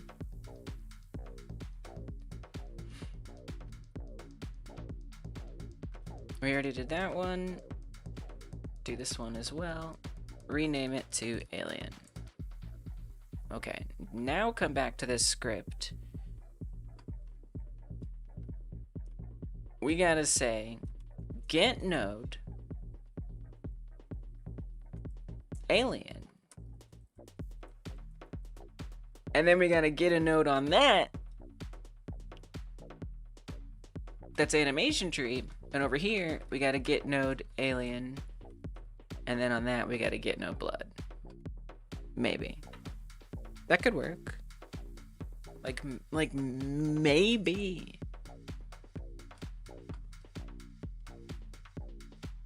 Blood! It looks really bad. Yeah, it works. The blood particle effect is not really designed for this type of scenario, so it looks kind of crappy. Let's see if the arms one works. It does. It's kind of awesome. The particles aren't behaving like I want them to behave, unfortunately. They're kind of like clipping through the neck of the alien. I'm not really sure how to fix that. That's actually a problem in the main game too.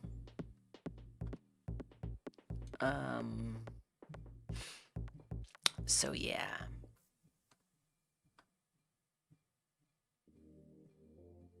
Wait, I have an animation for it? Which might be the difference between the two games. In this one, your aliens are moving now. They're moving. Oh, you're right. Yeah, that would be one part. Just gotta add some blast for it and then it looks good. I forgot we actually have an animation on the blood. I should have been tipped off over here on this. That would do exactly what game doodle you're talking about. But I think we still have the problem. You're right. They're not moving in the other game. You're right. That is another, yeah, that's an issue. It's a bit of a problem. So we gotta play this feed animation. Unfortunately. So back on this project. It's called an animation player. So we gotta come to each enemy here. I'm gonna have the blood be editable children. It's gonna get a little wacky. Editable children. Editable children. Just to make sure it's definitely accessible. So we want to get node blood. Then we need to get node animation player. Then we want to play feed.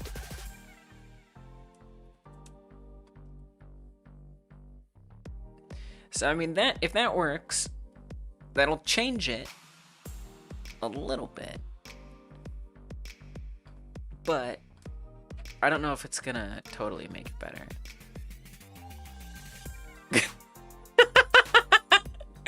No, it's awesome.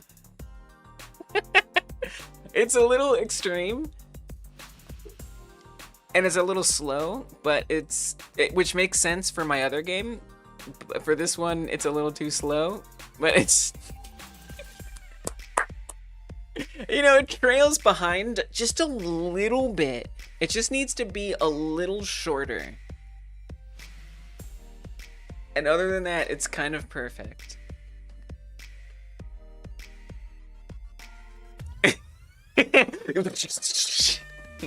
Yeah. Put it in the blender.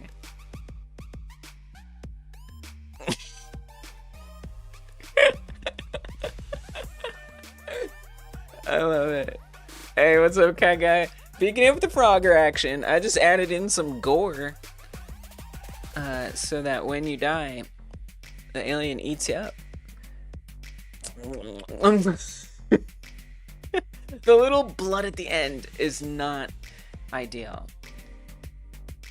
I'm not sure what the best way to fix that is gonna be, if that's like an animation player problem, or if I want to actually shorten how long it takes.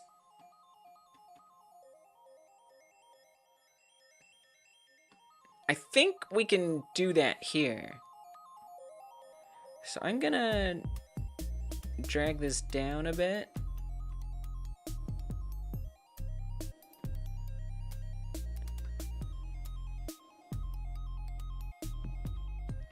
But I think even then, we should bring the speed, the lifetime, let's bring it down to like 0.75 or something. Yeah, much better. Good. Now, I do want the player to respawn when we die. And just big aim a horror game. So if the player, if this animation has played, we'd kind of want to check when does that animation end. I'm going to add a function call. Yeah, we can do that. Sure, why not? So in the particle effect, that's a bit of a problem though. Well, we just have to say we're not in the state menu. We're gonna add a, but there's no script. So how's it gonna find it? You see? So you'd have to add a script to the particle. Do it. Do it. I don't care.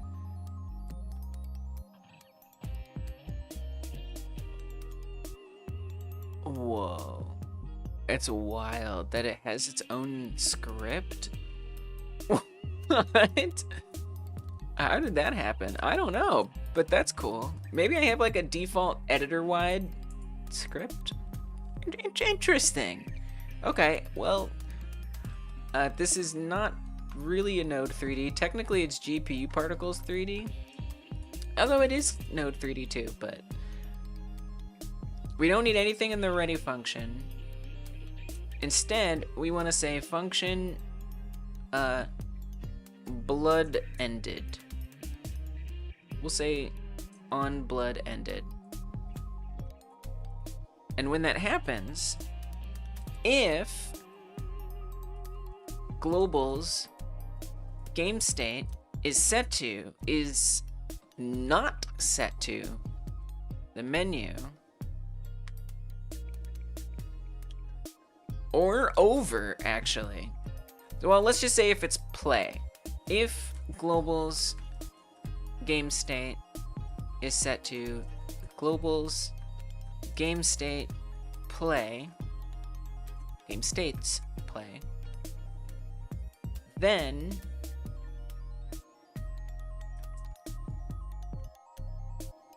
messenger update game state emit global's game states.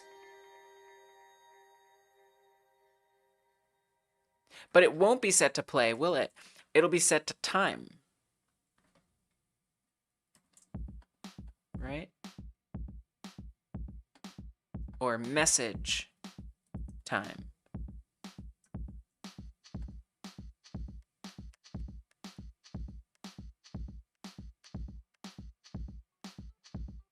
No, it won't, because it's not setting time. No, it's gonna be play. So wait.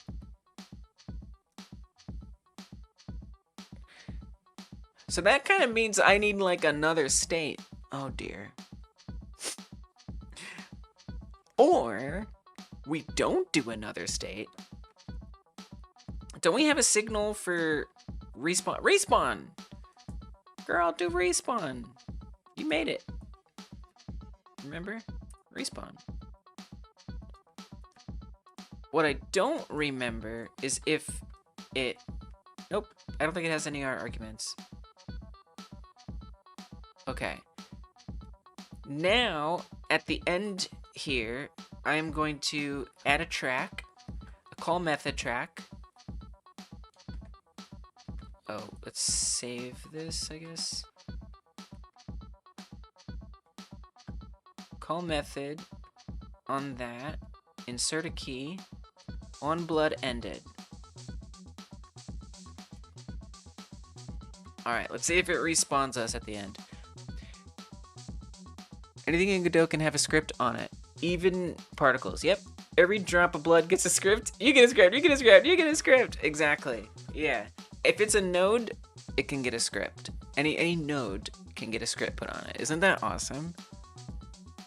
That was like one of the things that made me, like, sold me on Godot. Because, like, for example, I was using Unreal. That was kind of like my favorite one at the time. And you can do that in Unreal. You absolutely can attach that stuff. But I found that it was just, like, more intuitive to do that in Godot. In GDevelop, not really even a thing. Okay. Which I was also using at the time. Okay. Boom.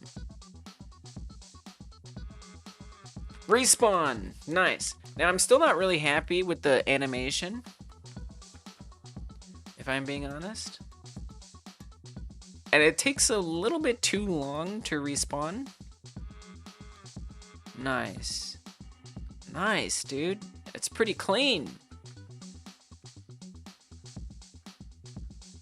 Explosions are ridiculous. I love it.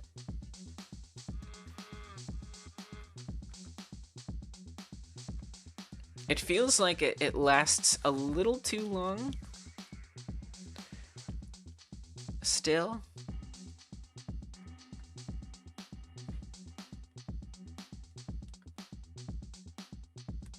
I have a feeling that this emitting ending here is part of the problem. Or something. Something weird is going on here. It's that little trail at the end. You know what I'd kind of like? It would be nice if it could just, like, become invisible. Can we do that? Heck yeah, we can. Let's do that. I'm gonna say that when it gets to, like here, let's set its visibility to be gone. The mindset is pretty much completely different in GDevelop or other engines, I think. Yeah, there's, like, you can do it in other engines, but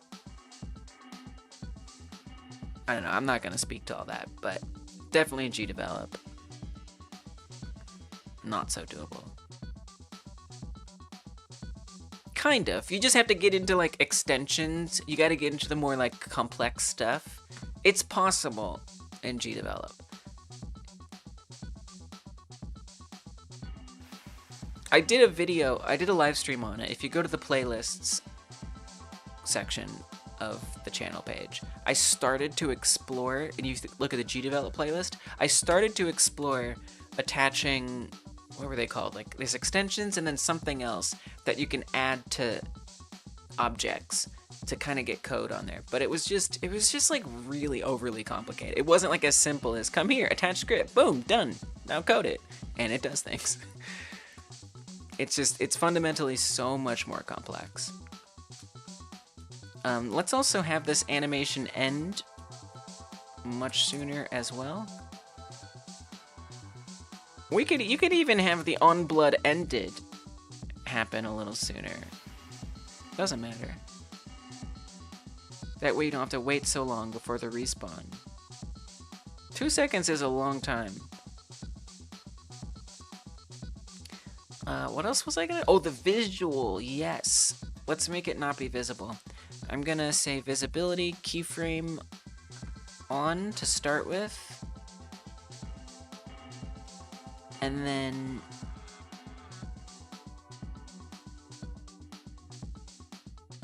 I'm kind of curious. Let's try here, but I might want it sooner.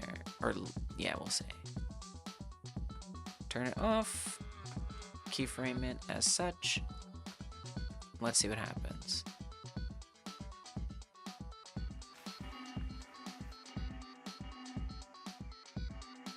I'm gonna wait a second for like the whole blood cycle to go through to make sure it's definitely not allowing us to move around here, and it's not.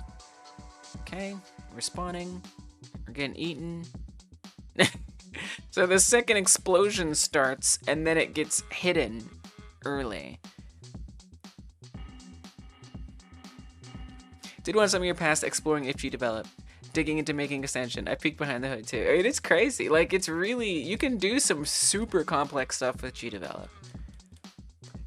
I just, you know, when I found Godot and I realized how easily I could do the same things without having to go through so many hoops, I was out of here. I was done. I said, see ya.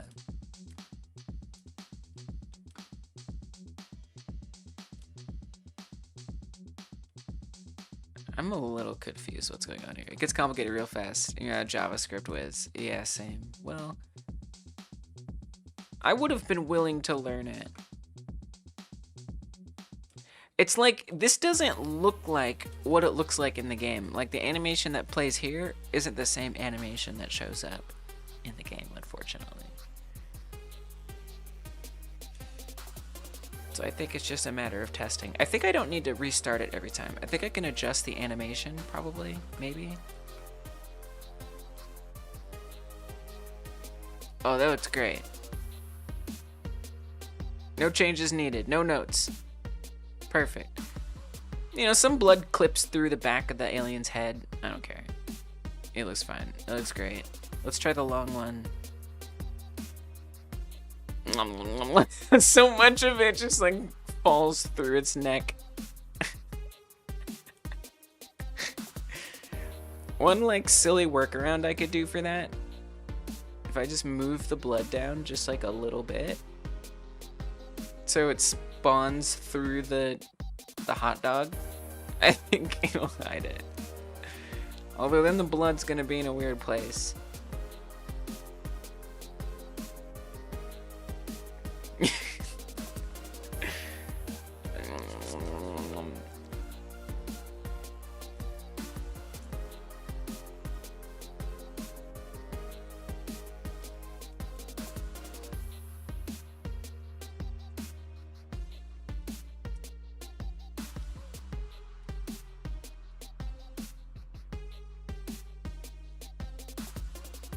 Getting enticed to try Pico 8 or TIC 80. I don't know what that one is.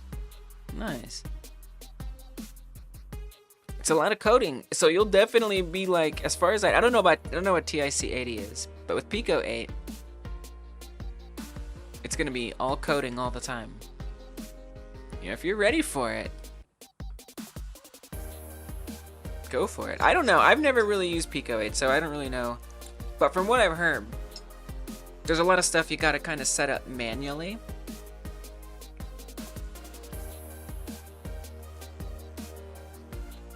I have no idea. I literally have never touched it. I've barely looked at it. I've Googled it.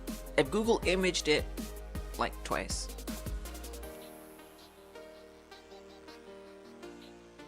So my credibility is very limited here. Yeah, it's a little jank on the long boy. It does this weird, like, startup thing on the long one. Why? Oh, maybe it's more human readable. Yeah. Interesting. That's a fair point.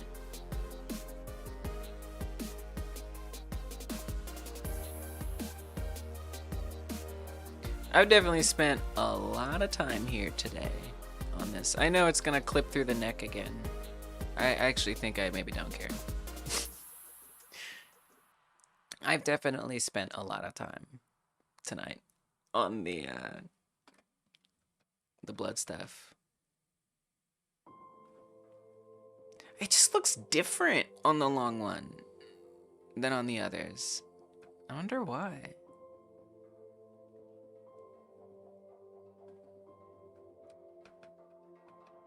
I wonder if it's because it's faster.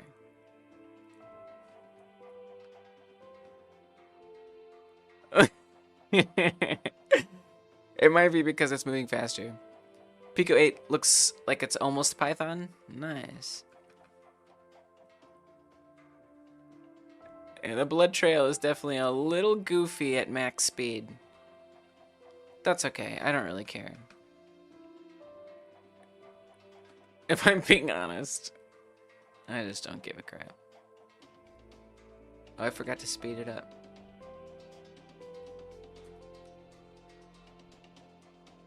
But I don't know if it actually is because it's faster. Oh, God. Dude, the max speed is so hard.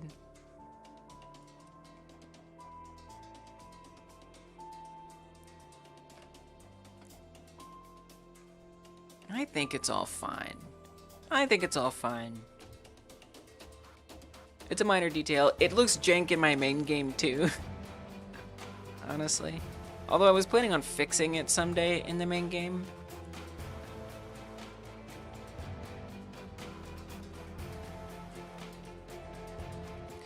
TIC80 I just learned about uses Lua language just like Pico 8. Oh, okay. Yeah, Lua is very readable.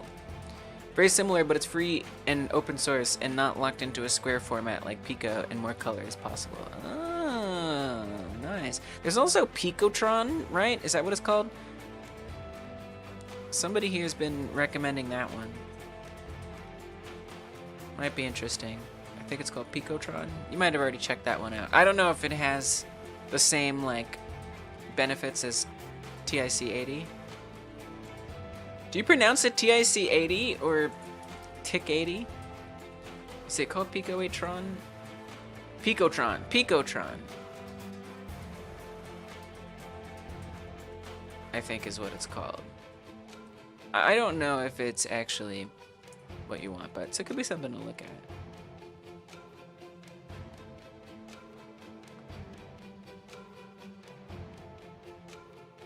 Spending a lot of time on this blood. The long boy is just behaving very differently with its blood splatter. It's bothering me. I have to let it go at some point. We got blood. It's cool. That should be good enough.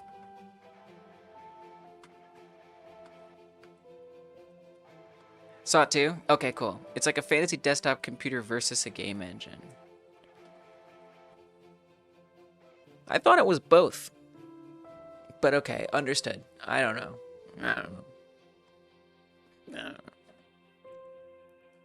I believe you.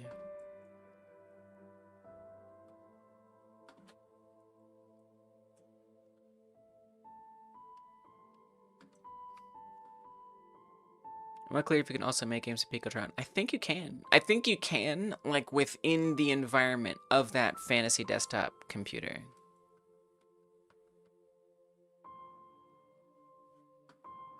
But, you know, doesn't mean you should necessarily bother with it. Where's the torso? Aren't we already modifying it?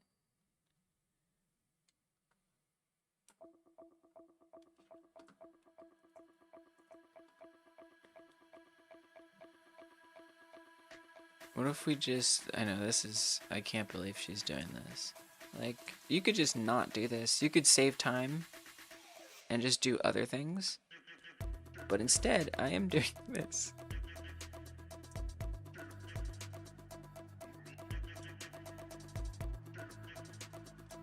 So the blood goes through better. Of course, now it's separated from the legs. So I need to stretch it more.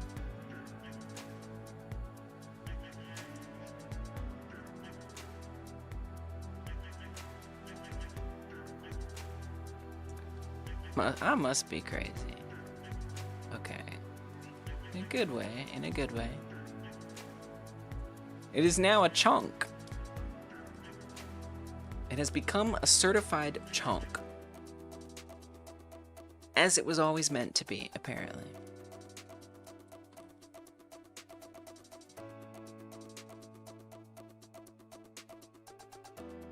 Nice. Much better. Alright, Kai Guy. Thanks for stopping in. Interesting that you're looking into Pico 8. It's cool, because that feels, you know, just that you're starting to, like, look at branching outside of GDevelop. I see your journey. I see your journey changing. Like, you're feeling like, you know what, I'm ready to try something else. That's a big step. Proud of you. Hope you get that thing finished up. Or not, and it's fine.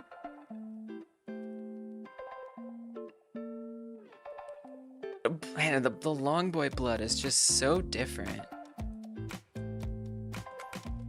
I swear, there's just something different about it.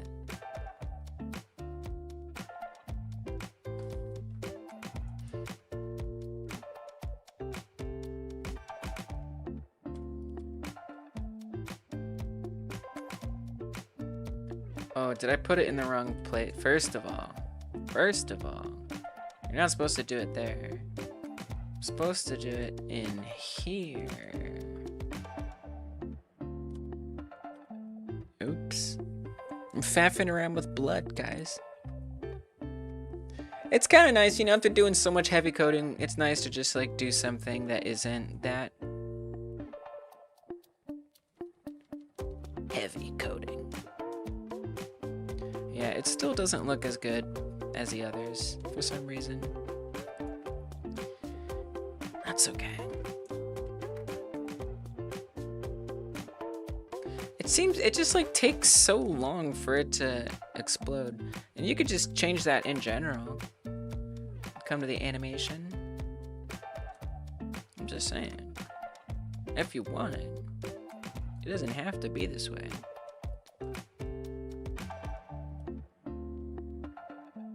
I think this is where it explodes. We could just have it explode sooner. Try that. Hopefully that doesn't mess up the timing otherwise.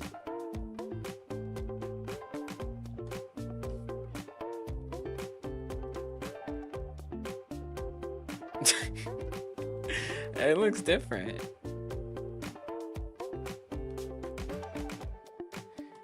I'm telling you, the Longboy's different. Like, it explodes right on their mouths on the others. But on the Longboy, it's just a little different, I swear.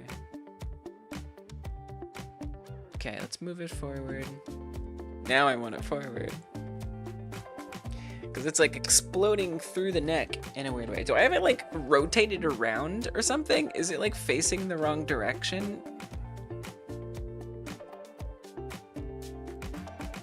I actually wonder if that's it.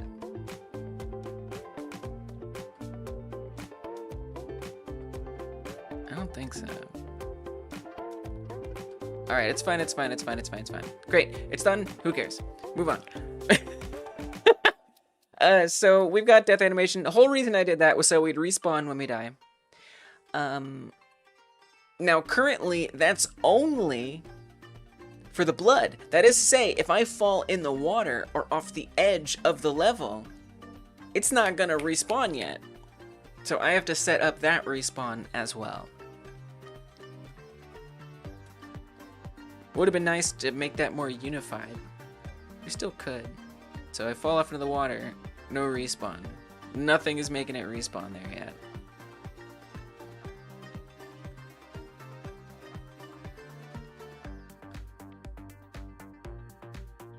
We could just have that like immediately respawn you. I don't really care. I don't have time for all this. So, player. If the death is... Well, but it depends. Like, how many things When we do on remove player,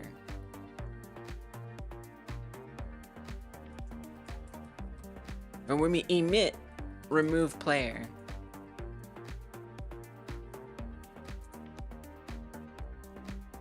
the killer gap is read as an edge. The finish line is read as none or an enemy. When is the finish line read as an enemy?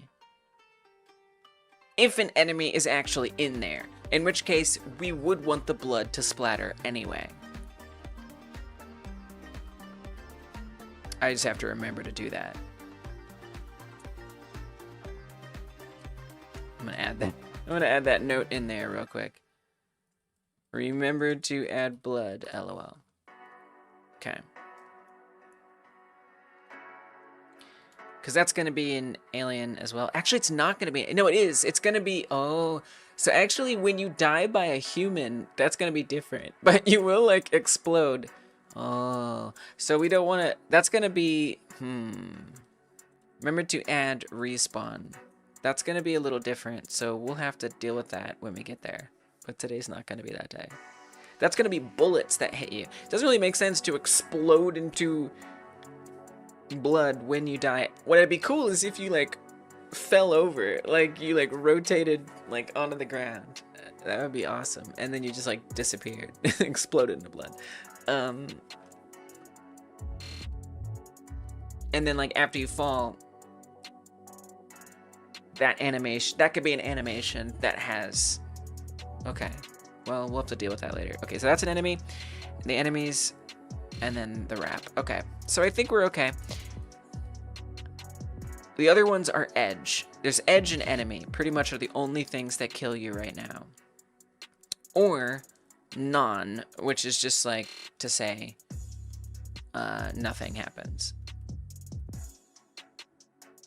Why do we have a water if that never gets, that state never happens?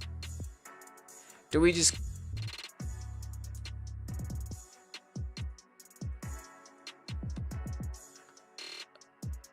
When does the water state occur?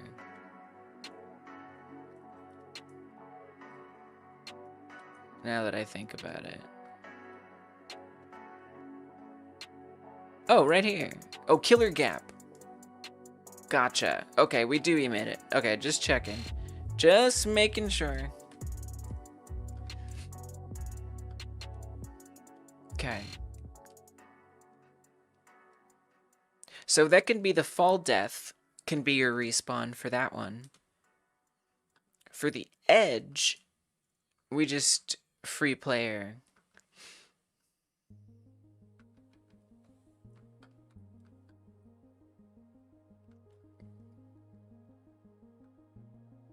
I think we can just respawn right away after that. I think that's fine. So we're going to run respawn, messenger, respawn, emit. And then with the fall death,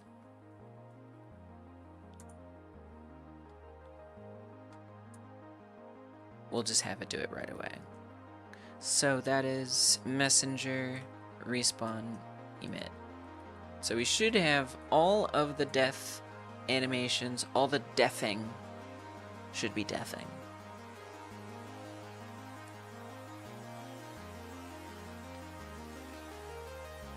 So let's check. Falling in water. We respawn. Going off the edge. We respawn. So there's no like explicit animation or whatever. It kind of would be nice. I don't care. It's fine. You know, in original Frogger, you got like a skull and crossbones that appear. I was even gonna do something like that, where it was gonna like have a wraparound death, but it turned out I don't even want it. So there is actually one more death place that I haven't set up, which is on the power line. If you hit like this section, it's supposed to kill you, and it's basically gonna behave like an enemy. The blood is a little ridiculous, because it's supposed to like electrocute you, right? Not explode you. An electrocution animation sounds like a lot, so just for now, we're just gonna make it kill you like a normal enemy. And I'm just gonna even just call it, I'm just gonna make it an enemy. We're just gonna set it to be an enemy script. It's gonna behave exactly the same. The only difference is we need to make sure that it isn't moving. That it doesn't have any speed. By default, well, you have to run move object for that to happen. And I think in order for move object to run, oh, so we could just set its direction to 0, then it won't move. Okay, so let's do that. I'm gonna go to that real quick, just to like set it up while we're here. And yes, we're just gonna have it explode you in blood. That's just the way it has to be. So that's actually a little tricky because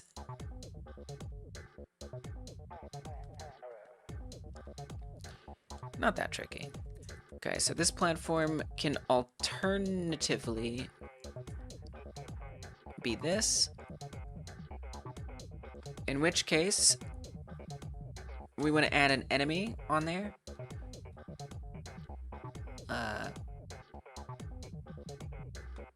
Let's just add a area 3D.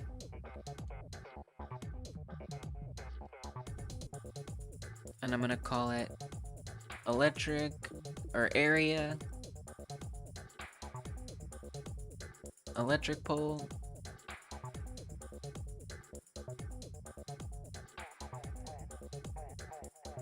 Attach a script to it. The enemy script, the pre-existing enemy script. We're gonna add a collision shape. Make it a box.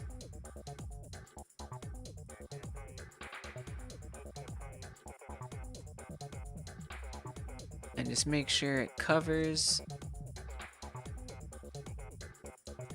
a logical area.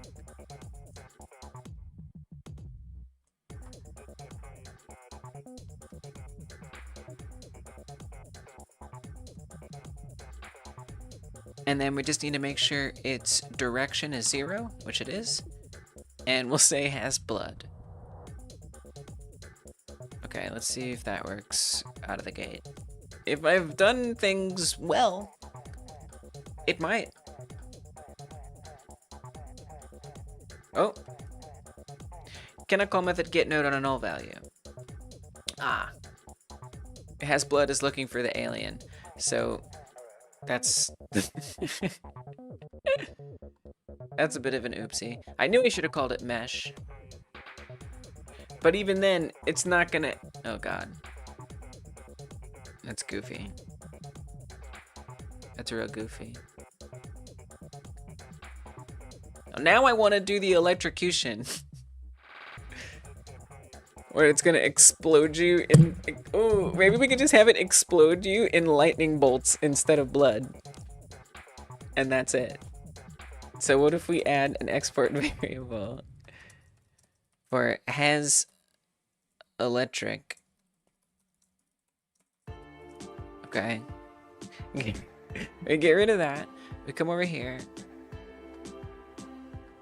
We don't call this has blood, we call it has electric. And then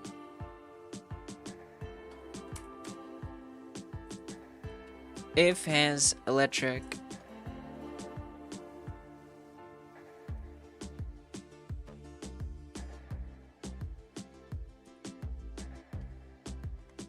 I mean, you're still gonna need to add that in as a particle. Right, so it didn't even have the particle effect on there. I was just like, just do it, who cares?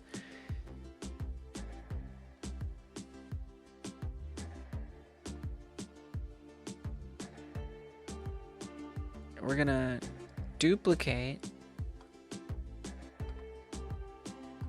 our human blood scene. We're just gonna call that electric. it is gonna be very similar. It's even gonna have the same blood script on it.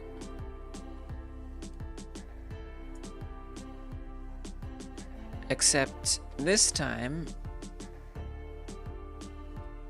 we're gonna change what those particles look like.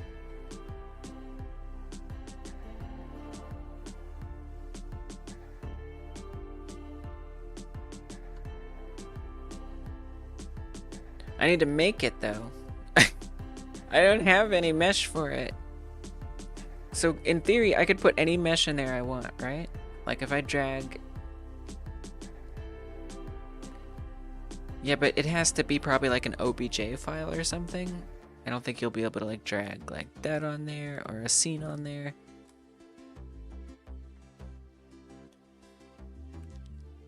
You could do like an image. You could do like a plain mesh and then add like an image onto it. Oh, we could do a text mesh. No, don't do that. Let's do a plane. And then on that plane, we'll put a lightning bolt material. That seems like the path of least resistance. Electric resistance.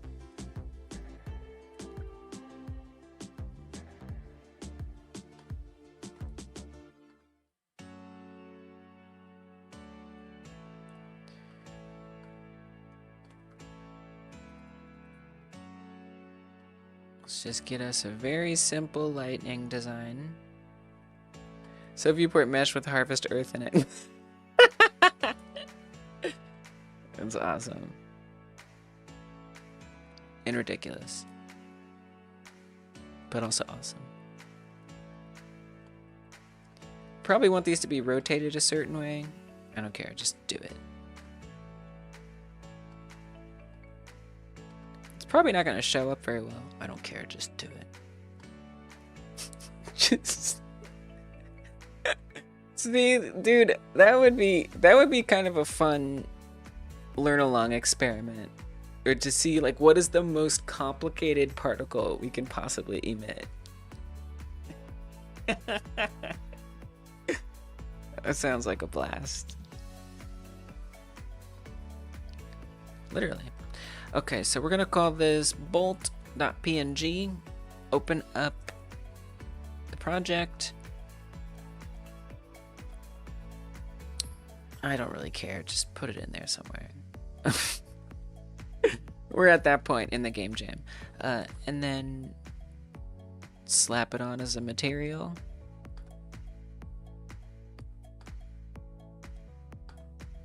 With some transparency. That didn't look like it worked. Oh, it worked in a way.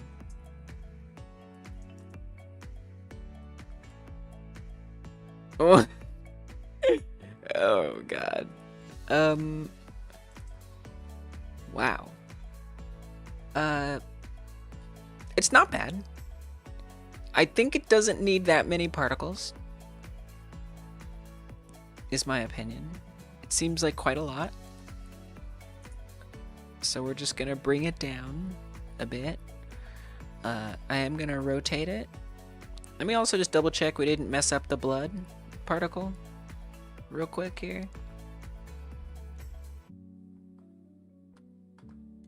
There wasn't some shared thing. Okay, looks great.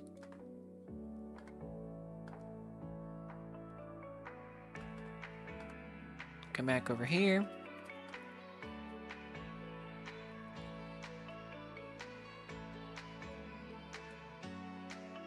Kind of want to rotate it a bit somehow.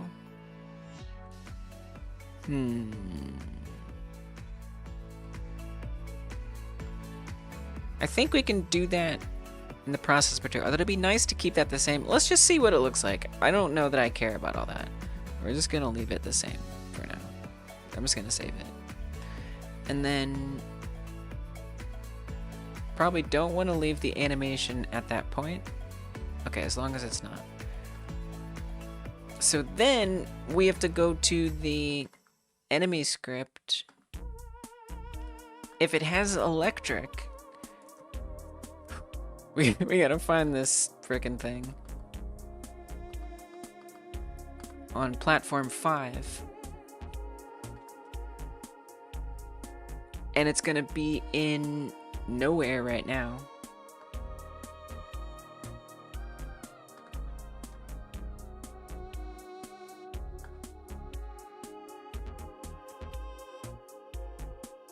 Okay, particles electric. Just drop it on the platform. I don't care, just put it in there. Oh, but it has to be in the enemy. So actually it has to be a child of the enemy. So the enemy is that, so it's literally right underneath it. Has electric, get node. Can we just call it electric? I'm not even keeping the syntax the same. What a mess. I can't handle that. I have to capitalize that E. It's too bad. Electric, get node electric.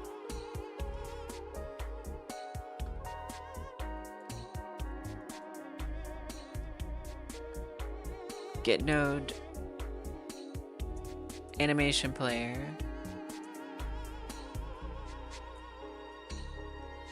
Play feed. It's still called feed. I do need to put it in the beginning as well, in the preload section, so that way we don't get.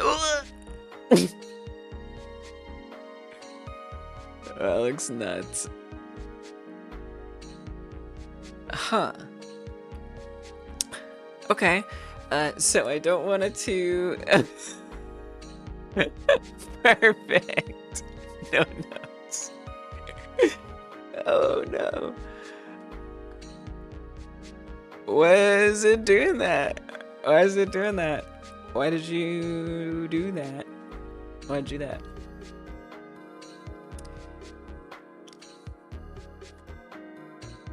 That's only supposed to happen if the death animation is playing. So I assume death animation isn't playing. Is that a fair assumption? First of all, number one.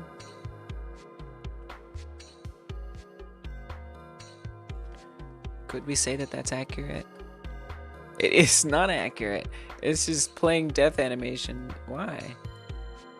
On body entered. Oh, wait. Oh, I didn't put death animation. Get no. I know. It's because I have the death animation running out here. That was the mistake. I am also going to make sure. I know. Look, we're at that part in the jam dungeon. Like, I'm trying to crunch it out right now. And so I have to make decisions like this to get the thing done. That's where we're at. At the very beginning, I'm like, okay, let's make sure we start with good structure. But then you start crunching me, it's like, forget that crap. Let's just make it work. And at the end of the day, I don't need to expand on this. And nothing should ever change, right? You know, now I'm also at the end. I know what the scope is gonna be, so I can make those choices without worrying that it's gonna have any problems. So...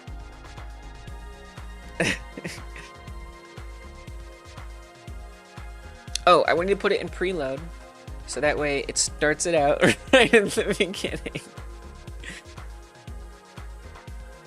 File system, particles, electric.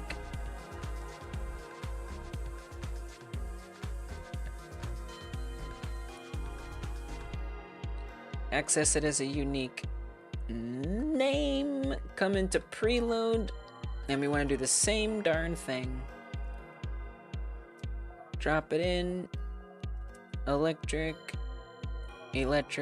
emitting, true. Okay. So that way it happens. But that's not gonna, based on what I've seen here, I don't think it's gonna hide behind the menu. I have a feeling it's gonna explode past the menu. Just a little bit. Why is it so gigantic? Oh god, and it just keeps going. Is it not set to one shot? It's not set to one shot. That will do it. Please just be a one shot. It happened last time too, that wasn't like set by default, which is like so weird. Okay. I feel like it's still gonna go below. We just need to change its position. That's not that bad. Okay, now let's die on that. Oh! Couple things to keep in mind here. Number one, on that platform, we do not want this pole to be visible all the time. That is incorrect. We also don't want this area to be active all the time. We need it to be, the collision to be disabled by default. Then we gotta go to the main scene.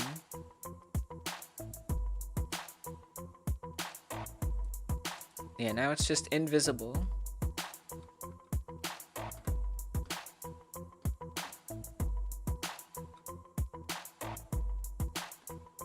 Technically, I want the electric pole to only be on a certain level. But, well, maybe we'll just not do that. We'll see. That's something I'm willing to let go of. Having that, you know, in Frogger, that appears like on level 2, not on level 1. But I'm willing to let that go. Okay, so first of all, let's make sure it's not exploding us on the pipe. It isn't, which is good. Now, we're gonna try to get exploded on this one. What the shit? It's ridiculous. It's completely ridiculous. It looks ridiculous. But, okay. We're getting somewhere. You know, it works. It does the right thing. Oh wait, it didn't work on that one. Blood still works, right? Yeah, we should try it. Blood still works. Now for some reason...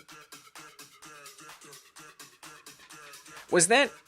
Do I need to just restart it? I wonder if it was like an instance thing. I don't think so. It didn't seem to fire 2 times. Which I don't really understand.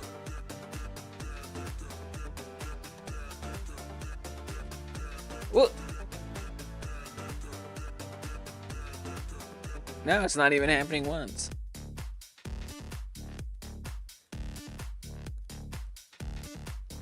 It appears that it's not always detecting the player touching it. Somehow.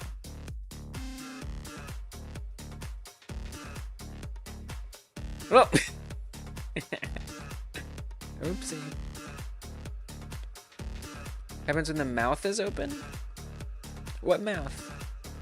There's a mouth? It's a feature! Where's the mouth?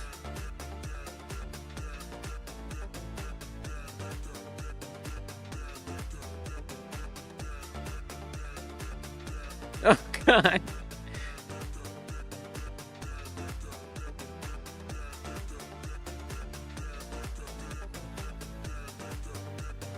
Well, I'm confused. Like the croc from Frogger. Oh, is that true in Frogger? I didn't even know that. Dude, I got death wraparound. I got what I always wanted, death wraparound. It's got problems. I'm gonna be honest. It's a little buggy. I did not build in that mechanic, but I love that feature, not a bug. Wait, how did I just die there? Wait a minute. Something is fishy.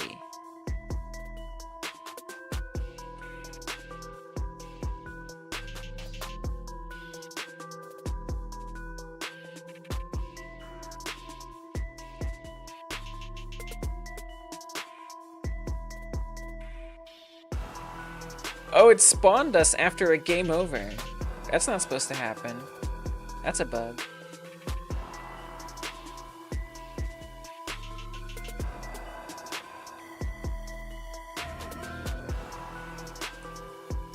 Oh, because we set respawn, we need to make sure it doesn't respawn. Well, that should be built in, so if we go off the edge and we die on a game over, it respawns us anyway. But respawn should only fire. See right there. Oh man, we got all kinds of problems. Okay, so on main scene, respawn, spawn player. Yeah. Oh dear.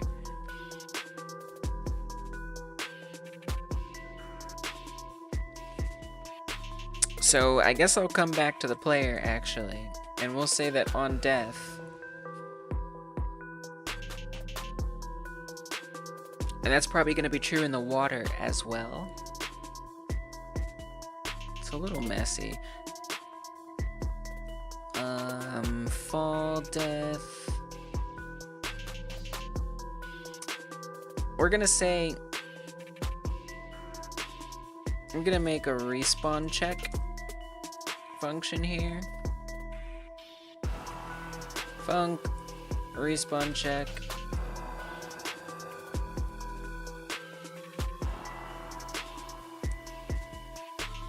If globals, if not, globals game state set to globals game states over.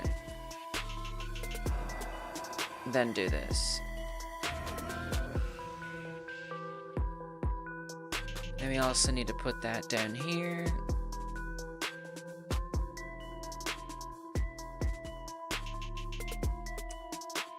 Respawn check. As for this misbehaving,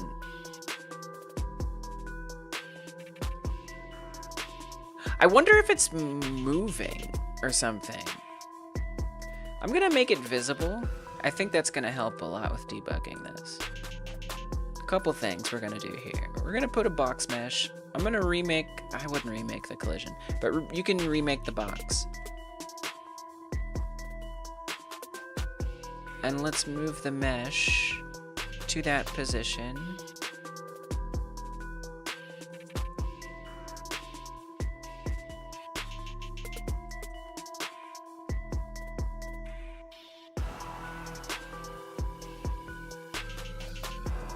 Yeah, another thing is, by the way, don't move that. Couple things. I got a couple notes for you, Lise. Number one, don't move this around. Put that back to the normal shape.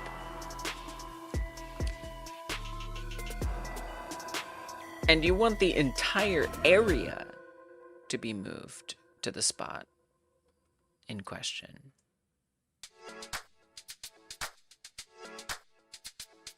Put that here.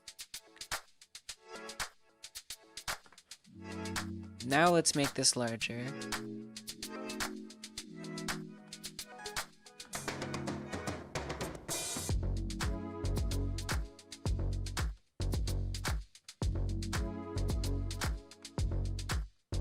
That seems pretty good to me.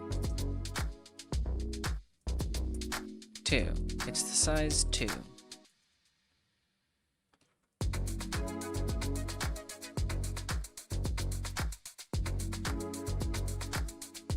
Then make sure this is hidden, and I'm gonna leave that mesh on there.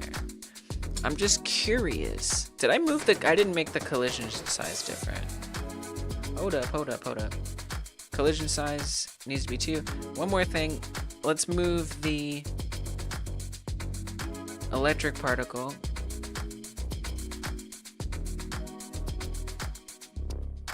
I'm actually gonna change this here.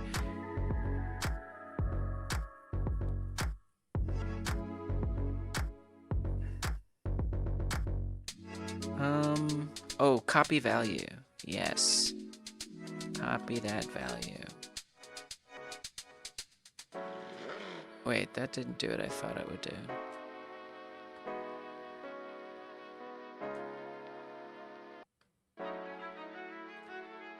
Paste value. Okay, so those should both be around there. still kind of in a weird spot, but whatever. Okay, so just getting that lightning bolt actually behind the menu. And then I've got a debug mesh on the electric bolt. It's actually on all of those, but that's okay. So it's not gonna affect me here. Wait, where'd it go? Oh, it's moving. Oh, because it's getting detected by the wrapper. So when it hits the end, it's moving it. Oh, because that's what enemies do. Right, so we don't want it to be detectable. We want to say that if it has electric, guess what? It's got a special property. It does. It has a special property. On enemies that have electric, they need to not have the ability to collide with the wrapper. So, how are you gonna do that?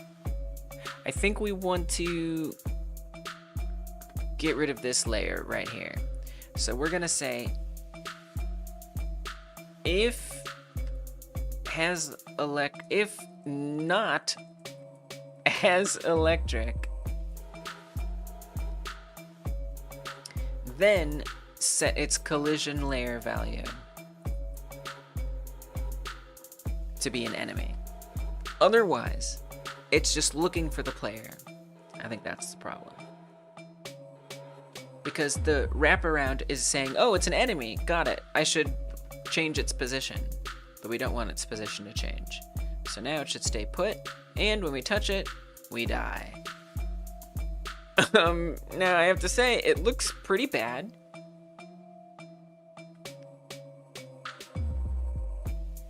So, don't, look less bad. This was the true overscope, was the electricity. I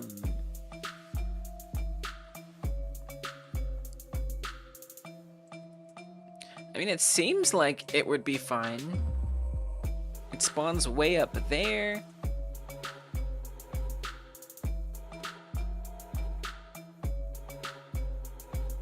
But somehow it just misbehaves. I wonder if... Okay, I wonder a couple things.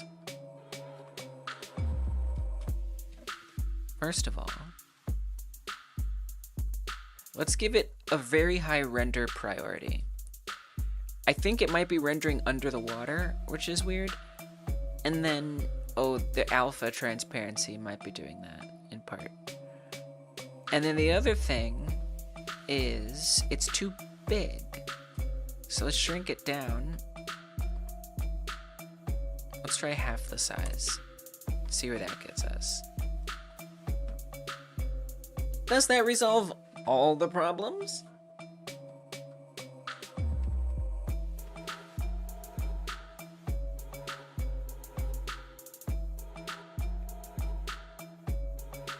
Better, much better.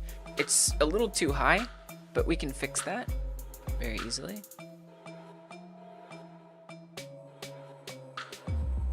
Just gotta pull it down.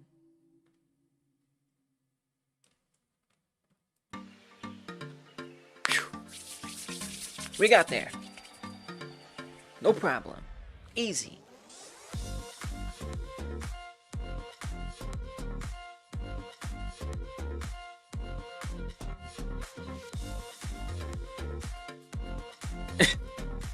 It's got a bit of a delay, which is kind of weird. You just like vanish, and then it's a little brokenish. I think the last emission, like, there's like ones that appear like elsewhere. I think I know why that's happening. I had this problem before in my other game. Done with work, let's go. What a day. I'm glad it's over now. Stupid work. Oh.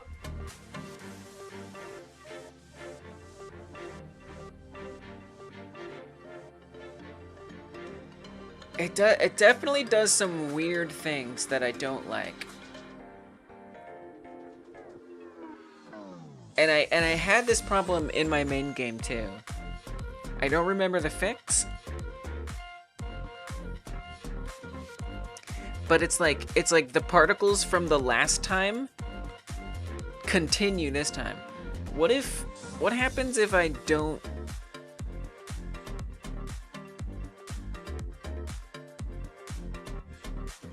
end the emission? Like, what do you think about that?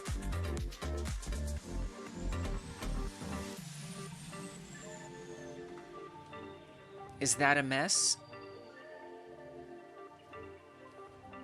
Because I wonder if its full lifetime isn't playing out. And if its full lifetime did play out, maybe it would be okay.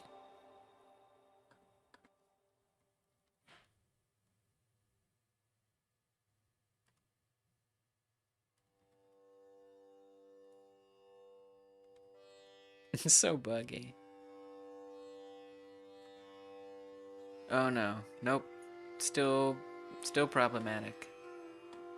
Could be worse. Could be a fried frog leg. Electrocuted frog. Drool. Yes, if the frogs are exploding into electricity, that would suck. I've never had frog legs.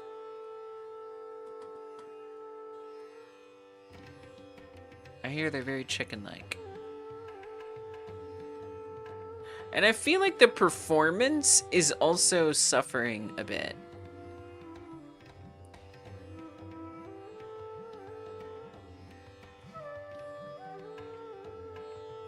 Yeah, we're a human here. I know, because it's like Frogger. If the blood behaves similarly to the lightning, it's not noticeable.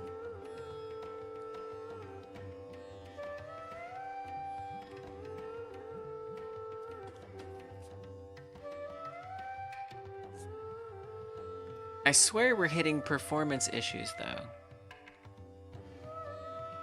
I mean, if I'm not... I don't know. I don't really know what to think.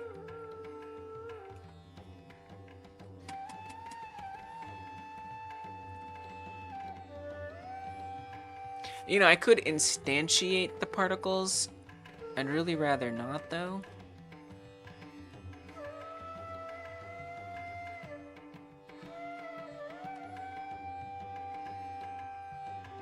But, I mean, it's kind of hideous. Because it's gonna, like, appear in the wrong place. And I super hate it. Oh god. It's like right when it starts, it picks up where the other one left off. And I don't notice it with the blood. Again, that could just be because visually it's not as noticeable. But with these electric bolts, it's very noticeable. Yeah, not a lot of meat, right? Whoop. I didn't mean to die.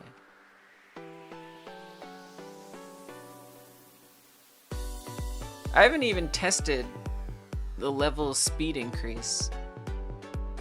See how they just like appear all over the place? I hate that. It's kind of driving me nuts. Maybe I can work on that. You know what? I'm gonna work on that another day. I'll work on that during the Monday member stream, because that is like a visual thing. So weird. It's almost like the animation is like... Oh, but well... No, because they are both not visible. This one is even visible.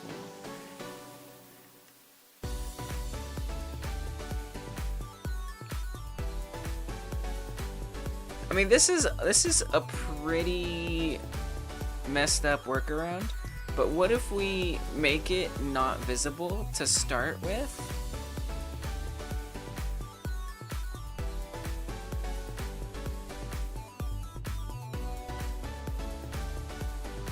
But then it becomes visible. Can each jet particle be smaller? It would not be so everywhere. Yeah, we could make it smaller. At the very least. Oh, this is the blood. Does the blood have the same... I think they share the same animation player. pretty sure. Nope, they do not. Well, that's good to know, actually. That means I can mess around with that.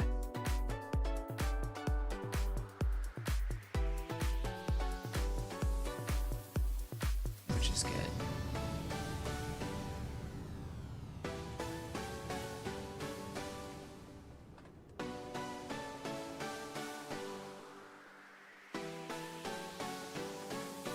When did we get copying and pasting keys?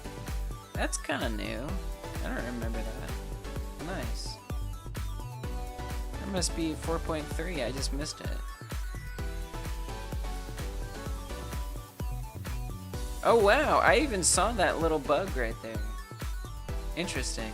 Alright, and then let's make them a little smaller, as Sky Guy suggested. I think it is a little too big. I think it's a good idea.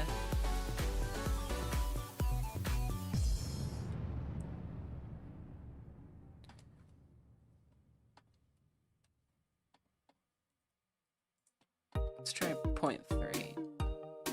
Much smaller. And hopefully maybe for the best.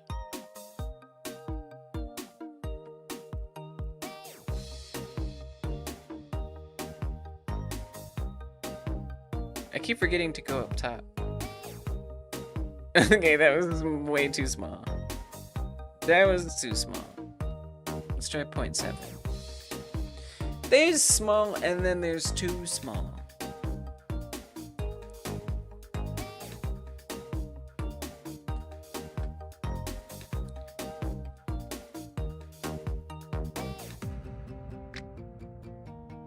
Oh, it's so easy to do. But that's true in Frogger, so. Still kind of big, but.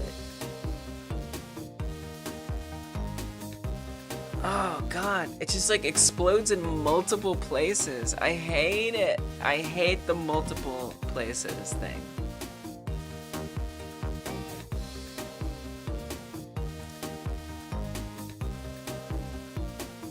Electron size. Truly accurate.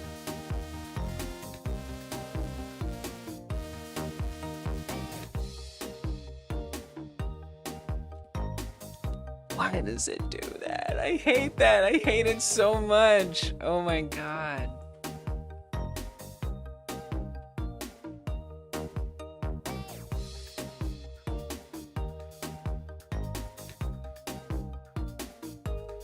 Alright, I think I just have to let it go for now and move on. I think I gotta move on from that one.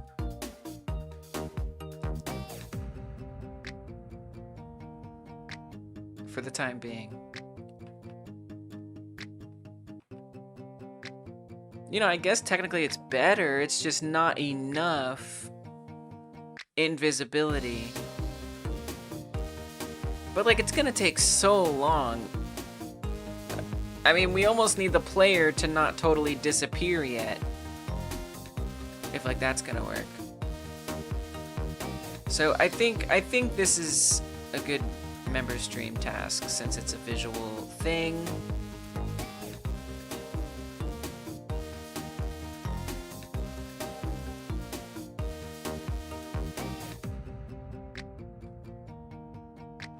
And we could set like a function that makes the human not actually get killed until that point. If it's an electric thing, it actually waits so that way we see the human stand there for a second. Oh god, getting gobbled is amazing.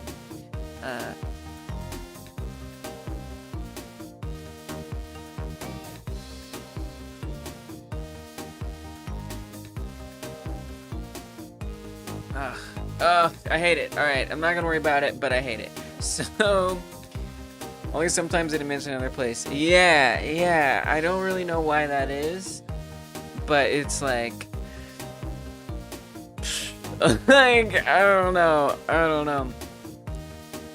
Like the best, like one of the better solutions I can imagine would be to have it instantiate, but I don't even know if that would fix it. It like might fix it. I'm not sure.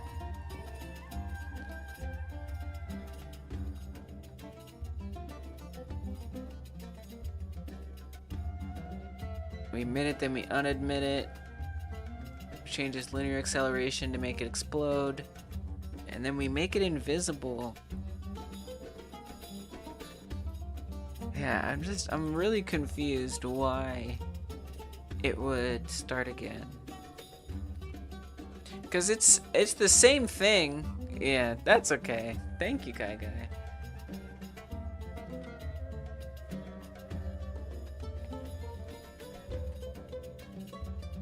If the particle effect is firing, and it should be ending, it should be finished. What is movie quit on finish? Oh, we're not movie maker mode. What is that? Quitting? Yeah, quitting is good. It has a lifetime. The lifetime definitely finishes. It doesn't emit anymore. The emitting ends.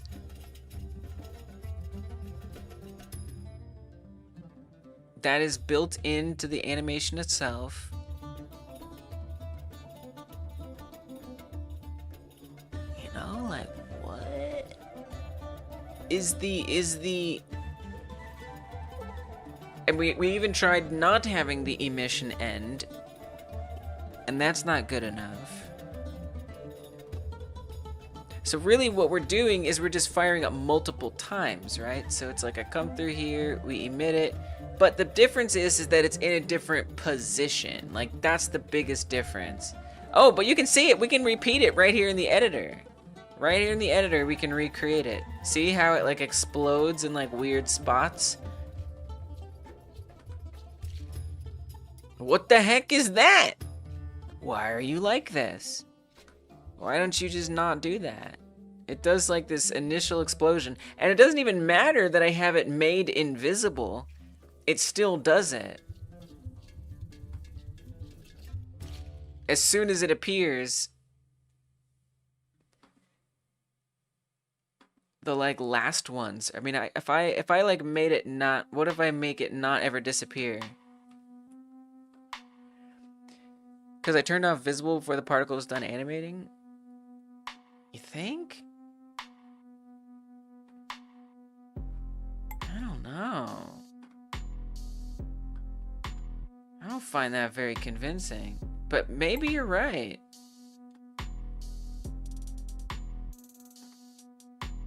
Wow, maybe you're right. Okay. Alright, okay. I do that with the blood too, but I guess like it's not a big deal with the blood because it's so small, like you almost don't notice it. Yeah, maybe you're right, dude. What the frig?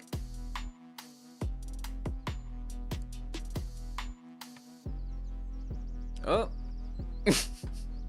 And it's not appearing at all now.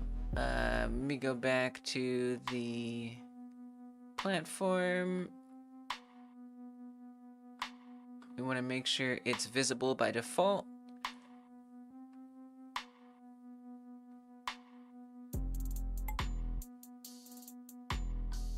And play it.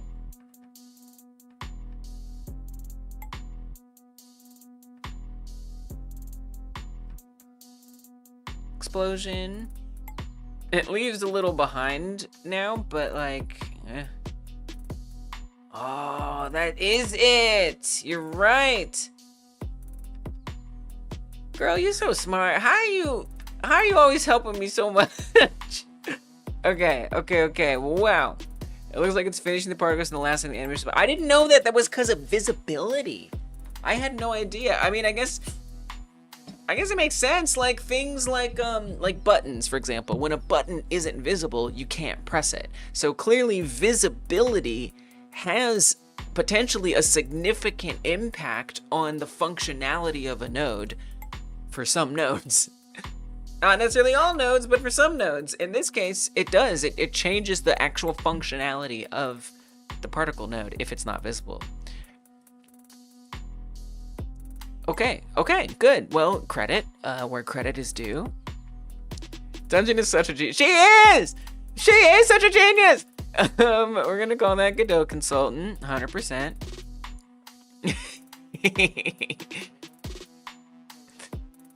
And I'm not nuts about the way that it drips a little bit at the end. I kind of don't like that. I find it to be unappealing. But that's kind of by design in a weird way. Because of this linear acceleration going down, I believe.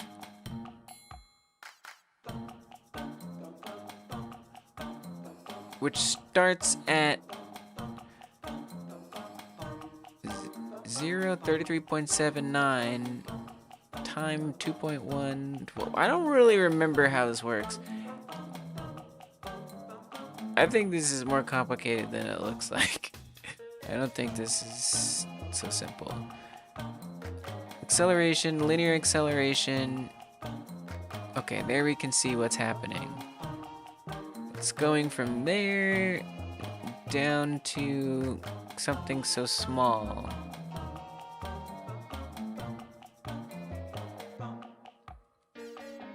I don't care. I mean, it bothers me. I wanted to hide that. Like, that's why I did the visibility change.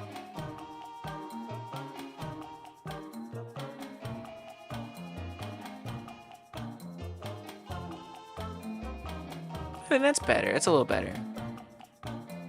You never thought of animated particle? Yeah, it's cool, right? It just helps like give it a little more dynamism as opposed to like a single event. It can like change.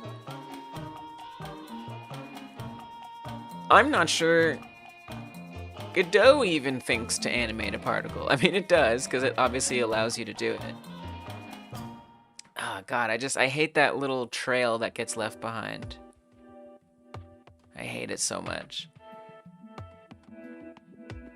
And that's, and part of that trail is because the object is moving.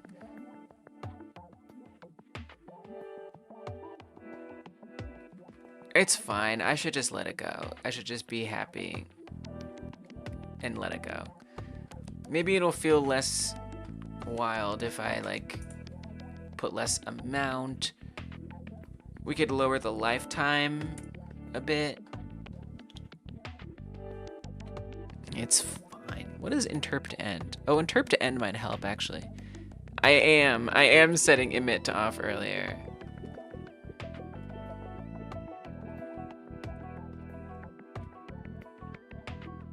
Something doesn't seem to help.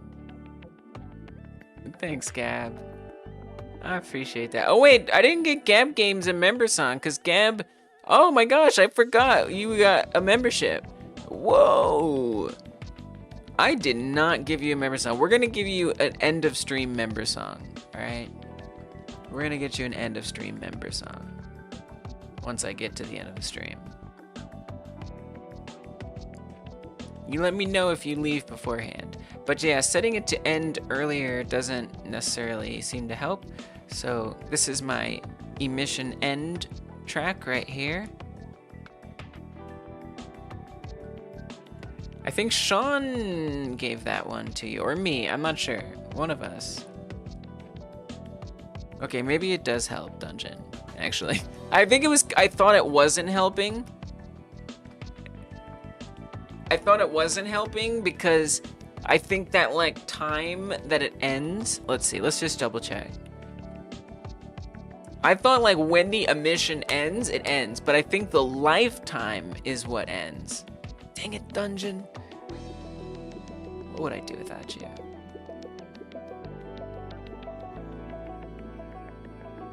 I couldn't tell because it went away. Oh, I did it again. It's just, it was hard to notice because it's not like with the visibility, when I have the visibility go away, bam, it's gone. When the emission goes to 0, it doesn't just vanish, it just doesn't, there you go. And I give you another credit. It just doesn't it's like this delay, and I wasn't wrapping my head around that. Okay, great. Well, then I mean, if we want, we could also fix the blood too. And instead of having the blood disappear, we can literally do the same thing. Right? We just have to make sure that it is visible. Okay. Come over here, play it. So it's gonna do the little extra crap that I wanted to get rid of. Just end it early, as long as it's enough time.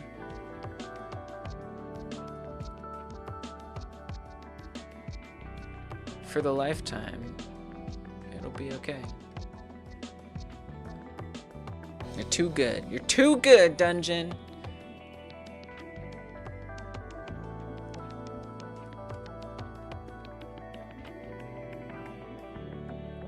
Nice. It looks great. Easy. I mean, it wasn't easy to me. I've been struggling with this. This is gonna make my main project better. I've been having this problem on my main project, and you just helped me solve it. So thank you. Thank you extremely, very badly much. That's right. That's right. Wow. So what other things did I kind of wish I would get done? Well, I mean, the bonus collection. It would be nice if the bonuses could work. It would be nice if we got points. If the timer, I still haven't set up the timer. Oh, man. Dang, man. I only got one more Devlog stream left. Besides the member stream on Monday. I have the Monday member stream, and so I got two more. Let's say we have two more Devlogs. Two more, because there's only so many visual things. But I need to do the audio. I have to do the sounds. Oh, my gosh. Oh my gosh. I'm in danger, aren't I?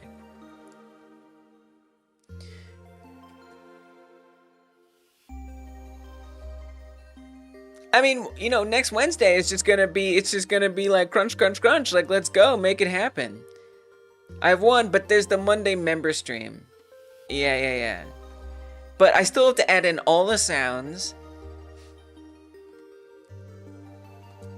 I gotta get the level change effects. I still want to add in an entire enemy. I might have to cut the enemy. Truth be told. The enemy is a whole entire thing. I want an enemy that shoots bullets. I think I might have to give up on that. I think that's become a stretch goal. We need leveling up, right? So right now it just says level 1 and it never says level 2 or level 3. The timer needs to be working. There's actually still a lot of things that for me are labor intensive. I think I could knock out a lot of those things on Wednesday, but it's just gonna be a lot. It's just gonna be a lot. That's for sure.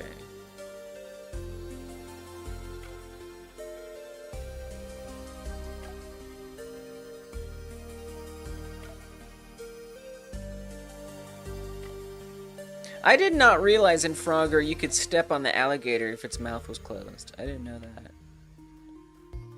It's really good to know. I haven't even tested the start in a minute. The level 2 change. Oh no, it glitched. Oh, I don't think it's gonna disappear now. Dang it.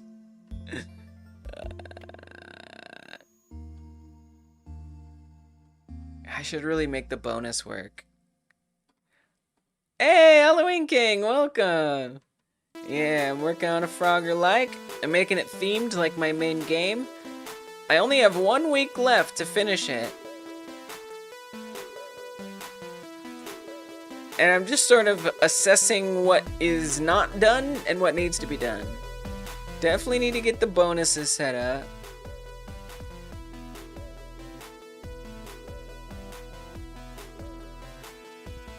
The time. The level up score. And thanks, Halloween King. Yeah, I mean, look, I'm definitely happy with it so far. Yeah, the crunch time pressure is real. And there is speed increases. Yeah, it can be fun. Start. Oh, man, we don't have the. I never got to the respawn. Let me see if I can set that up real quick. On the message script. Right, I was gonna make a debug tool that just lets me like level up automatically. Wishing I would've entered this jam, but been brain fried and procrastinating on other adulting things. Kinda knew I should push it. Yeah. I'm glad that you like decided not to start it when it wasn't a good month to start it, you know? There's no reason to go through that stress if you don't have to. Shouldn't push it. Yeah. Good job. Well chosen.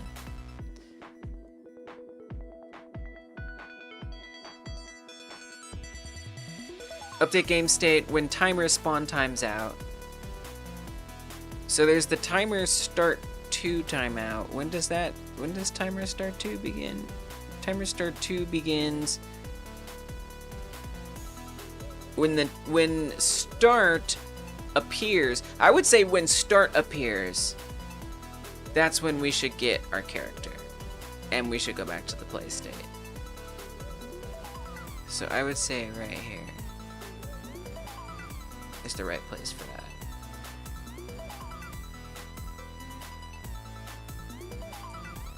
We also want to see level 2 at that moment. We'd want to increase the level, right? So that's kind of its own signal to put out for level increasing. We also don't have like a timer death yet.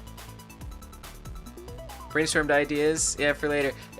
Never, I mean, you know, you could always, you know, make this, you could still make the Frogger-like. It's still a really valuable thing to do, whether it's during this jam or in general life, you know?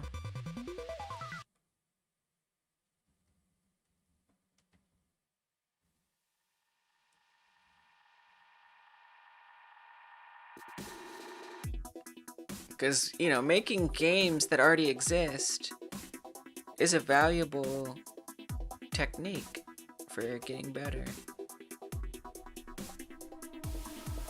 But I understand, like, having the jam be active increases, like, the motivation. Start. Nice. Okay, good. That works pretty darn well. Actually, the doors don't reopen. Right, so we have to do an on level up thing, right? We also don't have, when you get 20,000 points, you don't get a 1-up.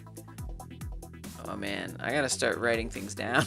It's starting to become a little tough to remember stuff.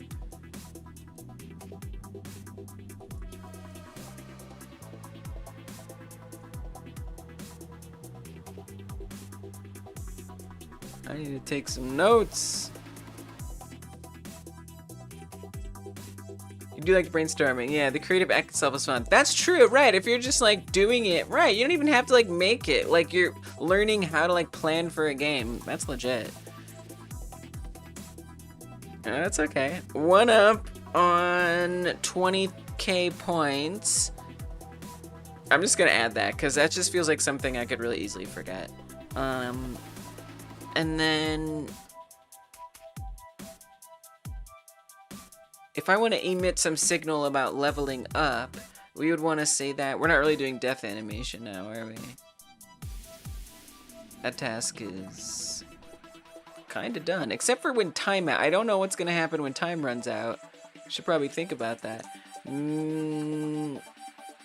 Level up happenings.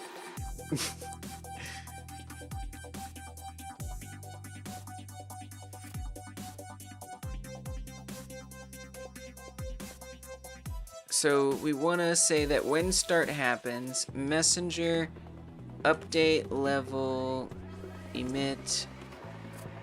I don't know that we really need much more information there. It just keeps going up every time. On the messenger, we're going to create that.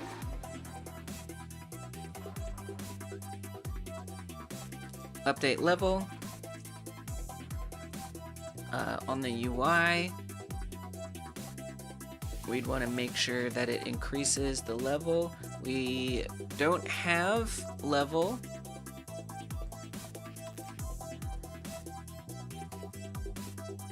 On Reddit in here. That is on the bottom.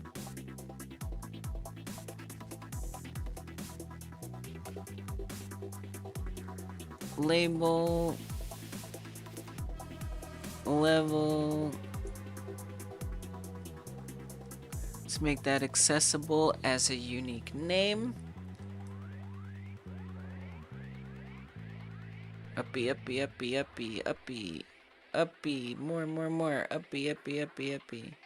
Okay, is this the UI though? Wait a minute. Are we sure this is the UI?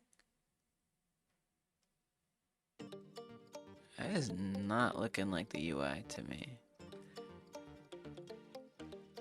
Okay, there's the UI. That makes more sense. Okay, drop this in. We're just gonna call it level. And then we want to connect messenger update level, connect on update level, down, down, down, func on update level. We want that text, level text becomes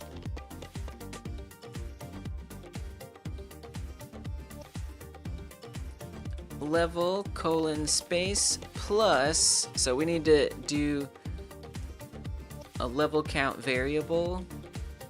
Well, that should probably be in globals, right? I don't know why, it just feels like the right place for it. Variable level integer equals 0. Even though I don't need it to be there, if that changes, I'll really wish it was there.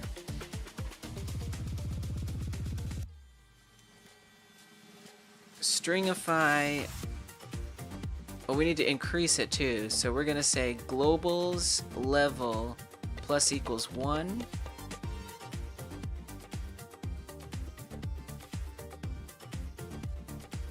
I hope that doesn't run twice. I don't think it does. And then stringify globals level. Okay. Hey, what's up? It's Paige. How you been? Good to see you. Thanks for stopping in. Today I'm working on my finishing up, maybe, hopefully, possibly, my Frogger-like game jam entry. It's a jam that I've started. If you are able to export games to the browser, you can join in this jam. It's about making a game very similar to Frogger. It can be as close to it as you want without... Oh, I like how I pasted the code in there. It can be as close to Frogger as you like, as long as it's not literally copying it asset for asset. Or it can be quite different. We have a lot of entries coming in already, and they're seeming pretty cool. And I am challenging myself to do this. It's a month-long jam. I'm basing it artistically on the main game that I'm working on otherwise. And it's coming along. I only have 1 week left, so we're in danger. Its Paige is relaxing, dying of flu. Oh God. I hope that dying is an exaggeration. Take care. You take good care, okay? My goodness. It's good to see though. It's been a while. Not in a bad way, in a good way. Like a dreams days person. Always nice to see the dreams days, folks. Whoa, whoa. Okay, so I just gotta fill all these in. It's just an exaggeration. Okay, good. We'll still take care, so it doesn't have to become a non-exaggeration.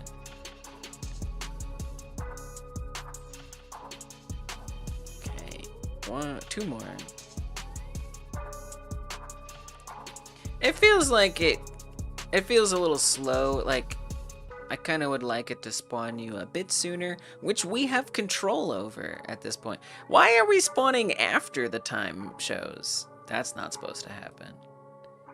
It's supposed to spawn you while the time is showing. That's okay. Okay, time, start.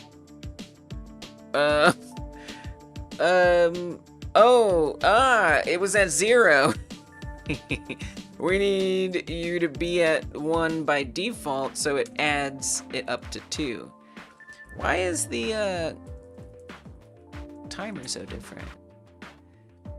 Yeah, same page. Same. Very much same. But you know, such a special time when y'all come through, I'm like, I remember you from dreams. You've been here since then, but let's see. The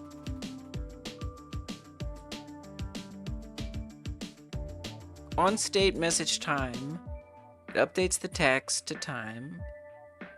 It is then going to start the time timer and then the spawn timer. And then when the time timer ends, it just hides the message. When the spawn timer ends, it should spawn us. The spawn timer is set to 0.75 seconds, whereas the time timer is at 3 seconds. So, like, we should spawn a lot sooner. So I'm a little confused what's going on there. I wonder if, on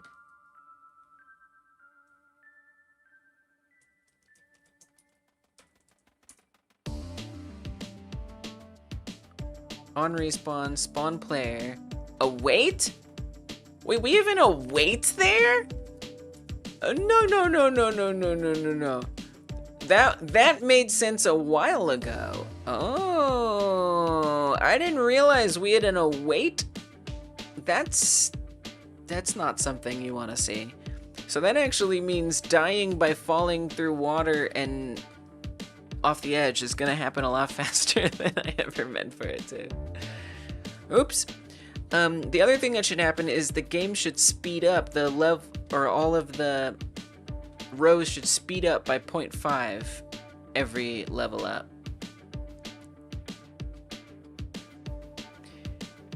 Got Ish my procedural gen set up and Ish my hazard set up. Nice. That's serious progress though. Nice work.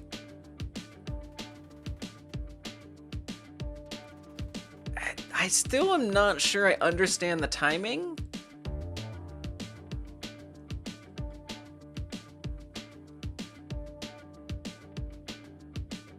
The should spawn happens after the time message disappears, which doesn't make a lot of sense because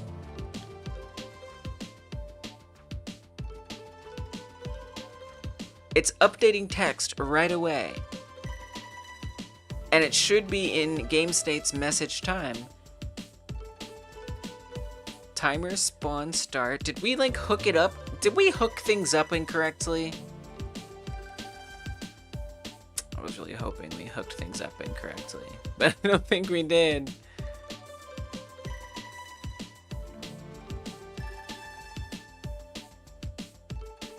That's at 0.75.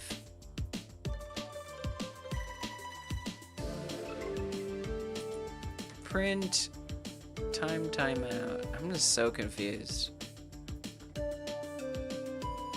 It's like not the most important thing, but I thought I set it up such that it wouldn't not work that way.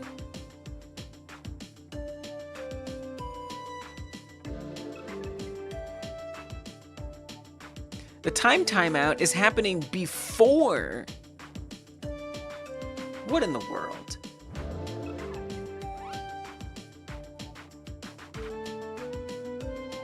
Timer time length 3. Timer time length, that should be 3. I mean, it is an export variable unless I accidentally like messed up the export variable.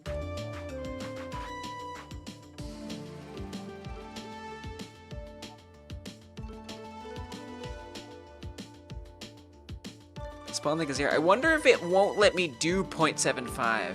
Oh.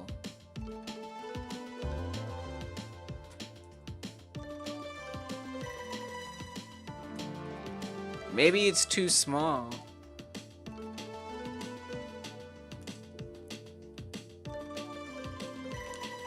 It still doesn't really make sense, if I'm being honest. Because otherwise it wouldn't have happened at all. Oh, there you go. Alright, that was definitely it. It didn't like... Is it still an integer? Is that why? Ah, it's an integer.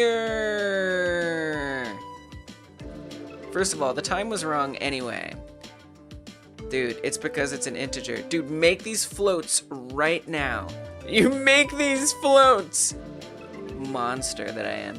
Just came in to send some love. Thank you, DJ! Oh, we got 2 member songs. I finally got some basic 3D rotation stuff down. It's starting to feel significantly less scary than a month ago. What do you mean? Do you mean... Oh, you mean like a project that you're working on in general. Nice! Nice, nice, nice. Nice work, DJ! Yeah, I remember you had a sprite that like rotated around and stuff. Welcome. Somebody gifted you a membership, by the way. So, I was gonna save someone's member song for the end, but since you're here and you're like, oh my gosh, you're giving $5! What the frig? What in the frig? Oh, thank you for the $5. What? I really appreciate that. That is very, very kind of you. You didn't have to do that, but you did. But you did. All right, we gotta do some songs. We gotta do some songs here for a second. A Rubik's Cube project. Oh.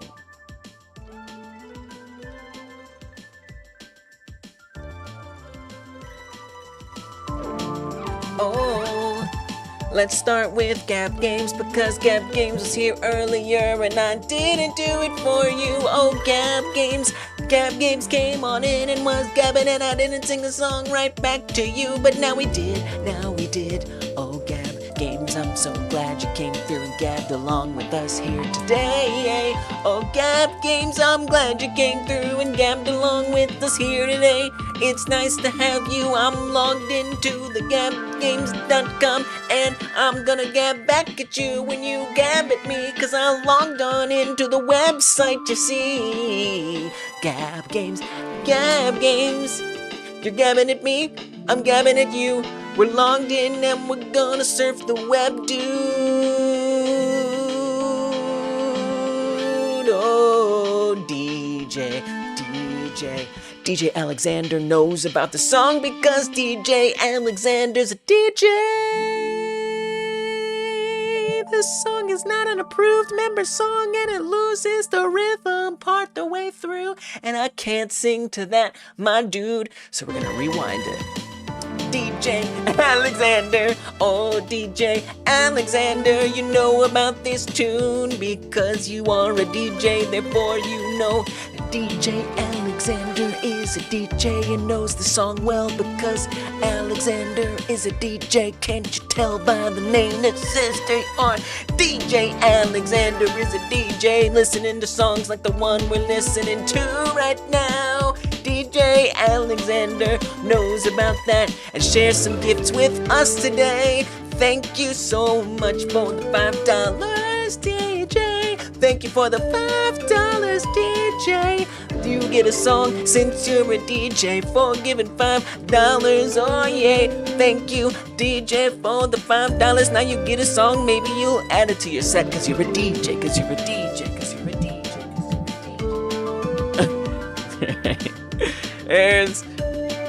There's the member songs. I did what I did, and I regret nothing.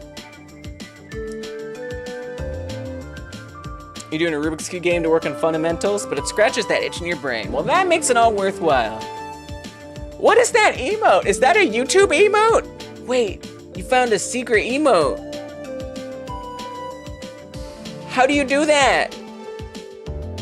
The other day, one of y'all introduced me to a secret YouTube emote, and I had to go find it, and I found other secret YouTube emotes. But I don't remember that one being in there. Is this one just like actually easy to find, and I just didn't know that? Oh no, it's right there! Oh, they added new ones! Wow, look at that, they got some new emotes! Why don't they tell us these things? They just do it. Dude, that one's so cute! I've never seen that one! Good choice. This is very important.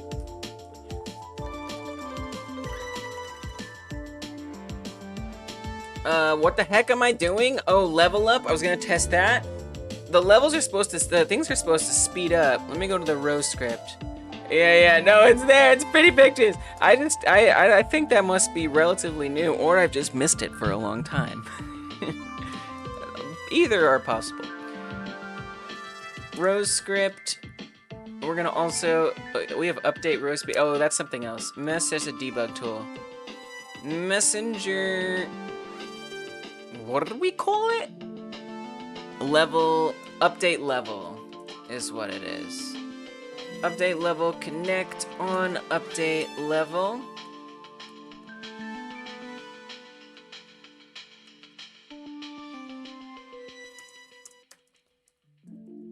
Func on update level. What we wanna do is this where we increase it by, did we write that down anywhere? The 0.5 increase? I thought we did. Speed plus 5 on the detectable script. On state message start. Wait, it has been increasing speed? It did do that already? Don't put it there. I mean, I see why you put it there, and that kind of actually makes sense.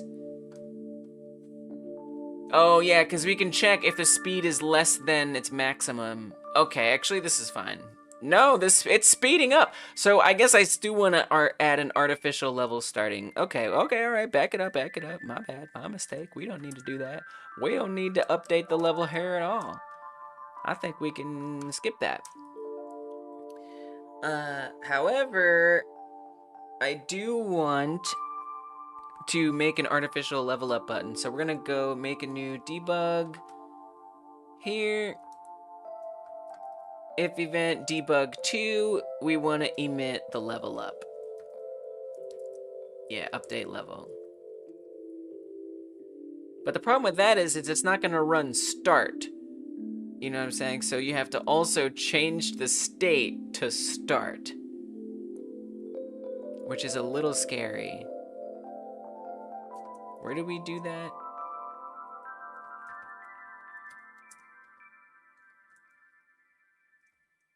States start.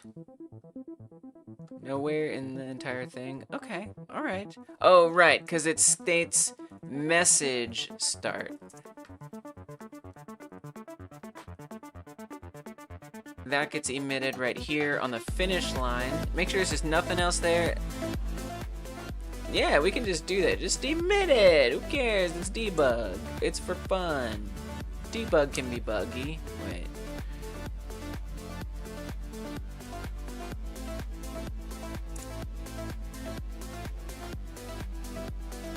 Wait, but that's already going to have an update level built into it. So I think you can just... Right? Isn't that true?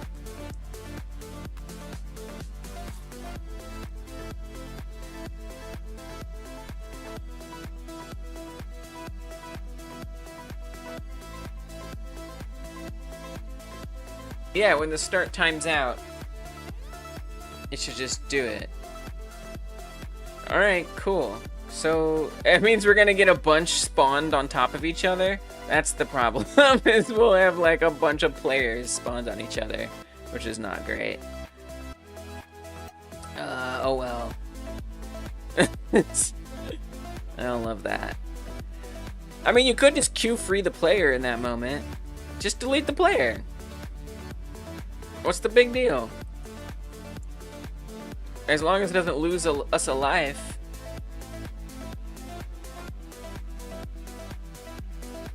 We can just do respawn and spawn the player. Just do on respawn in the debug. So we'll say messenger respawn emit. Okay, and then I just need to set up that button. Add action debug 2. Alright. Let's see what we got.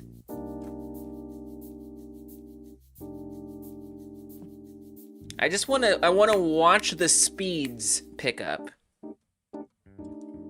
Okay, I'm gonna press the debug key. It shows the time, it starts, we go to level 2. Looks good.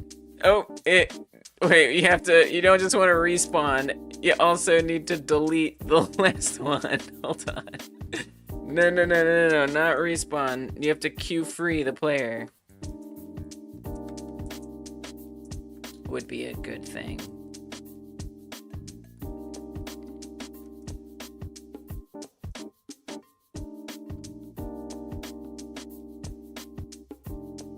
Just free player, queue free. I'm gonna set up a debug for, there is remove player, but remove player has like a special thing. Oh, we could just say you're not dead. Oh, we could just say false. And then we can do non-state. Okay, hold on, I got it, I know what we can do. Back to the debug script. Don't do respawn. Instead, do messenger remove player is dead false, and then this is global, or I don't even know what this is actually. Is it? I don't remember. I gotta go look. Player death state. Is player a class script? It kind of doesn't need to be, but is it? It is. Okay, we'll try that. Debug player death states none. Remove player emit. Okay. Now let's try it. Anytime you're ready, go ahead. I'll be here. Okay, great. Debug key. Removes the player, spawns a new one. Nice. Level 3. I want to see if I notice them speeding up. Yeah, they're getting a little faster. I think. Wait, right? Are they? I actually have no idea. Yeah. Wait, are they? I feel like some of them are, and some of them aren't. I honestly can't tell. Some of them look like they are getting faster, but I don't think all of them are getting faster. Dude, it is so hard to tell.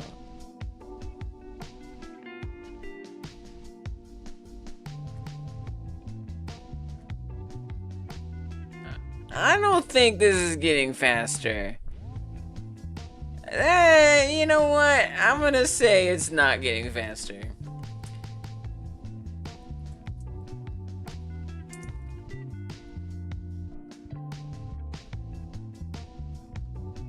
See, the speed increase isn't noticeable when you slowly ramp it up. Meaning it's totally working, eh? It would be, Doodle, but, I think we're not noticing it because I think it might not be happening. Let's print speed up. Sped up. I think it's actually genuinely not happening. Let me remove some of these other prints here. Because they are annoying me.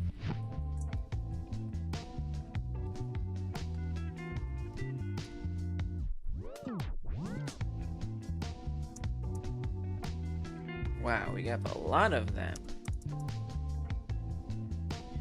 Any others? On the main scene we have a print.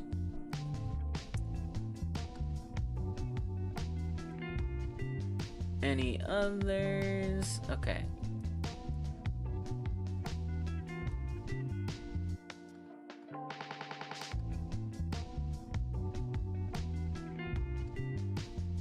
So I'm gonna make sure it's actually doing that. We're gonna do the level up, sped up. It says it's sped up.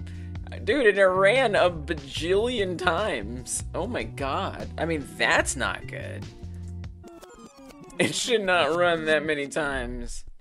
Oh, it does because it happens on every single platform. That's why. That's why it prints so many times.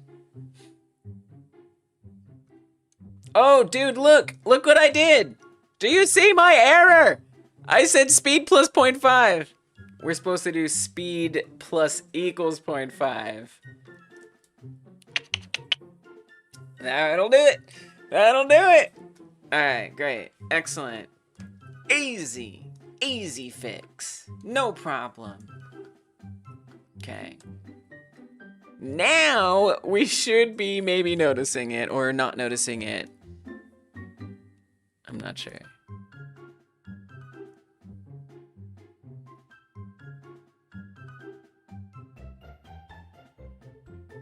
I don't know. I still can't tell. The platforms look a lot faster. I'm gonna go eat dinner and you're still alive? You betcha. I think it's only working on the platforms. It doesn't appear to be working on the enemies. I see it on the platforms, but not the enemy. The platforms are just shoop, shoop, shoop, shoop, shoop. The platforms are cooking. You joined while eating breakfast? Dang. Man. I can't help it. I got a dev. So why isn't this not working on, oh, I actually think I know why. Because I didn't connect the signal on the enemy script. I only connected it on the platform script. So the signal that it is receiving... Jam rats! We're jam rats! Oh, man. I love that. On the platform script, we connect state message start. On the enemy script, we do not. That's why. All right. Now we should see them all speed up. And they should hit their maximums and then stop growing, in theory. All right. Oh! Null on property or key null on a base object of type array.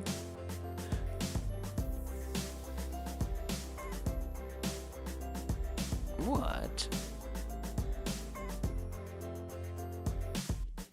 What do you mean? How could you say that? There is a row script on the enemies. Thank you very much.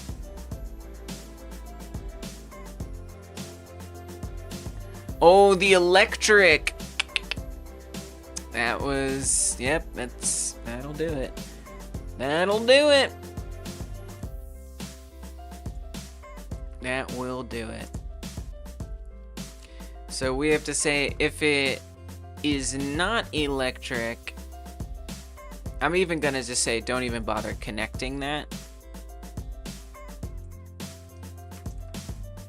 If it isn't electric, then don't bother connecting it.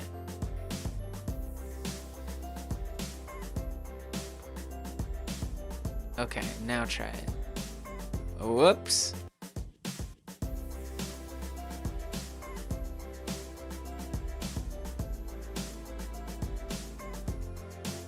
Oh yeah. It looks like it sticks its tongue out. Okay. Level up. Just artificially level it up. Oh yeah, now I see it getting faster. Now the whole thing is going up. Oh man, that's tough. That's tricky. Oh, it gets so hard so quickly. Oh man, I almost feel like it should increase more slowly. This is brutal. 0.5 is way too much. So let's do 0.25. I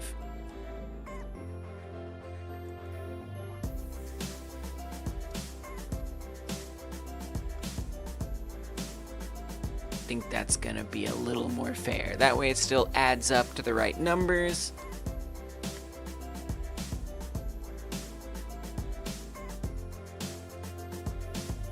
Alright. Slow increases. Much more gradual. Still gets pretty hard pretty quick though. And then those one rows can speed up even more sometimes. So this is level 10 difficulty. It's not bad. It's pretty doable. It feels harder.